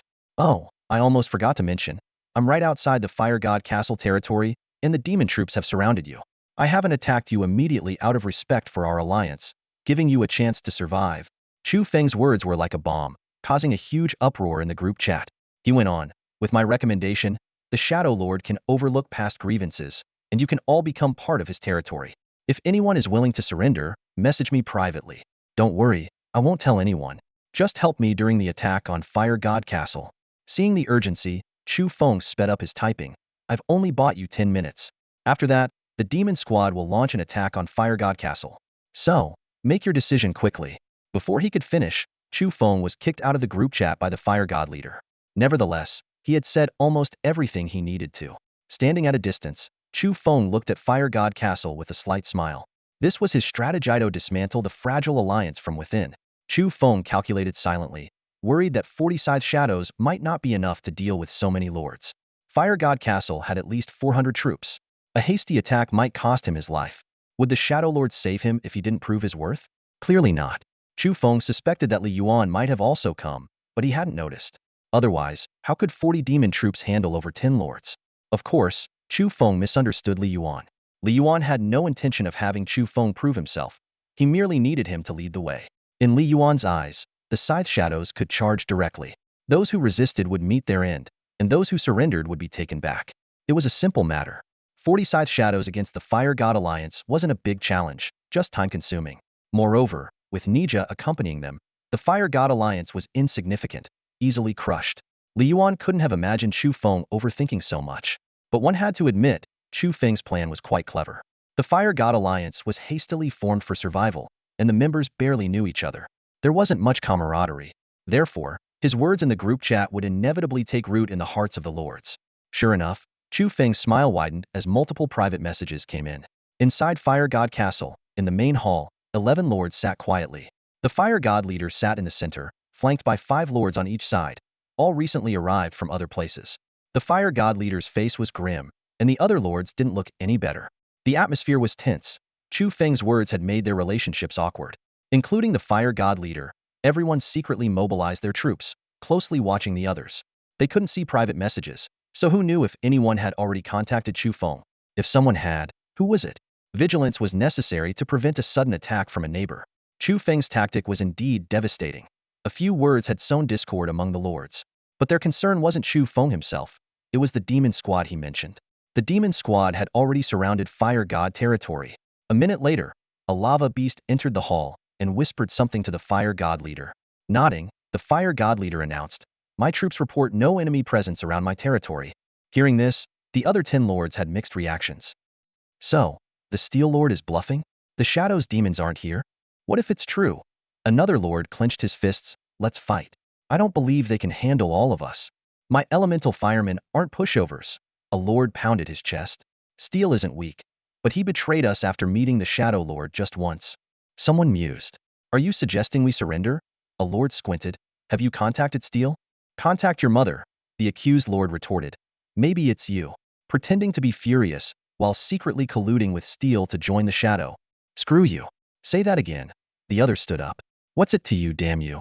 Whoever contacts him is a bastard. As the argument intensified, someone interjected, stop arguing. What do we do now? What else? Either surrender or fight. No shit, genius. As the lords argued, time ticked away. The more hot-tempered lords were at each other's throats. Their troops stood on edge, wary of backstabbing. Enough! The fire god leader's shout silenced the room. He coldly surveyed the lords and said, "Don't forget why we formed the fire god Alliancito. Fight the Shadow Lord. If you no longer believe in the alliance, hand over your castle cores to me for safekeeping." His words shocked the lords. Fire god leader, what do you mean? One lord demanded. We are allies, not your subjects. Giving you our castle cores means letting you control us. Another lord said angrily. Impossible. Don't even think about it. Our castle cores are tied to our lives. What are you thinking? Seeing the situation deteriorate again, a calm lord spoke up. Everyone, calm down. Let's hear what the fire god leader has in mind. The fire god leader looked around slowly and said, Steel Lord's words are meant to sow discord among us, making us suspicious of each other. This also means they don't have the strength to take us all on at once. Otherwise, why not attack my territory directly? Kill our troops first, then negotiate. Don't be scared by this traitor. Clearly, the Fire Lord was no fool and quickly saw through Chu Feng's plan. However, for Chu Feng, this was not an issue at all, as his plan was meant to be transparent. Everyone was well aware of the Shadow Lord's strength. The only question was whether the demon troops that followed Chu Feng to the Fire Lord's territory could handle their combined forces. As soon as the Fire Lord finished speaking, the hall fell into a tense silence. The lords exchanged uneasy glances, their eyes filled with suspicion and wariness. Finally, one lord broke the silence, his voice laden with defiance. Even so, there's no way I'm giving you my castle core. You can forget about it. That's right, another lord echoed. We can discuss other matters, but the castle core is safer in our own hands. The Fire Lord surveyed the room expressionlessly before speaking slowly. I understand your concerns. I am willing to sign a life and death pact with each of you. Once I have your cores, I will not do anything to harm you. I am merely safeguarding them temporarily. Once we get through this crisis, I will return them intact. My only aim is to ensure that we can trust each other and fight as a united front. With that, he waved his hand and sent out the life and death pacts. You can sign the pact first, then hand over your cores. The Fire Lord then fell silent, waiting for the others to respond. Though he didn't spell it out, everyone in the room understood. Handing over their cores meant allegiance to the Fire Lord's alliance. Refusal would mark them as traitors. As the lords hesitated, no one noticed that the shadows in the dark corners of the hall seemed to grow fainter. Meanwhile, outside the Fire Lord's territory, Chu Feng was conversing with a few lords who had contacted him. Suddenly, a voice whispered in his ear, "Tell those lords to follow the Fire Lord's orders and hand over their castle cores." Startled, Chu Feng turned to find that Enijia had silently appeared behind him. "General!" Chu Feng exclaimed, recovering from his shock and bowing respectfully. It was evident that the Shadow Lord had other plans, and this general, Enijia, had likely brought more demon troops. Enijia nodded briefly and said, "Do as I say." Before Chu Feng could respond, Enijia vanished, clearly uninterested in further conversation. Though Enijia had been following Chu Feng and his group quietly, he had no intention of intervening until he realized something. Yuan was integrating human troops from the Dezhou castle, seemingly to expand the Shadow Legion. As one of the 9 generals, Enijia had his own intelligence and felt compelled to ease his king's burdens. Seeing this as a prime opportunity, he decided to appear and instruct Chu Feng to have the lords hand over their cores to the Fire Lord. Chu Feng was puzzled by this order. Asking the lords who had already contacted him to hand over their cores to the Fire Lord seemed like giving the enemy an advantage. However, since it was Enijia's command, and likely the Shadow Lord's will, he dared not refuse. Chu Feng speculated that the Shadow Lord might be planning to wipe out the Fire Lord's alliance in one fell swoop. Immediately, Chu Feng sent private messages to those lords, using all his persuasive skills to convince them to agree to hand over their castle cores to the Fire Lord. After the calls ended, Chu Feng shouted toward the Fire Lord's territory, "Everyone, you have 5 minutes left. The demon troops seem impatient, so make your decision quickly. To the 5 friends who have privately messaged me, once the time is up, act as planned. We'll coordinate from inside and out." Chu Feng's voice reached the castle, prompting the 11 lords to stand up almost simultaneously. Their troops swiftly moved to protect them, each wary of the others. 5 lords have already messaged Chu Feng. Though they suspected it might be a ploy, the lords couldn't afford to ignore it in this life or death situation. Human nature being what it is, they could only trust their own troops at this moment. The Fire Lord glanced in the direction of Chu Feng's voice and cursed the Steel Lord under his breath. He then yelled, "Still not handing over your cores? I'll give mine if everyone else does," one lord said. The others nodded in agreement, but no one was willing to be the first. The Fire Lord felt helpless. Though he could forcibly take their cores, even his powerful lava beasts couldn't handle so many lords at once. He decided to pay a significant price to persuade his closest ally to take the lead. Once one core was handed over, the others would have no choice but to follow. Under the Fire Lord's suggestion, the young Elemental Lord stepped forward. "I'll do it," he said. "I trust the Fire Lord's judgment. There can't be many demon troops. We can win this." He handed his high-level castle core to the Fire Lord. "Your turn, everyone."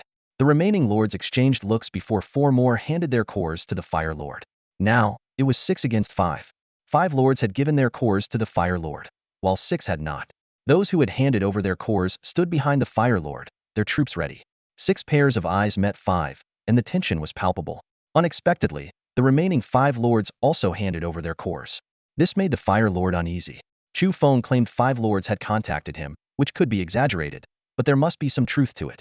This meant there were traitors among the 10 lords, likely within the 5 who had handed over their cores. Why would they do that?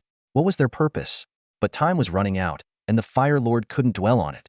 With the cores in his possession, he could destroy their castles if necessary. For now, they were all in the same boat.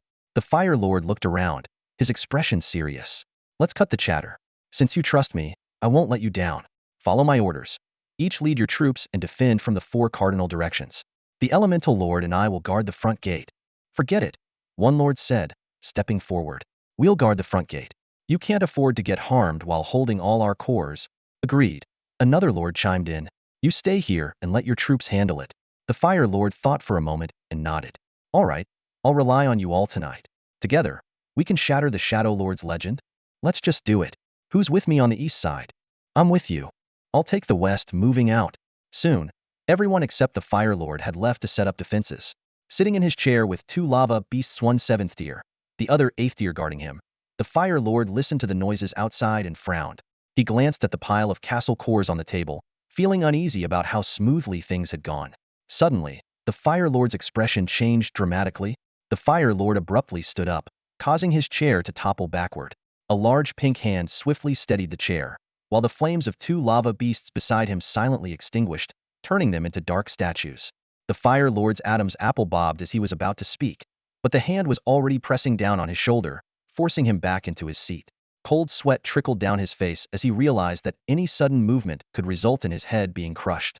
"I thought you weren't afraid of death," Nija said playfully, standing beside the Fire Lord. The Fire Lord was about to respond when he noticed a shadow writhing in the corner. A bizarre creature with black skin and red eyes emerged. "That's a demon." His pupils contracted as he glanced at the figure beside him, a bitter smile forming on his lips. "Well played, Shadow Lord." Chu Feng looked bewildered. He had planned to order his Reaper Shadows to attack the Fire Lord's territory, but somehow found himself brought into the castle. He glanced around, his eyes darting between Nija, the Fire Lord, and the lava beast statues, finally settling on the Fire Lord. "Are you the Fire Lord?" the Fire Lord asked, puzzled. "You're not the Shadow Lord?" Chu Feng noticed the pile of crystal cores on the table and instantly understood Nija's plan. He respectfully bowed to Nija. "General, your strategy is brilliant. To outwit all the lords with just one type of unit truly worthy of being a demon general." Then, turning to the Fire Lord, Chu Feng smiled. "I'm not the Shadow Lord. I'm the Iron Lord." "Didn't expect to meet under these circumstances." The Fire Lord raised an eyebrow and glared coldly at Chu Feng. Chu Feng approached the pile of crystal cores, reaching out to take one, but a barbed black blade nearly severed his wrist. A Reaper Shadow appeared, snatching 10 crystal cores before vanishing. Chu Feng, terrified, bowed to Nija. "I'm sorry, General. I just wanted to help." The Fire Lord sneered. "Looks like you're not doing well under the Shadow Lord, groveling to a mere unit. It seems they don't trust you much either." Chu Feng shrugged it off. "It's an honor to serve the Shadow Lord." At that moment, another lord walked into the hall, cursing. He stopped mid-sentence, taking in the scene before him. His face turned pale as he stepped back, then recalled something. "Where are my castle's crystal cores?" "They took them." The Fire Lord pointed to Nija and Chu Feng, sighing. "Let everyone in." Soon, 10 lords gathered in the hall, none bringing their units. Chu Feng scanned the group, then invited the friends he had privately chatted with to come closer. Surprisingly, all the lords moved towards him, creating an awkward scene. Chu Feng smiled at the Fire Lord. "It seems no one wants to follow you to the grave. Our alliance is nothing but a joke." The Fire Lord chuckled bitterly. Indeed, a joke. He hadn't expected everyone to betray him. He had anticipated only 3 or 5. Chu Feng turned to Nija. "General, how should we deal with the Fire Lord?" Before Nija could respond, the Fire Lord spoke up. "No need to bother. I've already made arrangements for everyone.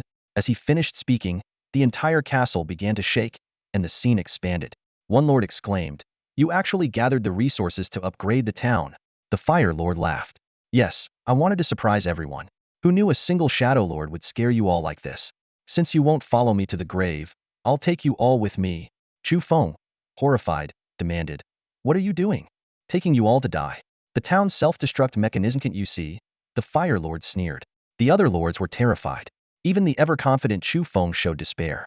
The self-destruction of a ninth-tier crystal core would be powerful enough to bury everyone and their units, including the demons. Chu Feng gritted his teeth. "Fire Lord, you're ruthless." The Fire Lord laughed maniacally. "You forced my hand. If you had followed my plan to deal with the Shadow Lord, I wouldn't have to do this. The Shadow Lord killed my brother. I have to avenge him. What's wrong with that? It's you who didn't help me." Chu Feng suddenly understood why the Fire Lord was so obsessed with fighting the Shadow Lord. The castle shook violently, and the entrance was blocked by lava beasts. The other lords' units were outside, fighting desperately to rescue their masters. The town's upgrade completed in an instant, and the self-destruct sequence initiated. Cracks spread across the ninth-tier castle crystal core, releasing immense energy. At that moment, Nija spoke. "I intended to spare your life, but you insist on killing my king. Your crime is unforgivable." The Fire Lord sighed. "It's a pity the Shadow Lord isn't here. Otherwise, we could have met my brother together. But even if your units die, it will be a significant loss for the Shadow Lord." Nija released the Fire Lord, and an overwhelming power surged from within him. A black mirror appeared, expanding rapidly to engulf the entire castle. Just as the Fire Lord's town was about to self-destruct, the mirror transformed into a small world, and the castle exploded within it. The Fire Lord was buried in the ruins. The mirror rippled but remained intact, with no energy leakage. When everything settled, only a flat expanse remained where the Fire Lord's town once stood. The 11 lords stared in shock, and their units gazed blankly at the mirror in the void. Only when the Fire Lord's castle completely dissipated did Nija reappear. He fixed his gaze on Chu Feng and ordered, "Take them back to see the king." Then he vanished into the night. The lords finally snapped out of their daze. One stammered, "Is this the Shadow Lord's demon unit?" "Yes, he is," Chu Feng replied dryly. "Is this unit 9th tier, or domain level?" "Probably. Domain level." Chu Feng swallowed hard. He had always thought Nija was 9th tier, but never expected him to be a domain level powerhouse. After all, it had only been 8 days since arriving on the war continent. How could someone cultivate a domain level unit in such a short time? But the truth was undeniable. To withstand the self-destruction of a 9th tier town crystal core and protect them unharmed, such power could only be domain level. The other lords remained silent, filled with shock and relief. A domain level unit under the Shadow Lord. Fortunately, they had agreed to Chu Feng's persuasion. Otherwise, following the Fire Lord to fight the Shadow Lord would have been a death sentence. From now on, they would obediently serve the Shadow Lord. The Fire Lord and his town were reduced to ashes, but his troops remained. Out of 36 lava beasts, 2 loyal ones were killed by Chu Feng and his companions, while the rest were suppressed. The resources of the Fire Lord's castle had long been plundered by Lian Ying. Chu Feng glanced around at the remaining 10 lords, his tone stern. "Given the current situation, I hope everyone can curb their selfish thoughts. Stop doing things that lead to your own demise, like spreading nonsense in the chat channel. Of course, if you wish to die, I won't stop you." Hearing this, the lords lowered their heads in agreement. Someone muttered quietly, "That's a given. Doing such things now is just asking for trouble. Rest assured, Iron Lord, we're all in this together now." Another lord chimed in, "We're not like the Fire Lord, who had a grudge against Shadow Master. We just want to survive." Speaking of which, the Fire Lord hid his intentions well. Someone grumbled, "That scoundrel wanted to drag us all down with him." But Shadow Master hid even better. Another lord sighed. "His troops are all at the Saint level." Saint level, for crying out loud. "Iron Lord, you've met Shadow Master. When we get there, please put in a good word for us." "Is Shadow Master easy to talk to?" Someone asked curiously. "By the way, he's a man, right?" Thinking of the scene when the Fire Lord's main castle self-destructed, the lords still felt a lingering fear. If it weren't for the timely appearance of the Saint-level expert, Nija, they would have been wiped out. They were both anxious and curious about meeting Shadow Master. After all, Shadow Master had always been mysterious, rarely appearing in the global chat channel. "You'll know what kind of person Shadow Master is when you meet him." Chu Feng interrupted their discussion. "All right, enough talking. Let's head to Shadow Town immediately." The group hurried towards Shadow Town with their troops. They arrived before dawn, and Nija appeared to lead them into the territory. "The king is resting. Wait here," Nija said briefly. "He will summon you when he wakes up." With that, he disappeared. Chu Feng and the others dared not show any dissatisfaction. They obediently stayed within the territory, not daring to move around. Although they could see the villas and houses, they didn't have the courage to enter. They could only stand in place, curiously and in awe, observing the town before them. So this is a town? Really impressive, someone whispered in amazement. My main castle isn't even as tall as that one. There are so many buildings, another pointed out. That tower over there, is it a special building? Look at the walls, someone gasped. Are those all defense towers? My God, with dozens of defense towers, Shadow Master wouldn't need a single soldier to keep us out. It's not just you, someone chuckled bitterly. Even with the entire Fire Alliance, we couldn't break in. This is the gap between us and the number one, someone sighed. I've decided from now on, I'll just follow Shadow Master. Who am I kidding about competing for dominance? I'm not even qualified. Exactly, clinging to a powerful ally is the way to go. Another agreed. Shadow Master is the ultimate ally. My troops aren't weak, someone said confidently. When I meet Shadow Master, I'll make sure to impress him. Just as the lords were discussing in hushed tones, a thunderous shout erupted. Silence. A golden holy ape appeared, tall and imposing. It merely scolded them before walking past, ignoring them entirely. Chu Feng quickly lowered his voice. Everyone, stop talking and don't disturb Shadow Master's rest. The group nodded repeatedly, promptly shutting their mouths. They feared that if they spoke again, the giant ape would crush them with a single blow. But from the expressions on their faces, they all felt a deep sense of fear. Shadow Master's troops were demons, so this beast was clearly one he had tamed. A beast at least at the 9th tier elite level could easily destroy their castles. The lords gained a new appreciation for the strength of Shadow Town and the depth of Shadow Master's power. And this wasn't even the full extent, as they hadn't yet seen the other demon troops. That night, the 11 lords stood silently like obedient children, not caring about their sore legs or fatigue, waiting quietly until dawn. They had no complaints and didn't dare to have any. Around 10 o'clock the next morning, Yuan emerged from the Holy Source Tower. After a few hours of rest, he felt rejuvenated. As he stretched, he noticed the various troops and lords outside the castle. Nija appeared beside Yuan at the right moment. Yuan glanced at him and asked, "Are these the people from the Fire Alliance?" "Yes, your majesty," Nija replied respectfully. "These are the 11 lords of the Fire Alliance." Yuan was a bit surprised.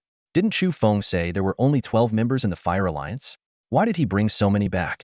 Nija then recounted the events of the previous night in detail. "I killed the Fire Lord's brother?" Yuan chuckled. Not many lords had died at his hands. Could it be the lord of the Great Zhou Castle? Or that bearded middle-aged lord? But at this point, it didn't matter who the Fire Lord's brother was, since the Fire Lord was dead and had joined his brother. Yuan didn't dwell on the matter further and instead asked, "All right, I got it. By the way, how's the situation with IK? Your Majesty, IKA did not return last night, so we don't know the current situation," Nija replied. Yuan thought for a moment and said, "She might still be scouting other castle lords. What about those scythes? Were they idle last night?" "No," Nija responded. "After we returned, I had the scythes go into the Red Moon Forest to fight monsters and level up." "Well done." Yuan wanted to pat Nija on the shoulder, but realized he was much shorter than Nija and decided against it. "Bring those lords in. I'll wash up and grab something to eat first." With that, Yuan headed towards the castle while Nija went outside to inform Chu Feng and the other Fire Alliance lords. Under Nija's guidance, Chu Feng and his group arrived at the castle courtyard. About an hour later, Yuan leisurely walked out of the castle. Upon seeing him, Chu Feng and the other 10 lords rushed to kneel on the ground, afraid of being the last to do so. "Greetings, Shadow Master," they called out in unison, their voices filled with reverence and flattery. All the lords stood before Yuan with their heads bowed, not daring to look up. They knew well that the once invincible Fire Godlord was now beckoning to them from hell, a stark and bloody lesson. Yuan coldly scanned the crowd, finally fixing his gaze on Chu Feng. Through Nija's report, Yuan was fully aware of Chu Feng's actions last night. Though cunning and deceitful, Chu Feng was undeniably talented. To others, someone like Chu Feng could be useful but difficult to control, always on the brink of betrayal. But Yuan didn't mind. With the shadow mark in his possession, as long as Chu Feng could withstand the assimilation of the dark mark, he might become Yuan's sharpest weapon. Of course, that was assuming he survived. Yuan shifted his gaze to the other lords and spoke calmly. "I hear that you all wish to integrate your territories into Shadow Town?" The lords responded in unison. "We are willing." "Good. Then send me the territory agreements," Yuan demanded directly, wasting no words. Whether these people could be assimilated into shadows was another matter, but the territory agreements had to be signed first, and before bestowing the shadow mark. After all, acquiring territories offered a chance to extract divine skills. If the shadow mark was bestowed first and someone couldn't survive the assimilation, it would be a wasted opportunity. Li Yuan thought to himself, 11 territories, there should be at least one chance at a draw this time, right? Last time, when Zhou City became a territory, there was no draw opportunity, which was quite disappointing. Chu Feng and the others had already decided to join Li Yuan, so there were no objections. They quickly sent over their respective territory agreements. Once Li Yuan received them, he signed his name on all 11 agreements. Instantly, all the information about these lords' territories and castles appeared before him. However, Li Yuan didn't immediately check this information. Instead, he eagerly watched the official prompt box. Half a minute later, a smile of excitement appeared on his face as the prompt finally appeared. Shadow Lord, you have successfully acquired a territory, granting you one divine skill draw opportunity. Would you like to proceed with the draw now? Even more delightful was the fact that this prompt appeared twice. 2 draw opportunities. His luck was extraordinary. Overcome with joy, Li Yuan turned and walked towards the castle, ignoring Chu Feng and the others. The lords exchanged bewildered glances, unsure why everything ended so abruptly after signing the agreements. Soon, 2 black orbs of light flew out from the castle hall. Li Yuan's voice followed. In Shadow Town, we do not need useless people. Only after passing my test can you truly become part of Shadow Town. I hope you all survive. These words, especially the last 2 sentences, made the lords' faces pale.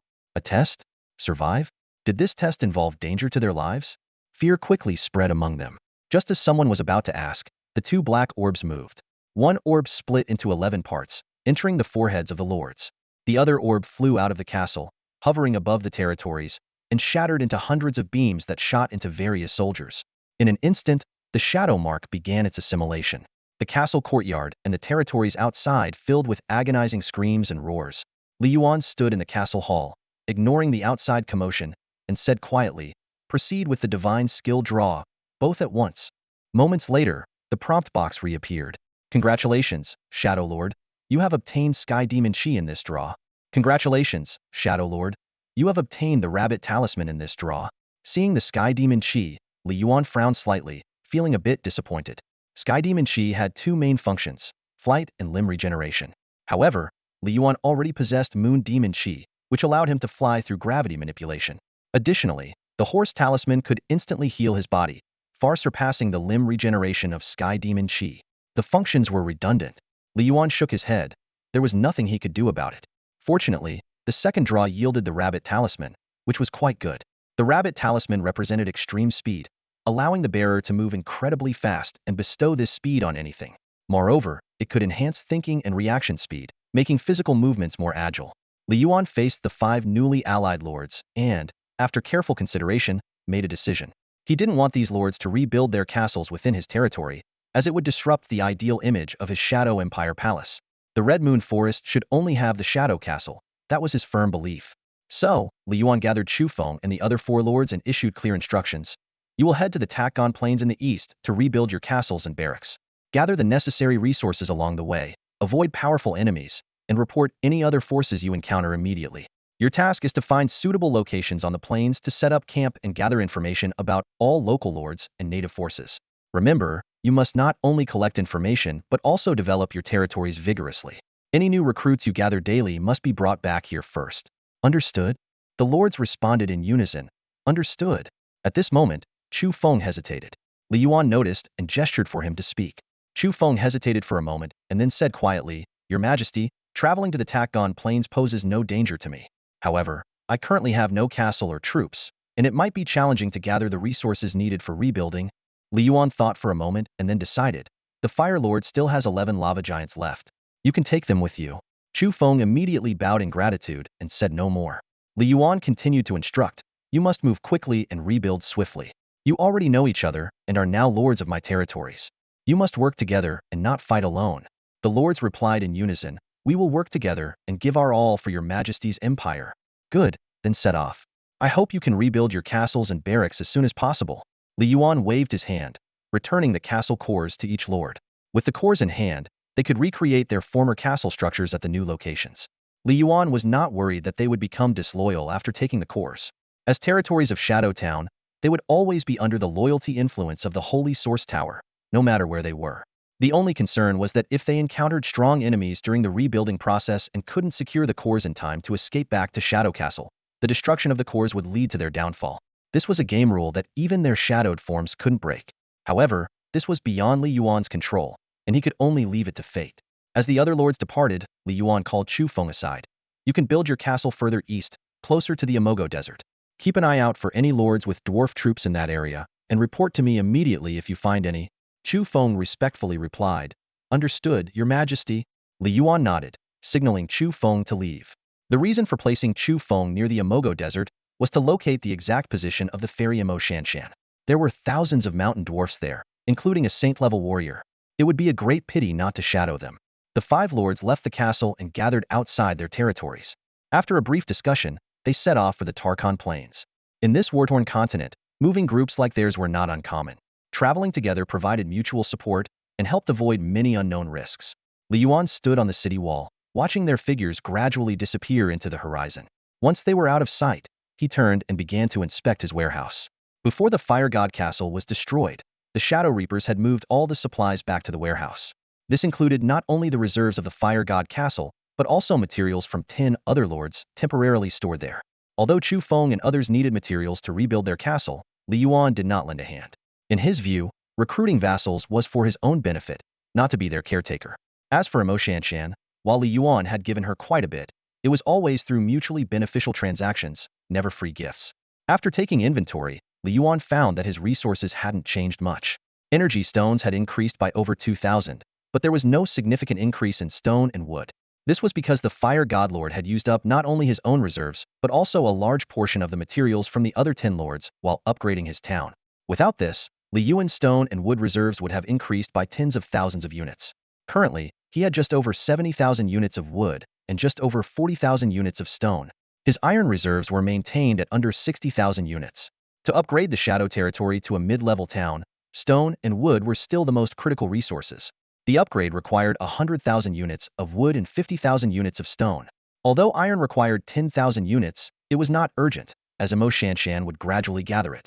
Additionally, Li Yuan was clearing the Red Moon Forest, which would yield continuous returns. Including the newly acquired 2,000 energy stones, he now had a total of 4,980 energy stones. His crystal reserves had slightly increased to 62. There was still a considerable gap before reaching the 10,000 energy stones and 500 crystals needed to upgrade to a level 5 crystal. However, Li Yuan was not anxious. He had many items up for sale at the auction house. Just the unicorn crystal alone might be enough to gather the energy stones needed for the level 5 shadow crystal upgrade. Though crystals might still fall short, he was confident. After all, if he couldn't gather them, other lords had even less chance. As for stone and wood, Li Yuan could obtain them if needed. He just didn't want the shadows to waste time collecting them. The Red Moon Forest was rich in stone and wood resources, which could be quickly gathered if necessary. Li Yuan also checked the trading square and found the prices of his listed blueprints had significantly increased. Particularly, the unicorn crystal had a bid of 7,000 energy stones and another bid of 97 crystals. With more than 10 hours remaining in the auction, Li Yuan still found the price insufficient. After contemplating for a moment, Li Yuan contacted Imo Shanshan. Get to work. Li Yuan sent a concise message. What's up, Shadow Boss? Imo Shanshan quickly replied. Find my auction item, the unicorn crystal. Li Yuan instructed. Got it, Shadow Boss. Found it. Wow, is this a barracks blueprint? Are you really selling this? Imo Shanshan asked in surprise. We can't use it. Listen, follow my lead and place a bid. Li Yuan got straight to the point. Haha, Shadow Boss, you want me to bid up the price? Imo Shanshan laughed in response. Exactly, bid up the price. Raise the energy stone bid to 10,000 and the crystal bid to 200, Li Yuan commanded decisively. Isn't that too high all at once? Shouldn't we increase it gradually? Imo Shanshan hesitated. No worries, worst case it doesn't sell, and we keep it for later use, Li Yuan confidently replied. All right, I'll do it. Imo Shanshan responded. Soon, the auction price for the unicorn crystal blueprint skyrocketed to 10,000 energy stones, or 200 crystals. Although the price seemed high, it was not excessive given the value of the unicorn crystal itself. Li Yuan's move was not only to raise the price, but also to signal to other lords that someone more powerful and eager desired this treasure. This high price also gave other lords time to gather resources. Even though such a high price was challenging for Li Yuan himself to bear alone, under the alliance system, resources could be shared. They could borrow or crowdsource. With determination, they could gather the required resources. Even if Imo Shanshan ended up buying it and causing a no-sale, Li Yuan had a backup plan. Recruiting vassals like Chu Feng had taught him that while the unicorn crystal couldn't be directly used for his castle, it could be used for vassal troops. He could conquer a neutral light faction castle, build a unicorn barracks, and then sign a vassal agreement, allowing the light unicorns to be shadowed. Of course, the value of the unicorn crystal should not be overstated. Li Yuan could always conquer a territory with advanced troops, achieving similar results. If it was auctioned off, he could later conquer the buyer's territory. Selling it now to upgrade the barracks was also a good choice, as it would eventually fall into his hands. Later, Li Yuan sent another message to Imo Shanshan. Keep an eye on the auction. If the price stagnates, raise it a bit. Okay, got it. Seen this trick on TV. Imo Shanshan playfully replied. Good. Also manage the dwarves properly. Some should refine iron, others forge weapons and equipment, Li Yuan continued. Understood. Imo Shanshan responded crisply.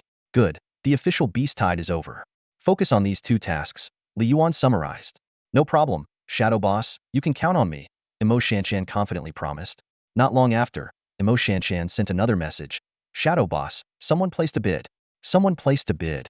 Li Yuan immediately opened the auction house and saw the unicorn crystal's price had slightly increased to 10,100 energy stones. The crystal bid remained at 200, as crystals were rarer than energy stones. Li Yuan smiled with satisfaction. Having a decoy bidder made a significant difference. Without some pressure, it was hard to tell how many resources other lords could gather. Time passed quietly, and soon it was noon. As Li Yuan leisurely basked in the sun, he suddenly received a notification. Shadow Lord, your troops have destroyed an enemy fortress crystal core. You have obtained all materials from the enemy's warehouse and an additional reward of 500 energy stones. Seeing this message, Li Yuan immediately understood that Yika and the others had found another castle in the Red Moon Forest.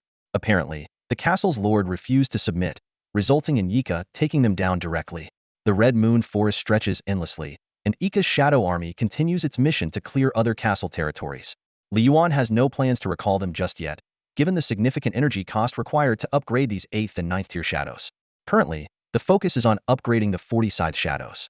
After a day and a half of monster hunting, more than 10 scythe shadows have advanced to the 6th tier. At this moment, although the number of fierce beasts and magical creatures on the outskirts of the Red Moon Forest has somewhat rebounded, it has significantly decreased compared to before the 3 waves of beast attacks. Within Li Yuan's territory, their traces are almost non-existent, although many still linger in the direction of the Tarkon Plains. The scythe shadows don't need to travel far. The magical creatures in the Red Moon Forest are sufficient for their hunting needs. More importantly, every time IKA destroys a castle's crystal core, all shadows, including Li Yuan, receive an energy reward. Thousands of kilometers north of the Red Moon Forest, IKA and his team had just destroyed a lord's castle and discovered another one. This discovery further confirmed the high density of castles around the Red Moon Forest.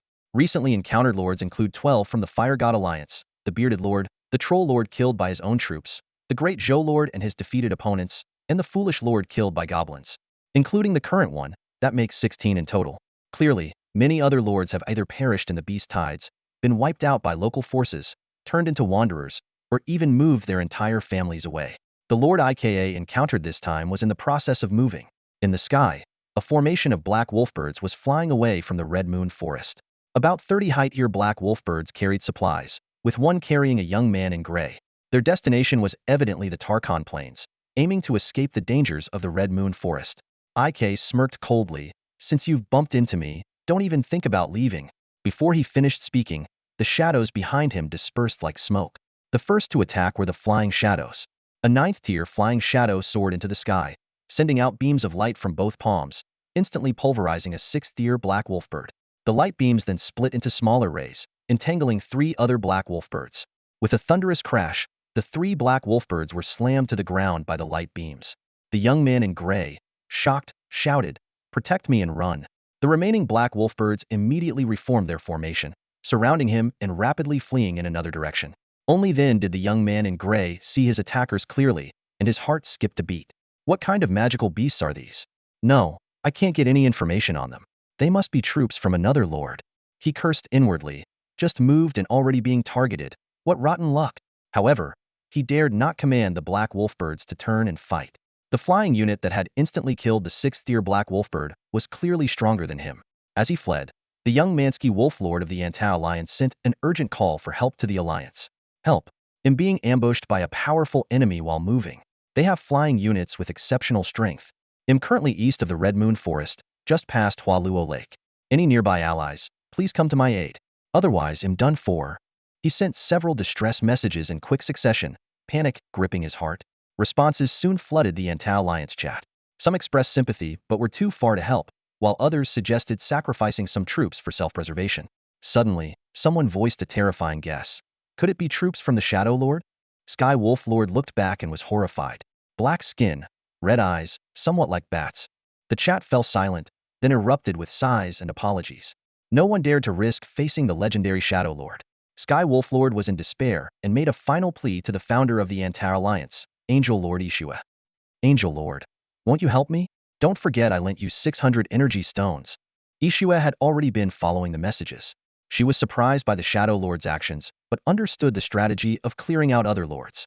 However, she couldn't fathom why the Shadow Lord chose to establish himself in the perilous Red Moon Forest. Faced with Sky Wolf Lord's plea, Ishua was torn. She did owe him a favor, but rushing to his aid now would be suicide. After a moment of hesitation, she replied, Sky Wolf, abandon the other supplies and have your strongest unit get you out of there. If you can reach the Tarkon Plains, I will provide all the resources you need to rebuild your castle. I'm sorry, but I'm too far away to save you in time. As soon as Ishua finished speaking, the Sky Wolf Lord fell into a state of panic. The Red Moon Forest was far away, and there was no way he could get there in time. However, he knew that this explanation would mean nothing to the Shadow Lord. Enraged, the Sky Wolf Lord unleashed a torrent of curses, but quickly fell silent. At that moment, he had no energy left to send any more messages.